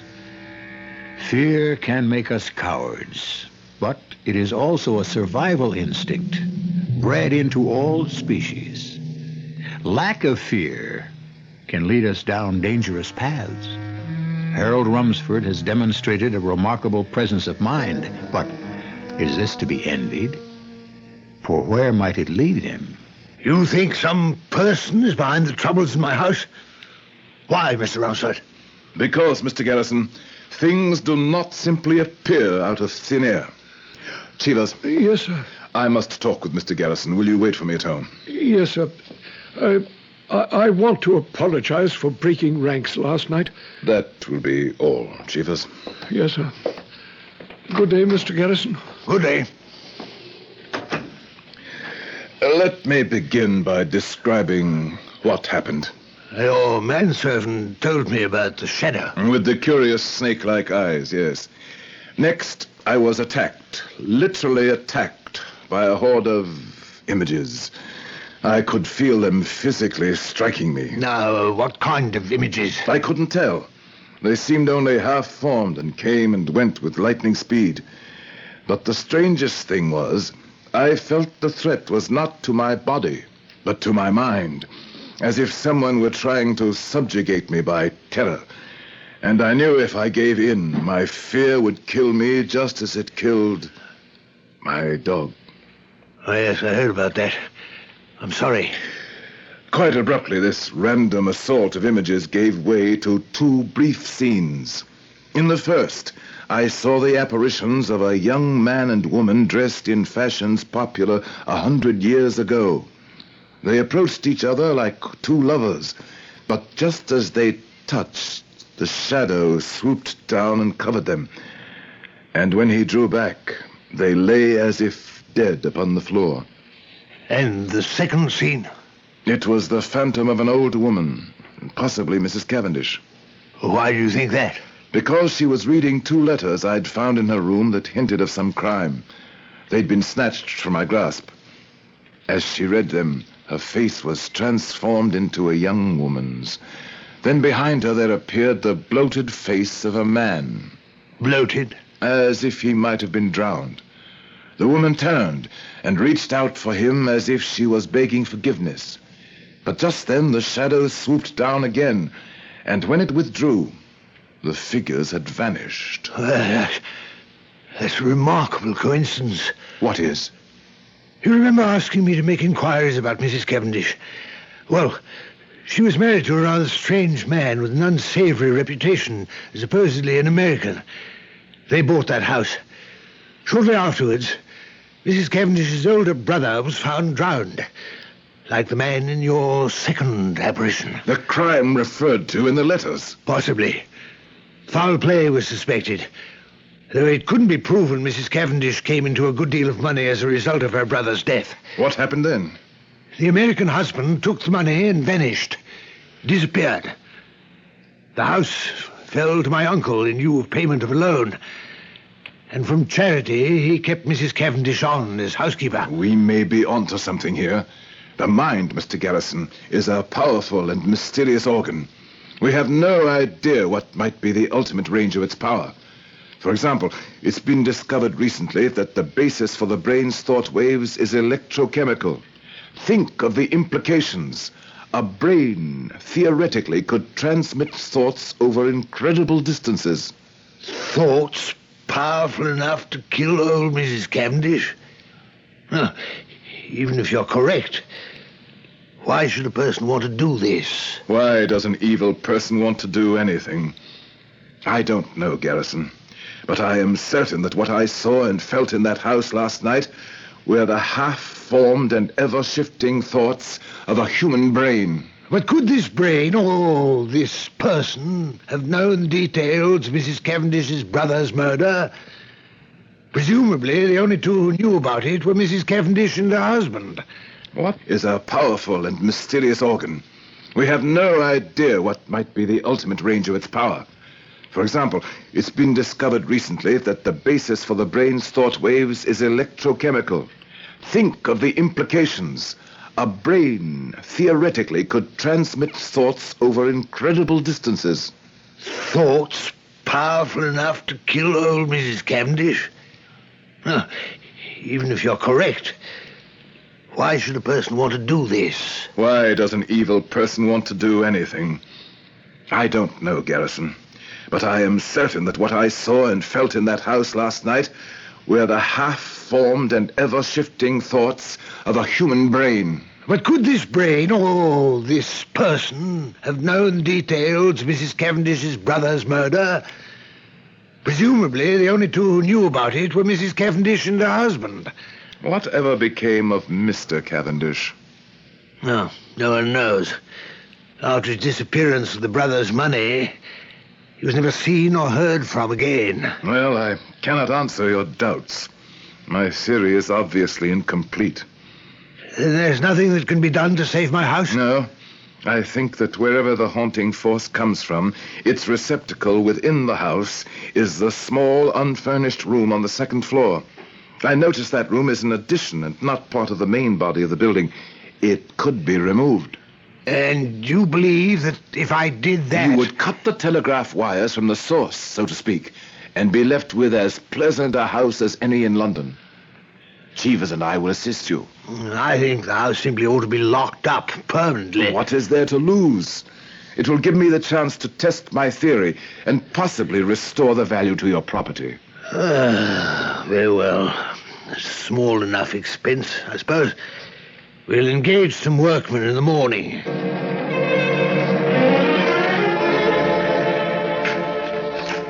Well, we've had a smooth enough time of it so far. I suppose. Sir? What is it, Cheevers? We've discovered something very interesting.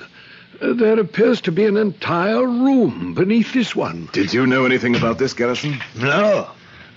Come look down where the floorboards have been taken up, sir. What? So there is. It appears to be furnished. How odd. I never suspected its existence. Cheevers, have the man remove more of these boards.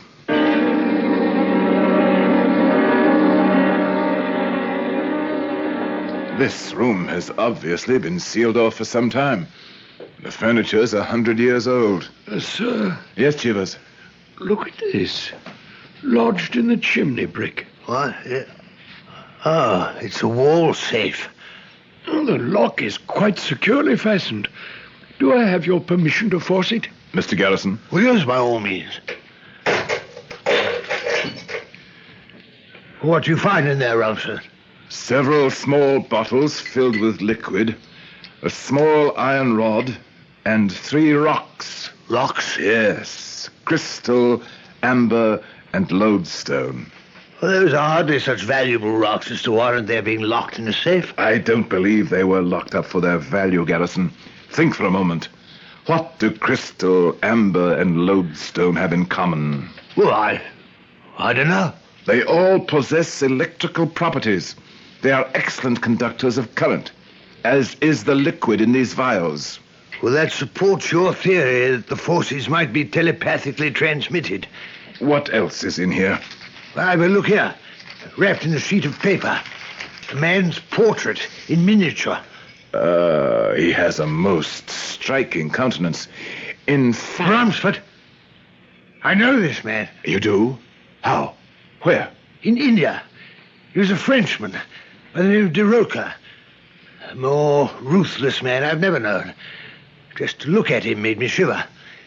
He attempted to foment a rebellion against the Rajah of Pradesh and was banished. And what became of De Roca? Well, I don't know. How long ago was this? When I was in the Foreign Service. Perhaps 20 years. But the date of the portrait is 1765. That would be 100 years ago. I could swear it was the same man. I could never forget that face. It's most odd, Garrison, because I was about to say that I, too, have seen this face before. Where? In another painting. A portrait much larger than this one. In the house of a collector recently. It was the portrait of a nobleman, a Lord Shillingford, who lived some 200 years ago. He was a dissipated wretch who died trying to escape the law. Except for the fact that the fellow in this picture is perhaps a half-dozen years older than Shillingford, I could swear the same person sat for both paintings. And my only qualm with this portrait's resemblance to De Roca is that this fella is perhaps a half-dozen years younger. Yet the time span is nearly 2 centuries. Remarkable coincidence, I'd say. What's that? Chivos, what are the workmen doing? Nothing, sir. The whole room is trembling by itself. Quickly, break those vials and throw those rocks from the safe over the wall. Rumsford, I wonder if we oughtn't to leave off this enterprise. We should be all right now. The eyes of this man in this miniature painting, they're almost hypnotic. And their shape, like a serpent's. Like the shining, hollow, green eyes of the shadow that menaced you last night? Yes. I wonder who this person is. Here, there's a clasp on the back. There's an inscription. Mariana, to thee, be faithful in life and death to Jack Tarbuck. What? I know that name.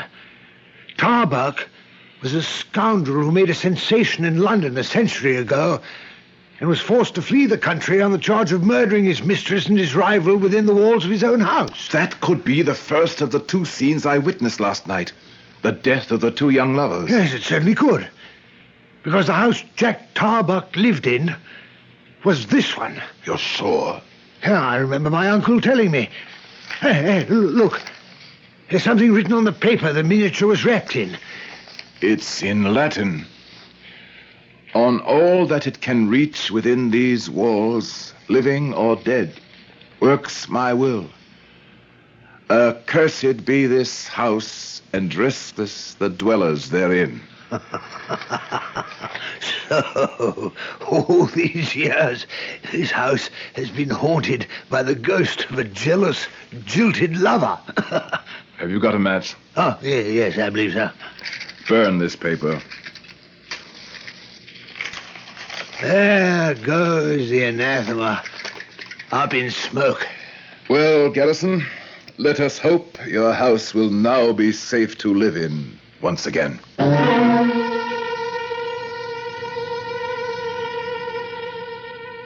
If Harold Rumsford is correct, then by destroying the crude transmitter in the safe, the house should be free from the forces which cause so much terror and destruction.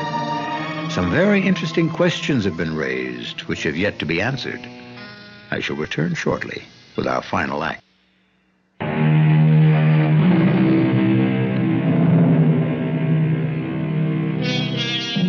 If you were to pick up a hammer and bash in your radio at this very moment, you could rid yourselves of the sound of my voice. But you would not, of course, destroy it. Or me either, for that matter.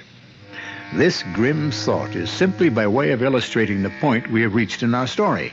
Mr. Garrison's house may now be free of the evil influences that haunted it. But has the evil itself been destroyed? Can it be destroyed? Where does it come from? And what power does it still have? Garrison, your valet told me I'd find you up here. Oh, Romford. I was just admiring the view of the square from the second-floor parlor here. I noticed the moving van down there in the street. You've decided to occupy this house yourself? Why not? In the 3 weeks since we destroyed those rooms, there hasn't been so much as a creaky floorboard in the whole place. Darbuck's ghost seems to have departed, once and for all. You still think it was just a ghost? Don't tell me you still maintain it was some sort of emanation from a living brain. I do. But even if mesmerism, or whatever you choose to call it, could work in the absence of the operator and produce these extraordinary effects, is it possible those effects could continue when the operator himself was dead? But if he were not dead? Not dead? That's hardly likely. That room was walled up 100 years ago. Darbuck was middle-aged then. If he were alive today, he'd have to be 150. I wonder what Mrs. Cavendish's American husband looked like. No, you're out of luck there. I gather he wasn't the kind to have his portrait painted. But why? You think he, too, might have had the same serpentine eyes and hypnotic countenance as the others? No, I tell you, those resemblances are merely coincidental. Good Lord. Huh? What's the matter? Look, down there in the street. That person talking to the moving men. His face. It's the face in the miniature. Yes. The face of Daroka. Scarcely a day older than when I knew him in the Rajah's court 20 years ago. Rumsford, where are you going? I must confront that man before he escapes. Be careful. Rumsford, are you all right? Did you catch up to him? Yes. But as I drew alongside him, he glanced at me with such a gaze, I lost my voice. You said nothing? What was I to say? That he resembled a dissolute nobleman of 2 centuries past? And a murdering charlatan? Oh, you're Mr. Daroka. It would have been an outrageous impertinence. Well, perhaps we can still catch him. No. I saw him get into a carriage and drive off. I've missed my chance. Did you ask your movers what he said to them? Yes. He wanted to know who was now living in this house.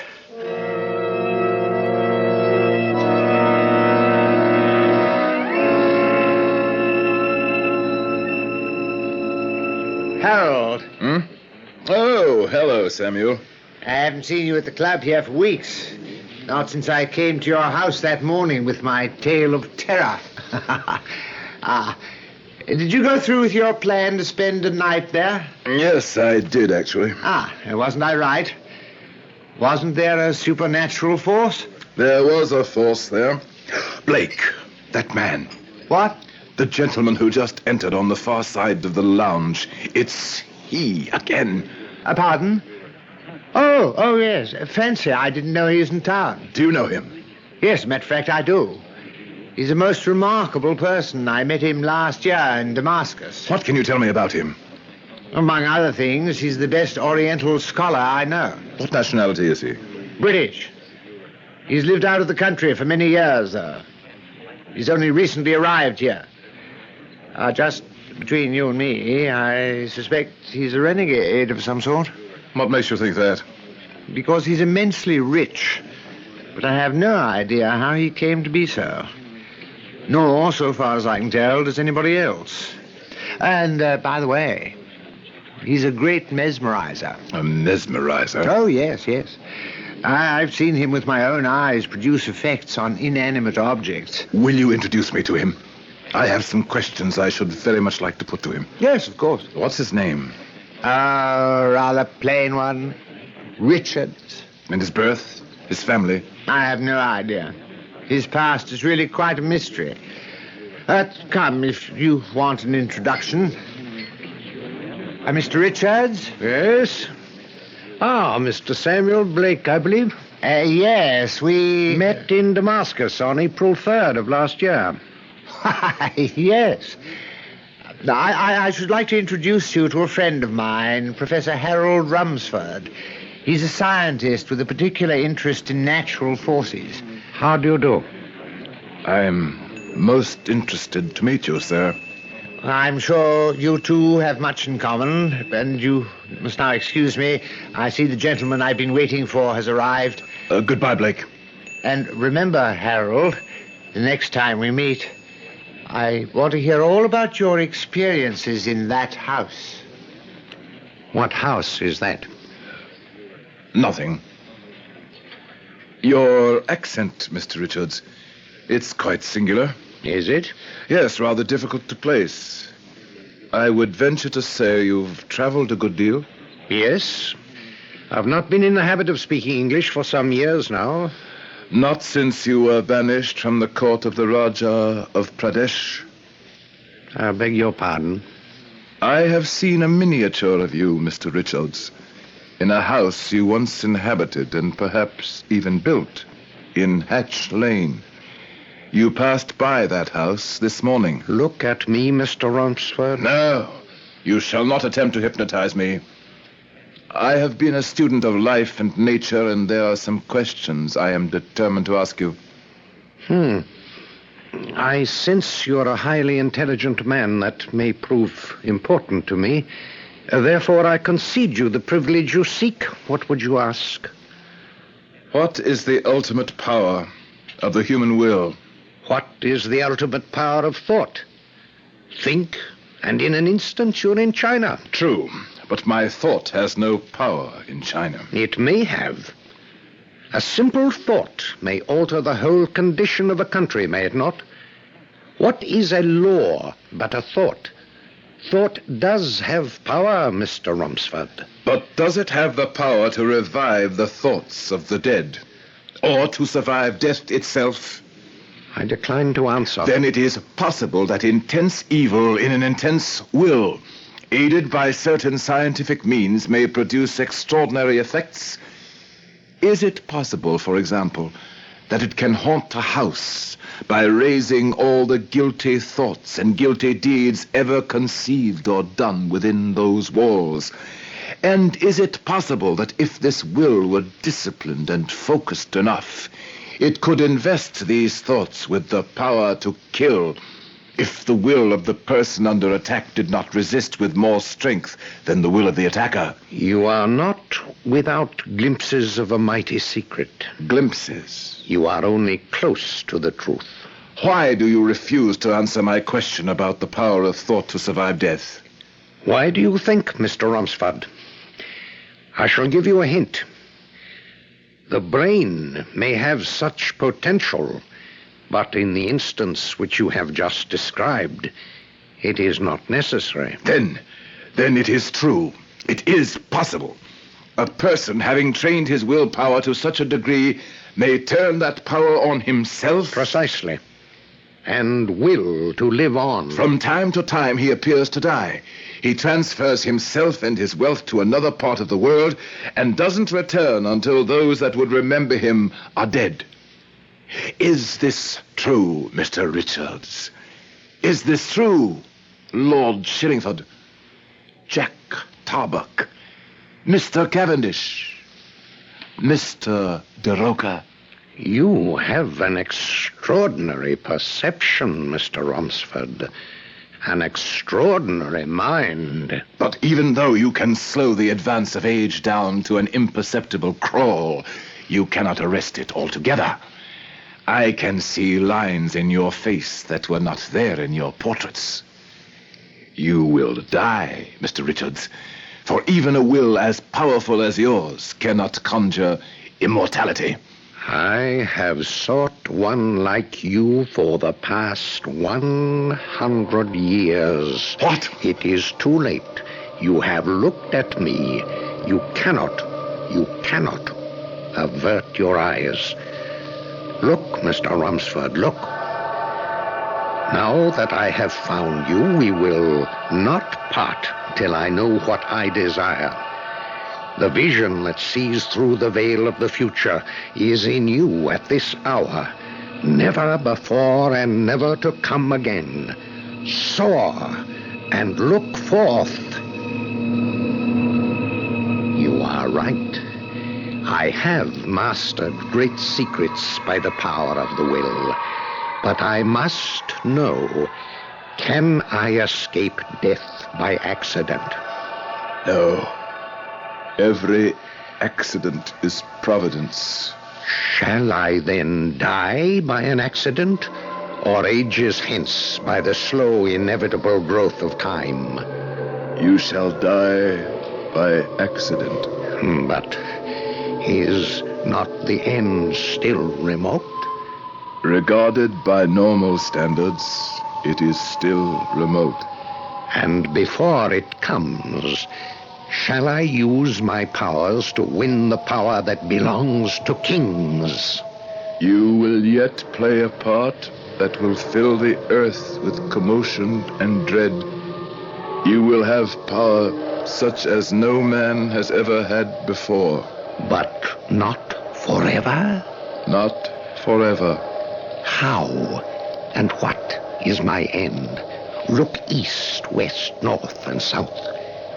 In the north, there the specter of death will seize you. But that day is very far off. Yes. These are all the things I wish to know. Sleep now.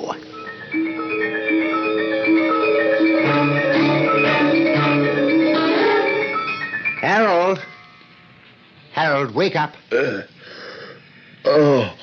What happened? I never thought I'd see this. You, who have always declared yourself proof against mesmerism, has succumbed at last to my friend Richards. Richards? Where is he? He's gone. He left shortly after you passed into your trance, saying you would not wake up for an hour. I've been asleep an entire hour. To the minute. You all right? Where is Mr. Richards staying? I believe at the Trafalgar Hotel. We must go there at once.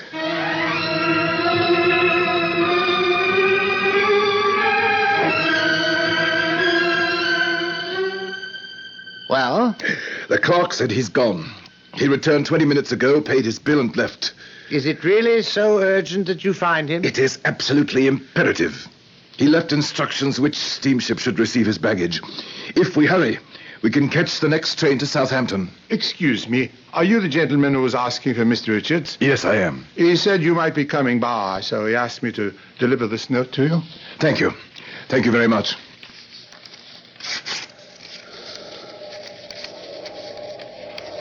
I wished you to utter what was in your mind. You obeyed. I have therefore established power over you. For 3 months from this day, you can communicate to no one what has passed between us. Do you doubt my power to lay on you this command? Try to disobey me. At the end of the 3rd month, the spell is raised. For the rest, I spare you. I shall visit your grave a year and a day after it has received you. Harold? Harold? What? What does the note say? Oh, it's nothing, really. Well, we've got to hurry if you still want to follow Richards to Southampton. I don't think so, Blake. No? But just a moment ago you... Now, see here, Harold. What's this all about? Nothing, Blake. It's not really all that important, after all.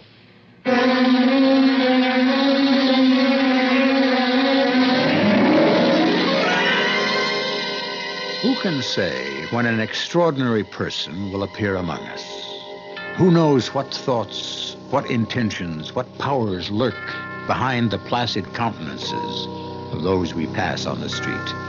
When will one of them step out of line and declare himself a savior, or an avenging angel, or simply an evil egotist, bent on acquiring for himself all the wealth and power he can until he is stopped? I shall return in a moment with a final word.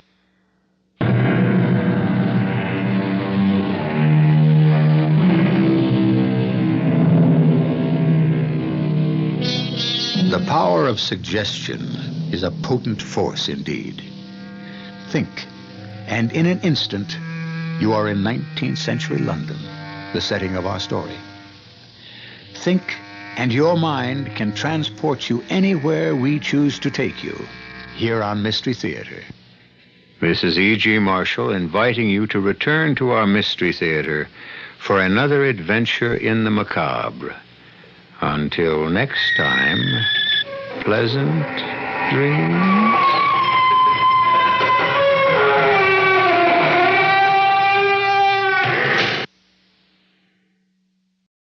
CBS Radio Mystery Theater presents...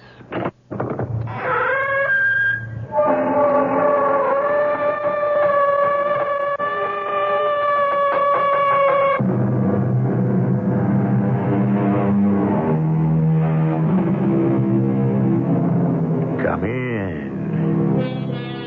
Welcome. I'm E.G. Marshall. Every coffin asks us whither. And every cradle asks us whence. The poorest barbarian, weeping over his dead or marveling at his newborn, can answer these questions as intelligently as the highest robed priest of the most authentic creed. Whither? Whence? I killed him. Erica, you must control yourself. I shot him and killed him. No. Don't tell me no. We have to call the police. We'll call the police and tell them I did it. But you didn't kill him, Alan. You didn't kill him. I know. But I can only hope that I'll get away with it.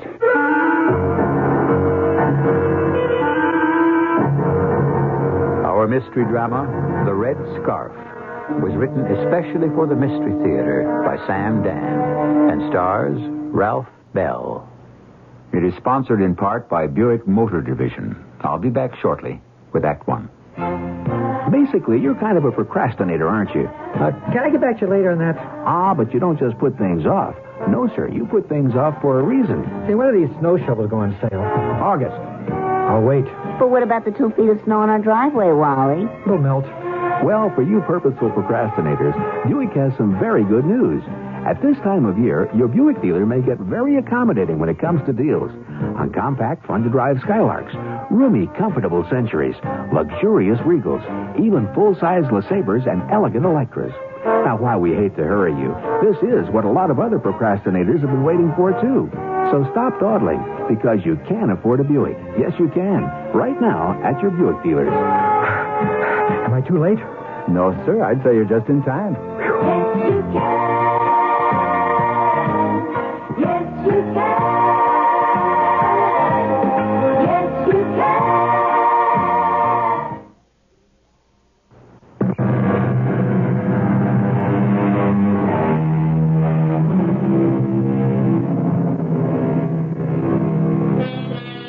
In ancient Persia, people worshipped the stars.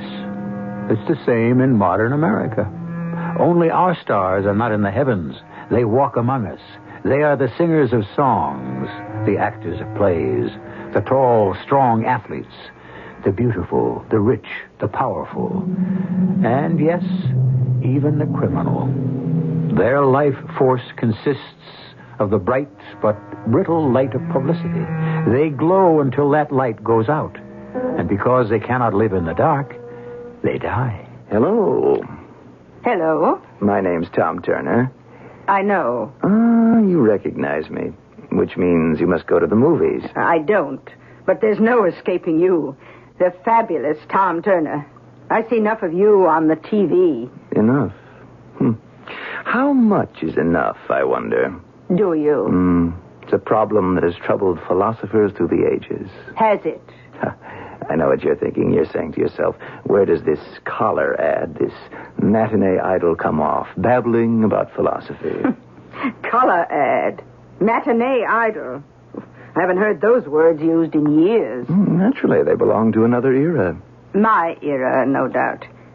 And this was your way of telling me I'm an old lady. But I really wasn't showing off. I am interested in things like philosophy. Oh, in other words, you're more than just a handsome face. Why do you disapprove of me? Why do you say that? You're giving me that same look of disapproval I used to get from my third-grade teacher. Why should you worry what an old lady who runs a shop in the lobby of a resort hotel thinks of you? Why do you disapprove of me? Well, for one thing, you're having an affair with another man's wife. Oh, that. You mean it isn't true? It's just publicity? No, it's true. Are there no moral twinges? I don't think so. But this woman, she's the wife of your best friend. Would it be better if she were a stranger? Oh, you're incredible. He is Alan, and she is Erica Standish, America's favorite married couple. Young, beautiful, talented. On the surface, so devoted to each other. And yet... It's the oldest story in the world. Erica Standish. She has breathtaking beauty. Yes. That brilliant, flaming red hair. It's the envy of millions of women. Why does she find it necessary to deceive her husband? And with you, his best friend. You have such a refreshingly old-fashioned way of putting things, Miss, Jerry. Mrs. Jerry. My name is Smith. The name of my shop, as you can see on the window, is Geraldine's. But everyone calls me Jerry. When I heard you were coming to the hotel here to do some... what was the word? Shooting. Shooting. Little did I believe that it might be literally true. Literally? Yes. You pretend to be such free thinkers, free livers, free lovers, but actually, it's a pose. Oh, is it? I've seen Alan Standish in the lobby. I've seen his face when he thinks no one is watching. And? He pretends to be quite sophisticated, civilized about his wife's conduct with you. And he isn't? I don't think so. No. I believe he resents it very deeply. And you think he might shoot me? The man who feels betrayed is capable of anything. Well, I came in here to buy a gift. I must compliment you, Jerry. I've been to the most exclusive shops in New York, Paris, Rome. I must say, your merchandise compares favorably. And what would you like? A gift for a beautiful woman. The present love of my life. Present? The past is gone. The future may never come. All we have is the present. I could show you something I really... Don't bother. I see it. This beautiful scarf. Yes. Yes, you do have good taste. Thank you. It's a special silk import from Paris and quite expensive. How much? $100. Oh, I thought you said it was expensive. Please, wrap it up as a gift. This one? Of course. But... But what? It's such a brilliant, flaming red color. I know. What's the problem? Well, if you know, I guess there isn't any problem. How the dear girl will adore it. I hope so. Just let me place a little card in there. To my best beloved.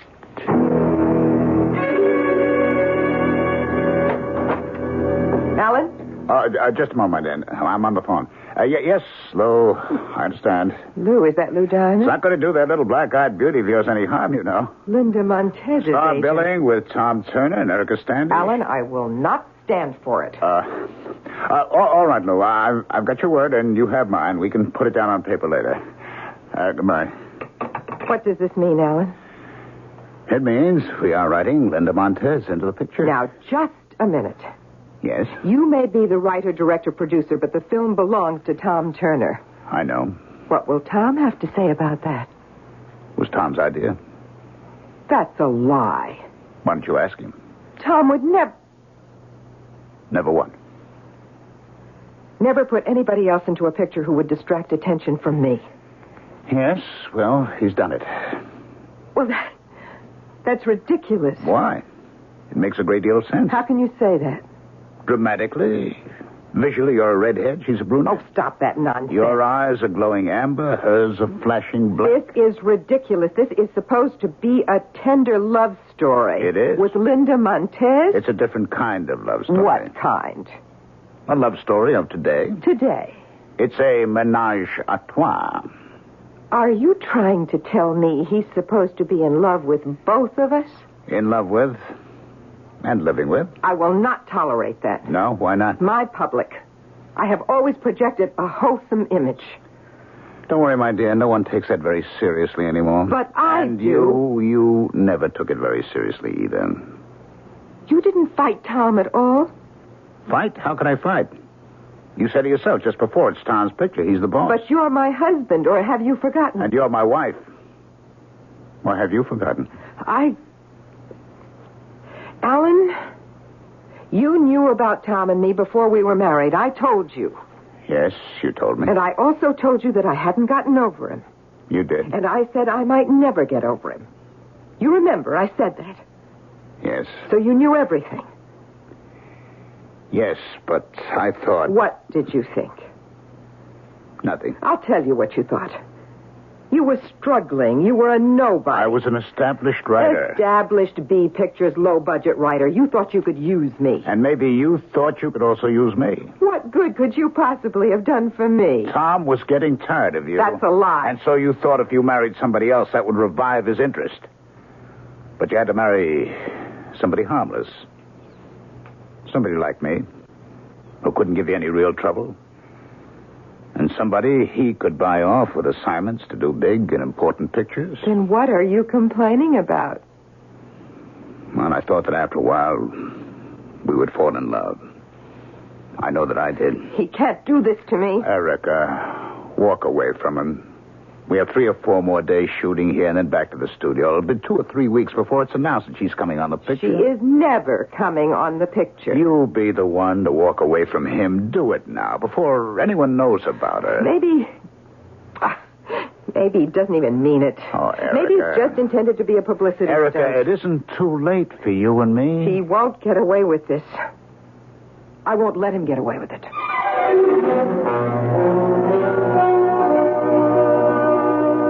May I help you? I don't know. I'm just looking. Oh, you go right ahead, Mr. Standish. You know my name? You're one of the famous film people. Huh. Infamous would be more like it. Oh, I wouldn't say that. Oh, then you know very little about us. I wouldn't say that either. Well, what is it that you do know? I have a very fine selection of pure silk scarves. Oh, I see you know how to change the subject. I would assume the merchandise in the shop is why you're here. You're not very impressed with me, are you? Should I be?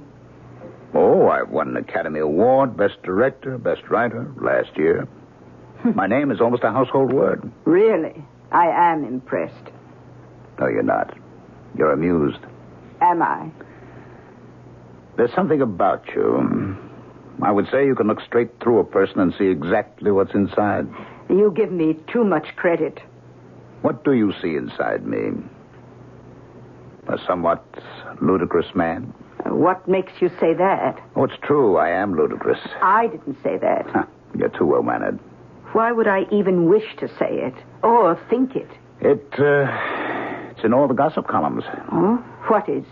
The story of my wife, Erica Standish, and Tom Turner. I never read the gossip columns. Well, by this time, you must have seen them together in the hotel, in the lobby, in the dining room. Isn't there something in the way they walk together, talk together, sit together? Why are you saying all these things to me, Mr. Standish? I don't know. These are personal, private things. And we don't even know each other. Perhaps I do understand that amused look on your face. I'm not aware of it. Oh, it says, here is this extremely powerful, talented man. And see how shabbily he permits himself to be treated by his wife and his best friend. Oh, yes, I've seen that look on other faces, but it was tinged with contempt. I could armor myself against it, but the look on your face, that's touched with pity. It finds me helpless. I'm sorry. You don't have to justify yourself to me. Oh, but I do have to justify myself to me. Well, may I show you something? No. I say you've shown me enough. Good day. There's a very, very complicated man. You in the habit of talking to yourself, Jerry? Oh, good morning, Sheriff. I didn't see you come in. I'm just checking on security. Tell me there hasn't been this much excitement in town since Calvin Coolidge was nominated. What do you think of all these moving picture folk, Jerry? Do you really want to know, Sheriff? It's my belief that one of them is going to kill somebody.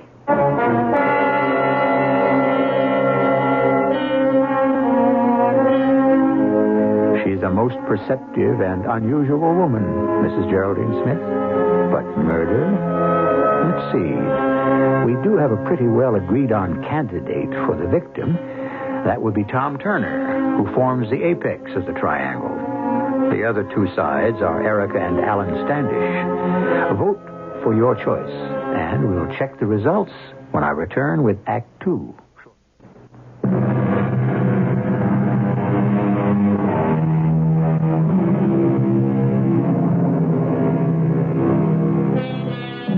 The square of the hypotenuse of a right triangle is equal to the sum of the squares of the other two sides. However, Mr. Euclid and all other learned mathematicians and philosophers were dealing with triangles as a shape. We storytellers, however, are concerned with triangles as a force, possibly the most explosive force in the world. You say one of them's going to kill somebody, Jerry? It's possible, Sheriff. Well, who and why?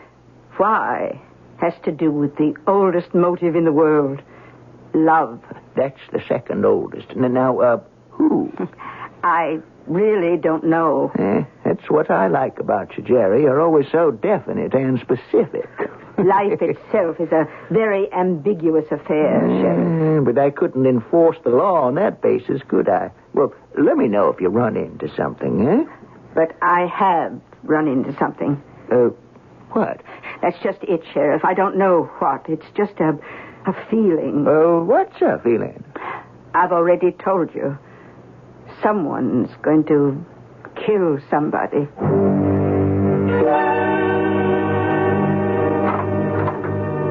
Ah, Erica. Yes, it's Erica. Are you going to ask me in? Well, of course. Now, may I offer you a drink?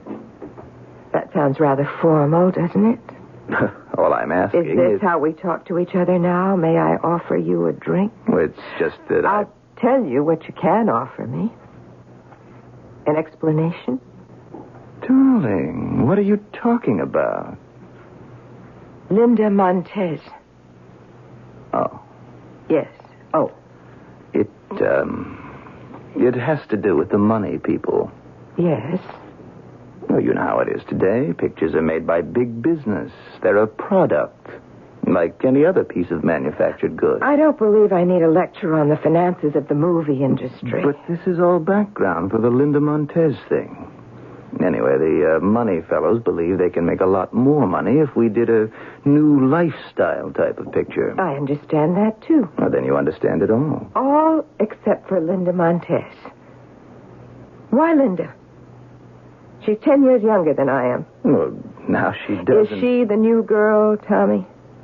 What new girl? Your new girl. What makes you think A new ending will be written for the picture. Well, it has to be. Alan has to work it out. At the final curtain, which one of us gets you? Which one of you? Me or Linda? Well... Me or Linda? So that's how you intend to do it? Do what? Announce that it's off with the old and on with the new. Now, listen, Erica... Tom, I've been there before. That's how you got rid of Doris Leeds. Admit it. right, I admit it.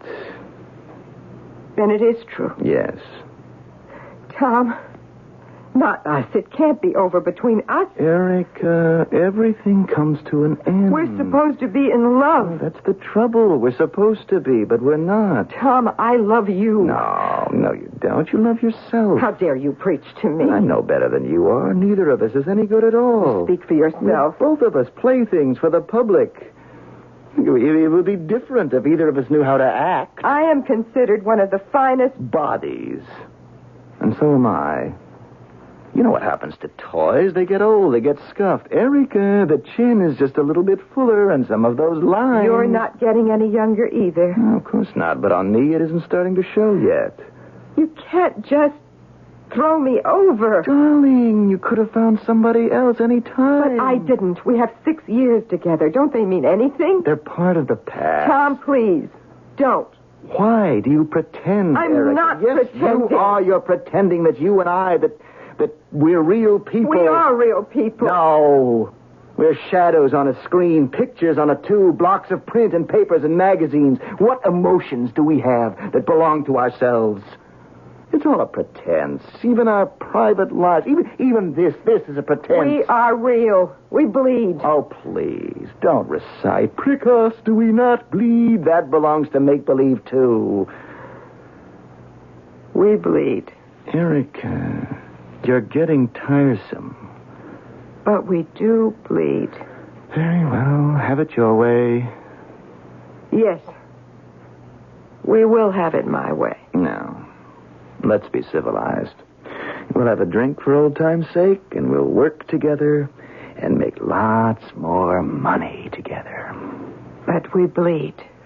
Now, Erica, this isn't funny. Of course not. It's very serious. Erica. Now, you see? Here is something real. No, Erica. Could anything be more real than this piece of steel? Blue steel? And from this comes the ultimate reality. Erica. Death. You're real, Tom. And I can prove it. I can make you bleed. Erica, put that gun away. Here's something real for you, Tom. Something real.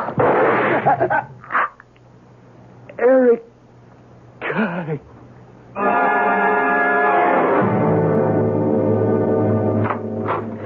Alan? Erica? Erica? What is it? You're trembling. Alan, What's wrong? No, dear. You simply must get hold of yourself. Come here, sit down. Tom. Yes, what about Tom? I just killed him. You what? I shot him. Are you telling me that you just shot Tom? I shot him and I killed him. Oh. I shot him with the little .32 caliber pistol you carry around in your case. Eric. It's your fault. Why did you have to carry a pistol? If you didn't have a pistol, I wouldn't have been able to kill him. Erica, listen. I'm sorry. I'm sorry. I didn't mean to say that. Where is the pistol? I'm so scared. I'll go to prison. Where is the pistol? After I shot him, I looked at the pistol in my hand. It was such a terrible, unclean thing, I threw it on the floor. That it's on the floor, in the room, Tom's room? Yes. And it has your fingerprints on it? Oh, Alan, I don't know why I did it. What are we going to do? You killed him. Oh, Alan, darling, I see it now that it's too late. I love you so much. You love me? When he fell to the ground, suddenly something just happened to me. I felt free. Do you understand? Free. This power, this evil power he held over me, it suddenly just disappeared. Erica. And I realized how much I loved you. And now it's too late. Too late? I'll go to prison. Our lives will be broken, destroyed. Oh, what a fool I was. Erica, do you love me? Oh, yes. But now it's too late. Now that I know I love you. You won't go to prison. Well, how can you say that? I killed him. No, you didn't. But who did? I did. You? Yes, dear, I killed him. I'll say I killed him. But you'll go to jail. No, I won't. But the law? There's a law that will set me free. It's called the unwritten law. I don't believe that. This man has been deceiving me. Finally, when I could stand it no longer, I faced him, and in a fit of passion, I shot him. No, I can't let you do that. Well, why not? I told you I loved you. Let me prove it. But it isn't true. Darling, we're all so far from the truth. What does it matter? We live in this tensely make-believe world. No, I can't let you. You can't stop me. It's the only way. You'd go to jail, but you see, I'll be acquitted. What jury would ever vote to convict me? Or I'll get a suspended sentence, but I'll be free. And we'll be free. Free? We've wasted so much time. Let so many years go by. We have no more left to spare. Each one has to count, my dear. We must spend every moment together. But you'll be blamed for his death. I've been a fool, a timid, spineless fool. It has to end. The way I'm telling you, I did it. But how can... Wait. Did anyone see you go into his room? No. Anyone see you come out? No. I know that little 32 doesn't make any noise to speak of. Let's just hope no one heard the shot. What did you do as soon as you... I dropped the pistol and... How long did you stay in the room? Not long. Think, please. Just a few moments, and then I came right here. That didn't have to take more than a minute. Now, you've been here 2 minutes, maybe 3, so less than 4 minutes have gone by. It'll take me another minute to get there. You mean you're going back? I have to wipe your fingerprints off the gun and put mine on it. You do love me. I know that. Yes, I love you. Oh, darling. How I love you. Wait here.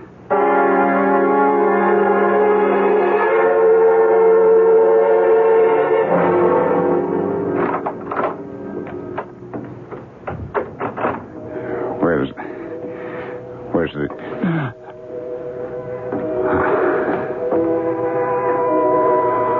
Oh, Tom.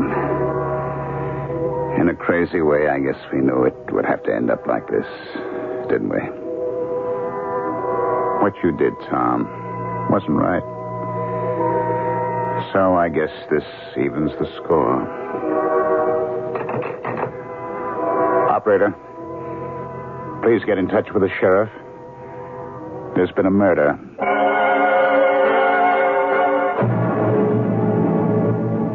Yes, there has been a murder. And usually murder is a very definite thing.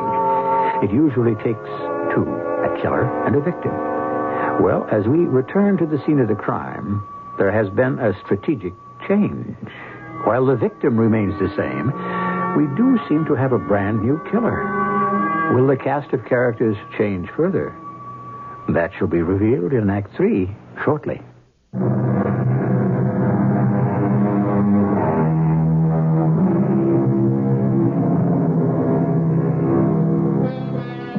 There is no cure for birth or death. So the thing to do is to enjoy the interval, or so says the philosopher. From this, then, we may deduce that the basic problem is neither being born nor dying, but quite simply one of enjoyment. In which case, we shall postulate a rule. Those who fail to enjoy life only have themselves to blame. Consider Mr. Alan Standish. You say you came here to see Mr. Tom Turner. Yes, Sheriff. For what reason? A highly personal reason. Don't matter what you tell me, Mr. Standish. I got all I need. I come in here, I find a dead body, find you sitting there holding the pistol. I got your confession. I got enough. Well, then why are you asking me all these questions? For the record, as I was saying, it don't matter what you tell me. If I was you, I'd be thinking about what I'd tell a jury. It had to do with my wife. And? I found myself in an intolerable situation. What you're saying is he was carrying on with your wife, and so you shot him. Yes. And and you're going to plead the so-called unwritten law. Yeah. Like you done in one of those moving pictures of yours a couple of years ago. Guy shoots his wife's lover, makes a great speech to the jury, he gets acquitted. Yeah, you can never forget that picture, huh? I'm flattered. Because it was so, what word can I use? Unreal. Mr. Standish, you can't just kill a man because he's making time with your wife. If guys could get away with it, we'd have 1 million of those murders a year. A man has a right to protect his honor. In the movies. In real life, we have divorce courts. I didn't realize what I was doing. You killed him with a .32 caliber pistol. Do you, always carry one with you?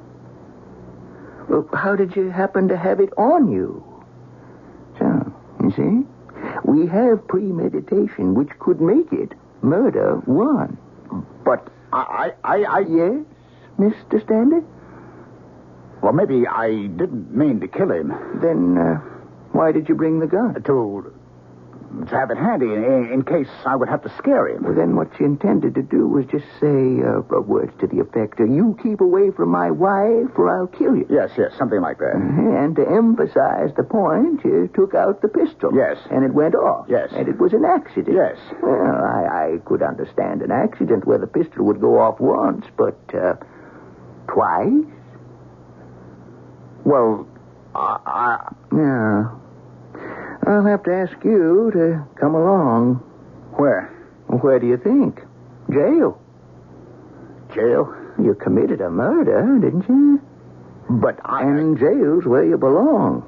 Till a jury of 12 good men and true decide your case.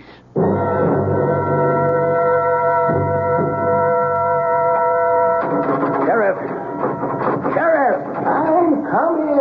No need to rattle them bars. I hear you, Mr. Standish. Why am I not permitted visitors? You can have visitors. Well, then why are you keeping my wife away from me? Nobody's stopping her from coming here. Then why hasn't she? Didn't you tell her that she could come? Yeah, I told her. Are you sure? Yeah, I went to see her. I said, Mrs. Standish, you're allowed to visit your husband.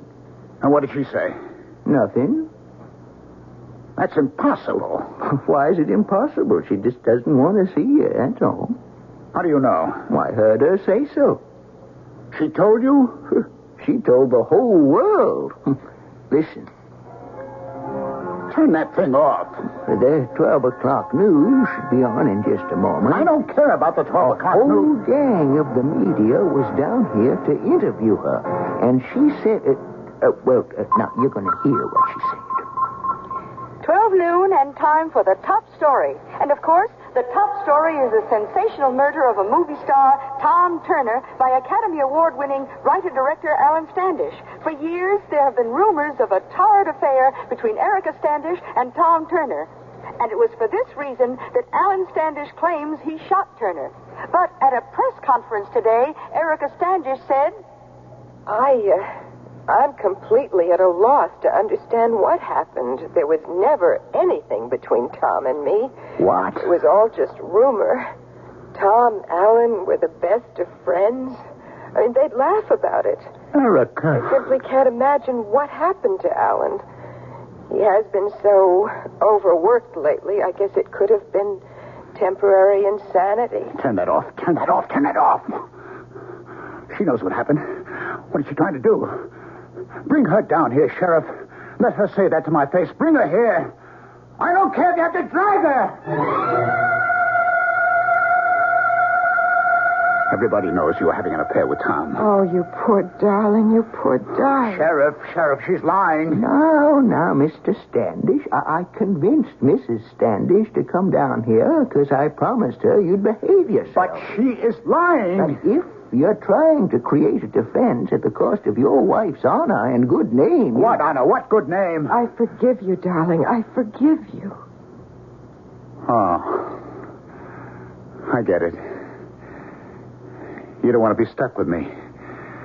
So, you think you can put me away for a long time, huh? Darling, I will stand by you. You come out clean, your career rolls along in high. You never loved me. You used me. Now, look, Mr. Standish, none of this helps. I was always Mr. Fall Guy, Mr. Patsy. Oh, darling, I know you're under a terrible strain. And how cleverly you led me on so that I could take the blame for you. All right, it won't work. All right, Mr. Standish, that's enough. Oh, no. It's over. It's all over. Whatever hold you had over me is broken, Eric. It's finished. And we're going to change places. I'm getting out of this prison cell and you're getting in. Now, what are you saying, Mr. Standish? I didn't kill Tom Turner. She did. Oh, he's gone mad. Oh, my poor Alan. You killed him. You went there to his room. He was going to throw you over. Darling, what are you saying? You shot him. Mr. Standish, now, if you don't calm down, you might have to be restrained. And I did this to help you, but it's finished, Erica. Now, let me out of here. I'm innocent. You'd better go, Mrs. Standish. I'm innocent. Sure. Now, just try to calm yourself. I'll get a doctor over here.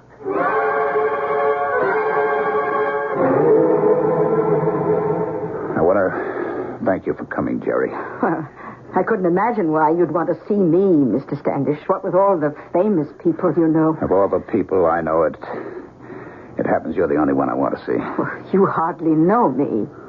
I think you're the only one who'd believe my story. Oh, your story. My lawyer doesn't believe it. A very famous and high-priced lawyer, too. Yes, but he says, okay, stick to it and we get you off on temporary insanity. But I tell you, I am telling the truth. I didn't do it. She did. But why did you arrange a thing like that? Because I was in love with her. Love? Love is a beautiful feeling. It's a wonderful state. Oh, not all love, not mine. My love was a terrible, ravaging illness. It was destroying me. It had already killed my self-respect. Oh, why did you put up with it? Oh, no. Please, you mustn't ask that question. People like you who are strong, who are wise, who are sure of themselves, you don't really understand the rest of us. But to agree to take the blame. It was part of a dream. No, feverish fantasy. One day she would suddenly realize that I was the one. Oh, those are the stories you write for the films. Yes. But what made you believe a jury would acquit you? Oh, surely the sheriff explained to you there's no such defense as the unwritten law. Yes, he explained it afterward. You would have to explain why you tolerated that relationship for 6 years, was it? Why suddenly you found it unbearable? Oh, a clever prosecutor could have a lot of fun with you. I didn't kill him. I know I said I did. I know it looks bad for me, but I didn't kill him. She did. Well, what do you want of me? I want you to believe me. It would be better if a jury believed you. I don't think they will. But I'll feel better if I know that a person like you believes that I'm telling the truth. And I am. She killed him. Why? The oldest reason in the world, he was getting rid of her. Was he? Yes. He had a new girl, Linda Montez. Oh, well, could you prove it? He was having me rewrite the picture to create a part for Linda. But how does this prove she was going to be his new girl? Well... In a court of law. Well, Linda knew it, and her agent, Lou Diamond, knew it. Well, will they testify? In a murder trial, they want to keep far away from it. So how can you prove Tom Turner was through with Erica and that she knew it and therefore she shot him? I can't. But it's true. Please, believe me. Oh, I'd like to believe you. Wait. Does this Linda Montez have the black hair? Oh, yes. And black eyes? Black, flashing. Well, maybe I do believe you. I'm telling the truth. Yes, it's quite possible you are.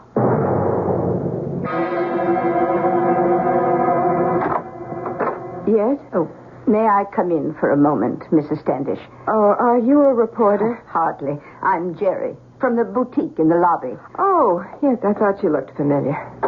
Well, I have a little package for you. For me? Yes. Tom Turner had bought this, and he evidently neglected to give it to you. Oh, well, what is it?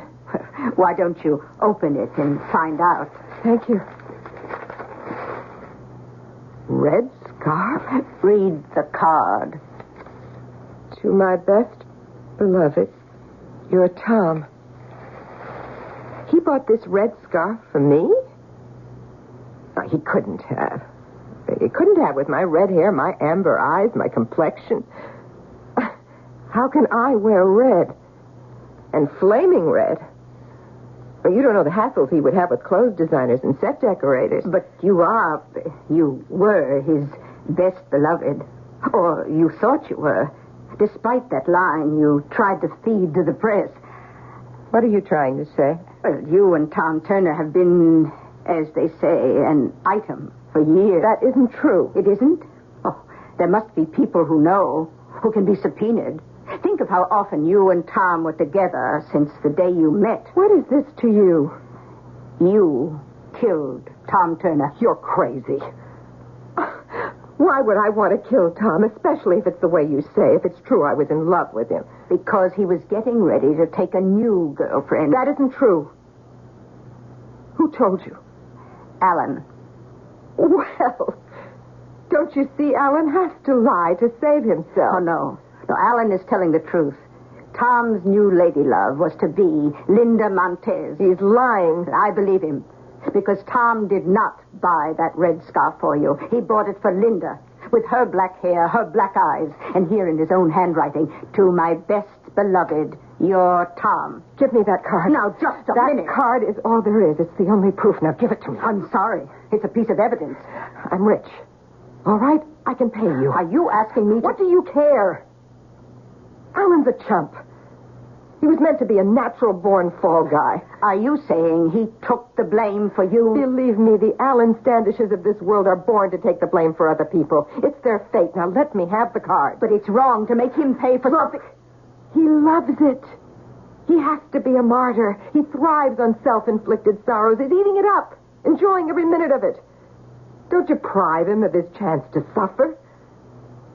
Now name your price for that card. I'm sorry. Not as sorry as you're going to be. Now look, I am younger than you and I'm stronger.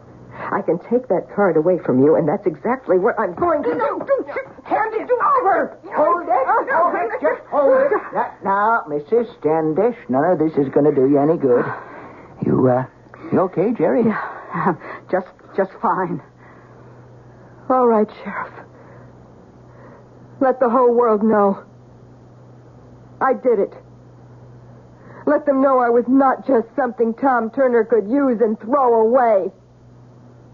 Yes, I killed him. I killed him because he broke my heart. Destroyed me.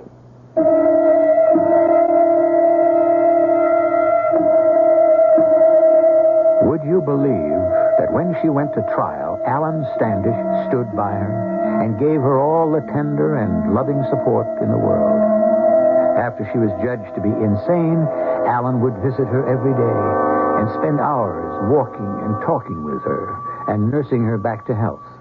And when she was finally cured and restored to society, would you believe she promptly divorced him and married an up-and-coming pop singer half her age? Is there anything on our Mystery Theater more mysterious than life itself? I'll be back shortly.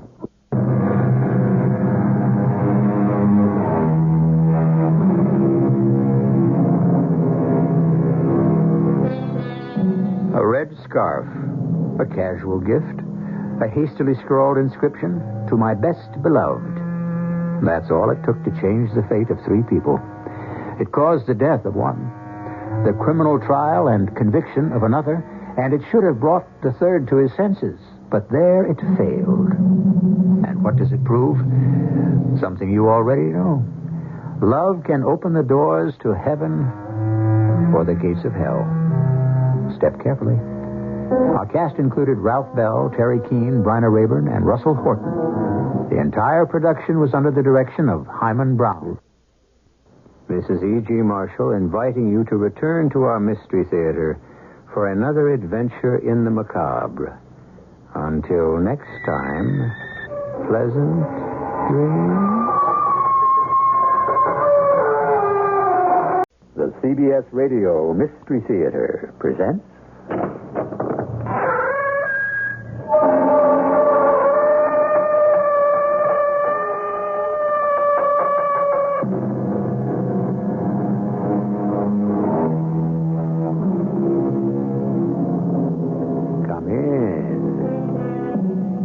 Welcome. I'm E.G. Marshall. Of all the 7 deadly sins, it seems to me that the one most of us are most prone to is greed. A large portion of mankind can live and die without being seriously concerned with gluttony, lust, pride, or laziness. Fewer of us, sadly too few, I suppose, can escape anger and envy. But the 7th and last. Put enough temptation in a man's way, and this is the sort of thing that's liable to happen. You want it laid out, Kurt? You're either in or out. But either way, all the way. Dead or alive, Kurt? Money, is that important to you both? This is... I hope we know what we are doing.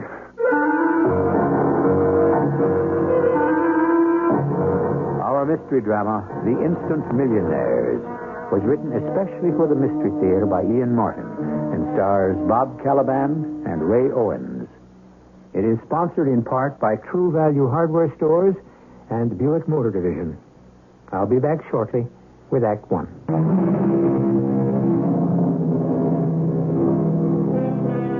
We live in a society today that is shaped and controlled by the money motive. So it's not too surprising that the most deep-rooted of American dreams is to become a millionaire. Our fathers had exactly the same dream, you say? Not quite. They expected to work for it. Today, the sons would like it to fall into their laps, to become instant millionaires. But if such luck were to strike you, would it be worth it? Let's examine 3 actual instant millionaires. Look out, Mick! What? Cut the tongue! Look out! Oh. Holy mother. I'd like to get my hands around the throat of the character who stacked those trunks. They're all the same, Mick, the help today. Don't give a hoot. You and me could have been killed. Well, you're not. One day, I'm going to give all this up and go back to my own business. Oh, what's that? A baker. I was a baker. My Emma, too. She still makes the best strudel this side of heaven. So why don't you? Money, my friend. It takes a lot of money to start even a small business. Yeah, you're telling me. But what happened to you in the last one? That was in 1941. You owned a business then? No. I worked for Emma's father in Vienna. I was very young. And I still smell the bread and the rolls of the early morning. Why'd you quit? There was a war, my friend. And the yellow band I wore about my arm. And some years in the camps and too many others locked behind the Berlin Wall until I got to the States at last. I don't like to remember. So, I am lucky to have a job here as a loader at Martin's warehouse. And I should not complain.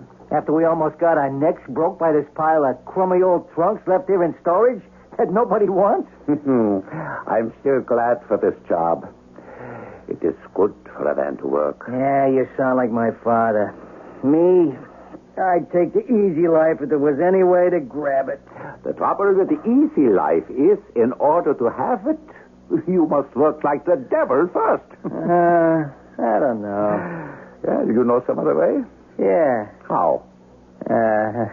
It ain't your speed. I don't know. Why don't you try me? I don't try you. I gotta try the wheel or the little spotted mice. The what? Roulette, dice. You see, I got them both figured. It's like a matter of mathematics. You couldn't lose. You're talking about gambling. The way I play it, buddy. It's a sure thing. So what are you doing? Hauling furniture, appliances, old trunks, whatever people put in storage, just like me? Well, what are you doing it for? Well, so someday I can open my own business. Figure you'll ever make it? I don't know. Sometimes I wonder. But I have some good years left still. But what about you? A young man. Yeah, sure. 43 and over the hill. No wife, no nothing. Not even enough of a stake to play my systems. So, where's all this getting us, huh? We want to make a buck, we better get moving. What are we raking all through this old junk for anyway? Mr. Kutcher gave me this order to get some of these old trunks out to take to settlers. The auction house, huh? Mm-hmm. Yeah, so let's get moving. What do we got here? Let's see. 3 wardrobe trunks, 14 assorted suitcases, 7 cartons books, plus 1 trunk. What do you mean, 1 trunk? 1 trunk of books. Who puts books in a trunk? Don't ask me silly questions. A man who values books could put them in a trunk. Why? Well, it's safer than a carton, no? Who knows? If you trust the mover, accidents happen like this. What? Well, when we toppled over the pile of junk, you know. This trunk here. Either it wasn't locked or it sprung. Oh, wait a minute. What's the tag on it? MA543, what? Let me see. Yeah. 543-61-43. Oh. What? Oh, we really did spring the lock on it. Let me see if I can get that back home. Oh, what's the difference? Leave it. You can't. These people leave their things to be undisturbed. So there's an accident. Sue us. That is the trouble. They could sue. Who could sue who? What's the trouble here? No trouble, Mr. Cascio. The trouble, Mr. Caccio, is that this bin is overstacked. Too many things. Yeah, that's the whole trouble with this warehouse. Too many things. That's why we got to clean out. What happened here? Well, we opened the door to the bin, and before we could do anything, it all came tumbling out. Well, who's going to worry? This is all dead storage. This one trunk here got kind of forced open. Somebody might make a claim, I guess, on that. For what? What's supposed to be in it? Huh? Search me. The invoice says miscellaneous books. Books? What kind of books? They don't say. Listen, these trunks and cartons and all, you see, they're being auctioned off closed, as is. The only chance the company has to get back even part of what's owed. So, let's have a look at the book. Now, wait a minute. Suppose you do find some that may be worth money. Then what? We hook them. That's what. You mean steal them? Now, Kurt, we don't call it that around here. We just collect a little contribution. Who's to know? The trunk's unclaimed, and we fix it up again so it's locked. But that's dishonest. Like Mick says, who's to know? Let's have a look, huh? Can you get it up, Mick? Yeah, trust me. There ain't a lock old Mick can't coax. And this one's a piece of cake. It's half there. There. Now for the half.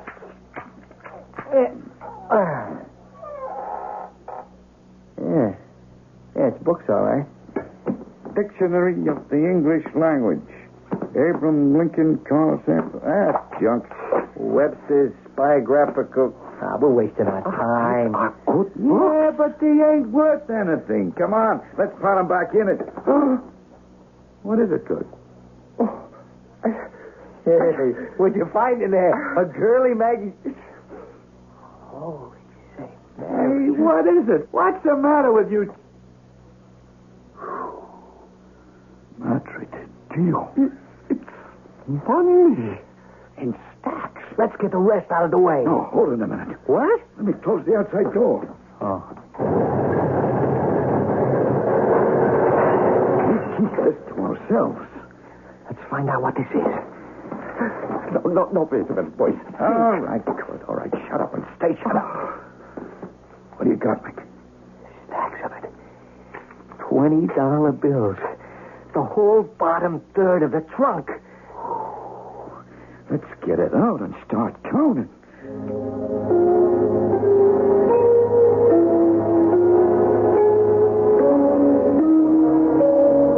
$3 million. $3 million. Are you sure? 1,500 packages of $120 bills. $3 million. Ah, 'tis God's will. It was meant to be. You mean to steal this? It's the chance of a lifetime. Found money. Money nobody knows about. There for the taking. What I could do with $1 million. What any of us could. You still want to open that bakery, Kurt? Yeah. With $1 million, who wants to work? You could live like a king. What would you do, Mick? That's easy. Head for Vegas. And in a month, I'd run it into $2 million. Or 50. What about you, Sal? Me? I'd take me and a wife and the kids back to the old country. get me a villa overlooking the Mediterranean and live like a capo. I can't take this money. It's dishonest. They're only dishonest if you found out. We had taken it, right, Mick? All the way. You better come in, Kurt. But I can't. Either you're with us or against us. This has to be between us three. Then split it between you and leave me out. To blow the whistle on us? If you felt like it? No way. Oh, you can threaten me all you want, but how can you force me? There could be an accident, Kurt. We almost had one as it was. Too bad about old Kurt Wiener. We opened the bin, and this heavy trunk full of books fell on him and crushed him to death.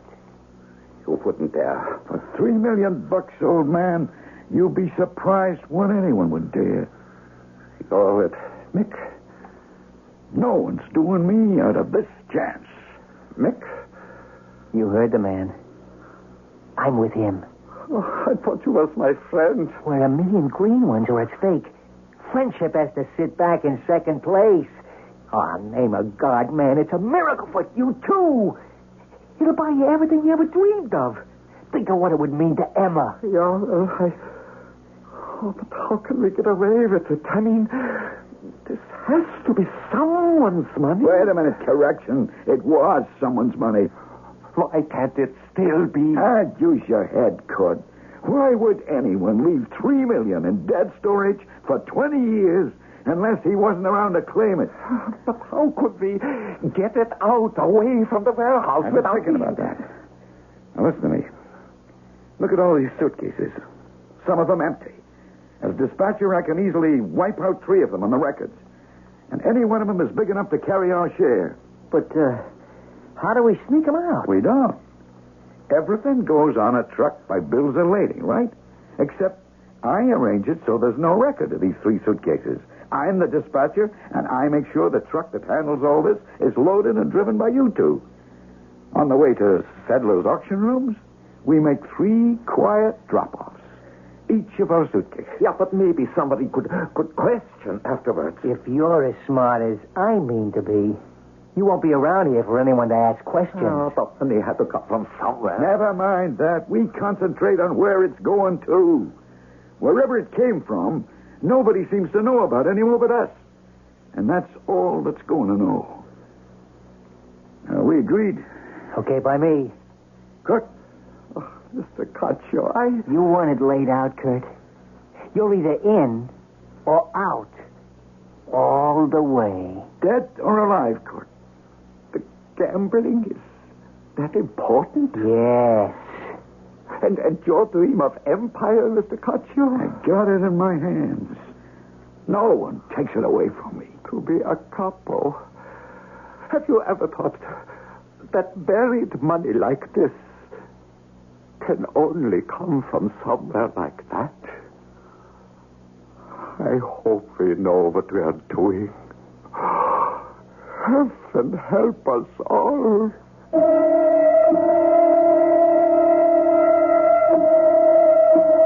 3 instant millionaires in cash. No complications. Except, where did it come from? This money buried for 20 years in dead storage. Will it really be worth all the dreams that Mick and Sal have for it? And will it prove to be as rewarding to Kurt, the one who had enough morality to resist the temptation but was not allowed to? And the most important question perhaps of all, will it really remain unclaimed? I shall return with Act 2.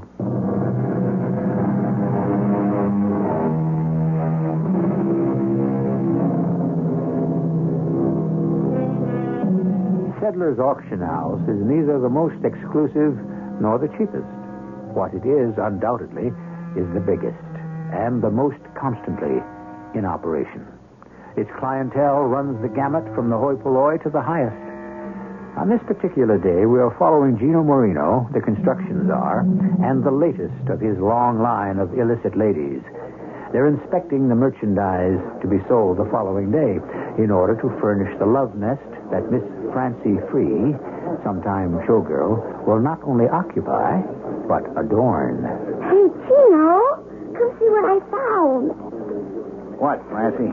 An étagère.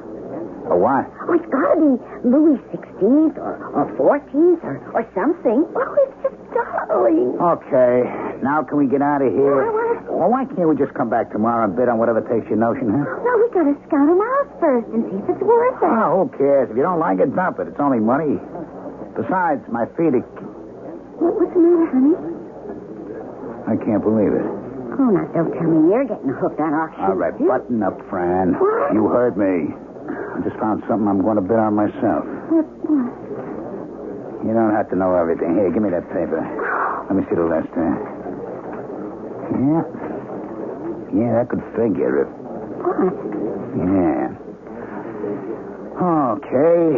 You and me are going to be here first thing in the morning. Yeah, but my attaché is list number 843. It won't be good. Who cares about your whatchamacallit? I want to be here for number 7 on the list. No trunk. Isn't that what it says with books? Come on. I got to talk to Hyman.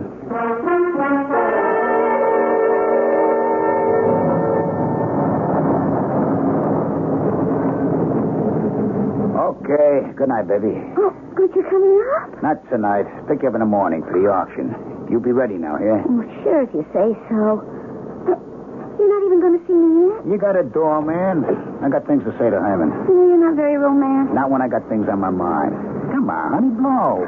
I get orders. What else can I do? Where to, boss?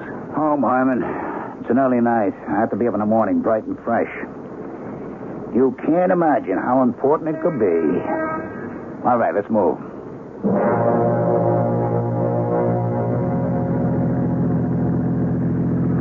You all right, boss? Why not? You don't that often sit in front with me. Don't I? I have my reasons. You've been my driver some pretty long time, huh, Hyman? Yes, sir. You know what kind of business we're in? You never quite laid it out that way before. So I'm laying it out that way now. Yes, sir. You're old enough to remember the operation as it went while there was still Cuba? Maybe I look younger than I am. I remember that and a long time before. You remember Skim Ziegler? Yeah. He was head dealer at the casino in Havana. Yeah. What happened to him? Well, what I heard, he owed the association a cool $3 million. When Cuba folded and Castro took over, we had to cut out. He was the bag man. But he got totaled. That was my job. Those days I was a soldier like you. We wiped him out because he stole the $3 million and buried it somewhere. Nobody ever dug it up? Not till now. Huh? I think I know where it is. Nobody but me knew just how Skim brought the money out. I know because I helped him pack his trunk. His trunk? He was a funny guy, you know. Into books, like he was a professor or something. His library was really something. When the association had to clear out, he had cases and cases and trunks of books he was moving. That's how it figured to be the best way to smuggle the cash. Only somehow he managed to ditch that one trunk. $3 cool million lining the bottom and the books packed over it. And you found where he ditched it? Yeah. Looks like. Only I gotta keep my nose clean. I'm too much in the open. I want you to front for me. Oh, how, boss? No sweat. All you gotta do is buy an old trunk where I tell you and bring it home to your place. Okay. Only, don't try anything fancy. Why, that no good, dirty... He double-O'd me again. Take it easy, boss. It was a good gamble. All the trunk cost was $16. I was so sure... Hey, what's the matter with me? Huh? The money was there in that trunk. I saw him pack it in. Well, it sure ain't there now. Yeah, but Skim never dunked it. I know. The trunk, okay, he managed to get rid of that, but I'll guarantee he never had a chance to grab off the cash. Somebody else did that. Who? Somebody at the storage warehouse. Some smart aleck knows the dough out, and a smart aleck I'm going to find. A long time, boss. Even the family wrote it off after 20 years. I don't think the heist was made 20 years ago. I think it was like the day before yesterday. And you and me are going to track it down. That's too much dough to be sitting in the wrong hands. You mean for the syndicate? Like you said, Heim, the family's already written it off. This is for you and me.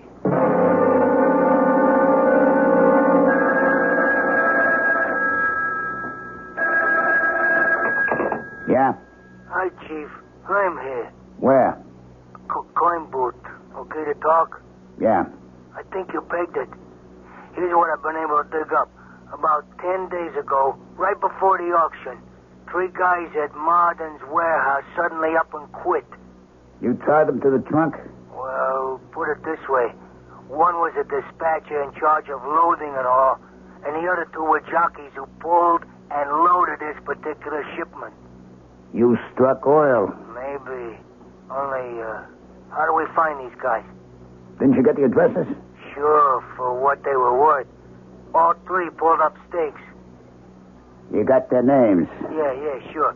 Sal Caccio, Mick Berrigan, and Kurt Wiener. So, we track them down. How? What'd we do? Holler copper? We got a better network than any police department. It may take a little time, but we'll track them down. It'll be worth it to both of us.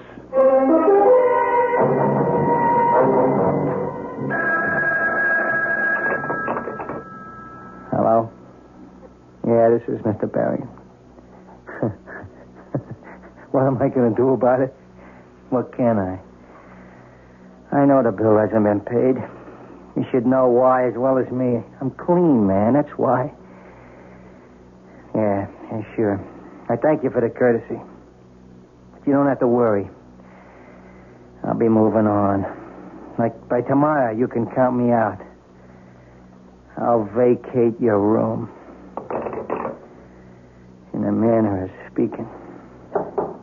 Yeah, who is it? Wrong service. I didn't order anything. Hey, what is this? I'll ask the questions. Close the door, Heim. All right. Your name, Mick Berrigan? Yeah? Up until 6 months ago, you worked for Martin's warehouse? Yeah, who wants to know? Let me ask you a question. There was a trunk in the warehouse. I'll give you the number. 543-6143. Right. You know it, huh? I know it. You know what was in it? Books. I'm talking beside books. Well, you're here. I guess you could figure I know what else. Like $3 million? My big stake. The answer to a prayer. You took the money, huh? My share. $1 million. I figured to build it to twice, 3 times. Who knows? But you did get the money.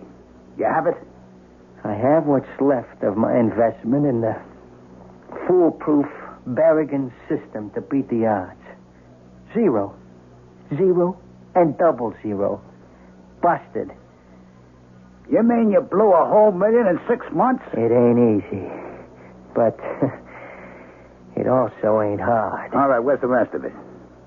What rest of it? I blew it all. The way I heard it, you never had it all. Just $1 million. Oh, that? Well, the other 2 had their cut. Sal Caccio and Kurt Wiener? Yeah. Where are they now? Who knows? Sal just wanted to go back to Sicily and be godfather. And Kurt? That's crazy. A baker. He wanted to be a baker. He didn't want any part of the split. We had to drag him along. What do you want out of it? The money. See the others. I'm clean. There are ways of testing that. Get out. Give me back my gun and I'll save you the trouble. What does that mean? I thought I had it tapped. I didn't. I got nowhere to go from here but out. That could save us a lot of trouble. Yeah, boss. Leave his gun on the desk. Yeah, sure, Chief. You, wouldn't have the addresses for Sal and Kurt, would you? No, and if I had, you wouldn't get them from me. You clean your dirty linen. Leave me to wash out mine, huh? I'll do that, Mick, if you carry through. If not, we'll take care of it for you. What now, Chief? $1 million down, 2 to go. I'll settle for that. You? Oh, sure, but what about this character? He'd blow it. And he gets away with it? About the only thing anyone gets away with is death. Come on, let's get out of here.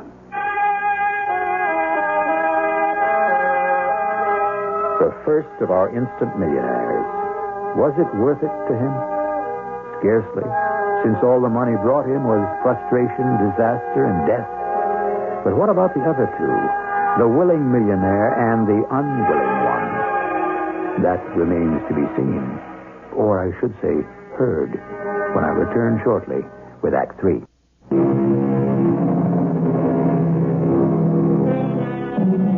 One of the most frequent misquotes in life is, money is the root of all evil. That wasn't what Timothy said at all.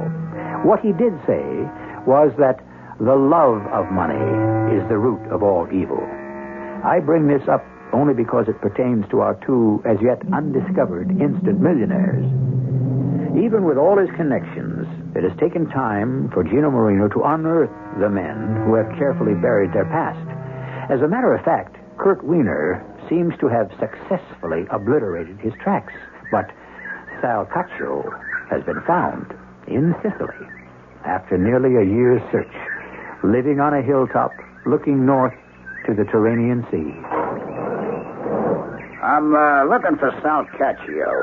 You come to the right place. Here? It's the house of God. Anyone is welcome.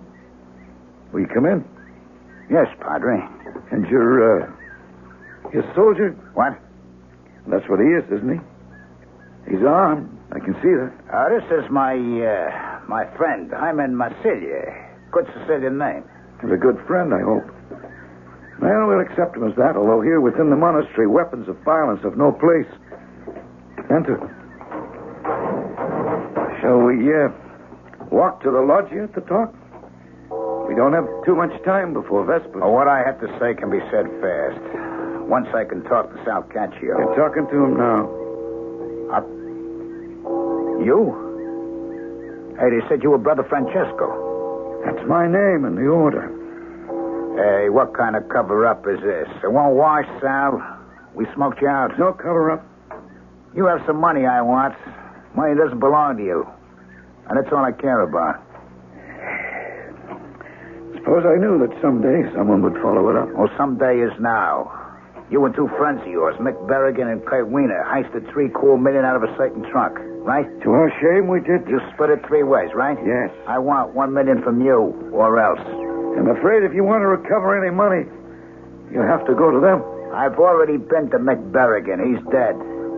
You want to end up the same way? You killed him? Fortunately, he saved us the trouble. Oh. He gambled it away and killed himself. How'd you know that?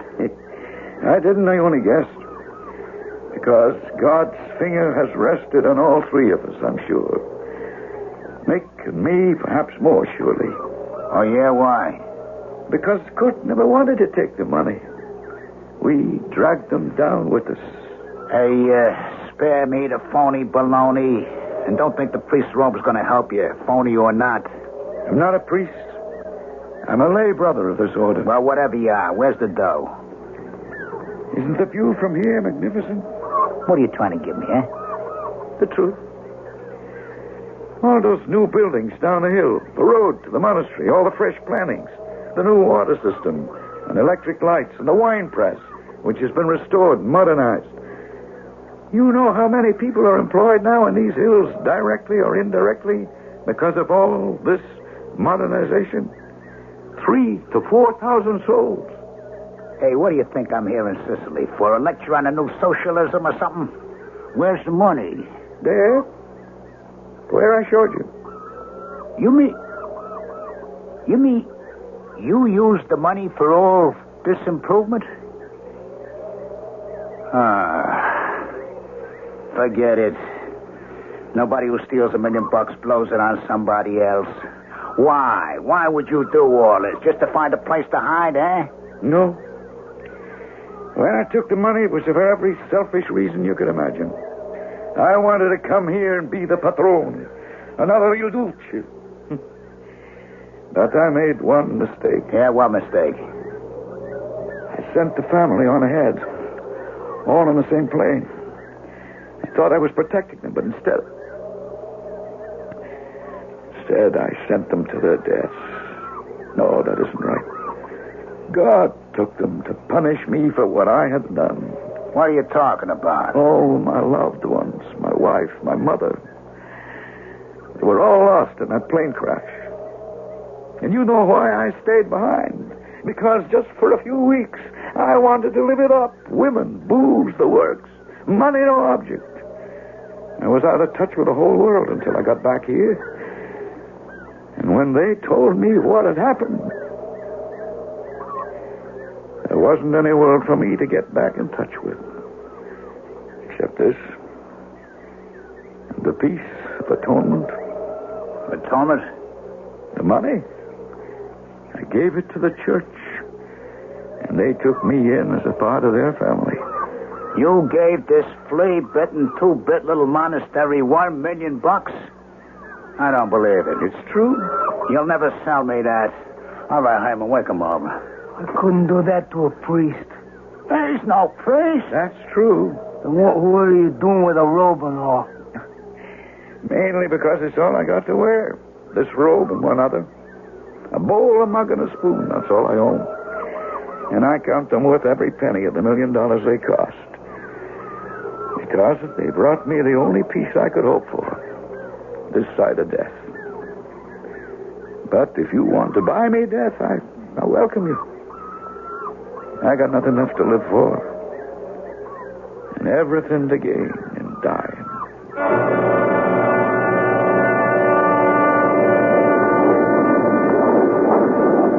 You think Casio gave us the old 00, Chief? If I did, we wouldn't be on his plane. You really think he gave away all that dough? I really do. Well, 2 down and 1 to go. Too bad the priest, or whatever you call him, couldn't give us a lead to the 3rd crumb. Crumb? Hey, you know something, Hyman? You give me a notion. I did? What? Yes, sir. A crumb of information. Kite Wiener. The man who wanted to be a baker? Maybe, just maybe, that's the way I can trace him.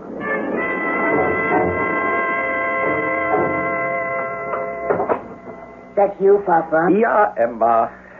Anything in the mail? Oh, ja, the welcome in have paid their bill at last. Well, that is a good worry off our heads. $800 is a lot of bread. And cooking. But thank the good God, we never have to worry. There is always the other. No, that other money, that is not for us. It started us in the bakery business and kept us going until we got established. Yeah, but now, as we get more successful, we must pay back every penny. For what, Kurt? Nobody owns all that. Don't say it. What are you afraid of, Liebling? I did something wrong once. I have to find a way to make up for it. You have such a conscience. It's only money. Sometimes I don't know. Maybe I should have used it for you. A trip around the world, fancy clothes, some excitement. Now, you listen to me. But you, I have all the excitement I want from life. And I'm happy with our bakery. Oh, I wouldn't change places with anyone. And I don't care about the money. You can burn it if you want. Burn money? Well, give it away. Yeah. I think that is what we must do. But how? Is it so difficult? You have it all in those original packages. Give it to some charity. Now, tell me, is there other mail? A few small checks, some of that junk stuff, and a letter from your sister Anna. Well, let me see what she has to say. There's another letter inside. For you. For who? Here, you read. I have not on my... I'm afraid, Mama, I don't read... Now, what is it, Kurt? It's from Italy. From Sal. Who? Sal Caccio. One of the others who took the... Oh, Ma. I have a feeling that something is very wrong. Open it and read. Oh, She sent it in care of Adna. She shouldn't have forwarded it. She's not supposed to know Read that. it, Kurt, read. Yeah. My dear brother in Christ. This is from Salcaccio. What will you read it? I don't know if this will find you. I'm taking a chance it will because I feel you should be warned. The sin that we have committed was sure to catch up with us, and now you should know that this is an evil man. He is desperate to recover what is left. I am afraid for you, my friend. I pray for you. You are not to let it worry you, Kurt. Oh, I worry less for me than for you. Neither of us will worry. If this man comes, we will give him the money. It's as simple as that. And that will be the end of it. And we can live in peace. I will never give the money to a crook. That's one thing I make sure of.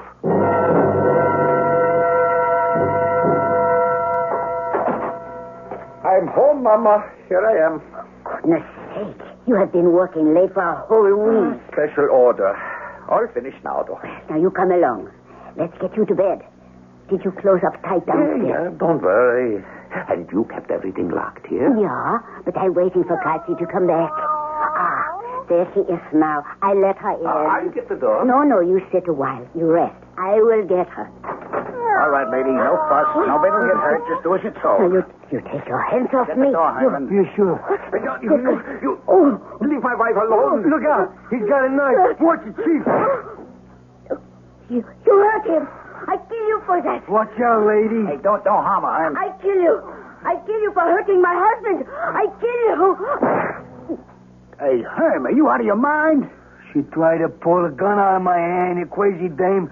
It was an accident. You trigger-happy fool. Now, how are we going to find the money? You'll never find it. You can look till doomsday. But I fixed you. You'll never find it. All right, where you been, Moog? Out in the bakery, Sergeant. Oh, man, that smell is driving me up the wall. Beautiful. If you had as good a nose for being a detective as you have for food, Sherlock Holmes could move over.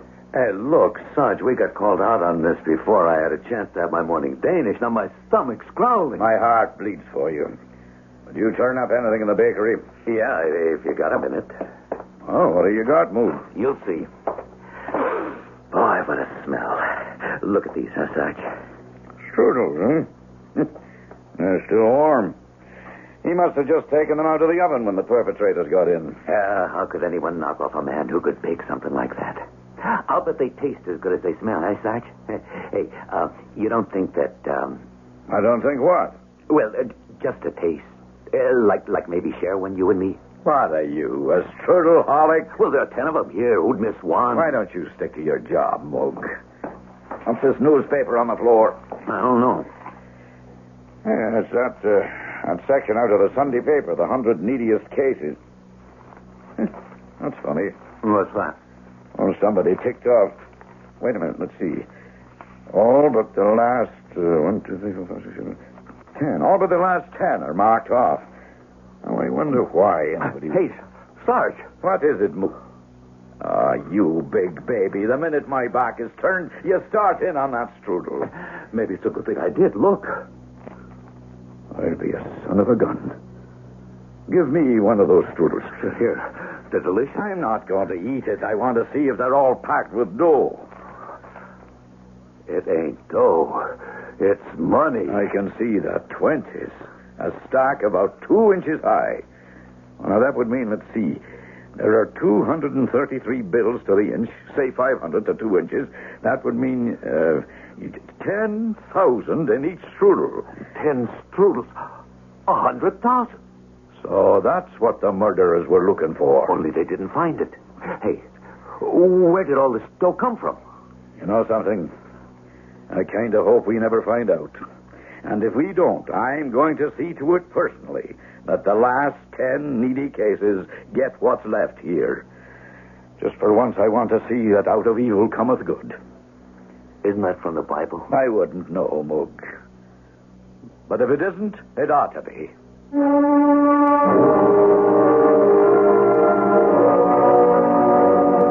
Of course, the source of the money was never found, and those who had already received it were too grateful for the gift to question it. I can't find the exact quote Mujaluski was thinking of, but perhaps he meant a line from St. Paul. Be not overcome of evil, but overcome evil with good. Let that serve as a gentle epitaph for misguided Kurt Wiener and his poor wife. I'll be back shortly. I would feel a little uncomfortable leaving this story if Gino Marino and his hatchet man got away scot-free. On that subject, a quote from Romans 6:23. The wages of sin is death. And a report from a newspaper account. The miraculous part is that on today's plane crash, all 193 aboard were saved. Only 2 passengers met their deaths. They have been identified as Herman Marsiglia and Gino Marino, both of Miami Beach, Florida. Our cast included Bob Caliban, Ray Owens, Ian Martin, Evie Juster, and Ralph Bell. The entire production was under the direction of Hyman Brown. And now, a preview of our next tale.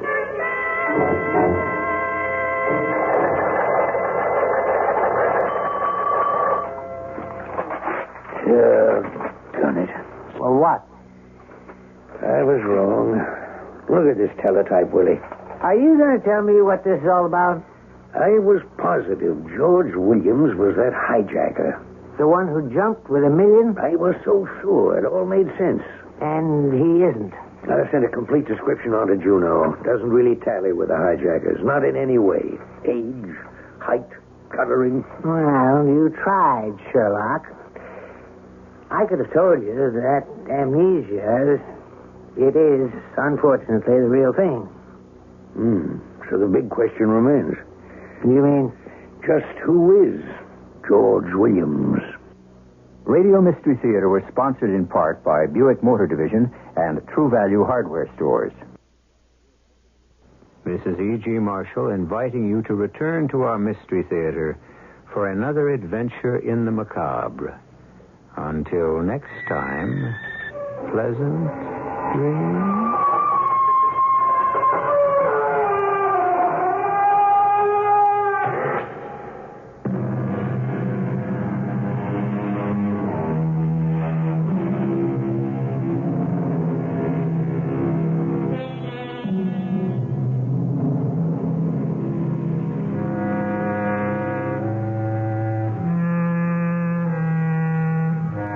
The CBS Radio Mystery Theater presents...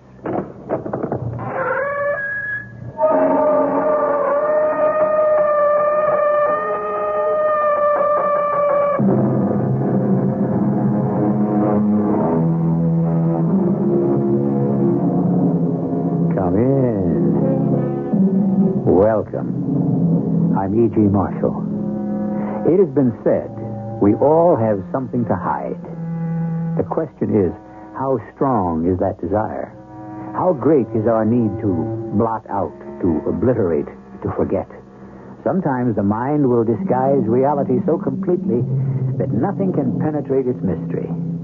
To what lengths will the human brain go to avoid ugly remembrance, or to conceal, even from itself, a tragic truth?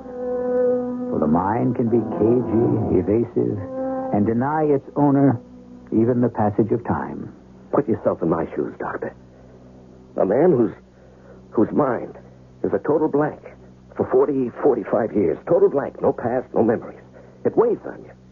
You can't concentrate on living your life. You can't even plan your future. Because all the time you're saying to yourself, who am I? Did I have a family, brothers, sisters? Was I single, married? Do I have children? Where do I belong?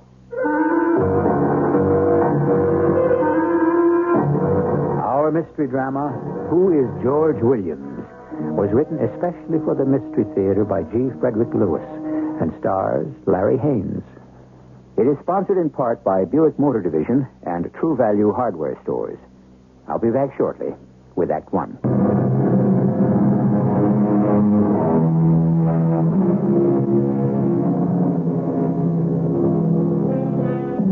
It is Christmas Day. It is also 20 below. The sky is cold and clear and black. We're in Anchorage, Alaska. Two men drink mugs of coffee and listen to the nightly news on the radio. Why not? What else can they do?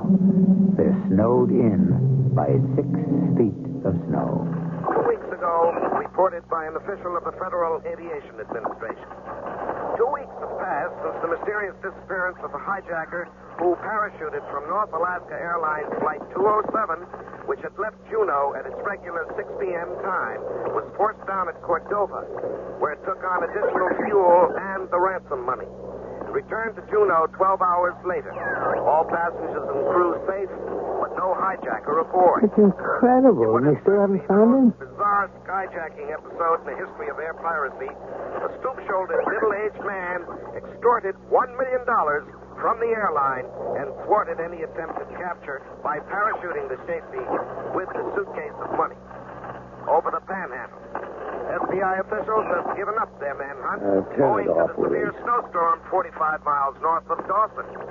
The location of this jump was determined by the time a signal light went on in the cockpit, indicating a drop in the airplane's air pressure when the hijacker opened the rear door and jumped. Oh, what's the matter, George? Why'd you shut off the radio? That bugs me, that's all. It's not just because I'm a law enforcement officer, but when some crazy crook puts a plane load of innocent travelers in danger of their lives with threats to blow up the plane and himself if he doesn't get what he wants, I boil. Are you sure it's a concern over the safety of lives, or is it anger at the big money the skyjacker got away with? I hate cowardice, Willie. And coming aboard with dynamite is just that. It takes a little more than cowardice to parachute out of a 727 with a suitcase of money. I say the man had nerve, and he broke every rule in the book to escape. Well, friend, all I can say is he'll be darned lucky if that's all he broke.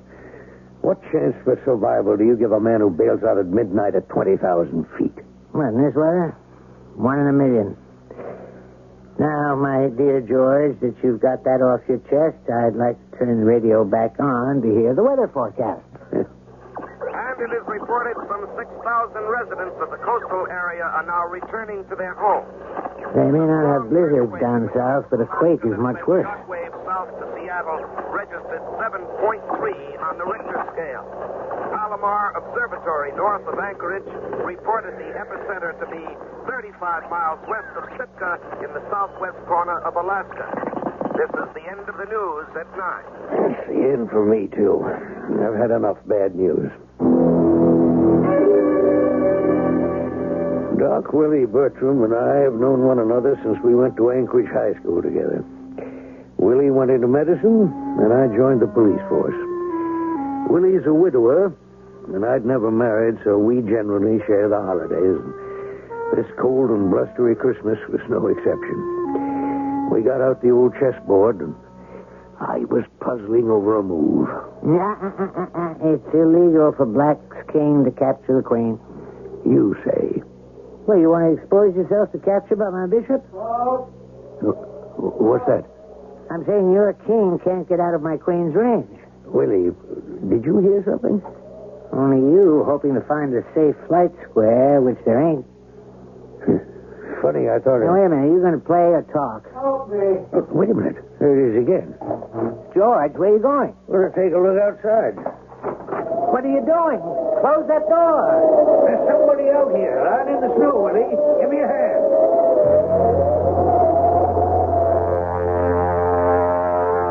We dragged the man inside. He was barely conscious, suffering from exposure, some frostbite. His clothing, a badly torn business suit, and what looked like blood all over him. We undressed him, and Doc Bertram examined him. Contusions about the head, fractured leg. Where do you suppose he came from? I checked all his pockets. There's no wallet, no labels in his shirt anywhere. No identification whatsoever. How about his shoes? Old, worn, no maker's mark. How badly is he hurt? I've improvised a splint for his leg and cleaned off the scalp. He should be in the hospital. But how can we get there through all these drifts? Oh, where am I? Oh, you're all right. Don't worry. Who are you? I'm Dr. Bertram. Now I'm going to give you a sedative. What you need is rest. Give your body a chance to catch up. Well, hold on, Willie. Before you put him to sleep, I'd like to ask him a few questions. How did you get here? I don't know. You don't know what you were doing out there in 6 feet of snow without an overcoat? I don't know. Where am I? Anchorage. You had no idea? I'm in Anchorage. Yes, Anchorage, Alaska. What's your name? My name? Come on now, you heard me. What's your name? Who are you? My name. My name is, I don't know. You don't know? No, my name, I can't seem to remember. We put him to bed, and by the next morning, the snow plows had come through and the roads were open, and Doc Bertram took the man to the hospital. In a very few days, he was hobbling about on a crutch. Well, how's our patient today? I guess I'm all right.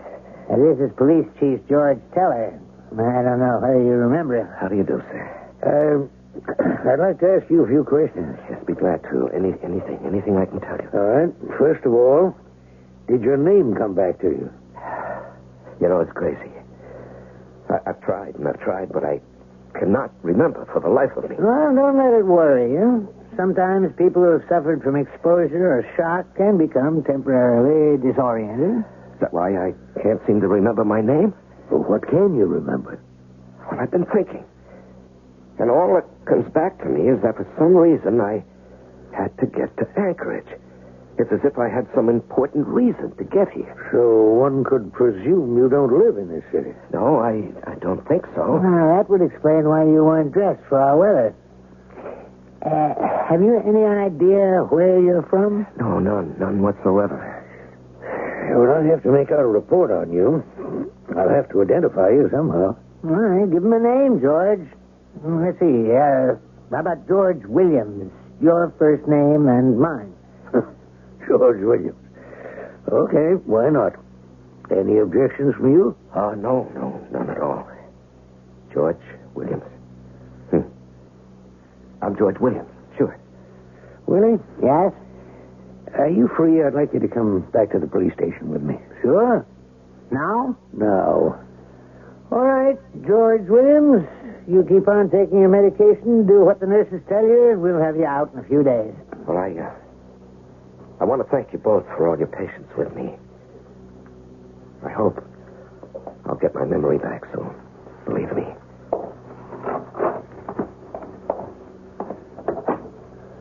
What were you hustling me out of there in such a big rush, George? What's the hurry? You'll see, Willie. What's this? You got a policeman standing outside the door. Why? I wouldn't like our Mr. George Williams to suddenly take it into his head to leave Anchorage. Well, now, why would he do that? He has no place to go. He doesn't know where he comes from. Well, I don't get it. Because, Willie, I'm not so sure he isn't faking. Besides, I think I know who this man is. You do? I've sent out a few inquiries over the wire. The answers ought to be coming in about now.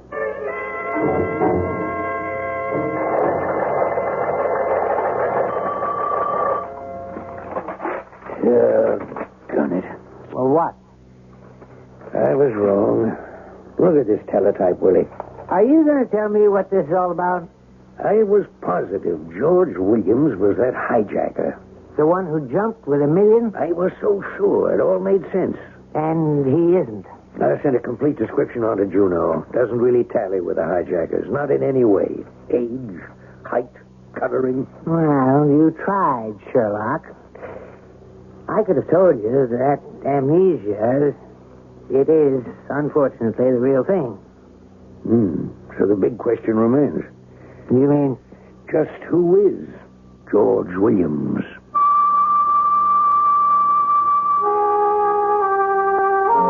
Doctors will tell you amnesia is a form of hysteria in which memory is disturbed. Sometimes only a group of ideas are blacked out. Sometimes proper names. People's names, names of places. Has the curtain fallen permanently across this man's yesterdays?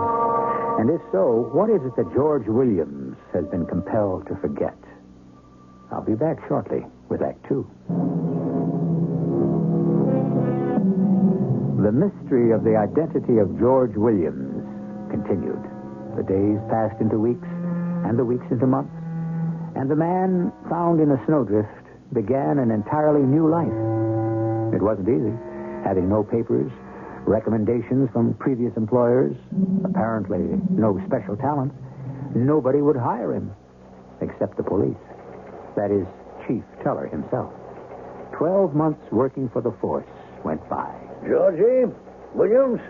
Did you call me, Chief? Yeah, have a seat. You know what today is? Oh, sure. Tuesday. And what date? March 1st. Well, does that have any meaning for you? Should it? It's been a whole year today since you started working for the Anchorage Police. That's right. I'd quite forgotten. Now, don't start that again. No, Chief. So, in honor of the occasion, I was going to give you a chance to actually join the force.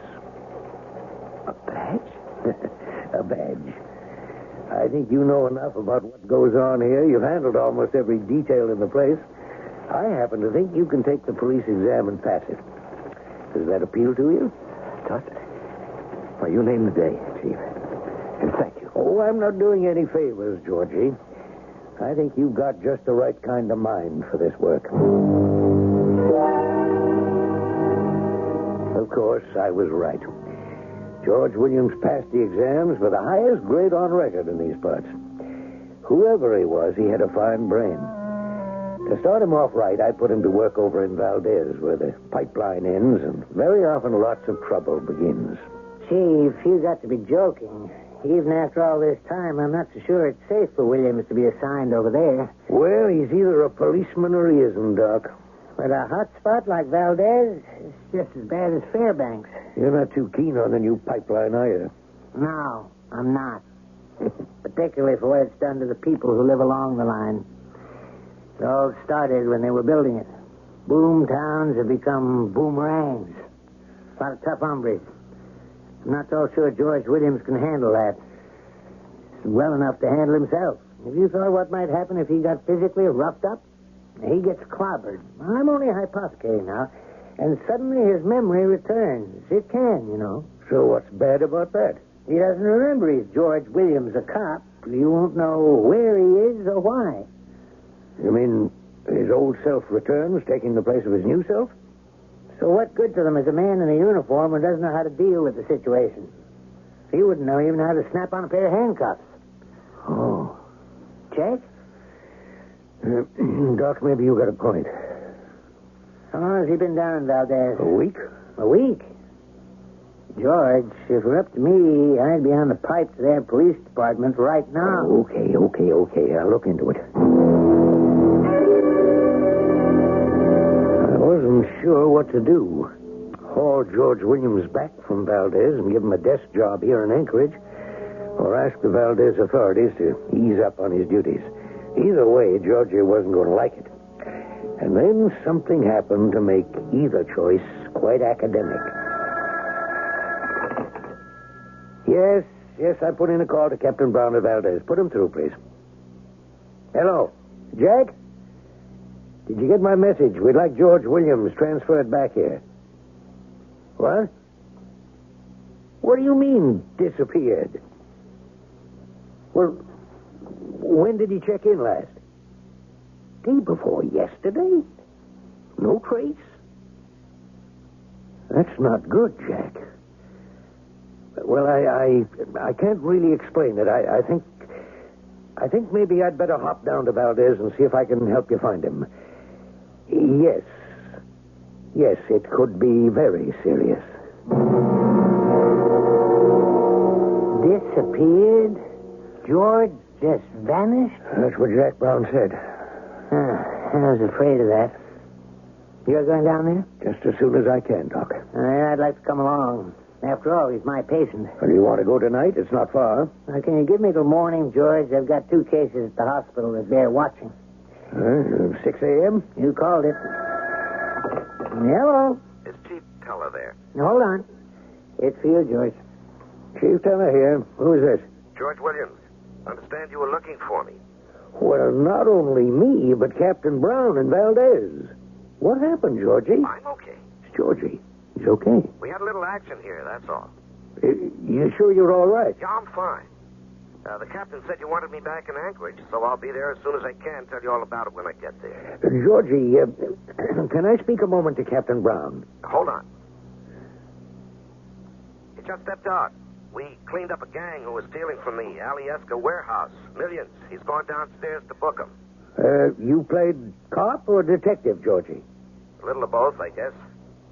Tell you when I see you.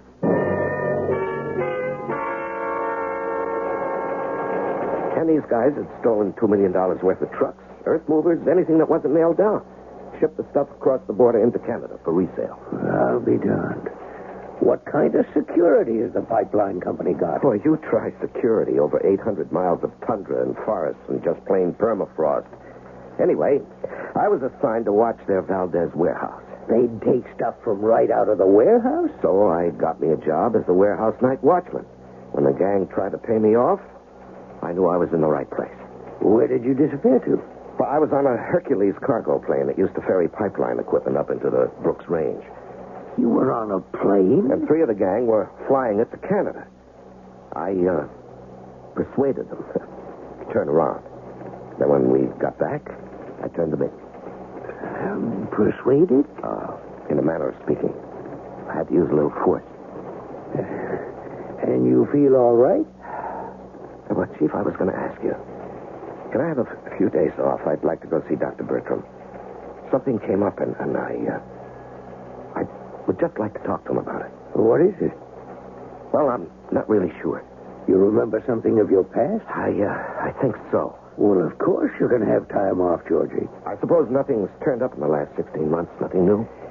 I personally checked and double-checked every missing persons bureau in the state. And Washington? And Washington. They have absolutely no record of anyone answering to your description having been reported missing. You know what, Chief? Whoever I was related to must have given me up for dead. Somebody must think I died. There's no other explanation. It could be. But you may remember, ultimately. Now, I'll tell you what I'm going to do. I've always wanted to grow a beard. Now that nobody seems to want to identify me, it doesn't matter. Well, as of now, Georgie, you're off duty. Go see the doc and take it easy. Doc, put yourself in my shoes. A man whose memories are a total blank for 45 years. How old would you say I was? Say 45. Total blank. No past, no recollections. I'm like a walking dead man, not a real individual. Even my name is made up. Half yours, half Chief Teller. Well, that weighs on you. You can't give undivided attention to your life. You can't even plan your future because all the time you're saying to yourself, who am I? Did I have a family, brothers, sisters? Was I single, married? Do I have children? Where do I belong?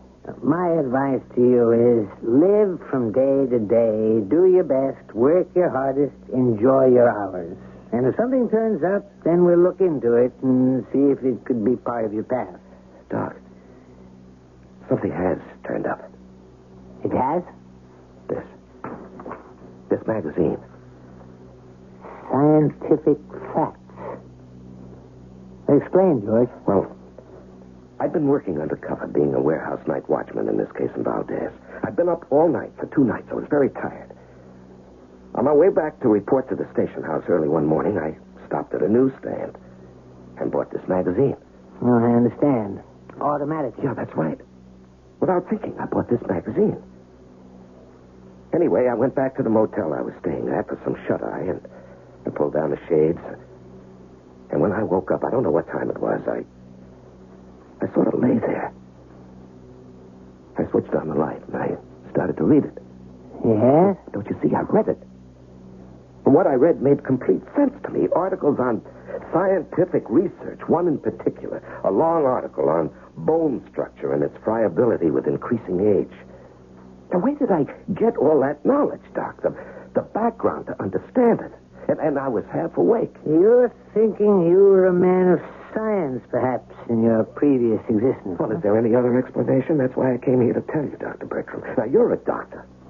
Could I have been a doctor? Possibly. The mystery is, however, what drew the curtain over your mind. Now, I'd like to tell Chief Teller what you told me, may I? Oh, sure. It's nice to have you back in Anchorage. And between you and me, that beard you've started makes you look very distinguished indeed. It's surprising what a good disguise it is. Having a beard these days makes you look far less conspicuous than not having one. Which is an asset for a policeman or a detective. Another year went by, and George Williams became one of our best investigators. Most intuitive, most thorough. There didn't seem to be any length to which he wouldn't go to pursue a criminal. As for his lifetime before his mysterious arrival that Christmas Day at my house, that part of his past appeared too deeply embedded ever to reappear. Chief Teller, listen to this just coming in on the teletype. Have you expert to loan us for brief inquiry into discovery of human skeleton near Salisbury Sound? Signed, Juneau Police. Have we an expert on skeletons? In words of one syllable, I'd say no. Chief, where is Juneau? Oh, it's about 500-600 miles down the coast. Well, surely you know where Juneau is. Yes. Of course I do. It just, I was startled by the name. You know someone who lives there, Georgie? I'm not sure. Juneau. Sort of rings a familiar bell. Oh, well. Would you like the assignment? Oh, no, I'm no expert on skeletons. Oh, Willie Bertram says you are. Well, he's exaggerating. I do read a lot, particularly anatomical articles, books. I just seem to take to it. Well, it's all settled then. I'll wire them to expect you. Chief, you're doing this for me, aren't you? Only partly. If we can help another city's police department, why not? All Alaskan law enforcers ought to work together. It's more than why not, isn't it?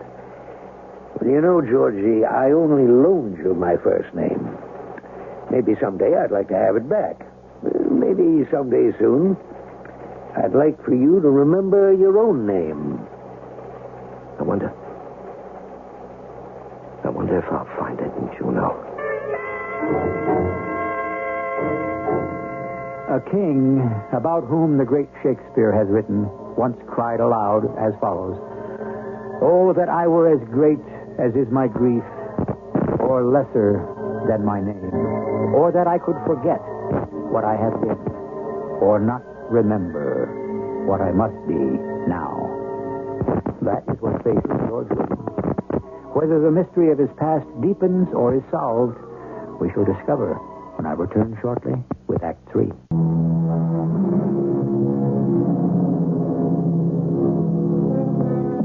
When one has lost one's past, every day can be a hurdle, every hour an obstacle. One grasps at straws hardly sufficient to bear one's weight. George Williams is apprehensive about going to the city of Juneau. Shall he find out something there about himself? The irony of ironies is that his job is to unearth someone else's secret, not his own. This is the place, Mr. Williams. Right down there. That deserted cottage on the beach. Beautiful spot. So peaceful. It was. In fact, before the tidal wave a few years ago, it was one of the favorite summer spots around here. Now you couldn't sell a house or rent yours here for love nor money. Nowhere along the coast. People are afraid it could happen again. A tidal wave? Well, you must have read about it. Folks started calling Juneau the unlucky city. Not long before the big wave, that man hijacked a plane out of Juneau and parachuted with $1 million. And we did find him. Hijacked plane? Yeah, here we are. I'll show you where we found the skeleton. Around the back in the well. Why don't we cut through here between the cottage and the garage? It's quicker this way to the well. See? Where's the bucket? Oh, we took that off when we hauled up the remains. Where are they? Cut it out pretty much in one piece and put it in the front room. Come inside, and I'll show you. Which front room? There are two. The one with the 3 windows. Say, Have you been here before? No, not so far as I know. Well, here we are. It's in this police property box.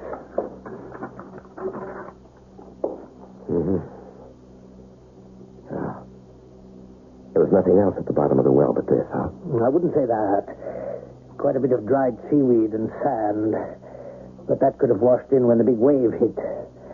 In fact, it's a miracle this cottage is still standing. It was under 10 feet of water. The entire coastline was. Actually, Inspector, I can do a more complete analysis on the remains if you have them brought to your lab. I was thinking that, too. Is there anything else on the premises you'd like to see? Well, I'll just have a look about upstairs in the 2 tiny bedrooms. Now, careful of that board. It's loose. You all right? Here. Let me help you. Oh, I must say, it gives you great training in Anchorage. I didn't spot that loose board at all. Been up to the attic? I don't think there is one. About the pull upstairs in the hall, but I doubt it. Nobody ever uses it. Inspector, before we go back, I'd like to take a turn around outside, if you don't mind. No, not at all. That's what you're here for, Mr. Williams. I'll go up to the patrol car and call in for a wagon to fetch the remains. I'll wait for you there.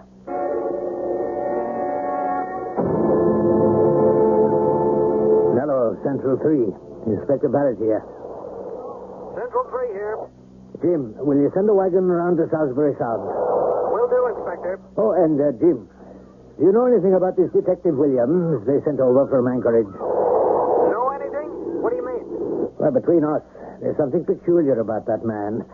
Right now, he's standing outside the cottage, looking off into the Gulf. He's been standing there, staring for at least 5 minutes. So? Some people like seawater. Well, never mind. He's coming up the path now. I think I'll call Anchorage when we get back. I'll see you. Over. Over and out. Good morning, Inspector Barrett. The examination's completed. I'd say these are the bones of a female, age about 35, 5 foot 7 inches. Yes?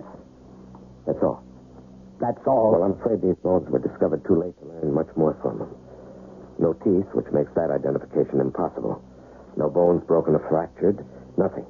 There's no doubt the skeleton has been subjected to a great deal of water. Do you have any record of who might have occupied the cottage just before the tidal wave? I was just about to call the woman who owns it. She used to rent it out and then hire herself out as housekeeper and maid, come in and clean the place. Constance Roberts. I ought to talk to her. I'll arrange it. Wait a minute. Did you say Connie? Did I?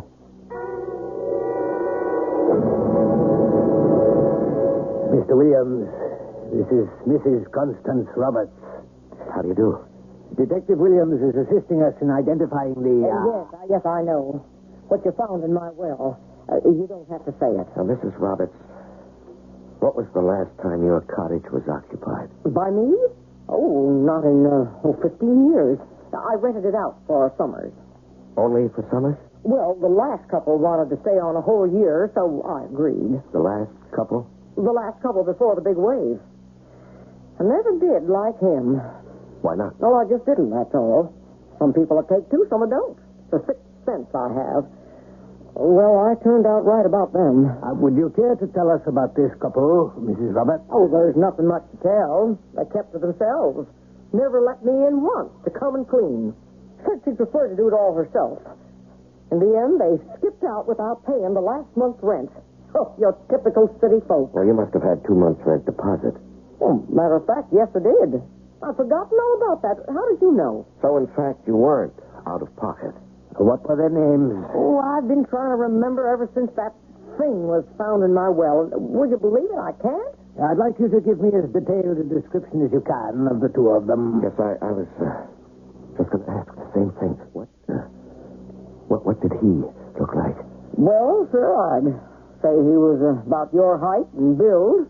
Mine or his? No, this gentleman. Detective Williams, 5'10". And if you'll pardon my saying so, if you didn't have a beard, Mr. Williams, I'd say the professor looked very much like you. Report to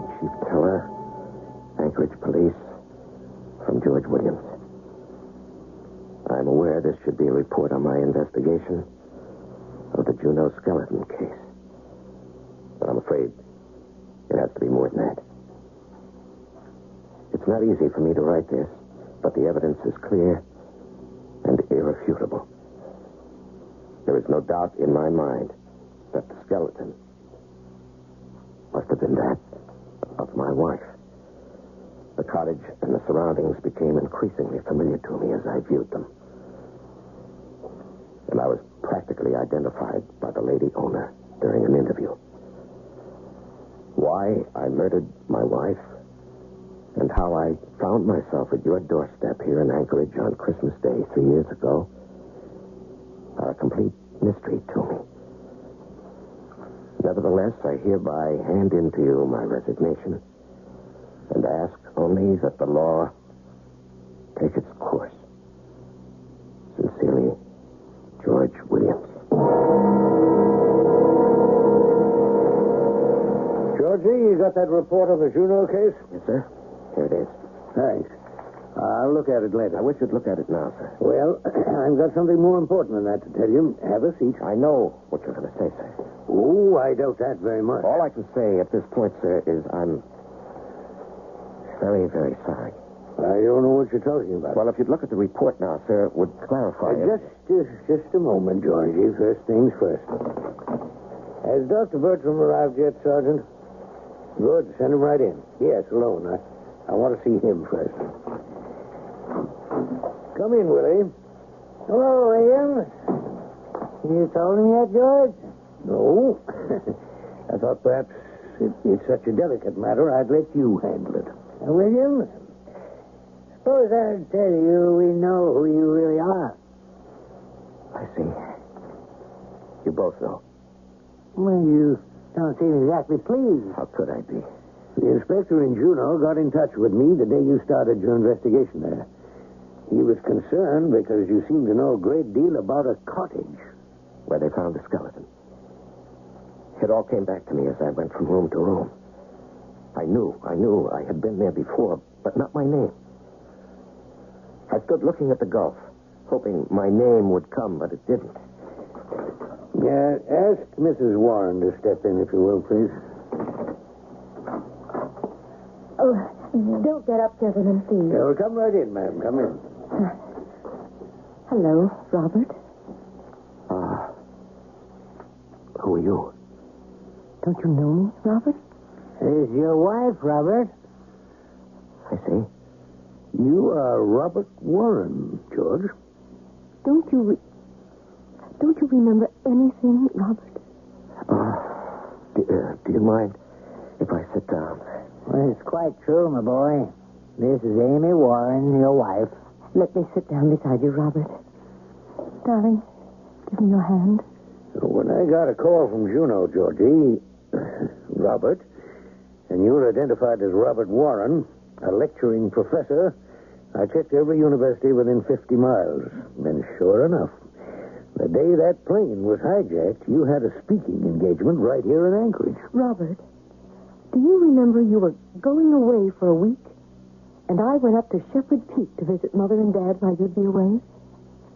Do you remember that?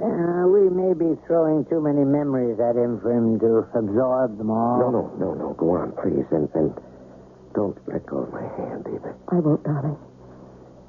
You had said you'd take that flight, the one that was hijacked.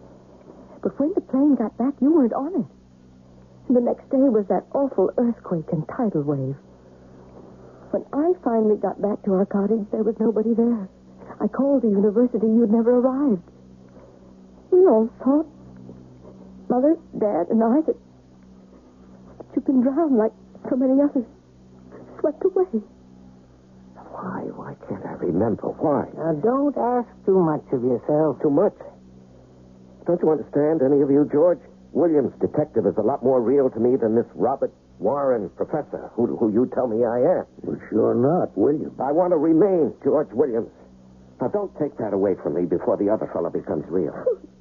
Robert, I tried so hard not. They said they can't. Don't give away your feelings. Now that I found you alive, what can I do to bring you back?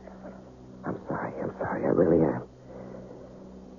I I knew who you were when we got married. Anything about our life together, but there's a stone wall here.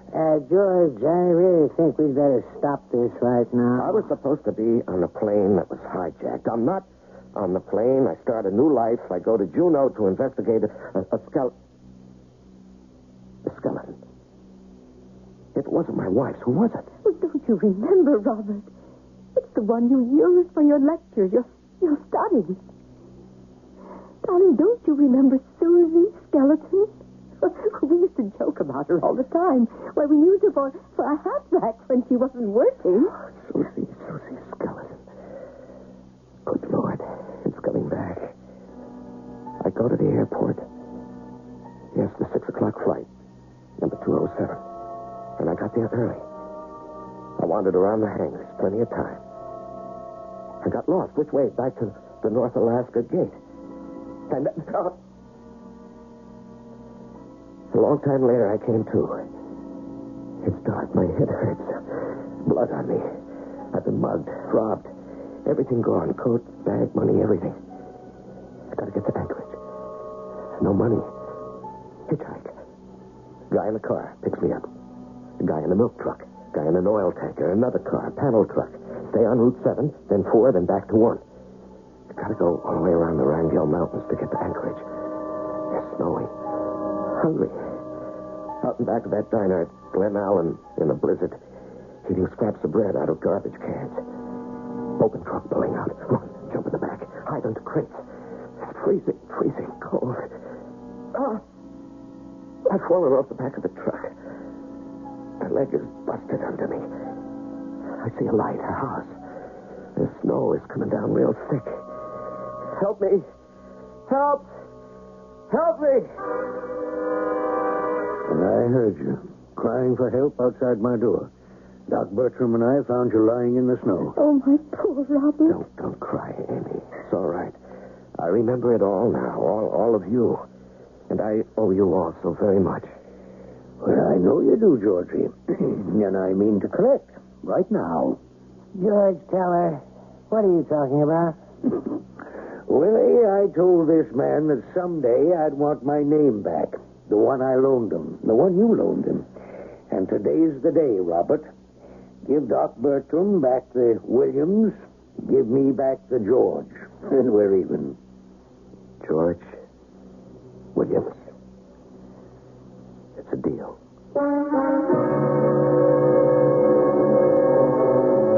And so George Williams found himself.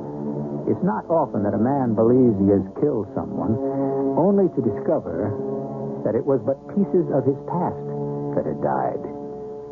What do you suppose lies in his future? We'll see when I return shortly.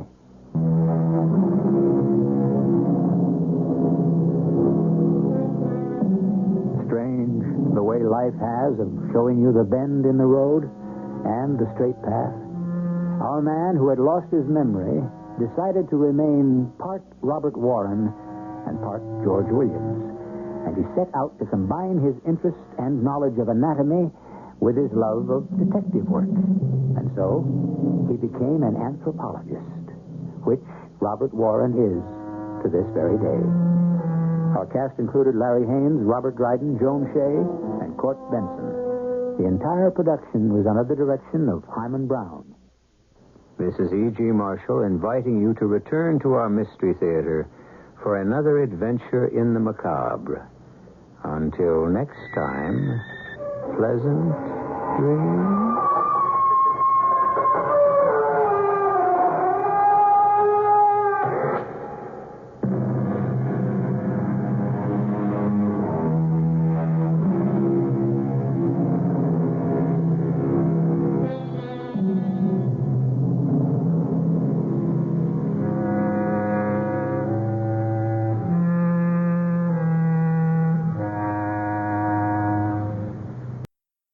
The CBS Radio Mystery Theater presents...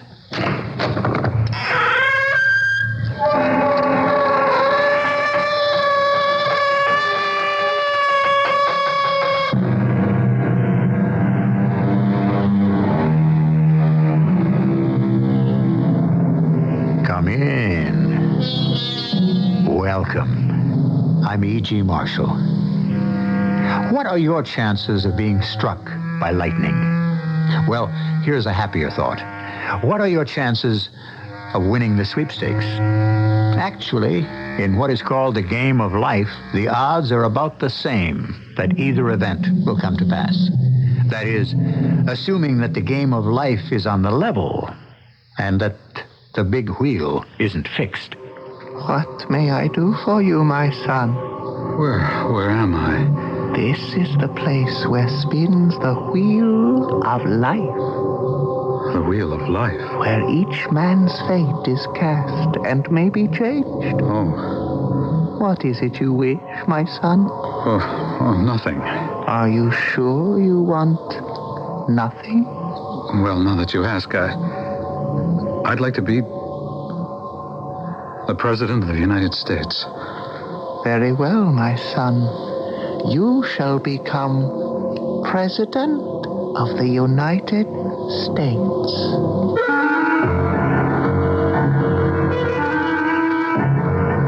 Our mystery drama, The Wheel of Life, was written especially for the Mystery Theater by Sam Dan and stars Russell Horton and Lloyd Battista.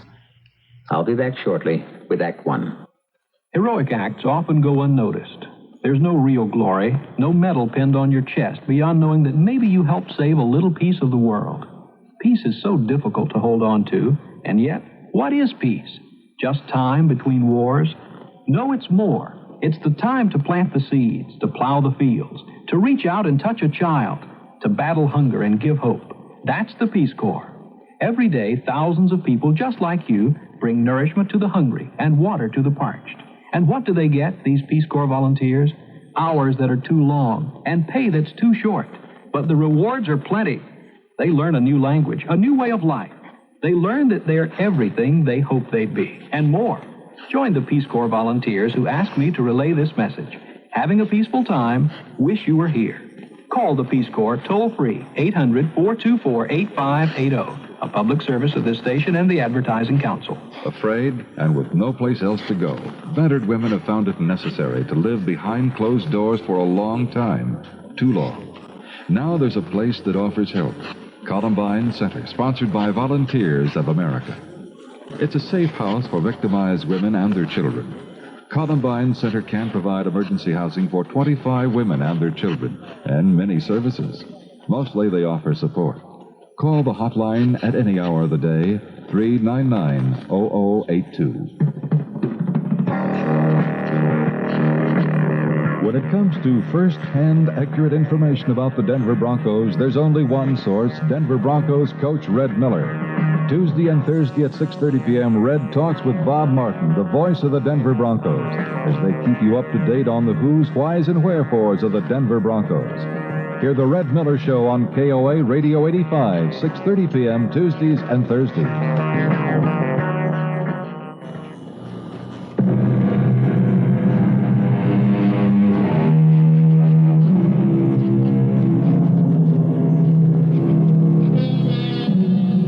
Why are so many of the good things in life a matter of chance? Why should chance decide whether we're born rich or poor, handsome or ugly, wise or dull? We meet and marry, or do not meet and marry, by chance. Are we not saved or doomed by chance? Doesn't the fate of the entire world depend on chance? Why? Well, an hour from now, we may know the answer. Then again, we may not. That's the chance we take. It is the night of April 4th, 1968. We are somewhere in Vietnam. Rudy? Yeah. Where are the rest of the guys? Well, they should be right behind us. Yeah. Now what? Look, just off to the left. What about it? I see something. What? Maybe nothing. Yeah, we gotta find out. You stay here. Hey, I ain't let you gonna go by yourself. It only needs one man. So why should it be you? Because I thought of it. Now cover me. Rudy! I'm going. Down, Rudy! Get down! Joe! I'm hit! I'm coming for you, Rudy! I'm coming!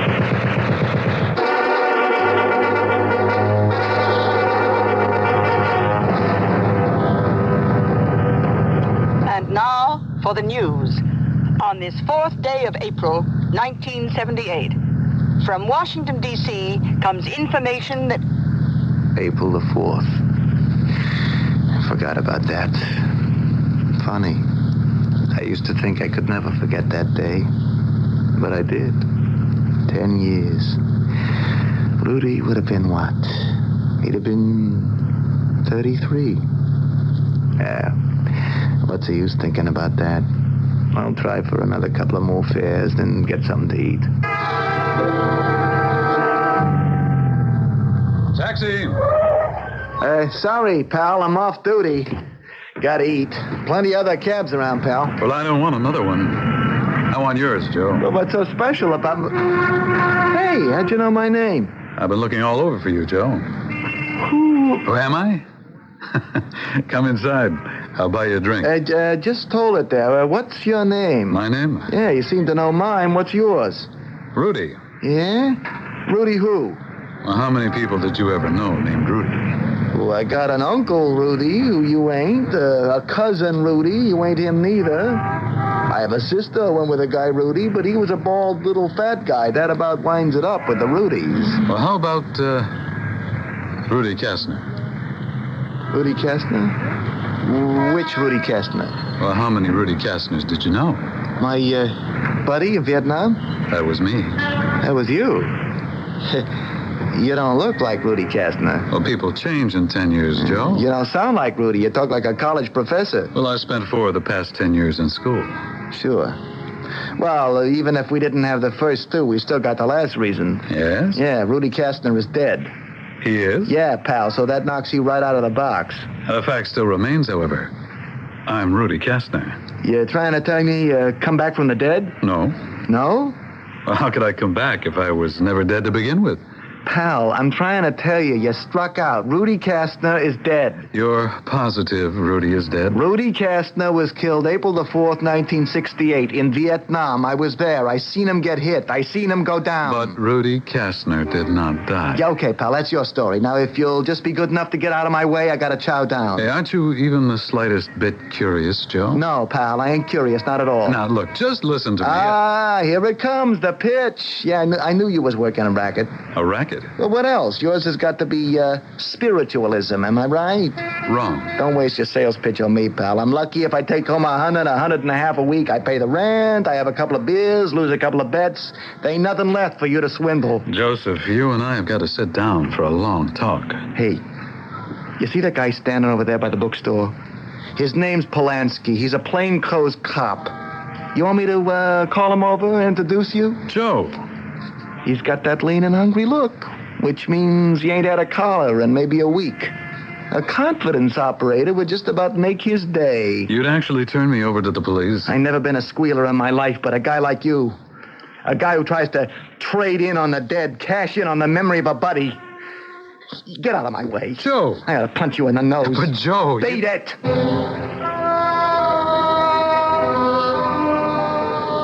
You want another drink, Joe? No, I'm fine, Jenny. The game will be on in a couple of minutes. Yeah. What do you like, Joe? Oh, I don't know. Oh, Eddie's been in. He says you can have the Giants. Joe? What? Something the matter? No, nothing's the matter. Are you sure?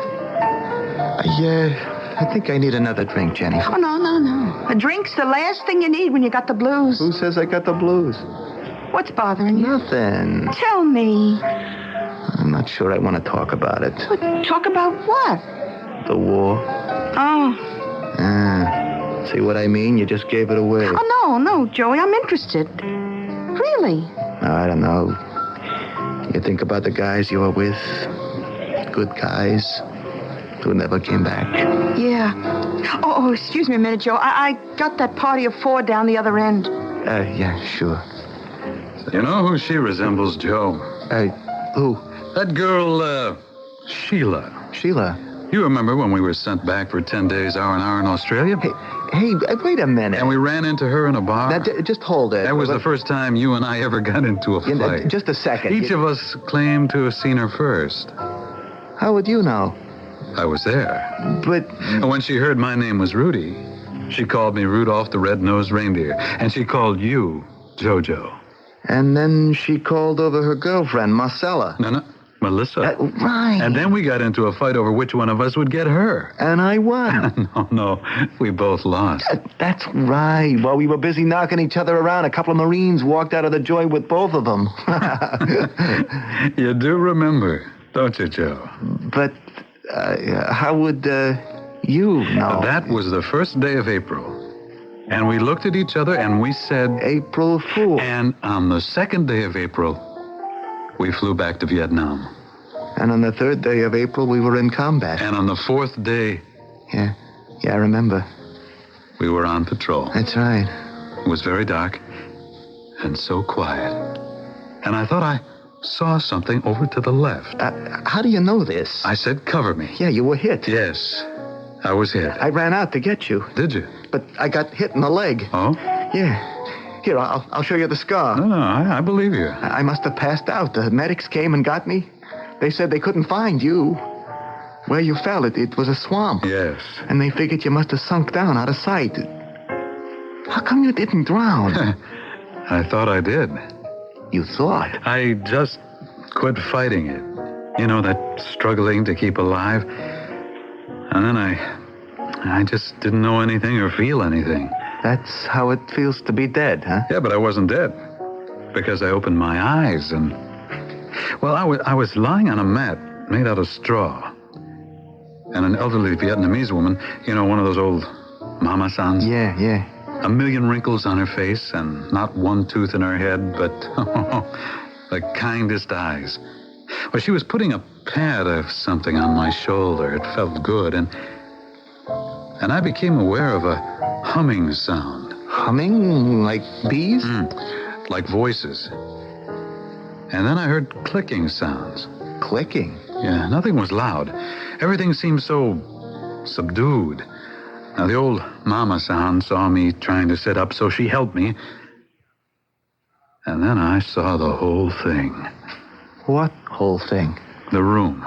Well, it wasn't a room exactly, but a huge circular space. It seemed to be underground. There were men with shaved heads. They wore long red robes. They sat on the floor, and each man held an abacus. A what? A square wooden frame with strings running horizontally across it, and on the strings were beads. Oh, yeah. I seen a guy with one in a Chinese laundry. They use it to add and subtract. And the click I'd been hearing was the sound of the beads being moved on the abacus. And I looked up. On the ceiling, I could see a painted wheel, an enormous ceiling in the shape of a wheel, filled with pictures of men and women and animals. It was turning slowly. I heard a voice. It is the wheel of life. He was a very old man in a long red robe. He had skin like fine parchment and deep black eyes. Oh, you could lose yourself in those eyes. Yes, my son. It is the wheel of life. Yeah, but what is the wheel of life? It is the prism that binds us to earthly things. We go from one incarnation to another. Foolishly we seek glory, fame, wealth. Do you follow? I think so. But when we acquire true wisdom, we realize that our quest should be to achieve freedom from the wheel. Freedom? Freedom to become one with the great harmony of the universe. Oh, what does that mean? We are no longer concerned with earthly striving. Oh, what are we concerned with? Nothing. Nothing, sir? The nothing which is everything. So, are you ready for the great peace, the all-consuming happiness, my son? Frankly, I don't think so. Then you shall die and be born again, still a prisoner, bound to the wheel. When will I die? Within the hour. You shall be born again for another weary turn of the wheel, another life spent in useless striving. But I don't want to die. You have gone from existence to existence since time began. And here you are now, killed in some nameless skirmish, in an incomprehensible war. I had such dreams. Vanity, my son. You find the word in every creed. I wanted to do great things. I wanted to make the world a better place. And I know how to do it. The only... Yes? Well, if only I could become the President of the United States. You wish to become President of the United States? I know how stupid that sounds. I must be delirious. If you wish to become President of the United States, perhaps we shall change your fate. What are you saying? And you shall become President of the United States.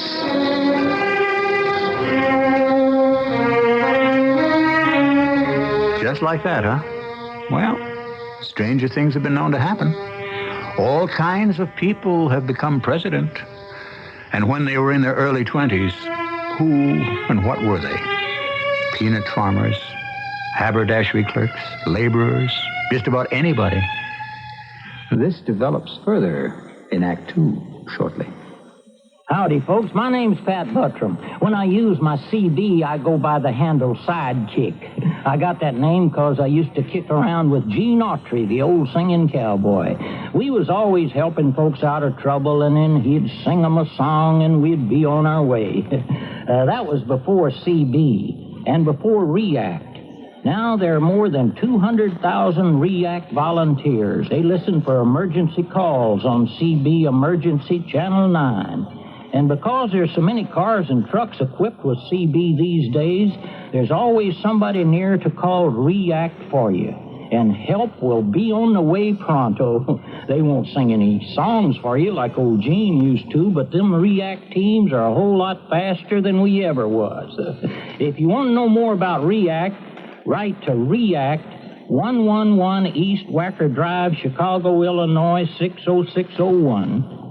Exceptional children or children at risk of becoming developmentally delayed or disabled need the freedom and opportunity to grow and develop into whatever potential is rightfully theirs. Longmont's Tiny Tim Center's highly skilled and dedicated staff provides individualized programs for handicapped children between 1 and 7 years. Parents participate in the planning of the programs as well. The Tiny Tim Center, located at 21st Avenue and Collier Streets in Longmont, is a Mile High United Way agency. Can you spare 5 weekends this fall to earn 3 hours of university credit? Then contact CU at Boulder's Division of Continuing Education for a brochure explaining their weekend college. 10 classes from general astronomy and Colorado history to administration of library media programs and criminology will be offered on 5 weekends throughout the fall. The first will be September 15 and 16. For housing and fee information, contact Weekend College at 492-5141.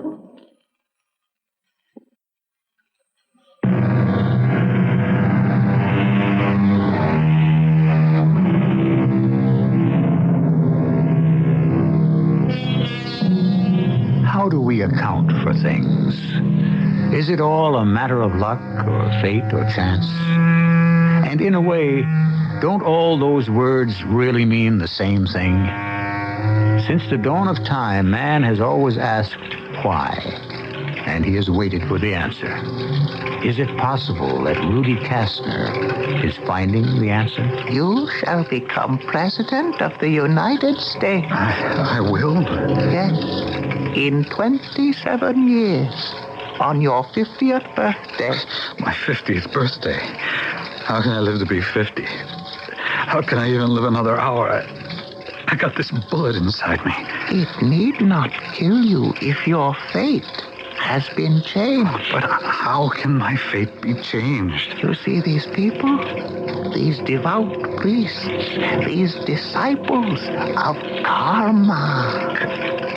Karma? Karma, the sum total of all the deeds and acts that make up fate. And every act and every deed is recorded and added. One gives rise to another, and thus we have the pattern of fate. But how is my fate going to be changed? All the acts, the deeds, the desires, see how they are being added and subtracted and multiplied. Oh, those things. I know that in the part of the world you come from, they have huge, gleaming machines called computers. The abacus has served the purpose since the beginning of all things. But how am I going to become president? Even as we talk, someone's fingers will move faster or slower. The piece of metal within you shrinks away from the heart. Other thoughts, ideas are being created within your brain and in the minds and hearts of countless other human beings. And in 27 years, they shall come together to make you president of the United States. But why? Why are you doing this for me? Why? Because you asked me to. I don't understand. And perhaps to teach you that whatever you shall become in this existence, this false and vain existence, makes no difference. Mighty president or lowly peasant, you shall still be a slave to the wheel.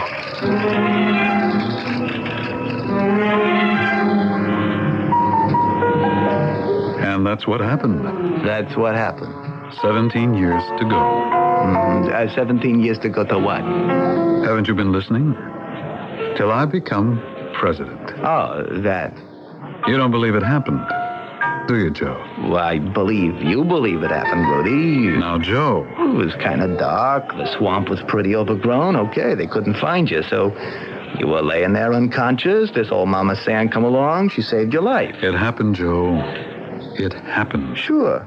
I know it sounds far out. Look, Rudy, I'm sure it's real as far as you're concerned. No matter how far-fetched it seems. Far-fetched? Hey, what you told me is nothing. I'm a cab driver. You should hear the stories people tell me. Is that what this is to you? Just another story a cab driver gets to listen to? Oh, I didn't mean it that way, Rudy. Exactly. You did. But I expected that. I'll convince you because it's happening already. Yeah? There's been a change in me over these past 10 years. What kind of change? Joe, I feel power.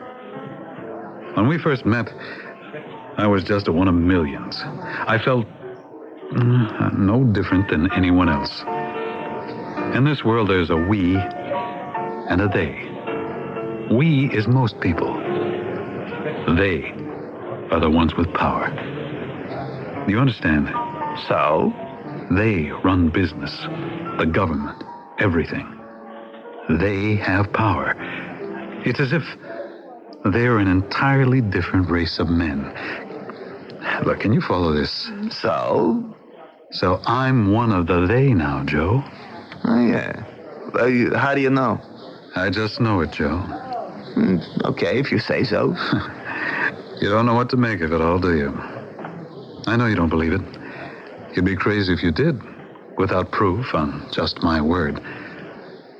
But as time goes on, things will happen. Things? Things are happening already. Like what? A new political movement. It's called Forward America. Forward America? Have you heard of it? No, but I don't mix much in politics. But you should, Joe. Politics is the lifeblood of our system. Well, what is this Forward America about? Well, it's a way of looking at things. I wrote an essay that's attracted considerable attention among many people. Well, what kind of people? All kinds. Business, labor, Young folks, senior citizens. Say, you want another drink? Are you changing the subject, Joe? I'll tell you what I'll do, Rudy. If you run for president... Not if I run. When I run. Yeah, okay. When you run, I'll vote for you. How's that? I want more, Joe. More? Yes. Much more. Well, what more can I give you? I don't have any money worth talking about. I got no education. Do you know what I want? I can't begin to imagine. I want you. Me? Yes, Joe. You. Well, I don't know what... When you're up there, Joe, you have to have someone you can trust. Every day I attract new friends, associates, allies. They all want to be part of this crusade. Crusade? And the symbolic sense that we're trying to find a new spirit for America. And do you know how we're going to find it? Not exactly. By revitalizing the old one. Oh. And I've known only one person I could trust. Completely. That I could trust my life to. As a matter of fact, I've already done so on more than one occasion. And that person's you. Yeah, but that's when we were in combat. We're in combat now. We have to save this country. Yeah, okay. Well, what do you want me to do? I want you to come with me. Where? On the Forward America Crusade. And do what? Be my right-hand man. My adjutant. Well, I still have to work for a living. Yeah, do you? And I still get 24 payments to make on that cab of mine. The crusade now has money. Money? I told you. We're attracting attention, support. Contributions are coming in. For the first time, my staff and I are able to devote our full time to the crusade. Rudy, everything is happening a little too fast for me. Yeah, I can understand. But remember, we have time. We still have 17 years. There'll be 17 years of working, of victories and defeats. We shall go stronger and stronger and finally prevail. Yeah. Yeah, I don't expect you to join me tonight. You need time to think and to put things together in your mind. This, Forward America thing of yours, Rudy. Yes? Just what does it stand for? Well, it stands for Forward America. Sure, but what does it mean? Well, what do you think it means? Well, like justice for everybody, everything? Is that what it stands for? Certainly. If that's what you think it stands for, that's what it stands for. But aren't you saying what it stands for? Oh, no. Not yet. Well, I don't understand. Since it's your baby, why shouldn't you tell people what it's all about? Oh, no. Never. Well, why not? The way to attract people is not to tell them what you want. No? But to let them think they're telling you what they want. I don't think I follow all that. Well, right now, Forward America is many things to many people. Everyone interprets it his own way, according to his own ideas, his own needs. But you have to say something definite. It doesn't have to be definite, as long as it sounds definite. Yeah, I guess that's the way politics is. Look, Joe, I'm going to leave you alone for a little while. We'll talk again soon. I need you, Joe. Rudy, I know where to find you. Good night, Joe. And just be thinking about it. Hey, wait a minute. I'll be seeing you. Who is your friend? My friend? Yeah, the guy you were talking to. Then it's true. What's true? I mean, there was a guy standing here. I was talking to him. Joe, are you all right? Just give me a refill, Jenny. No, I ain't so sure that's a good idea. I was just hoping it was a dream. What was a dream? That I was standing here talking to a guy, but... Wait, it's true. He was here. And the two of you were chewing the fat for the better part of an hour. Very, hush-hush it was, too. What was it about? Oh, nothing at all. I was right. It's something shady. Jenny... I seen that guy come in here, and I said to myself... This is a wrong bird. What do you mean? Listen, is there a better judge of character than me? Well... And when I see the two of you with your heads together, I say to myself, what kind of phony merchandise is that one trying to sell my boy, Joe? No, it's nothing like that. Oh, come on. Level with me, Joe. What's his racket? Well, it's not a racket, Jenny. It's only politics. You see? I was right the first time. Actually, the guy was an old army buddy of mine. I thought he was dead. Yeah? Yeah, his name is Rudy Kastner. Rudy Kastner, huh? Well, one day I know I'll see it in the paper. You'll read where he's been sent to jail. To jail? Yeah, for some kind of swindle. Oh, Joe, keep away from him, huh? You're an honest, hard-working guy. He's bad medicine. Jenny, what would you say if I told you that this guy is going to be president of the U.S. one day? Yeah? Well, the day that happens, I'd move to Canada. No, Canada ain't far enough away. How about one of them countries like, Afghanistan or someplace?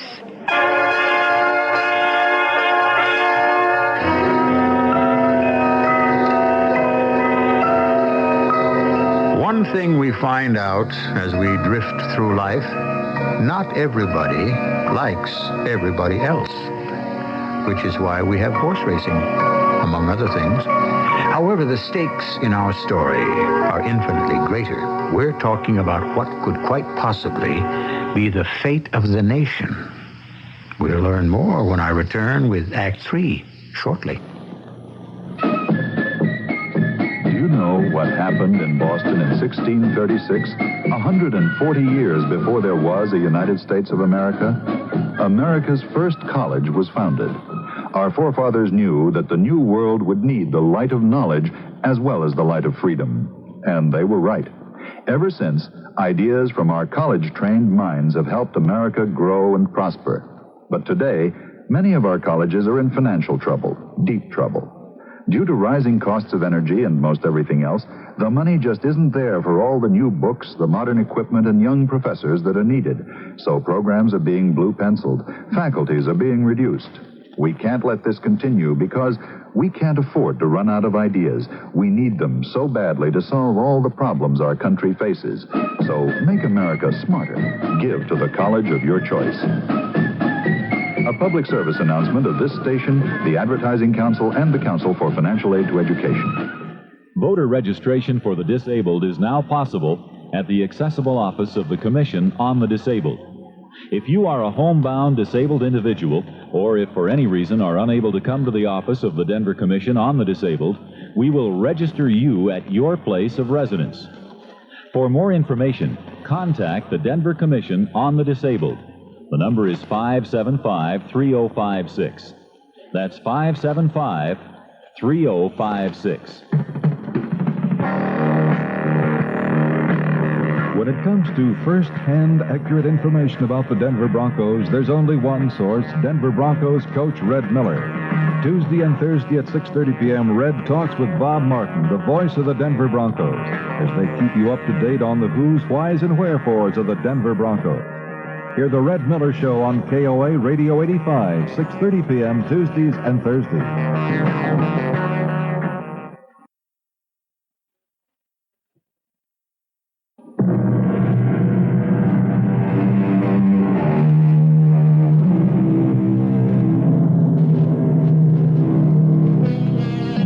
There is, as they say, a time and a place for everything. Agreed. However, who controls the bringing together of the time and the place? When John says to Mary, meet me in the lobby of the Waldorf at noon on Thursday, when was that appointment really made? At the point where the idea in John's brain activated John's voice? Or was that appointment foreordained, perhaps, at the very beginning of time? It's all a very tricky business. Look, Jenny, Rudy Kasten was my old Army buddy. He was a great guy. Yeah? Yeah, he was one of the best. What did you know about him? Everything. Well, what's everything? You guys who were such great buddies in the Army, how long does it last after you get out? Well... You go your own way, and all you had was the couple of years you knew each other in the service. That's life, I guess. What did this Rudy do before he joined up? We went to school, then he had a job. Doing what? Well, I don't know, this and that. Look, both of us, we weren't hardly more than kids. What did we ever have a chance to do? But what's he been doing since? I told you, he's been in politics. He's got this Forward America thing. Yeah. Well, Joe, you just watch your step, here? Why? What can happen?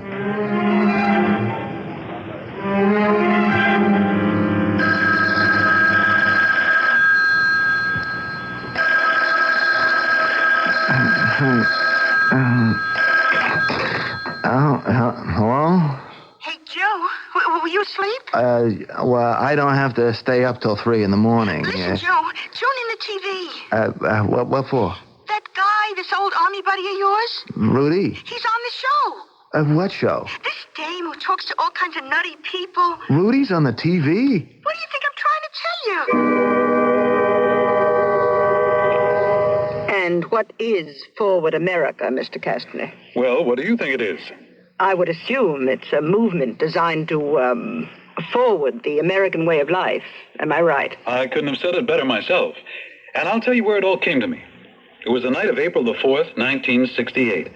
I was lying in a swamp in Vietnam. I'd been wounded in an ambush and left for dead. There was a bullet in my heart. A bullet in your heart? An enemy bullet. This has since been certified medically.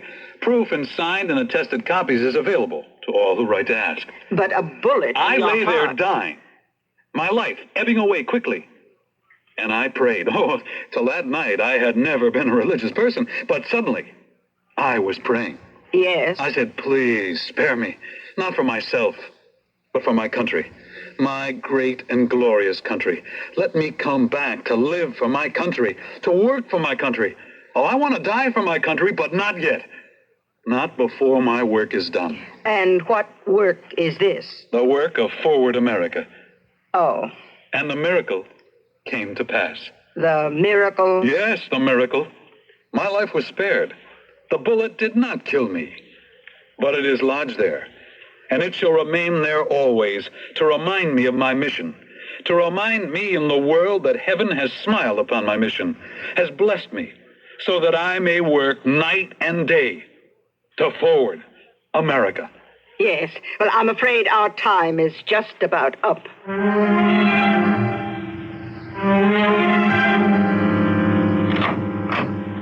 Hello, Joe. Rudy! May I come in? Thank you. I was on my way out. I was headed for Jenny's. Hey, come on, I'll buy you a couple. No, thank you, Joe. That's why I came here. I can't go to Jenny's. What's the matter with Jenny's? Or any saloon, for that matter. Well, why not? My image. I must begin to create the image of an abstainer. No alcohol, tobacco. Hey, this don't sound like the old Rudy. Yeah, but I'm not the old Rudy. Look, I don't know much about it, but I figure people like a president who's a regular guy. You know what I mean? Precisely. But not if I'm going to be a master. A who? A master. What does that mean? What do you think it means, Joseph? Well, if it means what I think it means, I'm not so sure I like the idea. Joe, don't you see how everything's out of control? Well... And why? People are unable to decide their own destiny. People don't care. I wouldn't say that. People don't want to run their own lives. They want all the hard decisions to be made by others. All the responsibility to rest on others. Yeah, but people don't want somebody telling them what to do. You're wrong, Joe. They do. And you're going to be that someone? Why not? I'll be good for the people. I'll see that all are treated fairly. It just don't sound right. Oh, why not? Well, it's like one of them dictatorships. Joe, don't be afraid of that word. People want to be dictated to. Huh. And this is what Forward America's all about. Essentially, yes. Well, then why don't you say so? I will say so. When? At the proper time. And when will that be? When I think people are ready for it. Rudy, I don't know if I like the idea. It has to come, Joe. If I don't take power at the proper time, someone else will. Hey, I'm doing this for all of us. That's why you have to help me. You're the one person in the whole world I can trust. Yeah, but You're the only person I've ever said these things to. I don't like the whole idea. It's because you don't understand it yet. But you will. We have time. Plenty of time.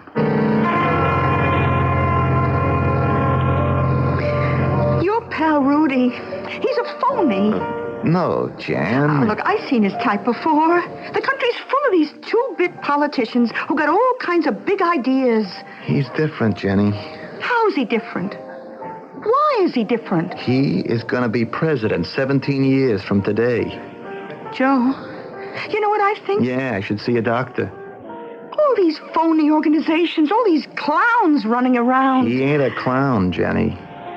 People thought Hitler was a clown and Mussolini. They even look like clowns. I know about this guy, Jen. He is gonna make it. Oh, why are you so sure? If I told you, you'd get on the phone right now and send the guys with the white coats.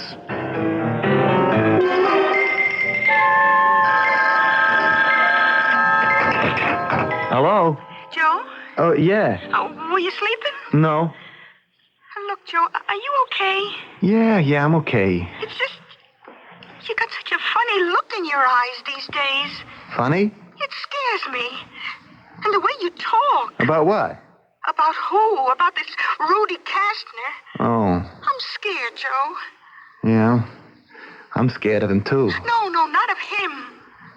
I'm scared of what the idea of him is doing to you. Joe, he's just one of 1,000 nuts running around the country. Okay, Jenny. So, why don't you just forget about him, huh? Sure. Sure thing, Jen. Night, Joe. Good night, Jenny. Yeah. Maybe I should forget about him. That crazy story about all them bald-headed guys in long red robes. And the things, them abacuses or whatever. Why can't I forget? Why?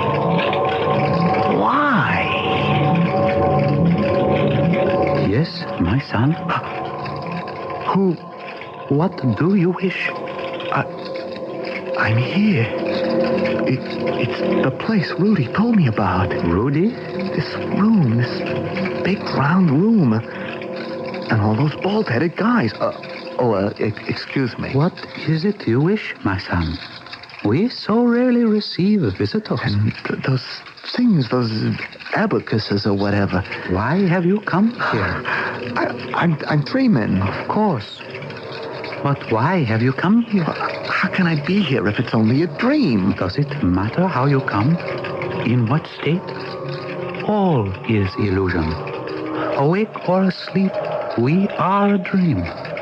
A dream of the great and holy conscious one, whose light fills the universe. Yeah, well, whatever you say. But the fact is, I'm dreaming. It doesn't matter. You are here.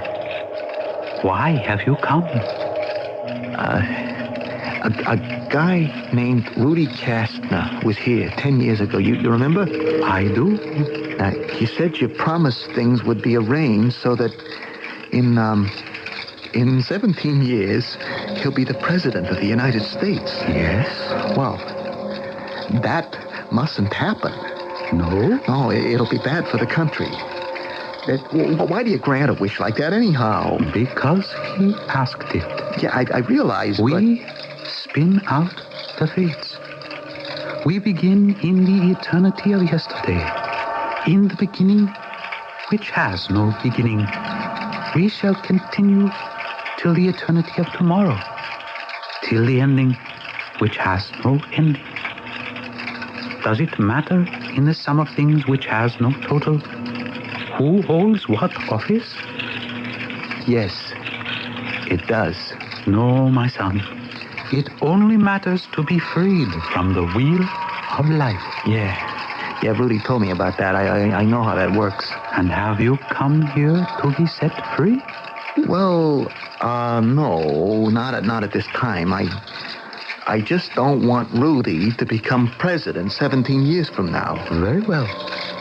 Are you saying okay?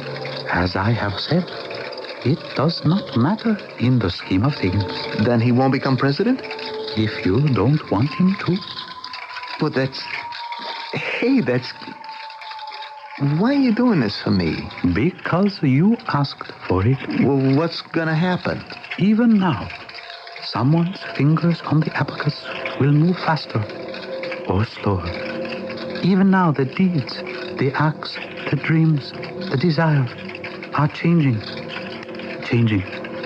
Fate, destiny is being changed. who's going to become president 17 years from now? As I have already told you, it doesn't matter. But it does matter. Very well, my son. Whom do you wish? Who do I wish? Yes. Who should be entrusted with that office? You want to know something? The only person I can think of offhand right now who could be trusted to do the right thing by everybody is me. How much better it would have been had you chosen to be rid of the wheel. But if that is your wish, then even now, fate is being recast.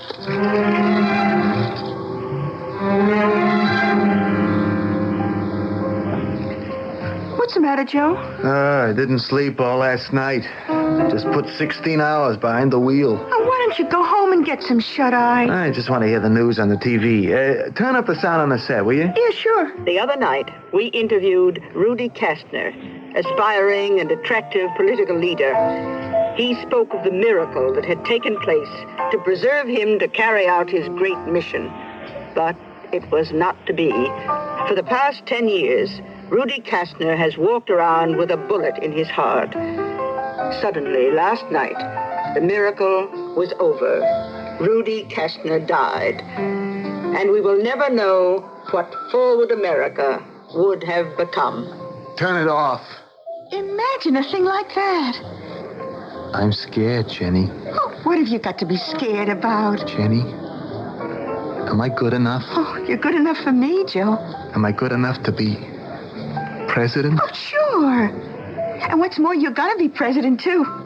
Jenny, how did you know? All the guys come in here, Joe. Everybody says you should run for president. They do? For sure. Who would make a better president of the cab drivers union than you? Oh, that. But Jenny, how good would I be as president of the United States? Oh, Joe, you'd be great as president of anything. Yeah. Well, hey, how'd you like to be first lady?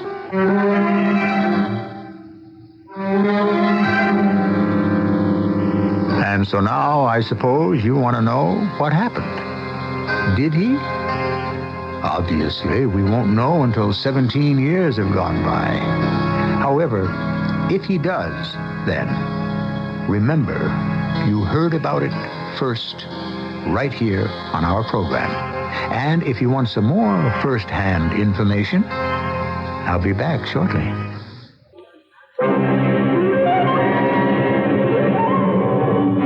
Okay, it's me, Sam Hart, tough guy, in the kitchen with my nutrition expert.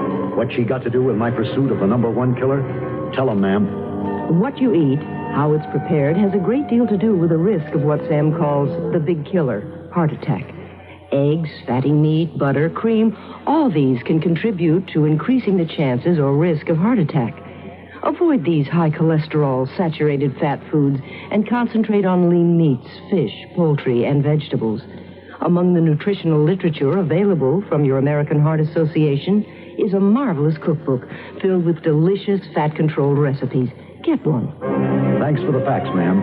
The way I see it, some folks might think the only good foods are fatty foods. Not true. Learn to eat right, and to your heart's content.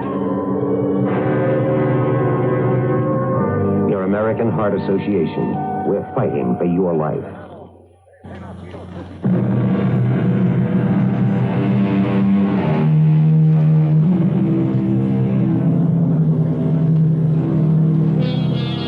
How it turns steadily from one existence to another. And each turn does not bring us freedom, but more striving.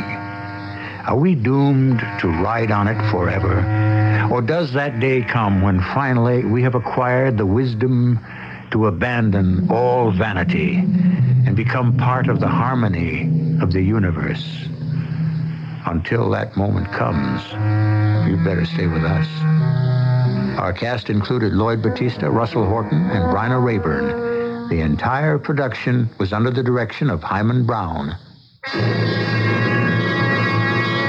And now, a preview of our next tale. Her finger crooked. beckoning to me. Beckoning. Linda, what is it? What happened? I fell asleep, and Miss Corey somehow got out of the room, and I don't know. She says she saw something. Corey, what did you see? Tell me.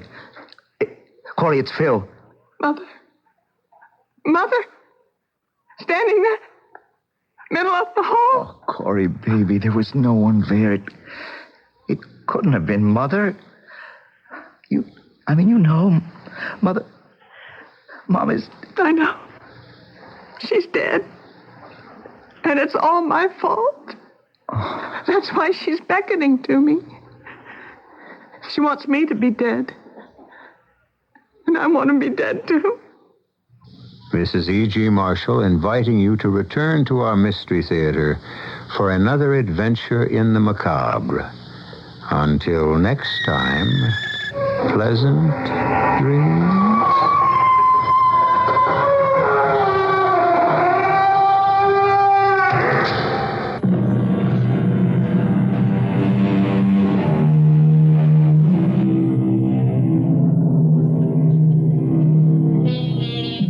Centennial Racetrack this afternoon. It was the 64th day of the 96th-day thoroughbred meet. In the featured event, a 6-furlong allowance event, Cohasset Miss, scoring her second straight win of the local meeting and ridden by Rick Houghton, took the lead, entering the stretch and drew out to win it by 2.5 lengths over the favorite Gill's Gem. Gill's Gem got up to be second by a neck over 16-1 long shot Little Chase. Cohasset Miss covered the 6 furlongs in a slight drizzle in a minute 10 3/5 seconds and paid $7, $3, and $3. Gill's Gem paid $3.20 and $2.60, while Little Chase paid $3.80 for the show. The Quinella 2 and 3 paid $7. Earlier today in the daily double in the first race, the winner was number 8 Bloodstone, ridden by apprentice Brent Anderson. Second race was number 7 Pepe Shecky, ridden by Steve Spencer. The 8-7 daily double paid $112.20. Thoroughbred action will resume Sunday afternoon. First post will be 2 p.m. The highlight will be the $5,000 added Cinderella City Handicap. 6-furlong event will have its 8th running. Chance Landing, the track record holder for 6 furlongs, and co-holder for the 5-furlong mark, will carry a high weight of 126 pounds. Chance Landing will be seeking a second stakes win at the local meet. Earlier in the summer, he won the $5,000 added Ivan Thomas Handicap on July 4th. Ruben Martinez will have the mount. His main opposition figures to come from Report Card, who'll carry a second high weight of 121 pounds. Report Card is a recent arrival from Omaha's Exarban Racetrack, where he won 2 races, one for a $20,000 claiming tag, another one for a $25,000 claiming tag. Also in the starting field are 1977 horse of the meeting, Shady Sean, Lady on the Loose, a 4-time winner at the meeting, and Allied Rampage, who's undefeated in 2 local starts. From Centennial Racetrack with the highlights for KOA, this is Dick Ghazi. The 21st Annual Colorado Shakespeare Festival invites you to step back in time to experience the romance, tragedy, and political intrigue of a less hurried, but by no means less exciting time. This summer, July 21st through August 18th, the Colorado Shakespeare Festival actors will perform Twelfth Night, Othello, and Henry IV Part 1 under the stars at CU's Mary Rippon Outdoor Theater in Boulder. Experience the excitement of this professional company of actors as they recreate 3 of Shakespeare's most memorable plays. Reserve your tickets now for Twelfth Night, Othello, and Henry IV Part 1 to be performed under the stars of the Mary Rippon Outdoor Theater. Call the Colorado Shakespeare Festival box office at 492-8181. Open daily from 10 to 6. That's 492-8181. The only radio station you'll ever need. KOA, Denver. CBS News. An explosion in Beirut, Lebanon may have killed as many as 80 people. This is John Bohannon reporting on the CBS radio network. Most of the victims have been taken to Palestinian hospitals where officials refuse to release information on casualties. Late reports indicate the death count could go higher. More from Doug Tennell. The blast destroyed one of the main offices and military command headquarters of the group known as the Palestine Liberation Front, a radical leftist guerrilla faction supported by Iraq. According to reliable sources here, the explosion took place shortly after PLF commanders had been meeting in the office with the group's leader, Abu Abbas. The office occupied the top 3 floors of a 9-story building in Beirut's largely Palestinian quarter of Fakira, close to where the mainline Palestinian guerrilla organization groups also have their headquarters. So far, no one has claimed responsibility for the explosion, which left the building in flames. But guerrilla sources here are quoted as saying that the explosion appeared to be part of an ongoing secret war between Iraqi-supported guerrilla groups and Yasser Arafat's al-Fatah guerrilla organization. Doug Tennell, CBS News, Beirut. More news in a moment. Well, good morning, world. Good morning, lungs. Good morning. Morning. Hey, listen, how would you guys like a little pick-me-up this morning? Sounds good. I could use it. Okay, I'll just open this window and... How's that? Terrific. Just what I needed. Well, nothing's too good for you, boys. Oh, golly gee. Matter of fact, to show you how much I appreciate the job you've been doing lately, you know what I'm going to do for you? What's that? What? Well, first, I'm going out of my way to avoid cigarettes and those who smoke them. Right on. Beautiful. And secondly, I'm going to try to steer clear of air that isn't. There you go. Good boy. Finally, I'm going to take you for a long walk in the country. Terrific. You're too much. You know that? Yeah, well, all I ask in return is for you guys to stay on the pumps down there and keep that fresh air coming regularly. You got it, boss. Don't worry about a thing. Well, now it's time to go to work. Go to work? Is he kidding? We never quit working. I know, and that's just the way I want to keep it. Oh, sure. I can dig it. It's like we've been telling you all along. You take care of your lungs, they'll take care of you. And remember, whether it's your lungs, smoking, air pollution, or lung disease, your lung association cares about every breath you take. A judge in Memphis has issued new orders Saturday against Memphis police officers to end their strike. The deadline was an hour ago. The judge had warned the police to either go back to work or turn in their badges. But shortly after the deadline, Union Chief David Baker led a rally near police headquarters. As y'all probably have heard by now, this morning at 10 o'clock, this morning we went into court. The city has obtained an injunction, a temporary injunction against it. We are now in violation of that injunction. The police in Memphis went on strike Thursday night over a pay dispute and a new contract. The State Department has released some documents kept secret for nearly 30 years showing that Chinese leader Zhou Enlai approached the U.S. government in 1949 to ask for help in guiding the country on an independent course between the West and the Soviet Union.